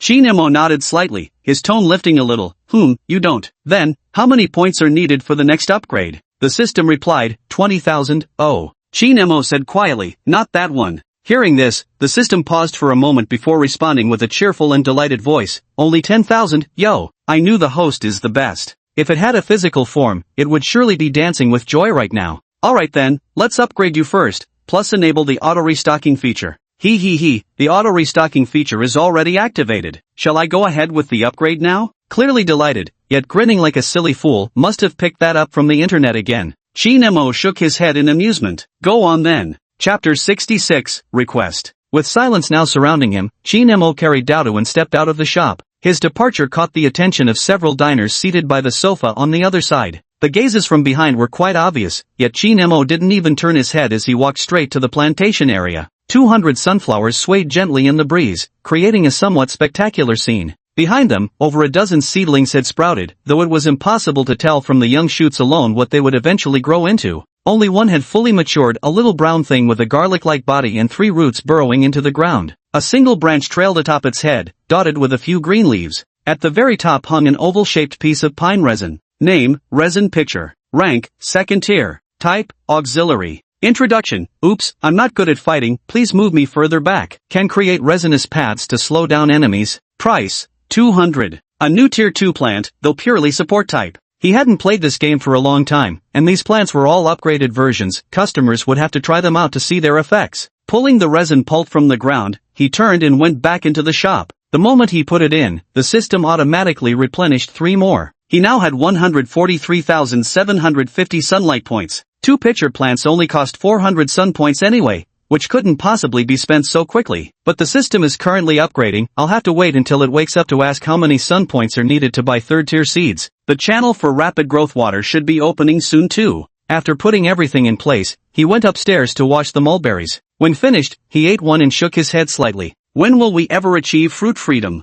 He craved watermelon, grapes, juicy peaches. Perhaps exchange seeds and let them grow their own? At this thought, he slightly narrowed his eyes, his gaze falling precisely upon the crowd gathered around the display case examining new plants, before giving a faint shake of his head. Forget it, these laborers still have to earn him points anyway. If he had the time, he'd rather go up the mountain himself to look around. Maybe he could find some wild peaches or something. He returned to the counter, sat back down, and opened his phone again. This time, he ate while watching. He deliberately searched for videos of the game Plants vs. Zombies, planning to gain a superficial understanding of those plants. Others might not have noticed. But he noticed something odd. One of the 3 sword shadows around Chin Daeyong seemed unusual. If sword shadows could show anomalies, perhaps these plants could too. The group was all gathered in front of the Ability Awakening Serum, watching intently. There was only a single dose of the Ability Awakening Serum placed there. This is a special item that requires 5,000 points to exchange each time, even though the listed price is 10,000. But points are highly valuable and can only be used once he personally confirms their utilization. Lin Jianan and the others were quite astonished.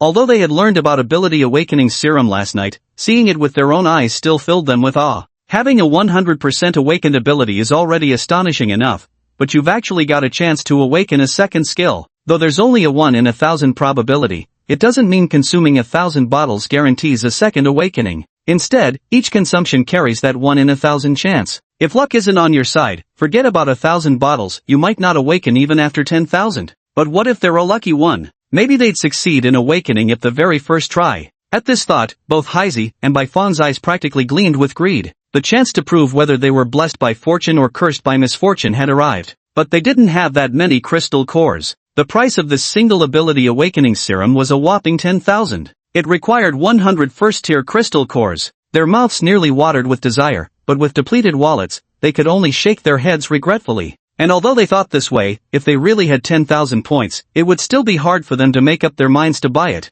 That's a 1 in 1,000 chance. Who dares to take such a gamble? But for ordinary people, it's absolutely a miracle cure. They're willing to bet their lives on it. They couldn't afford it, nor could they buy outright. Bai Fang and Heisey trailed dejectedly behind Nye Rufang and his companion. As for Su Bai's group, he already possessed 2 special abilities, so of course he didn't need to buy more. Only Jiang Mu remained, staring blankly at the display case items for quite some time. Before the apocalypse, Big Brother had been a soldier. After the zombie outbreak, Big Brother contacted him and told him to head to Liheng Basin Zhejiang. He would bring a team to meet him there. But later, because he suddenly received a mission, only after confirming that he had awakened his supernatural ability did they relax a bit, repeatedly urging him to be careful. What's certain is that before that, Big Brother hadn't awakened any supernatural abilities. If only I could bring this dose of power awakening serum with me, that would be perfect. Thinking of this, he rummaged through the backpack behind him. The elongated blade-armed zombie they had killed earlier was a 3rd tier 1, and its crystal core had been dug out by Chin Daeyong and given to him.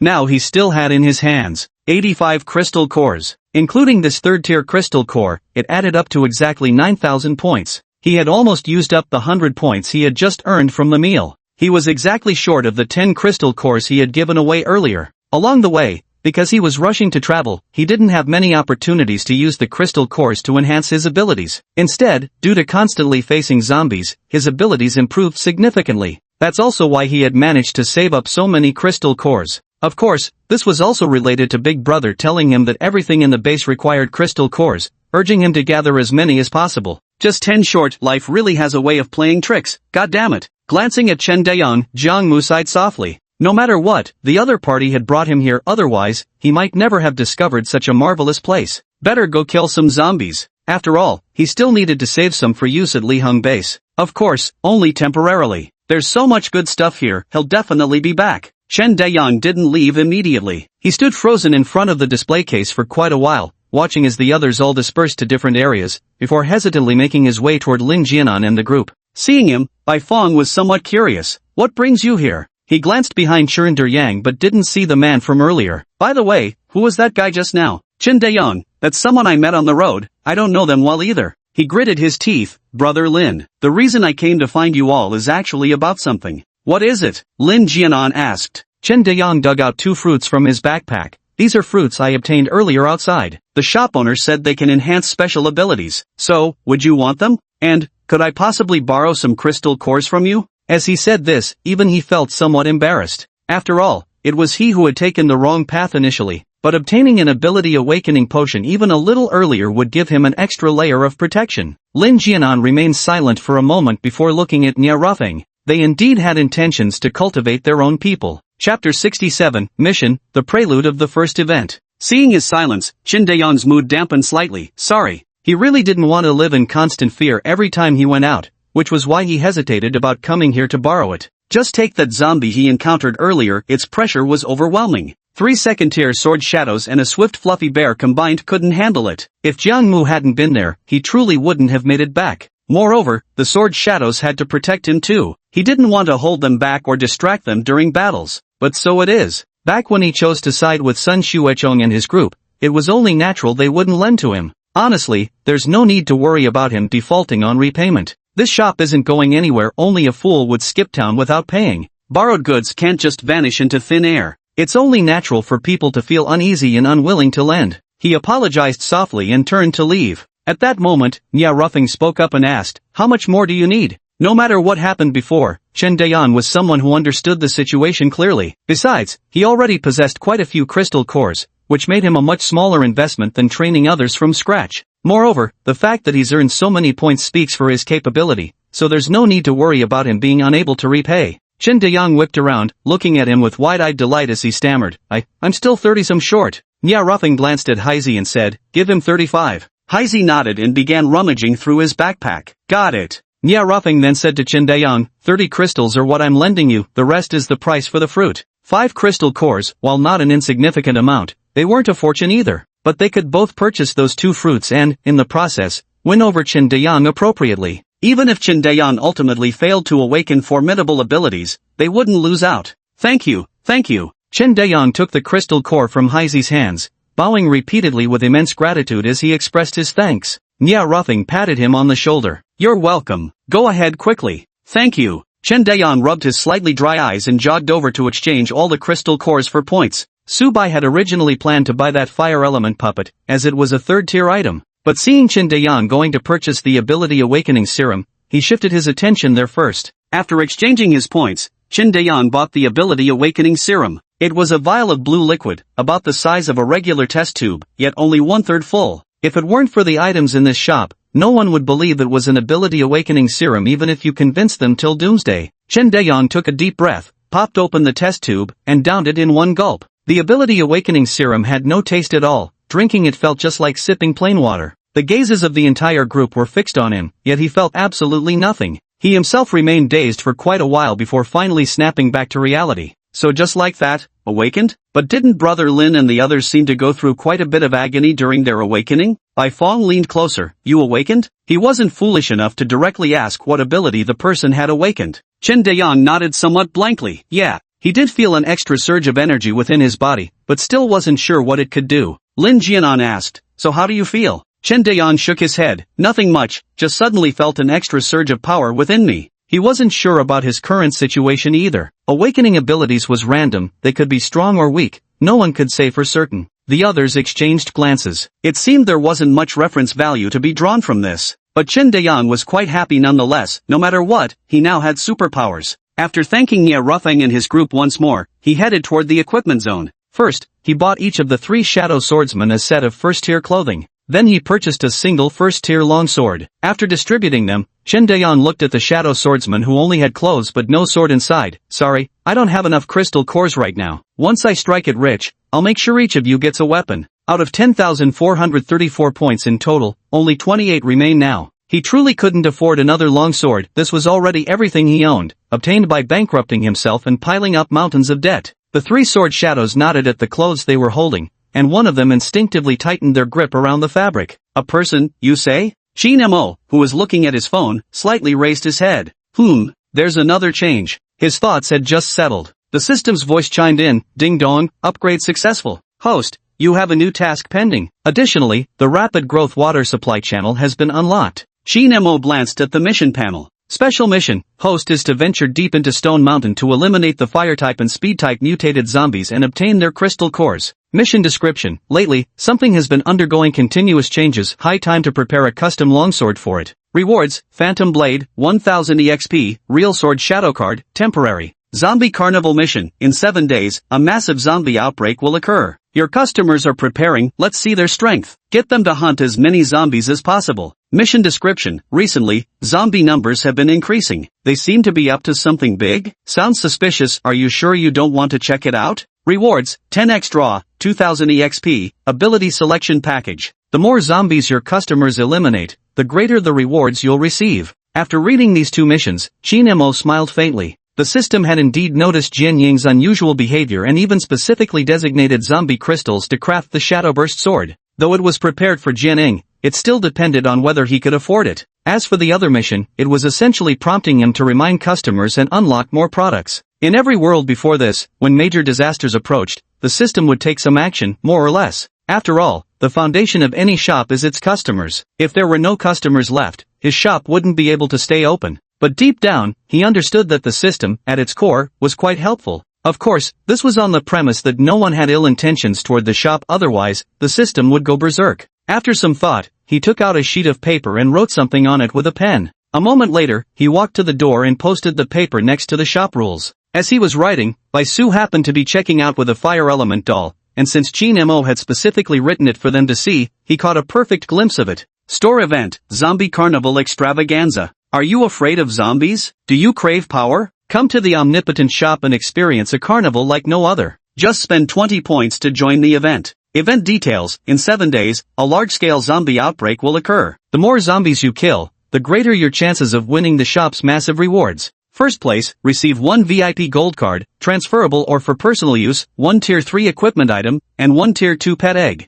Second to third place, receive 1 silver card, transferable or for personal use, and 1 tier 3 weapon. Fourth to 10th place. Will there be a massive zombie outbreak? Subai paused for a moment before breaking into a faint smile. Setting aside shop rewards, the mere increase in zombies itself presented an opportunity for him. With enough crystal cores, he could slack off and retire comfortably. Chapter 68 The Fire Element Doll. With this in mind, he set the Fire Element Doll aside and went to pick out other items. After affixing the paper, Qin Mo went to inspect the planting area. Although the earliest 9 second-grade seeds wouldn't mature until tomorrow, the latest 10 wouldn't be ready until the day after. However, the system had just unlocked the supply channel for rapid growth solution. Aside from being able to reduce same-tier plants' growth time by 1/3, but there's also an instant growth solution that can immediately mature plants of the same tier, though it requires twice the points needed for the rapid growth solution. A small bottle of second-tier instant growth water costs 100 points. Just now, Chen Dayang contributed over 10,000 points, and now the balance stands at 21,180. He glanced back. Just as expected, the group who had been eating inside the shop rushed out mid-meal and now stood in front of the store, examining the promotional poster he had just put up. He exchanged 950 points for 19 bottles of rapid growth solution.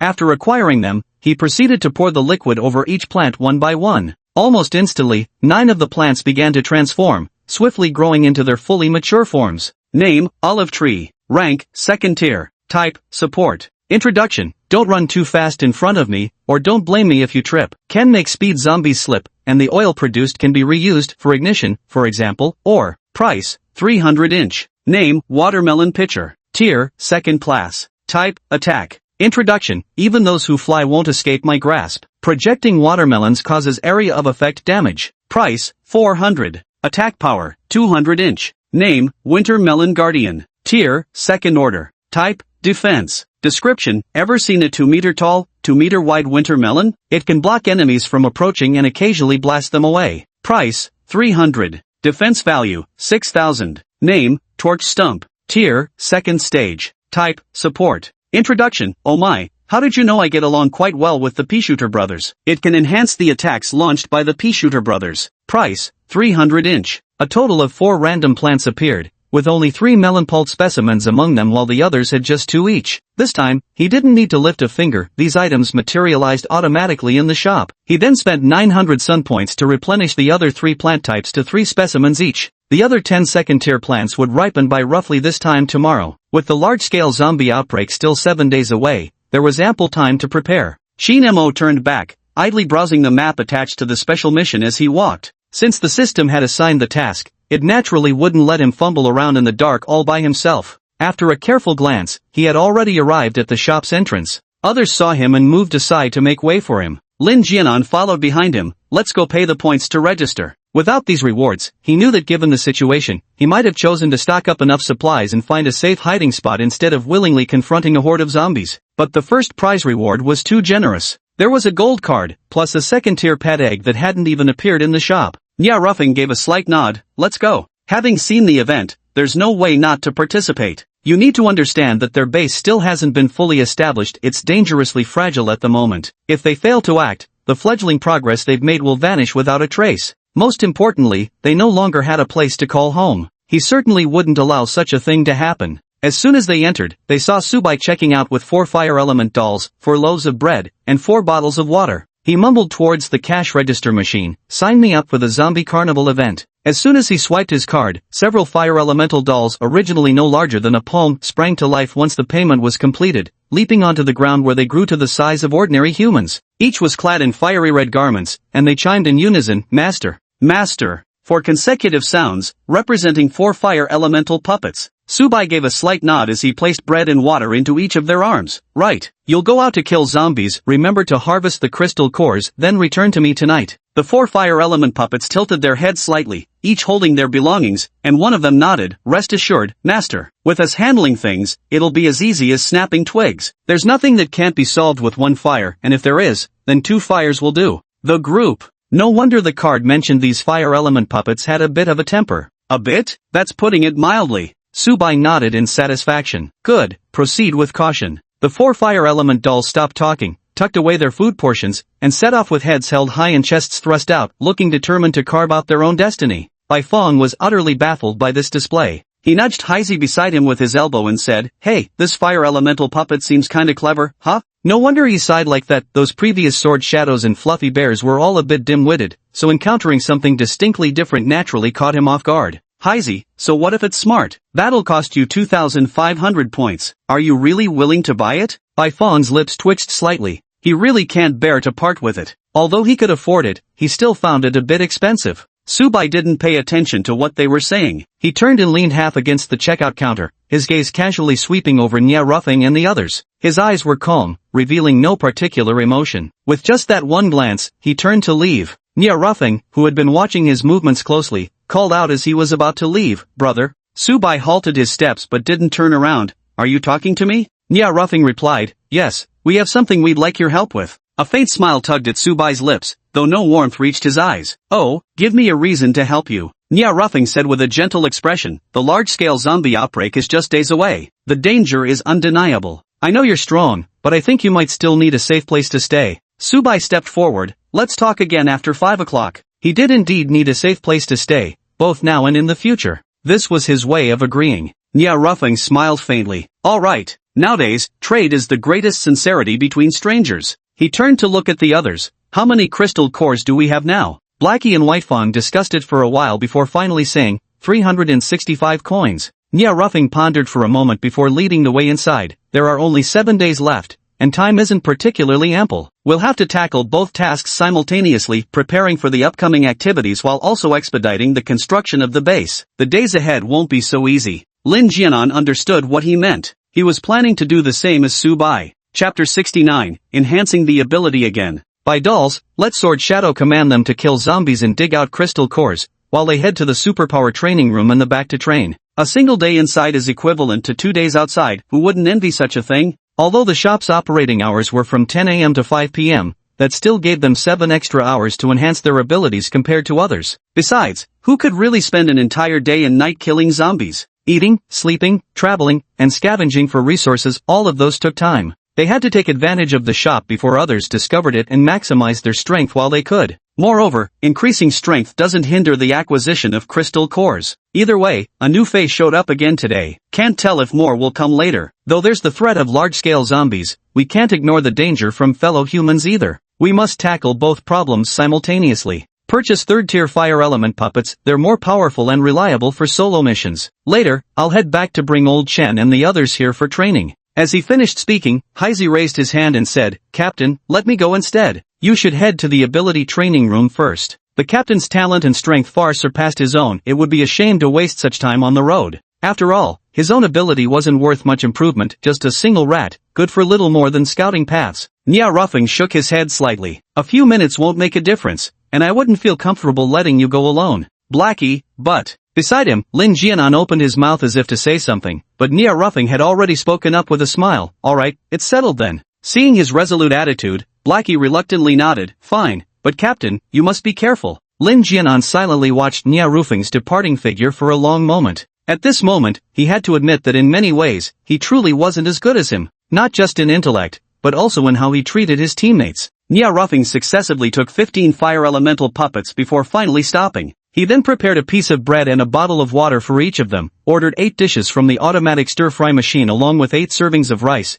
and finally signed up 4 people for the event. It wasn't until checkout that I understood why Subai had told the cash register machine he was participating in the activity. Because beneath the points exchange rate, there were several new lines of text. To join the event, you had to declare it verbally so the registration fee would be automatically deducted. It also explicitly stated that you could only sign up using your own card. Seeing these lines, Heisey was dumbfounded. He doesn't have a card. When they first came, they directly obtained a silver card with 50 crystal cores. Since then, they've always shared one card among themselves, unlike Lin Jianan's group, where each member has their own. He turned a pitiful gaze toward Nia Ruffing. "Captain." Truth be told, that pitiful expression on his face was somewhat hard to look at. Bai Fong averted his gaze, unable to bear the sight. Nia Ruffing kept his eyes fixed straight ahead. "It's fine." Fortunately, they hadn't exchanged the crystal cores for points yet, otherwise, Heisey wouldn't have been able to sign up today. Nia Ruffing calculated that the total cost of his registration and purchases came to 37,700, but with a 10% discount,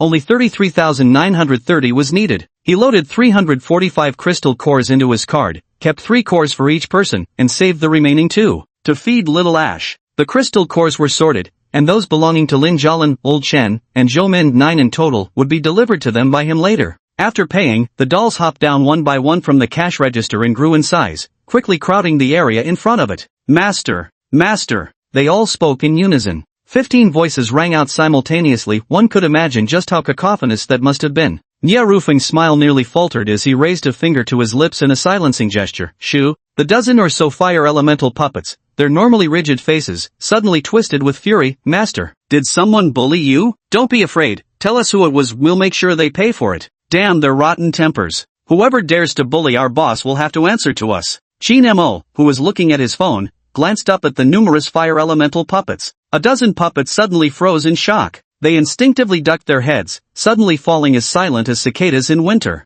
Nia Ruffing showed an apologetic expression, then instructed Heisey and Bai Fong to distribute the food before sending the fire element puppet out to kill zombies. Upon receiving the order, the puppets clutching their food rushed out eagerly, presenting a scene of competitive urgency. These guys might have a short fuse, but their actions prove they're not stupid. They know exactly who they shouldn't mess with. With nothing else to do, they all gathered around to eat together. Chin Mo turned off his phone while telling the system, "Next time, let items like this revert to their original form after leaving the shop." Meanwhile, he took out another sheet of paper and began sketching something with a pen. "System, alright then, host, would you like to upgrade now?" In just this short while, he had already gained over 50,000 points, enough to upgrade his special ability to Tier 3. Combined with what he already had, his points reached an all-time high since arriving in this world, 62,407. The system watched with envy. If only the host would spend it all. Chin Mo's gaze fell upon the paper as his hand moved swiftly across the surface. Without hesitation, he replied, "Yes, upgrade." There were still matters to attend to later,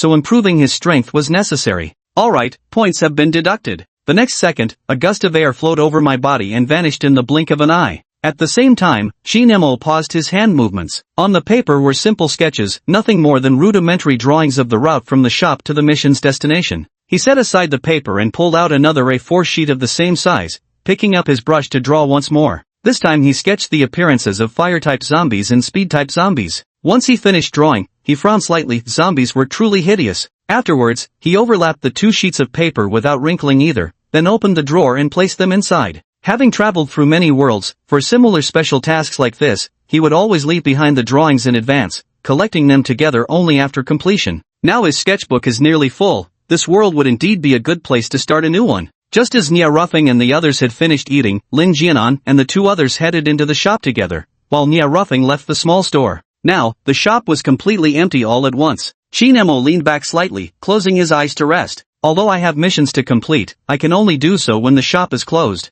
Since I promised the system to open the shop on time, I naturally can't leave early. During this time, Nia Ruffing returned with Old Chen and the other two. They didn't disturb him, each depositing their points into their cards, their target being the shop's special ability training room. As closing time approached, everyone except Subai wore expressions of utter devastation. Even Nia Ruffing's ever-present smile had melted away, his face haggard and drained, appearing thoroughly exhausted. They knew it was a special ability training room, but who knew you could only use special abilities there? If you couldn't activate yours, the only option was getting gnawed on by zombies. Sure, you wouldn't die, but the pain? That was absolutely real. Subai looked at these 7 people and felt a slight upward tug at the corner of his mouth. Seeing them worse off than himself, he was happy now. Jiang Mu and Chen Dayang had just returned, looking at the condition of this group with very strange expressions. What happened to them? Chapter 70, Welcome to the Breeze Squad. What's wrong with you guys? Chen Dayang, who had been in high spirits just moments ago, couldn't help but feel concerned upon seeing this scene. Could it be that we've encountered some extraordinarily powerful zombie? Bai Feng's eyes lit up as he strode toward Chen Dayang, throwing an arm around his shoulders with a hearty chuckle. Old Chen, you just awakened your special ability and haven't had time to visit the ability training room yet, have you? Let me tell you, you absolutely can't miss out on such a great place. It's exceptionally useful, right, Brother Lin? This agony shouldn't be his to bear alone. Who'd have thought that continuously using superpowers would drain his energy to the point of complete depletion? As a speed-type fighter, being unable to use his abilities left him completely immobilized. That feeling of being rooted in place while getting gnawed on, who could possibly understand? Chen Dayang cast a confused glance at Bai Feng. Why was this guy suddenly being so enthusiastic? At this moment, Lin Jianan nodded in confirmation. That's right, we've all improved significantly today. Sharing wheel and woe is a virtue. Ability, training room? Jiang Mu hesitated slightly as he listened to their conversation. Upon seeing the ability awakening serum, his first thought was to obtain it. Without a moment's hesitation, he left the small shop to kill zombies, not bothering to look around inside. Bai Feng looked at him. Exactly, you probably didn't know yet, but there's a small room in the corner of the shop that's specifically designated for training special abilities. Whether spoken or not, people would find out eventually, so there was no point in hiding it. Chen Dayang felt somewhat skeptical about Bai Feng's words. It wasn't that he distrusted the shop's offerings, but rather that unsolicited kindness always carried hidden motives. This guy is seriously abnormal. His pleading gaze turned to Subai. Boss, is what he said true? Compared to the others, he trusted Subai more. The young man gave him a strange look. What are you asking him for? He couldn't actually think he's a good person, could he? Does he have some kind of misunderstanding about him? Subai tucked a hand into his pocket and curled his lips in amusement, murmuring softly, it really is useful. But what he didn't mention was that it would be equally painful. The young man's eyes held a gleam of amusement. Since you've mistaken him for a good person, let this be a lesson. In times like these, not everyone can be trusted. Only then did Chen Dayang nod in relief. Thanks, boss. Subai nodded faintly.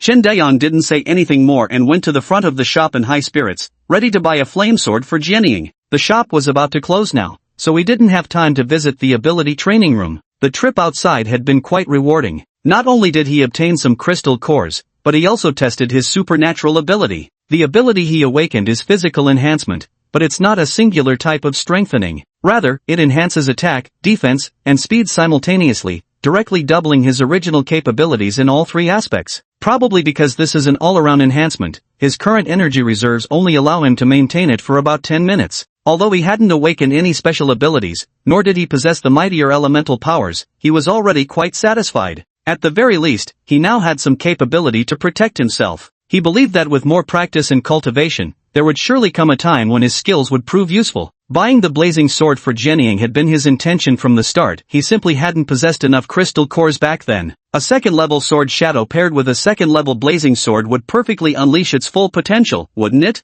The three sword shadows behind him no longer appeared as pure black silhouettes, now clad in tracksuits and shoes, only their exposed heads and hands looked somewhat peculiar. Chen Deyang only bought one blazing sword, first equipping it for the sword shadow that had accompanied him the longest. He couldn't help but smile. With this, you should be much safer now. Sword shadow raised his head, then silently lowered it again, his hand caressing the flaming sword in his grasp. Chen Deyang spent another 100 points to purchase a first-rank longsword for himself. As he paid, his expression turned extremely grim upon seeing the newly appeared lines of text. Without the slightest hesitation, he immediately rushed toward a group of people talking outside the shop, sword shadows in tow. Zombie outbreak on a massive scale. He had originally thought this might be his chance to carve out a place for himself in the world, but upon seeing this, he couldn't help but doubt, could he even survive alone? Jiang Mu didn't come to the store with him this time, but had coincidentally run into him on the way over. His target was the ability Awakening Serum. With his strength, 10 crystal cores were naturally nothing to fuss over. And just like that, the single Awakening Serum Qin Mo had just restocked for 5,000 points ended up in Jiang Mu's hands. As he was about to make the payment, he noticed Chen Deyang running away in a panic.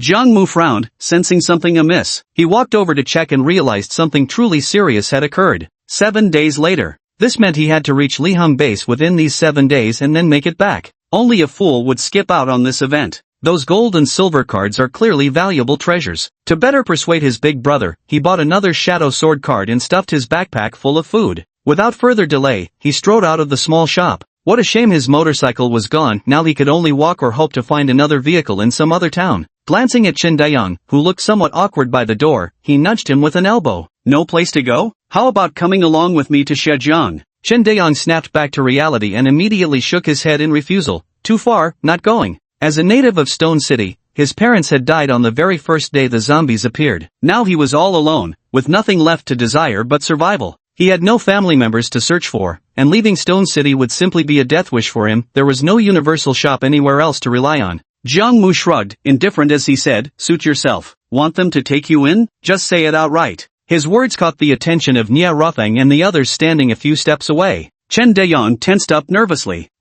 If not for the impending zombie outbreak, he wouldn't have come looking for them again, but in the end, survival mattered more than pride. Watching them converse, he hesitated, torn by doubt. Jiang Mu blinked at him, no need to thank me too much, then turned and walked away. He could see his nervous hesitation, so he deliberately spoke up to help him. Consider it as thanks for bringing him to such a marvelous little shop. Chen Deyang's face flushed red, his hands unconsciously clenching. See, can I come with you? If Jiang Mu hadn't suddenly spoken up and drawn everyone's attention, he genuinely wouldn't have had the courage to say those words. Even now that he'd managed to say it, he immediately lowered his head. I'll follow orders. I won't hold anyone back. Nia Rutheng nodded slightly. Of course, we happen to be short-handed. These words sounded like heavenly music to Chen Deyang, whose eyes reddened. Thank you. At this point, he could no longer hold back his tears. These past few days, he'd narrowly escaped death several times. If not for Jianying's protection, how could he possibly still be standing here now? Now they were still willing to take him in, and he was immensely grateful in his heart.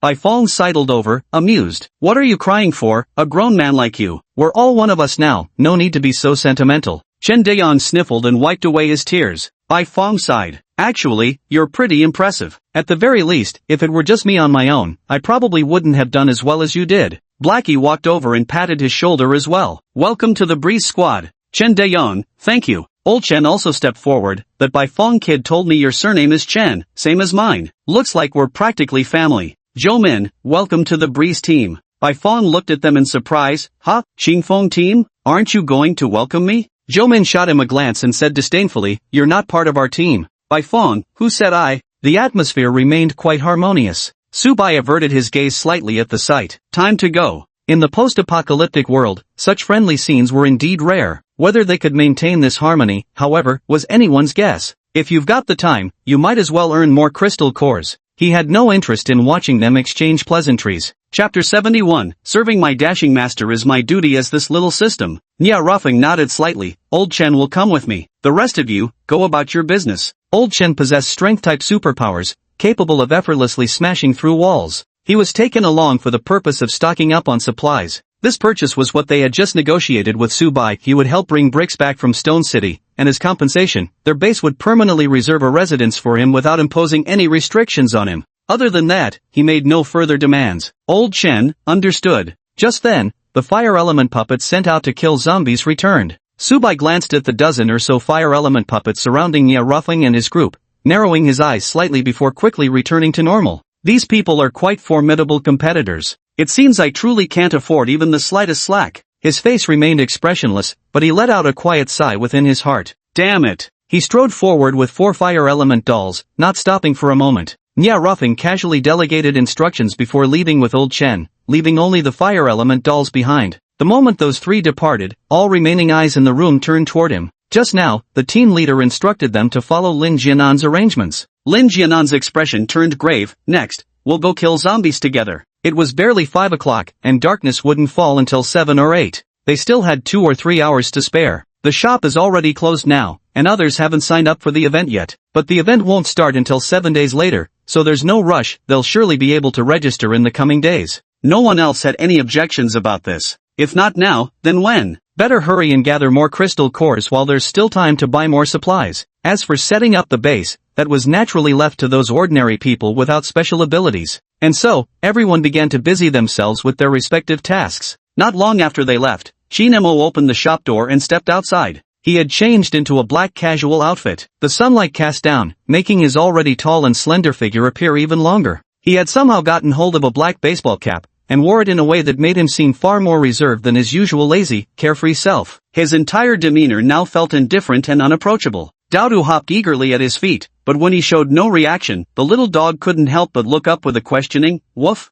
Shinemo glanced down, the faintest of smiles curling his lips so subtle it was almost imperceptible. "Your fur's too thick. You'll get hot." Daodu froze in place, instinctively glancing back at his own tail before stopping its wag altogether. Was it being rejected by its owner? But its fur couldn't just be stripped off either. Shinemo had already reached the edge of the shop corridor and turned back. Not coming along? Daodu's tail immediately started wagging vigorously again as it let out an excited arf, and bounded after him, even making sure to shove he, who had been following a few steps behind Shinemo, out of the way. The first dark, pitch-black eyeballs rolled around, seeming somewhat confused, but quickly trotted along obediently again. "Woof, master, where are we going?" While following the route provided by the system, Shinemo replied, "We're going on a mission." Daodu happily jumped up with excitement, no longer barking. "Will there be lots and lots and lots of yummy treats?" Shinemo glanced at the mission reward and quietly asked, "Have you ever tasted what a zombie tastes like?" Daodu wrinkled her nose in distaste. "They're ugly and smelly. Could they really taste good?"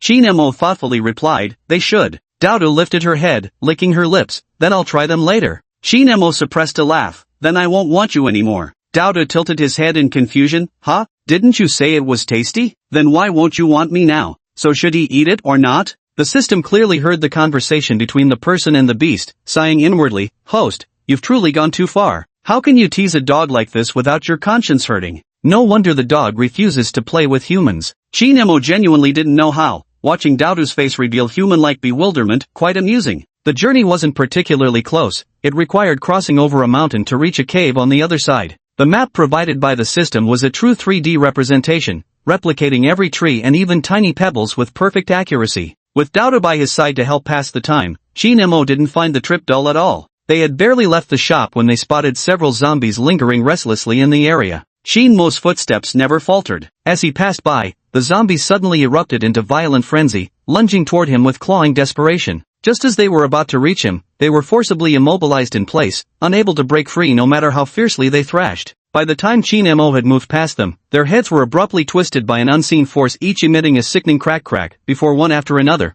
the severed skulls thudded to the ground, rolling several times before coming to a stop. Then, the struggling corpse also fell to the ground. In the blink of an eye, several zombies were gone. A dagger flew through the air, deftly digging out the crystal cores one by one. There were 5 in total, 4 given to Daodu, and the remaining 1 flew into First's embrace. Shinemo waved his hand, tossing aside the dagger already covered in zombie brain matter, and continued forward. The journey took a full hour, during which he encountered many zombies. Most were 1st or 2nd tier, not even a 3rd tier among them, so it didn't delay him much. After crossing a mountain, he spotted a horde of zombies in the distance. A rough estimate put their numbers at over 100, surrounding a single short zombie in their midst. So this was the psychic-type zombie that Daodu encountered before, capable of commanding other zombies to do its bidding? Judging by its presence, it's probably only around 3rd tier at most. He didn't pay it much mind whether it was 100 regular zombies or several times that number, it meant nothing to him. But the psychic-type zombie had already spotted him and let out a shrill screech, an invisible force enveloping all the surrounding zombies. The zombies suddenly seemed as if they had snorted a line of coke, scrambling over each other to charge at Chin-mo.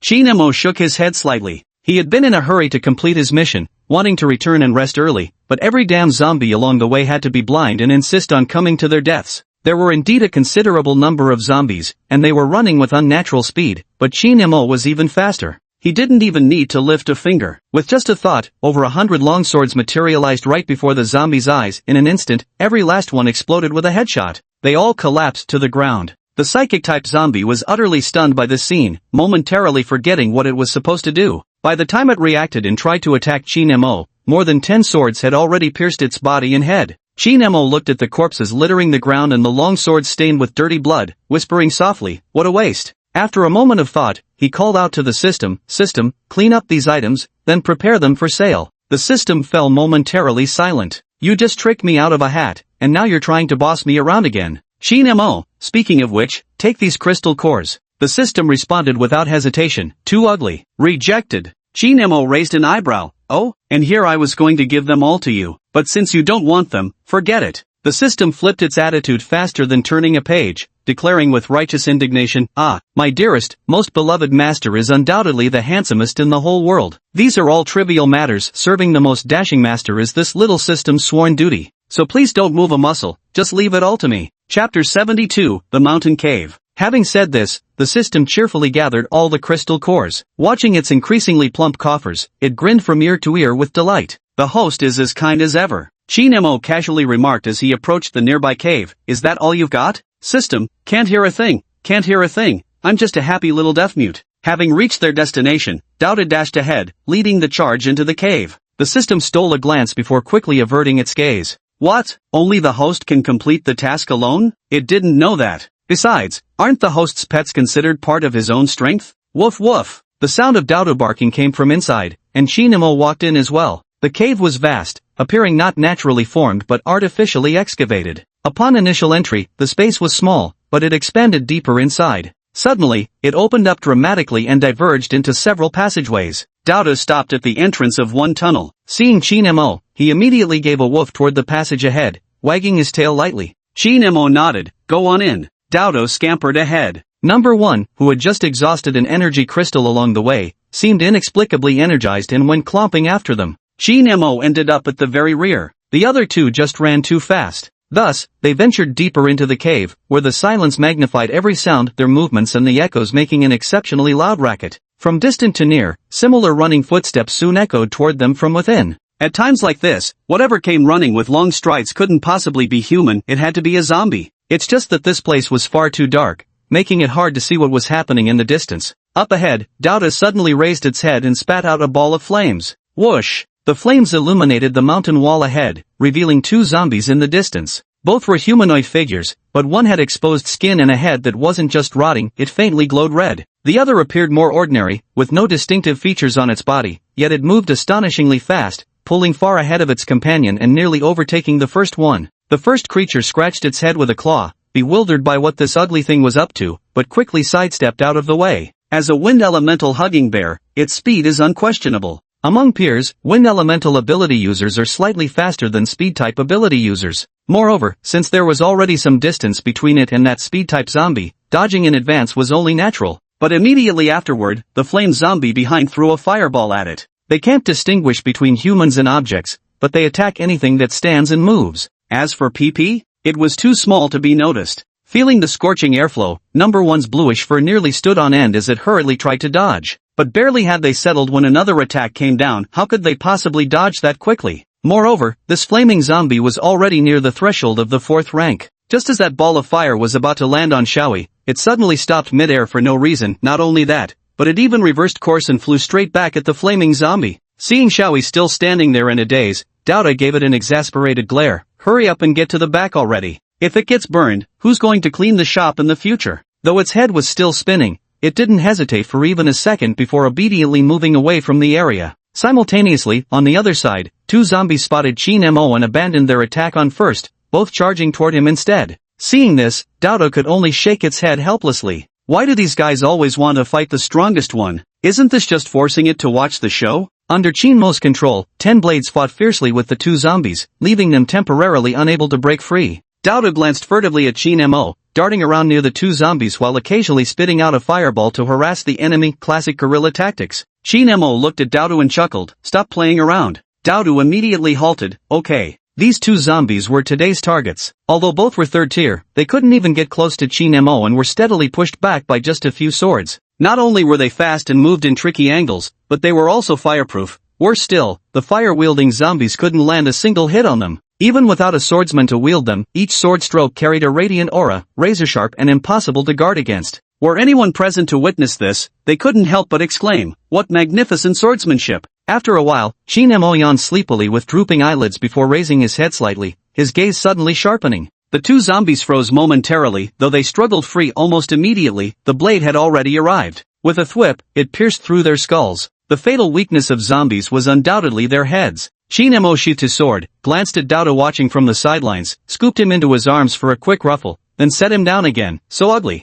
Dodo looked utterly bewildered as he was picked up and then abruptly put down. Mission complete. Host may check the rewards at your convenience. Experience points credited directly, a fiery crimson shadowburst sword, and a genuine shadowblade card. The explosive shadow sword was meant for Sword Shadow, which didn't interest him much for now, so he set it aside and instead took out that genuine Sword Shadow card. Dodo trailed behind with a resentful gaze. As he walked, Chinmo glanced down at the card and paused slightly. So that's how it was. Then he casually slipped the card back into his pocket. He didn't venture out often. Though this trip was mission-bound, he'd also come to stroll. Otherwise, he'd have simply had Dodo transport him directly. Besides, opportunities to freeload perks from the system were rare. Might as well take advantage. This snapback is called the thermal hat. Its sole function is to block the heat from the sun's rays. It can block up to 60 degrees Celsius of heat. And what's that saying again? Since you're already here, now that we've come this far, there's no reason not to check out the cave. Did you hear that sound? From the depths of the other passage at the crossroads, someone was whispering in inquiry. H heard it. Someone died again, didn't they? Another person stammered out.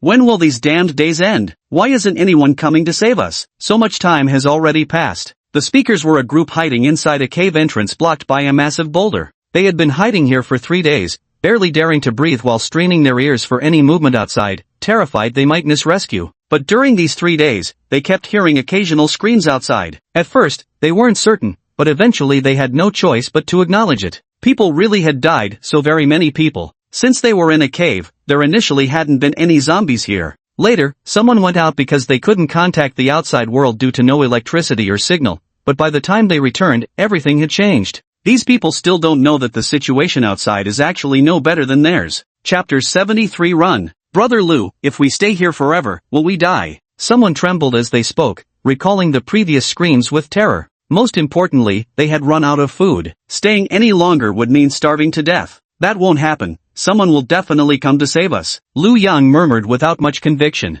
By all reasoning, since they'd lost contact for so long, someone should have come looking for them by now. Yet until 3 days ago when such a major incident occurred, no one came to save them. Could they have been abandoned? This thought lingered in his mind for a long time, but he ultimately dismissed it. Truth be told, he still clung to a sliver of hope. He didn't want to die. At that moment, the young man huddled in the corner suddenly raised his head. Those bitten people looked just like the zombies described in novels. Do you think, could this be the apocalypse? Hearing this, someone shook their head. What nonsense are you spouting? Have novels rotted your brain? Can't distinguish reality? It's definitely some kind of viral infection. There's absolutely no way it's the apocalypse. That's right, stop spreading panic here. We've all been educated for over a decade. How can you still believe this? Everything in novels is fiction, fake. Everyone was scared, their nerves already on edge, and then he suddenly brought up the apocalypse, just like that. The others couldn't hold it together anymore. The young man opened his mouth, somewhat helpless. I was just making a guess, he said. Aren't you all getting a little too worked up? Seeing others about to speak, Lu Yang suddenly raised a hand to his lips in a silencing gesture. Shoo, enough, no more noise. Don't wake those things. Let's focus on finding a way out first. No way out, then all the talking means nothing. The others lowered their heads in dejection. Sure, they'd have theories galore if you asked them to analyze the situation, but stepping outside now means certain death. Who'd dare try? Those infected by who knows what might move sluggishly, but damn, they're freakishly strong. Especially if you're bitten or scratched, then you're done for. They can't win. They'll die if they go out. Lu Yang sighed inwardly as he watched them. He walked over and sat beside the young man who had spoken earlier, asking softly, "Are you new here? I don't think I've seen you before." "Yes, Director Lu, my name is Yu Lu. I just arrived here a month ago, and I was mentored by Director Chiu. She's already passed away." At this point, Eula seemed somewhat saddened. Director Chiu had been quite strict in daily life, but she had treated him rather well. Lu Yang sighed, who could have imagined such a thing would happen? They're still alive now purely by luck. But out of the entire underground research facility's 200 people, I'm afraid only a handful remain. Watching friends and colleagues from the past depart one by one claiming it doesn't sadden me would be a lie. Moreover, they'd initially believed it was just their location that had encountered problems, so they'd only been frightened before. After hearing Yu Li's speculation, he started to feel somewhat uneasy. If it really was a zombie outbreak, and everyone was struggling to save themselves, what about his wife and children, his parents, how are they doing now? Eula nodded, his mood far from optimistic. Though he often immersed himself in books, imagining himself conquering all challenges effortlessly, he had never actually imagined the possibility of zombies becoming a reality. If this were truly the apocalypse and he hadn't awakened any special abilities, he'd be finished in seconds. He'd be lucky not to be wiped out instantly. Lu Yan also fell silent for a moment before hesitantly asking, "What did you mean earlier when you mentioned zombies? Could you tell me more about that?" Lu Yang was nearing 40, and most of his time was devoted to research. He had little opportunity to read books, let alone extracurricular novels. But he had heard of zombies before, though he wasn't very familiar with them. "Yu Lu, of course I can. Zombies are." Deep inside the cave, there was a basement. Upon entering, a long corridor stretched before them. At its end lay a broad transverse passage flanked by rows of research chambers on both sides. Bodies in white lab coats were strewn across the road every few steps, blood splattered everywhere, the metallic smell pungent and throat-catching. Some corpses had mutated into zombies, but without limbs, they couldn't even crawl. Shin Mo used his abilities to twist its neck, ending its suffering. Bang! Bang! A massive crashing sound came from the distance. Shin Mo moved closer to the wall, carefully stepping around the corpses and bloodstains on the ground. After a moment, he arrived at the source of the noise. The break room was surrounded by over a dozen zombies pounding their bodies against the door in rhythmic thuds. The surrounding zombies seemed to have all gathered here. Shin Mo crossed his arms and leaned lazily against the wall, calmly watching the scene unfold. Before long, the door began to buckle under the assault. At this rate, it wouldn't hold for more than 5 minutes. The people inside remained remarkably composed, not making a single sound. Approaching hurried footsteps could be heard, though their source remained unseen. One could sense the urgency of whoever was coming. The newcomer was a man around 30 years old, who had approached from behind Shin Mo. When he spotted Shin Mo, he froze for a moment in surprise. Though utterly baffled by the bizarre sight of someone carrying a teddy bear at such a time, he still moved closer swiftly, whispering almost inaudibly, "Bro, you gotta run. If those zombies catch you with so many around, it's game over." Shin Mo turned his head to look at him. Seeing his indifference, the man anxiously glanced toward the lounge and urged, "No time to explain. Run and hide, I'll lure these zombies away." The door to the lounge was already buckling under the pressure. Without another thought, he shouted ahead, "Hey, your grandpa's right here." Though his legs trembled violently with terror, he stood his ground, his silhouette unyielding against the looming threat. As the words fell, all the zombies pounding on the door suddenly stopped, then surged forward in a frenzied rush, changing direction to chase after the man. The man's face turned deathly pale with fright. He scrambled to turn and run, only to find Shin Mo still standing there. With a look of utter despair, he reached out desperately to grab Shin Mo. "Run for your life." Shin Mo gave him a sidelong glance and subtly dodged the outstretched hand with a slight shift of his body. The man grabbed at empty air, unable to stop himself from wanting to call out to him, but before the words could leave his mouth, he witnessed a sight he would never forget for the rest of his life. The stuffed bear that had been leaning against the wall suddenly moved. With a whoosh, it dashed in front of more than a dozen zombies, its fluffy paws fanning out like a gust of wind, and actually sent all those zombies flying far away. Not only that, the wind was so strong that it blew the zombies' heads, arms, and legs right off their bodies. The man's jaw dropped, speechless.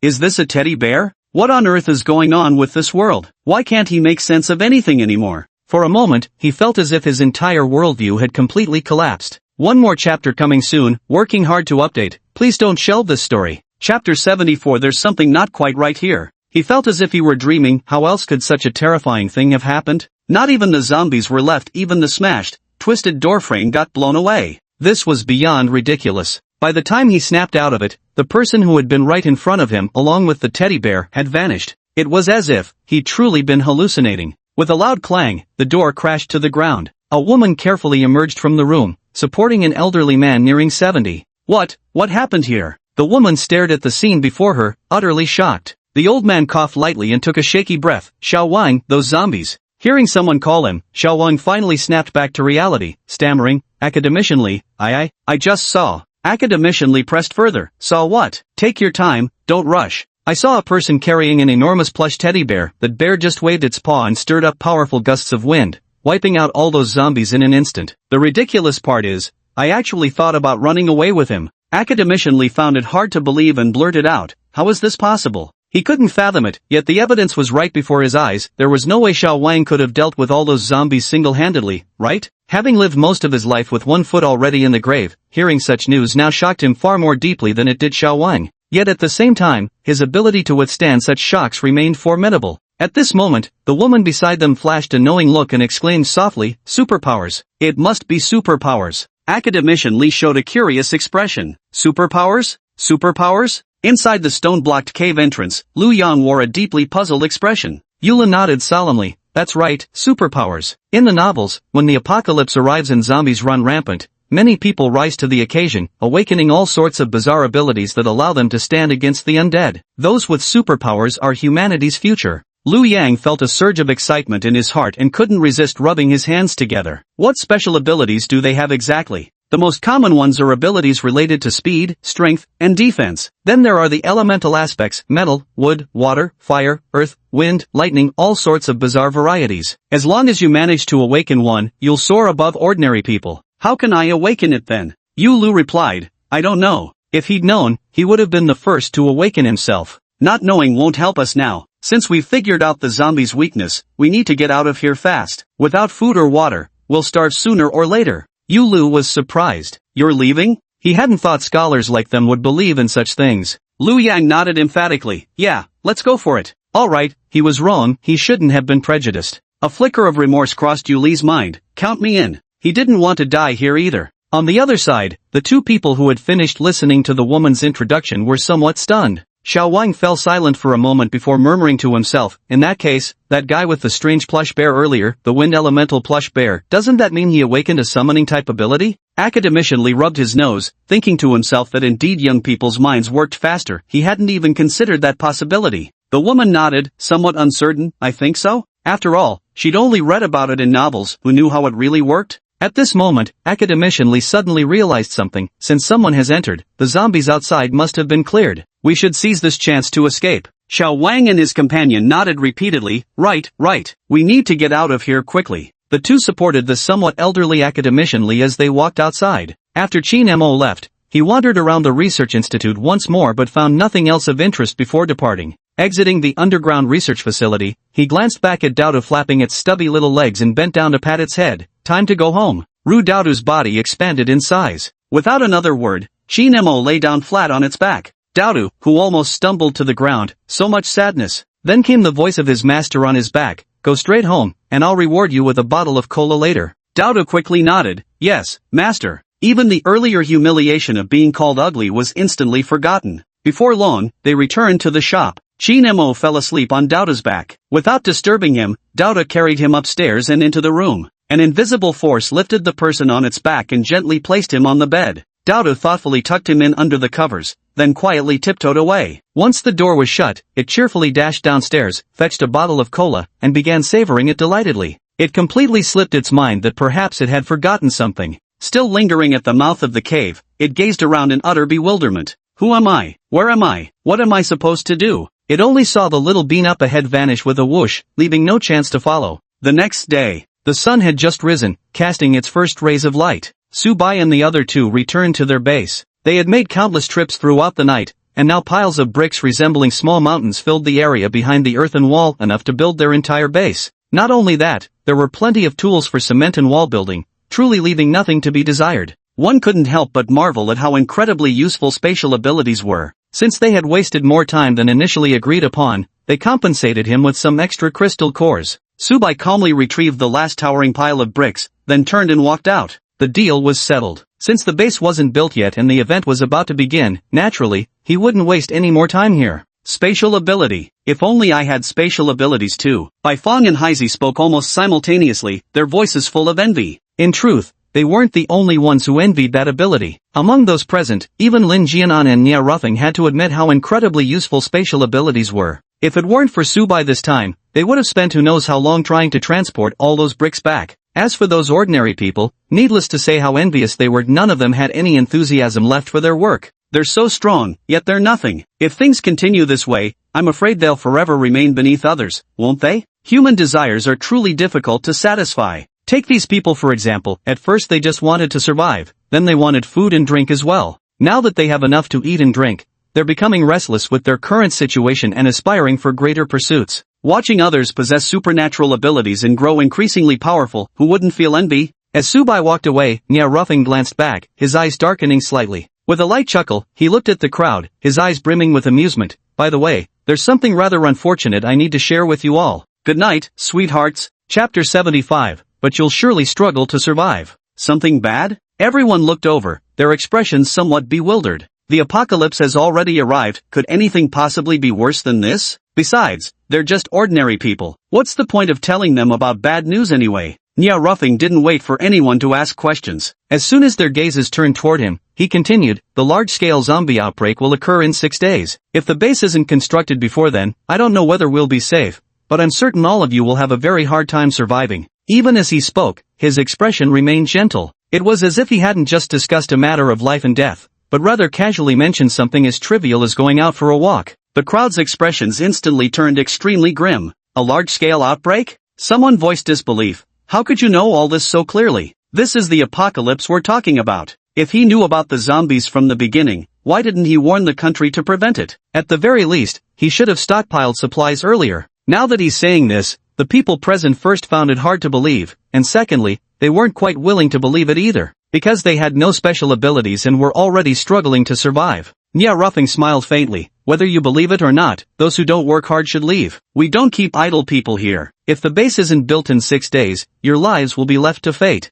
After speaking, he ignored the stunned gazes of the crowd and turned to summon Lin Jianan and the others. At this point, not a single one of them would be willing to leave. With no food or water, plus the threat of zombies, only a madman would go. Building the entire base in 6 days was impossible, but constructing just the outer walls would be enough. And them? Of course they were heading to the shop. Go kill some zombies first, then head to the shop when it's about time. Heisey immediately raised his hand, wearing a pitiful expression as he pleaded, Captain, I really think I shouldn't go to the shop for training anymore, okay? He felt that with his current ability, even if it improved, it wouldn't be much use. It wasn't worth enduring that suffering. Although no physical injuries remained after coming out, he still felt utterly exhausted and miserable. Mainly physical discomfort. He was just a little mouse, he truly didn't deserve it. Nia Ruffing glanced sideways at him, thinking of backing out before even reaching the second tier? How do you know you won't grow stronger in the future? Heisey's raised hand paused awkwardly as he mumbled, but if we all leave, who's going to keep an eye on the others?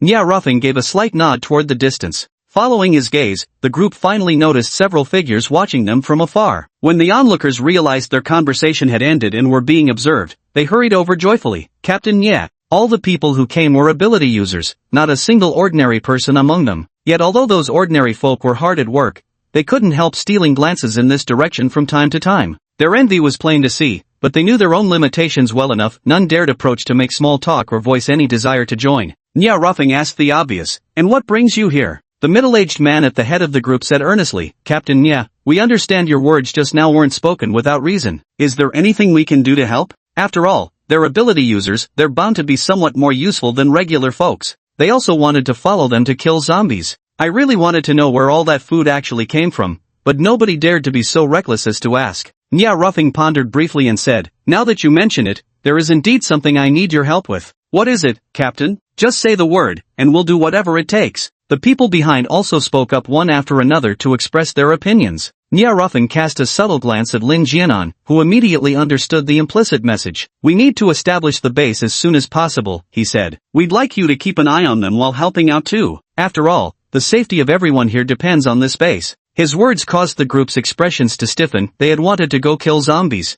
The zombies in this area are cleared out daily. By the time they finish during the day and head out at night, there's hardly any left. Moreover, moving together with them would provide better safety. Besides, they are actual ability users after all. For all these days, apart from having those 3 Earth-type ability users create earthen walls, they haven't bothered with the remaining 2 at all. Making them labor alongside others, moving bricks and building houses, left them feeling somewhat unwilling inside. Just then, a man stepped forward and said with a serious expression, "I'll keep an eye on them." With someone taking the lead, the other four exchanged glances. Finally, the middle-aged man who had spoken first nodded with a smile. "Right, don't worry, we'll definitely complete the mission." Nya Ruffing gave a slight nod. "Then I'll leave it to you." After that, they left. Once their figures disappeared from sight, one of them couldn't help but spit out angrily, "What's so great about him? Just because he's got food? Otherwise, who'd put up with this crap?" The middle-aged man chuckled. "Dare you say that to Captain Yat?" His face turned pale. If he had the guts, he wouldn't be here whining.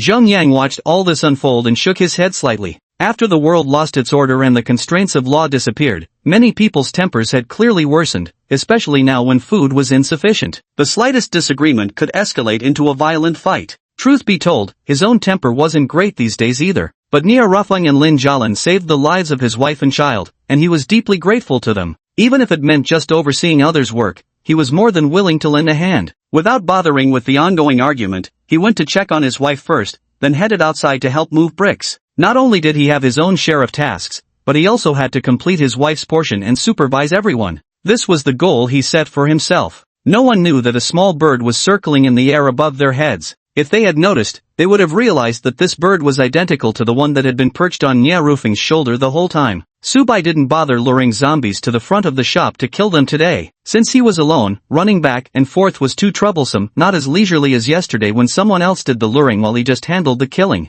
All 4 fire element dolls had been sent elsewhere to kill zombies. Now was the perfect time to test the purchased plant's usefulness before deciding what to focus on buying. Peashooters, peanut shooters, and walnuts had all been tested. Between the first two, peanut shooters proved more lethal, but both could only attack ground targets. Against airborne threats or mutated vines from plants, they were practically useless. That left only the chili bean and potato mine untested. He deliberately headed in a direction farther from the small shop, where fewer people lingered. There would naturally be more zombies. Chapter 76, Potato Mine, the hands-free wonder tool. Moving at a decent pace, he soon spotted a dozen or so zombies milling about on the path ahead. Subai took out a castor bean and gently tossed it toward one of the zombies. The palm-sized croton rolled several times on the ground, emitting faint rustling sounds. That faint noise alone triggered the nearby zombie's growl, which lunged forward without hesitation. The other zombies swiftly followed close behind. By then, the croton had already grown to human height and, as the zombies approached, unexpectedly released a puff of toxic gas, causing the first creature to collapse limply to the ground. At the same time, the castor bean disappeared. However, the few that followed behind were unharmed and still charging toward him. Subai raised his hand and stroked his chin, deep in thought. The poison gas covered an area of about 2 by 2 units. If he could lure the zombies together and then toss the castor bean into their midst, the effect would likely be quite effective. But the potato mine takes 10 seconds to grow, so we can't test it now. We'll just have to deal with these guys first. With a mere lift of his hand and a slight clenching motion before him, the dozen or so charging zombies collapsed to the ground one after another. Clearly, they were already dead. His abilities were quite simple. One was spatial, while the other wasn't quite psychic but still vaguely related. Destroying nerves. Zombies operate by relying on their brain nerves. Once those nerves are destroyed, they naturally cease to function. Within the same hierarchy, he could instantly eliminate anyone caught off guard, let alone a mere first-tier zombie. Although his ability was long-range combat and he couldn't allow enemies to get close, awakening his gift had still upgraded his physical prowess to some extent. Moreover, since he had nothing else to occupy his time, he developed a keen interest in martial arts. Years of relentless training had honed his combat skills to a formidable level. At the very least, it ensured that when facing other superhumans, he wouldn't be left defenseless beyond just relying on his abilities. Naturally, he wouldn't let anyone get close to him either. Subai strode forward and retrieved a dagger from his spatial storage. With swift, practiced motions, he deftly extracted the crystal cores one by one, not a single drop of blood or brain matter staining his clothes throughout the entire process. The distance was just right. After finishing all this, he casually tossed the crystal core into his storage space, took out a bottle of water to rinse his hands, and then leisurely turned to leave. Few could match his elegance, even when killing zombies and extracting their cores. Moving forward, he soon encountered several more zombies. This time he first placed the potato mine on the ground, watching its red light blink on its head as it completely buried itself in the soil, until 10 seconds later, when it crawled back out of the ground again. Quite lackluster, really. But this wasn't a major issue. He tossed a stone toward where the potato mine was planted. The zombies nearby, hearing the noise, stopped their aimless wandering and came charging over with howls. Boom! A loud explosion rang out. Several zombies near the potato mine were blasted into clouds of ash, leaving only a few crystalline cores scattered on the ground. Subai watched the scene and suddenly curled the corners of his lips. Though he didn't understand why they'd been reduced to ashes, this potato mine was practically a hands-free marvel, wasn't it? After the explosion, only crystal cores remained. He merely walked by without even needing to bend down to collect them all into his space. In the same 2x2 size range, the potato mine may be a bit pricier, but it's definitely worth every penny. Sure, it consumes quite a few points, but it stands apart from the rest. Others waste a lot of time gathering crystal cores, but he doesn't. Instead, it saves him even more time. This way the more zombies they kill. Good stuff. Having tested all the effects successfully, Subai went off in high spirits to hunt more zombies. The more he killed now, the more potato mines he could buy when the shop opened later. Inside the shop, Shin Emo sat behind the counter enjoying his breakfast. Having gone to bed early the previous night, he woke up naturally early today. Thus, he boiled 2 eggs for himself and prepared a sandwich. He drank plain water because there was no milk left. Drinking Sprite or Coca-Cola first thing in the morning isn't very good. He planned to check out another location indicated by the system later. Though he wouldn't interfere, that didn't stop him from taking Daodu along to watch the show. After all, Daodu loved spectacles the most. As his owner, he still had to indulge his pet's whims a little, and it would also conveniently provide updates on the zombie situation, which is necessary to unlock new merchandise. After finishing his meal, Shin Emo retrieved the Shadowburst sword that had been rewarded to him the previous day. Name, Shadowburst sword. Type, special, exclusive to Sword Shadows. Rank, 3rd tier, upgradable. Description, slash out several sword shadows with one strike? No big deal. Possesses devastating offensive power with explosive force like fire and agility as light as a shadow. Price, 15,000 inch. The text in parentheses is for Shin Mo's eyes only. Just as he had thought, custom-made weapons were naturally different from ordinary ones. Instructing the system to place the Shadowburst sword in the display case, he glanced around before lowering his gaze to Daodu, who had eaten his fill and was now asleep on the sofa. Where's number 1? Daodu raised her head with a blank gaze. The next second, the shop door was pushed open. First walked in from outside, tilting her head as she looked at Shin Emo. Master, were you calling me? Shin Emo, it's fine, just carry on with what needs to be done. Number 1, understood. It turned around to close the door before leaning against the wall. Only then did Daodu on the sofa remember it had completely forgotten about first yesterday. It hurriedly scampered down from the couch, waddled over to Shin Mo's feet, and began rolling around playfully. Its whole act was pure coquettish cuteness. Shin Emo gently nudged it with his foot and said, "Alright, stop being so clumsy next time." Daodu nodded his little dog head. Woof woof. Shin Emo got up to clear the dishes and went upstairs to wash them. Afterwards, he took Daodu out with him. This time he didn't bring Dai along, leaving it to guard the shop. Mostly because Daodu was scatterbrained and might just leave it behind again. Still, he ended up giving 2 of Daodu's spare crystal cores to number 1. Daodu. It seems to have fallen out of favor again. The time was 8 in the morning, and the sun was already blazing. Shin Emo, wearing a peaked cap, didn't feel it much. Daodu followed behind, secretly absorbing the scorching aura around him. After walking a few steps, he turned around, crouched, and gave Daodu's head a pat. Daodu immediately caught on and, after enlarging itself, carried Shin Emo as they dashed toward the indicated destination. In the blink of an eye, only a fading blur remained. This time, the destination was actually within Stone City. A journey that would normally take about an hour was completed in mere moments with Daodu's help.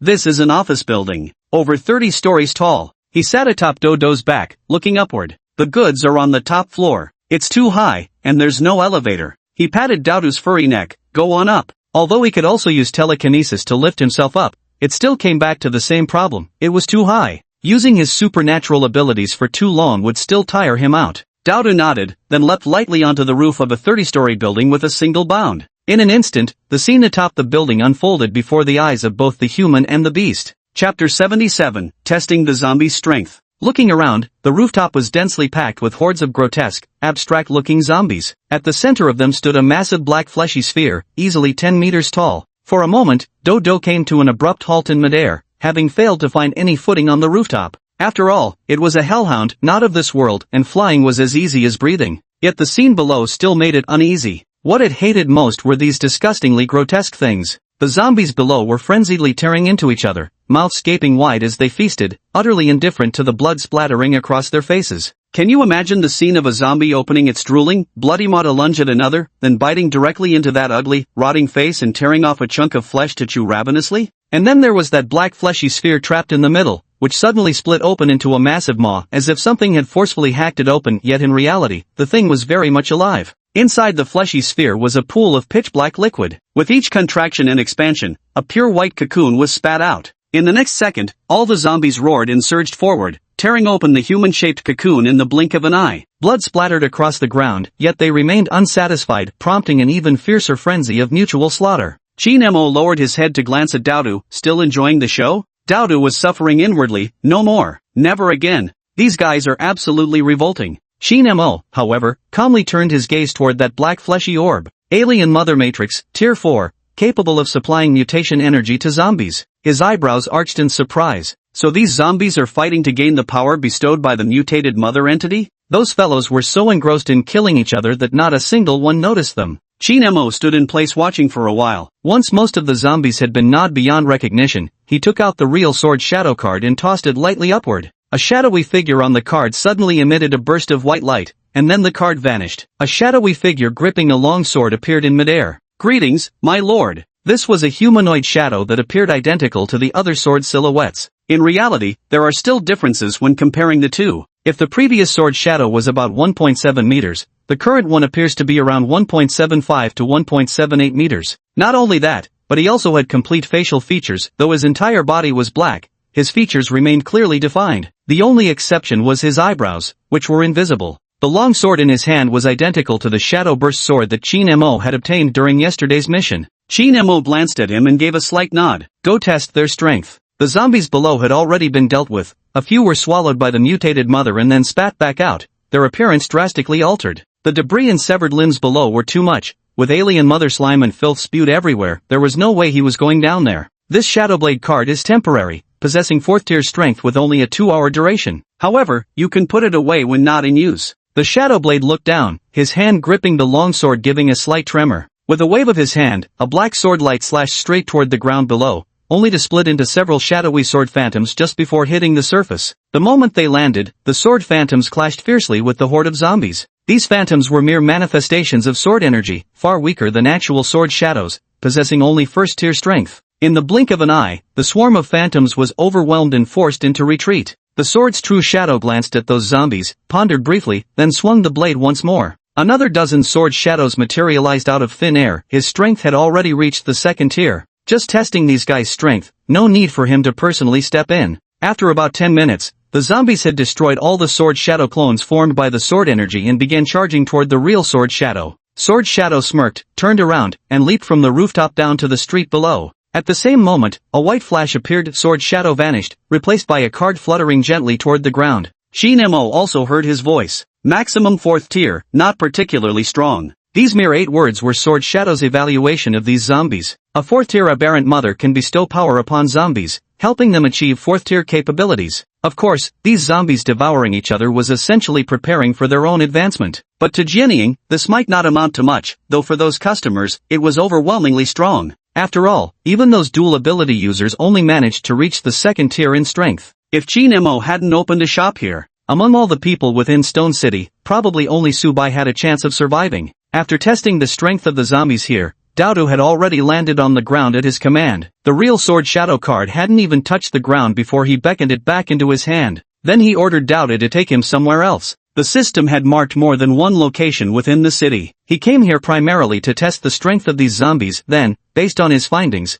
unlock the right products accordingly. As for whether those customers could afford it, that was hardly his concern. Time passed minute by minute, and by 10 o'clock, Shin-Mo had returned to the shop. I had just settled at the cash register when someone walked in before I could even tell DE to fetch me some food. It's Subai. He strolled in, nodded slightly at Shin-Mo, and said, "Good morning, shopkeeper." Shin-Mo responded lazily, "Yeah, first, welcome." Subai glanced at Dai with some surprise. This time, its speech was much more coherent, as if the thoughts in its mind had also become smoother. However, he didn't ask anything further. He went directly to Shin-Mo's side and took out 2 bags. One bag held mulberries, while the other contained over a dozen pears. He placed it on the counter. "Boss, what can I get for these?" After testing the plant's effects in the morning, he not only killed zombies but deliberately ventured closer toward the mountains. But persistence pays off. He did find fruits, mulberries and even a pear tree. Knowing that fruit must be more important to the shop owner than crystal cores, he brought these along. Shin-Mo glanced at him and gave a slight nod. "What do you want?" Before, Subai had been so busy training in the ability training room, but this time he specifically brought fruit instead. He could guess his intentions. It was because he hadn't accepted the crystal core yesterday that I thought of offering fruit instead. But since I didn't want him to think I was trying to curry favor, I asked what it could be exchanged for. Such tactful customers were rare, even in other worlds. This suited him just fine. After all, he had no desire whatsoever to get tangled up with customers. He was in a good mood, so he didn't mind giving him the freedom to choose. Of course, any sensible person wouldn't ask for the moon. And the person before him was precisely that, a sensible man. Something came up today, so just one chapter for now. Some readers mentioned dual ability users are everywhere, but actually no, there are currently 3 dual ability users, and besides Lin Jianan, the other 2 aren't locals. Chapter 78 is this. A plant? Subai murmured softly, earlier I spotted some milk candies, I wonder if maybe. Shinemo gave a slight nod and casually gestured, whereupon the bag of milk candies from the fridge flew over, stopping right in front of Subai. Along with it came a packet of brown sugar. Fruit was precious in this post-apocalyptic world. He believed in fair trade, so he gave him an extra packet of brown sugar beyond what was mentioned. After all, he had no fruit left either. Sugar was a rare commodity in these times, so Baisu considered it only fair that he'd gotten his hands on some before others did. Baisu reached out to accept it with a smile. Thanks, he said. Shinemo gave a faint acknowledgement and carried 2 plastic bags upstairs. Subai didn't mind either. He glanced at the candy bag in his hand, unwrapped a piece and popped it into his mouth. Savoring it slightly, the smile on his face deepened considerably. Although it was just milk candy, it still had a hint of milky flavor. After eating a piece of candy, he put everything away and turned to go shopping. After a while, Shinemo came downstairs carrying a plate in each hand. Sitting behind the cash register, he leisurely peeled the pear with a paring knife, revealing the white flesh beneath. Taking a bite, he chewed the fruit gently and gave a slight nod. The moisture level is quite decent. It seems that after the apocalypse, these fruits have benefited somewhat as well. The only thing that slightly frustrated him was that the monkey was covered in fur and couldn't help wash things. The fire element doll may not exist, but it detests water above all else. He could also unlock other elemental puppets, but under normal circumstances, he never brought things sold in the shop into the store for personal use, unless it was a special situation. So the 10-draw reward from this mission made him somewhat hopeful. What he really wanted was a helper who could wash fruits. By the time he finished eating a pear, Subai had already made several trips back and forth, hauling piles of potato mines. The checkout counter was completely covered, all 500 of them. 500 potato mines required 50,000 points, which amounted to a full 500 first-tier crystal cores. Without so much as blinking, he waved his hand and took out the crystal cores from his spatial storage, depositing them into the machine. These crystal cores ranged from first tier to second tier, with even a few third-tier cores mixed in. It clearly showed just how filthy rich Subai was.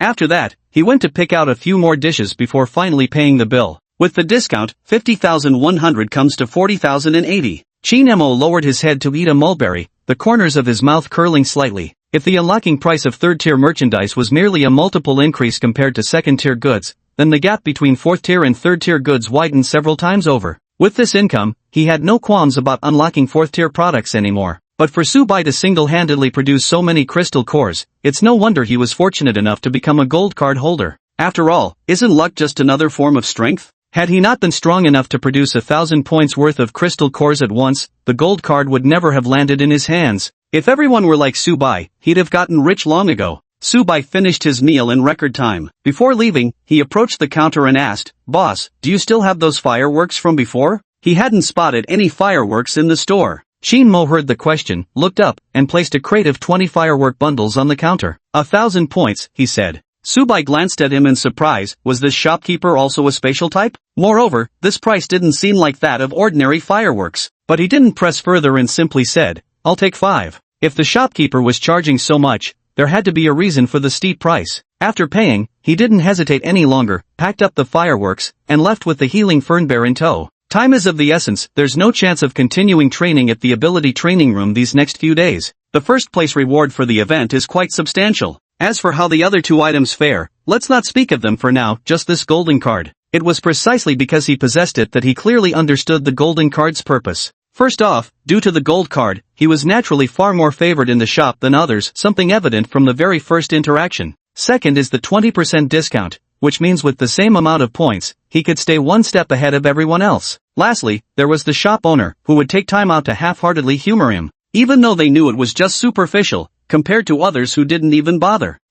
It was strangely touching. To sum up, the gold VIP still enjoys VIP treatment. Besides, this is just the beginning. Who knows, maybe you'll get better treatment than others in the future. Anyway, when there's a chance, it's always better to go all out and secure it. Even if he has no use for one extra, he could easily sell it to someone else. The special note on the mission stating can be gifted means his idea is feasible. Gold cards can only be obtained through events or direct designation by the shop owner, though the latter condition can practically be ruled out. Given Shin Mo's personality, it really didn't seem like he'd personally assign a gold card to someone. That means, the only possible channel would be through an event. Therefore, before the zombie horde arrives, he must accumulate enough crystal cores to prepare. For a leisurely life in the future, one must work hard now. Subai had just left when Lin Jianan and the others walked in. Their goal was clear too. Their first order of business was purchasing another 15 fire element puppets. The credits they spent yesterday on fire element cores had already been earned back. Following this reasoning, they could soon assemble a team of third-tier individuals.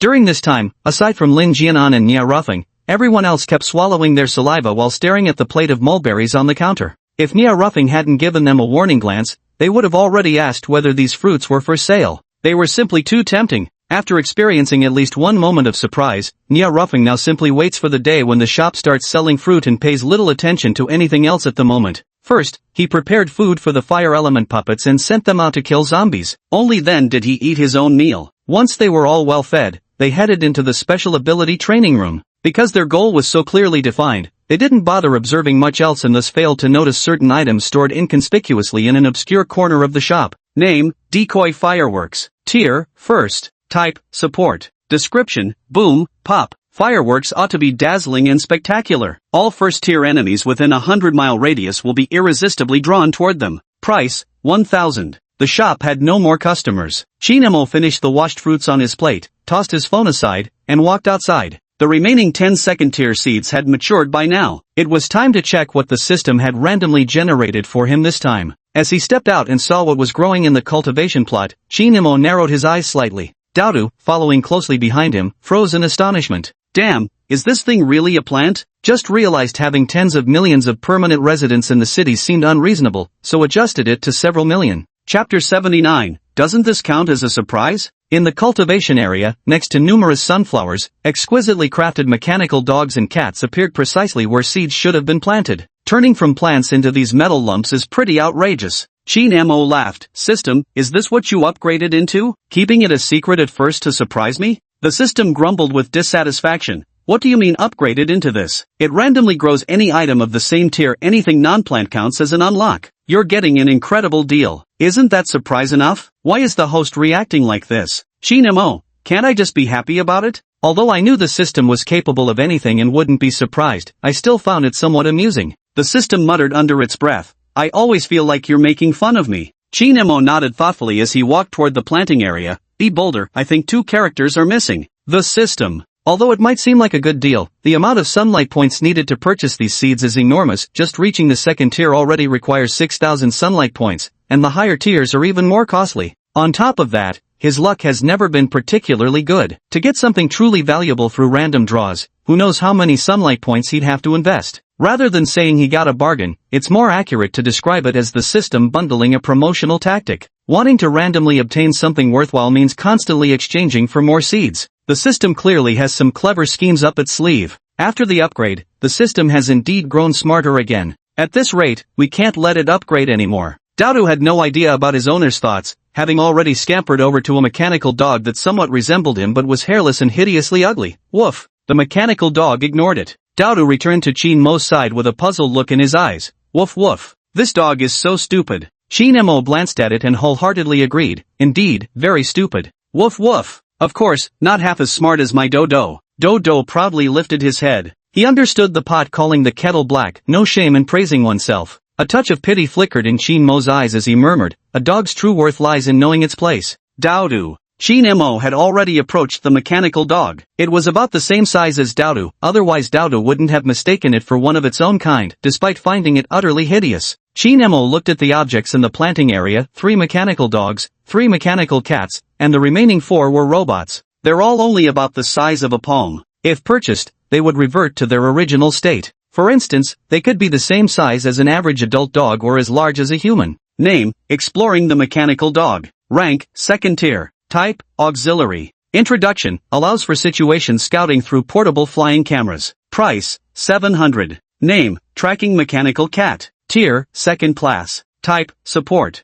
Introduction, fast speed, capable of tracking targets within a 300-meter range. Works even better when paired with the Scout Mechhound, you know. Price, $700. Name, First Generation Robot. Rank, Second Tier. Type, Support/Attack. Description, follows the master's commands unconditionally, possesses basic life skills, but make no mistake, the machine gun in its hands is no mere decoration. Price, $1,000. The introduction seems quite appealing, but all three of these items share one fatal weakness. They're afraid of water and need to be charged. The former can still be avoided, but the latter will inevitably deter many people. Even though this robot is entirely black, with a strong mechanical aesthetic that looks really cool. After putting the items away and returning inside the shop to display them in the showcase, all that was left was to wait for the system to restock on its own. Just as he finished all this and had barely settled down at the table to pick up his phone, a whoosh, bang, fireworks sound came from outside. His expression remained calm as usual while unlocking his phone to start a game. Far away from the little shop,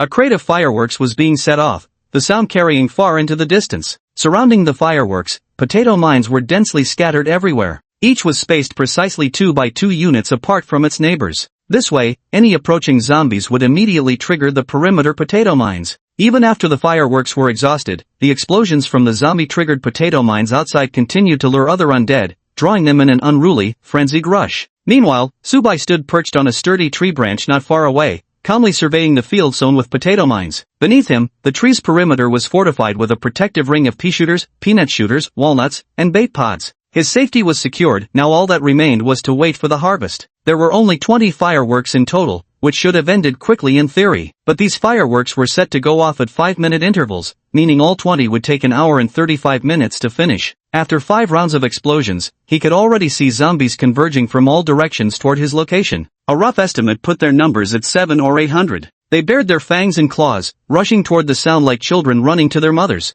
Subai chuckled softly. It worked, just as planned. The right choice. He had just spent over 400 crystal cores. At the rate these zombies were moving, they'd all swarm in within half an hour. Then, once the potato mines wiped them out, he'd go collect the cores. In just 1 short hour, he could not only earn back the flower's crystal core but also gain double the points. Although these were just the lowest tier first-order zombies, their sheer numbers made up for it. He pulled out a piece of candy, unwrapped it, popped it into his mouth, and calmly waited to witness the grand explosive spectacle about to unfold. Some zombies had already approached the potato mines when *boom*, a deafening blast instantly reduced them to ashes. But the zombies behind showed no fear. Instead, they charged forward even more wildly, only to be met with a thunderous boom. Boom! Boom! For a moment, dust and sand filled the air ahead, obscuring the scene and making it hard to see what was happening inside. Soon, the explosions faded, and the sound of fireworks ceased as well. Everything returned to silence. Subai jumped down from the tree branch, first gathering the unused plants from the ground before going to collect the crystal cores. Though it wasn't exactly collecting, he only walked halfway before storing all the crystal cores into his dimensional space. That's 860 coins in total. Without pausing even for a breath, he pulled out a piece of candy while turning to hurry back to the small shop. The sound of fireworks this time caused another massive shockwave through the survivors remaining within Stone City. The recent days had been getting increasingly hotter, and the zombies were growing stronger. Those with strong abilities can still protect themselves and have enough to eat and drink. But for those who are weaker or ordinary people who haven't awakened, venturing out only depletes their stamina and hastens their demise. They can no longer find any scraps of food. Of course, they don't know that most of the food in the city has already been scavenged by young Chinyu and her companions. But these long-absent fireworks still manage to disperse some of the fog in people's hearts. Perhaps finding the person setting off the fireworks might bring them salvation? My sincere apologies, these past 2 days I've been caring for a family member who underwent surgery after a fall, making extra updates difficult. I'll maintain 2 daily updates, though posting times may vary. Chapter 80, Fireworks Resurface, The Investigation. As Subai returned to the store to purchase more potato mines before heading elsewhere to lure zombies again, Stone City remained unsettled. After many days, the sound of fireworks stirred not only the desperate survivors struggling to stay alive but also young Chinyu, who had gathered all the ability users in the villa's meeting room. Did everyone hear those fireworks just now? Young Chinyu, seated at the head of the table, asked sternly as she scanned the faces on either side. We heard it. A dozen people nodded in unison. Young Chinyu asked, what are you all thinking? Whoever's setting off those fireworks has survived this long. Chances are there are several superhumans over there. One person spoke up following her lead. The others also nodded in agreement. If we could recruit them to join us, wouldn't we be able to take over Stone City much faster? Completely unaware of the anomalies within the city, they were also busy scheming their own plots. To see Stone City, they'd first have to clear out all the zombies inside. These past days, they'd been clearing zombies around this villa as their base, gaining considerable rewards while thoroughly cleansing the undead from this vicinity. But because of the heat, everyone began slacking off, more inclined to seek a cool spot to escape the sweltering weather. As a result, the pace of outward expansion slowed down considerably. If newcomers were to arrive, they could achieve their goals much faster, establishing city gates in the inner stone walls and forming a small but secure protected zone. To anyone, this would be an irresistible proposition. So they were confident that this task wouldn't present any real difficulty. Who'd willingly endure the constant threat of zombies in the middle of nowhere? And that fireworks sound, maybe it's someone calling for help? Old Seven is right, we should get things settled as soon as possible. Old Seven's words made the others nod in agreement. Sitting beside Sui Bing, Shenhui unconsciously clenched her fists. These days, there had been no movement at the shop, so why were fireworks suddenly going off again today? She couldn't understand the reason, but she felt that after this, everyone should surely know the shop's location. Then she could finally go get some meat. These past few days had been unbearably difficult for her. Every waking moment, she'd been wondering, why wasn't she with Lin Jianan and the others instead? 4 days on end, I haven't had a decent hot meal. But it wasn't all bad here, there was actually one good thing. She had managed to gather quite a few crystal cores these past few days. Don't be fooled, even though she specialized in healing and had almost no offensive abilities, you could say she couldn't crush a fly. Yet her ability was highly sought after, unique among the hundreds of people in this villa. Not only did Yang Qianyu promise her 3 crystal cores each month, but others seeking her healing services also had to pay with crystal cores. After all, how else would she enhance her abilities? In any case, she wouldn't lift a finger without crystal cores. Fully aware that her powers were meant for profit, she naturally didn't hold back. As the crowd buzzed with discussion, Sui Bing remained silent. He didn't know what the fireworks were for, but that direction seemed possibly connected to those strange occurrences to him. Lin Jianan and his group drove hurriedly toward that area. After visiting just once, Qian Lu became capable of taking Qian Yuan away with him. Ah Bing? Sui Bing, deeply lost in thought, suddenly snapped back to reality upon hearing someone call his name. It was only then I realized that after everyone had voiced their opinions, Yang Qianyu was asking for his thoughts. Sui Bing nodded with a smile. I think what everyone said makes sense, more people do mean more strength. But as for the situation over there, Yang Qianyu nodded in agreement. So, who among you plans to make the trip? To investigate the reasons behind all this? Actually, during the past 2 days after Chen Lu left and Zhang Mu departed as well, Yang Qianyu had already dispatched people outside the city. But those useless guys didn't even make it back. She never considered that they might have deserted since their families were in her hands. Then things got delayed due to zombie cleanup operations. The very next day, however, she had those men's relatives thrown out of the villa. Useless things naturally shouldn't be kept around to waste food. As for where those people who left the villa should go or whether they'd die, that had nothing to do with her. Now with the fireworks resounding again, it was far too suspicious, so she decided to send someone to investigate further. At these words, the previously vocal supporters of rallying others immediately fell silent. The sound of these fireworks seems quite far away, who knows how long this round trip will take. In this scorching heat, anyone who wants to go can go, but not me. Truth be told, they're living quite comfortably these days, otherwise they wouldn't keep thinking about luxuries. What's more, some are even doing better now than before the apocalypse. Just days after the apocalypse, superpowers awakened within me, and then I was taken in by the Young family, never worrying about food or clothes, with beauties that weren't even attainable before the apocalypse now within easy reach. Even when encountering zombies stronger than them, they could effortlessly eliminate the threat by joining forces, facing no real danger to their lives whatsoever. How could they not grow complacent? Some even felt the apocalypse had come at just the right time. Without it, how could they have lived such a lofty, carefree life? Seeing their silence, Yang Qianyu's expression darkened. These guys usually fool around drinking, whoring, and gambling all day, and she never bothered to rein them in. But now, at this critical moment, they're about to drop the ball. Claiming she isn't angry would be a lie. None of you want to go, huh? Fine, then I'll just pick someone at random. If this mission fails, don't even think about coming back. The moment she said this, the others' expressions changed, but still, no one spoke up. At that moment, the man sitting closest to Yang Qianyu on her left spoke up. Qianyu, let me go instead. Yang Qianyu glanced at him and shook her head. No. With that, she randomly pointed at 2 people. You two go immediately. Make sure to investigate this thoroughly. If you dare to come back with half-hearted answers and I find out, you know what will happen. The 2 chosen men turned pale, exchanging a glance that revealed sheer terror in each other's eyes. If they had known they'd be so unlucky as to be chosen, they might as well have volunteered from the start. At least there wouldn't have been any punishment for failing the mission. But now, yet when troubles don't loom overhead,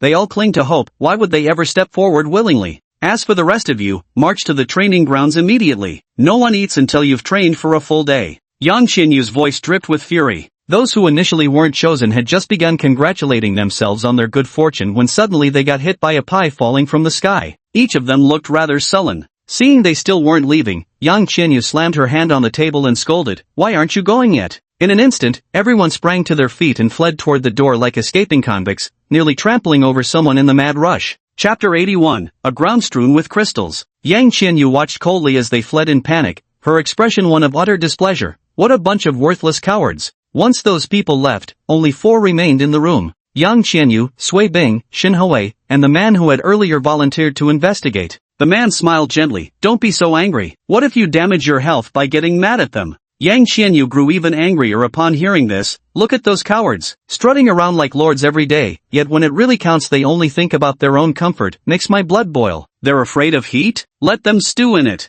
The man nodded approvingly. Just punish them directly. They're all useless anyway. A good beating would do them some good. Yang Qianyu frowned. "Zhou Xian, what I do is none of your business to dictate. Or do you want to replace me as the boss?" Though the man's words seemed meant to comfort her. But what she hated most when working was having someone dictate beside her. What kind of nonsense was a little knocking would do her good? As if she wouldn't know such things herself? Who asked for his opinion? Zhou Xian's smile froze for a moment on his face. How could that be? Everyone knows that among all the supernatural ability users, I am the one most loyal to you, without a single trace of duplicity. Yang Qianyu responded icily, "It had better be true." Without another word, she turned and left. The moment she opened the door to leave, Zhou Xian's expression turned extremely unpleasant, yet his gaze upon her retreating figure brimmed with unabashed greed. Sui Bing gave a light cough beside him. "Brother Zhou, don't take it too hard. My cousin's sisters always had this temperament, no other meaning. Besides, managing the lives of hundreds weighs heavily on her. Please don't bear her any grudge." Zhou Xian turned back with a laugh. "How could I? My heart aches for her too much to spare any anger. It's just her stubbornness that makes everything so much harder." At the end, Zhou Xian let out a heavy sigh, his eyes brimming with worry. Sui Bing sneered inwardly. Although my cousin had a fiery temper, she was undeniably stunning and had never been in a relationship. Even before the apocalypse, her status had been exceptionally noble, and she remained among the elite even in these post-apocalyptic times. Such a woman easily sparks a man's desire to conquer. Zhou Xian standing before me was one such example. His own strength was considerable, ranking second in the entire villa, surpassed only by Yang Qianyu. Yet this didn't prevent him from developing designs on Yang Qianyu, especially after learning she had never been in a relationship. His interest grew all the more intense. To put it bluntly, it's just lusting after someone's body. Zhou Xian even specifically asked him what kind of men Yang Qianyu liked. Upon learning that she preferred evenly matched relationships and, like her, had never been in love before, Zhou Xian deliberately distanced himself from all other women, crafting an image of someone who avoided female companionship, save for Yang Qianyu. Of course, this persona didn't hold up for long. After all, Sui Bing had caught him secretly entangled with another woman. But he never mentioned this matter to Yang Qianyu. After all, his cousin wouldn't like him anyway, so there was no harm in letting him quietly nurse his unrequited feelings while doing his work diligently. Yang Qianyu, on the other hand, was too blunt, wearing her emotions on her sleeve. If she showed her dislike for Zhou Xian too blatantly, she might end up driving away a potential ally. In response to Zhou Xian's concerns, Sui Bing chuckled. Girls can be unpredictable, who knows? Maybe she'll mature once she falls in love. Anyway, it was just casual remarks to brush Zhou Xian off, so the exact wording didn't matter. He didn't wait for Zhou Xian's reply before continuing. I'm still a bit uneasy about sending old 8 and old 11 out alone. How about you come with me, brother Zhou? If any problems arise, we can help immediately. Truth be told, he wanted to see for himself what else was over there. He wondered where those miraculous items actually came from. Zhou Xian nodded. Let's go then. Sui Bing had just stood up when Shin Hui beside him clung to his arm. Ah Bing.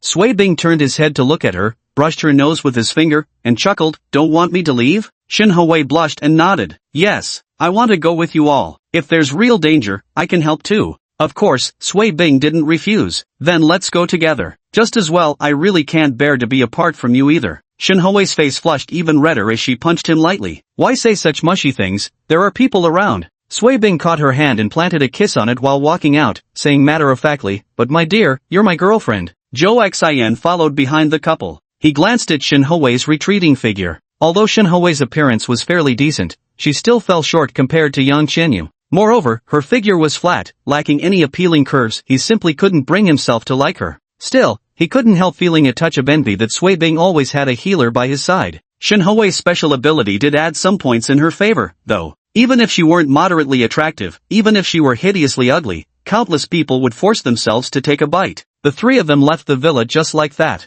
Shortly after leaving, the sound of fireworks echoed once more from outside. This time, the noise came from much farther away. Shinhoei followed beside Sui Bing, unconsciously furrowing her brows, feeling somewhat puzzled. That's not right. Shopkeeper Chin's store should be in a different location. Why aren't the fireworks sounds coming from there? Could it be that the shop has moved, and Shopkeeper Chin specifically set off fireworks to notify everyone? Apart from this possibility, Shinhoei really couldn't think of any other reason at the moment. At this thought, she couldn't help but feel excited and started looking forward to it. She decided that once she arrived at the shop, she would order lots of delicious food to properly reward herself. The other two had no idea what she was thinking about, they were simply rushing toward the direction of the fireworks. Meanwhile, ahead of them, Lao Wu and Lao Shuri simultaneously quickened their pace toward the source of the sound. Strangely, they didn't encounter a single zombie along the way. After traveling for a full hour, they finally reached the source of the sound. During this time, they also heard explosions, making them wonder if perhaps support troops had arrived to deliberately clear out the zombies here. But when they saw the scene ahead, their eyes widened in astonishment, faces filled with disbelief. Crystal cores. The sight before them was a ground littered with crystal cores, and there wasn't a single soul in sight around here. Just as this thought crossed their minds, they spotted a young man approaching the crystal cores from a distance. The two exchanged glances, then Lao Wu shouted toward the figure, "Hey!" Subai had already noticed them but had no intention of engaging. He was rushing back to the shop to continue his task, and even when they called out to him, he ignored them. Chapter 82, Since we're a team, we might as well stay together. Watching Subai pass by while clusters of crystal cores disappeared before their eyes, Old 5 and Old 11 grew frantic. Particularly when witnessing those massive patches of crystal cores vanishing, they simply couldn't hold back any longer. This guy's got spatial abilities, he must be weak in other areas. Who wouldn't covet so many crystal cores right before their eyes? Especially since this guy in his black casual wear was tall and lanky, not the least bit brawny, he simply didn't look formidable at all. These zombies must have been blown to pieces by the bombs just now, though who knows where their corpses vanished to. But seeing Bai Su already pocket all the crystal cores and turn to leave, neither of them had time to dwell on the reason. Instinctively, they rushed after him. "Wait up!" Lao Wu shouted at Su Bai's retreating figure. Su Bai seemed not to hear him at all, one hand in his pocket while the other grabbed a piece of candy, unwrapped it, and popped it into his mouth, the corners of his lips curling with a faint, elusive smile. He was in a good mood, having moved closer to his goal. But he had only taken 2 steps when 2 voices called out from behind him, "Hey, you, stop right there." After all, they were both superhumans, how could they possibly lose to him alone? As for how he'd accomplished what just happened, they'd find out as soon as they asked. Subai strode forward without stopping, paying no heed even when 3 more figures unexpectedly appeared not far ahead. Originally hesitant, Old Wu and his companion spotted Zhou Xian and the others, their eyes instantly lighting up with renewed confidence. He immediately shouted, "Second brother, quick! He's got spatial abilities, just now he collected so many crystal cores." Uncertain of the exact number, he could only emphasize the quantity with repetitive exaggeration. As soon as these words fell, Sui Bing and Zhou Xian had no time to react, while Old 5th and Old 11, who stood closer to Subai, immediately charged straight toward him. Subai slightly lowered his gaze, shook his head faintly, and leisurely peeled another candy before popping it into his mouth. Sui Bing and Zhou Xian immediately sensed something was amiss. If it were truly a spatial ability, how could they remain completely unfazed while facing so many people, even having the leisure to eat candy? Meanwhile, Subai casually tossed away the candy wrapper.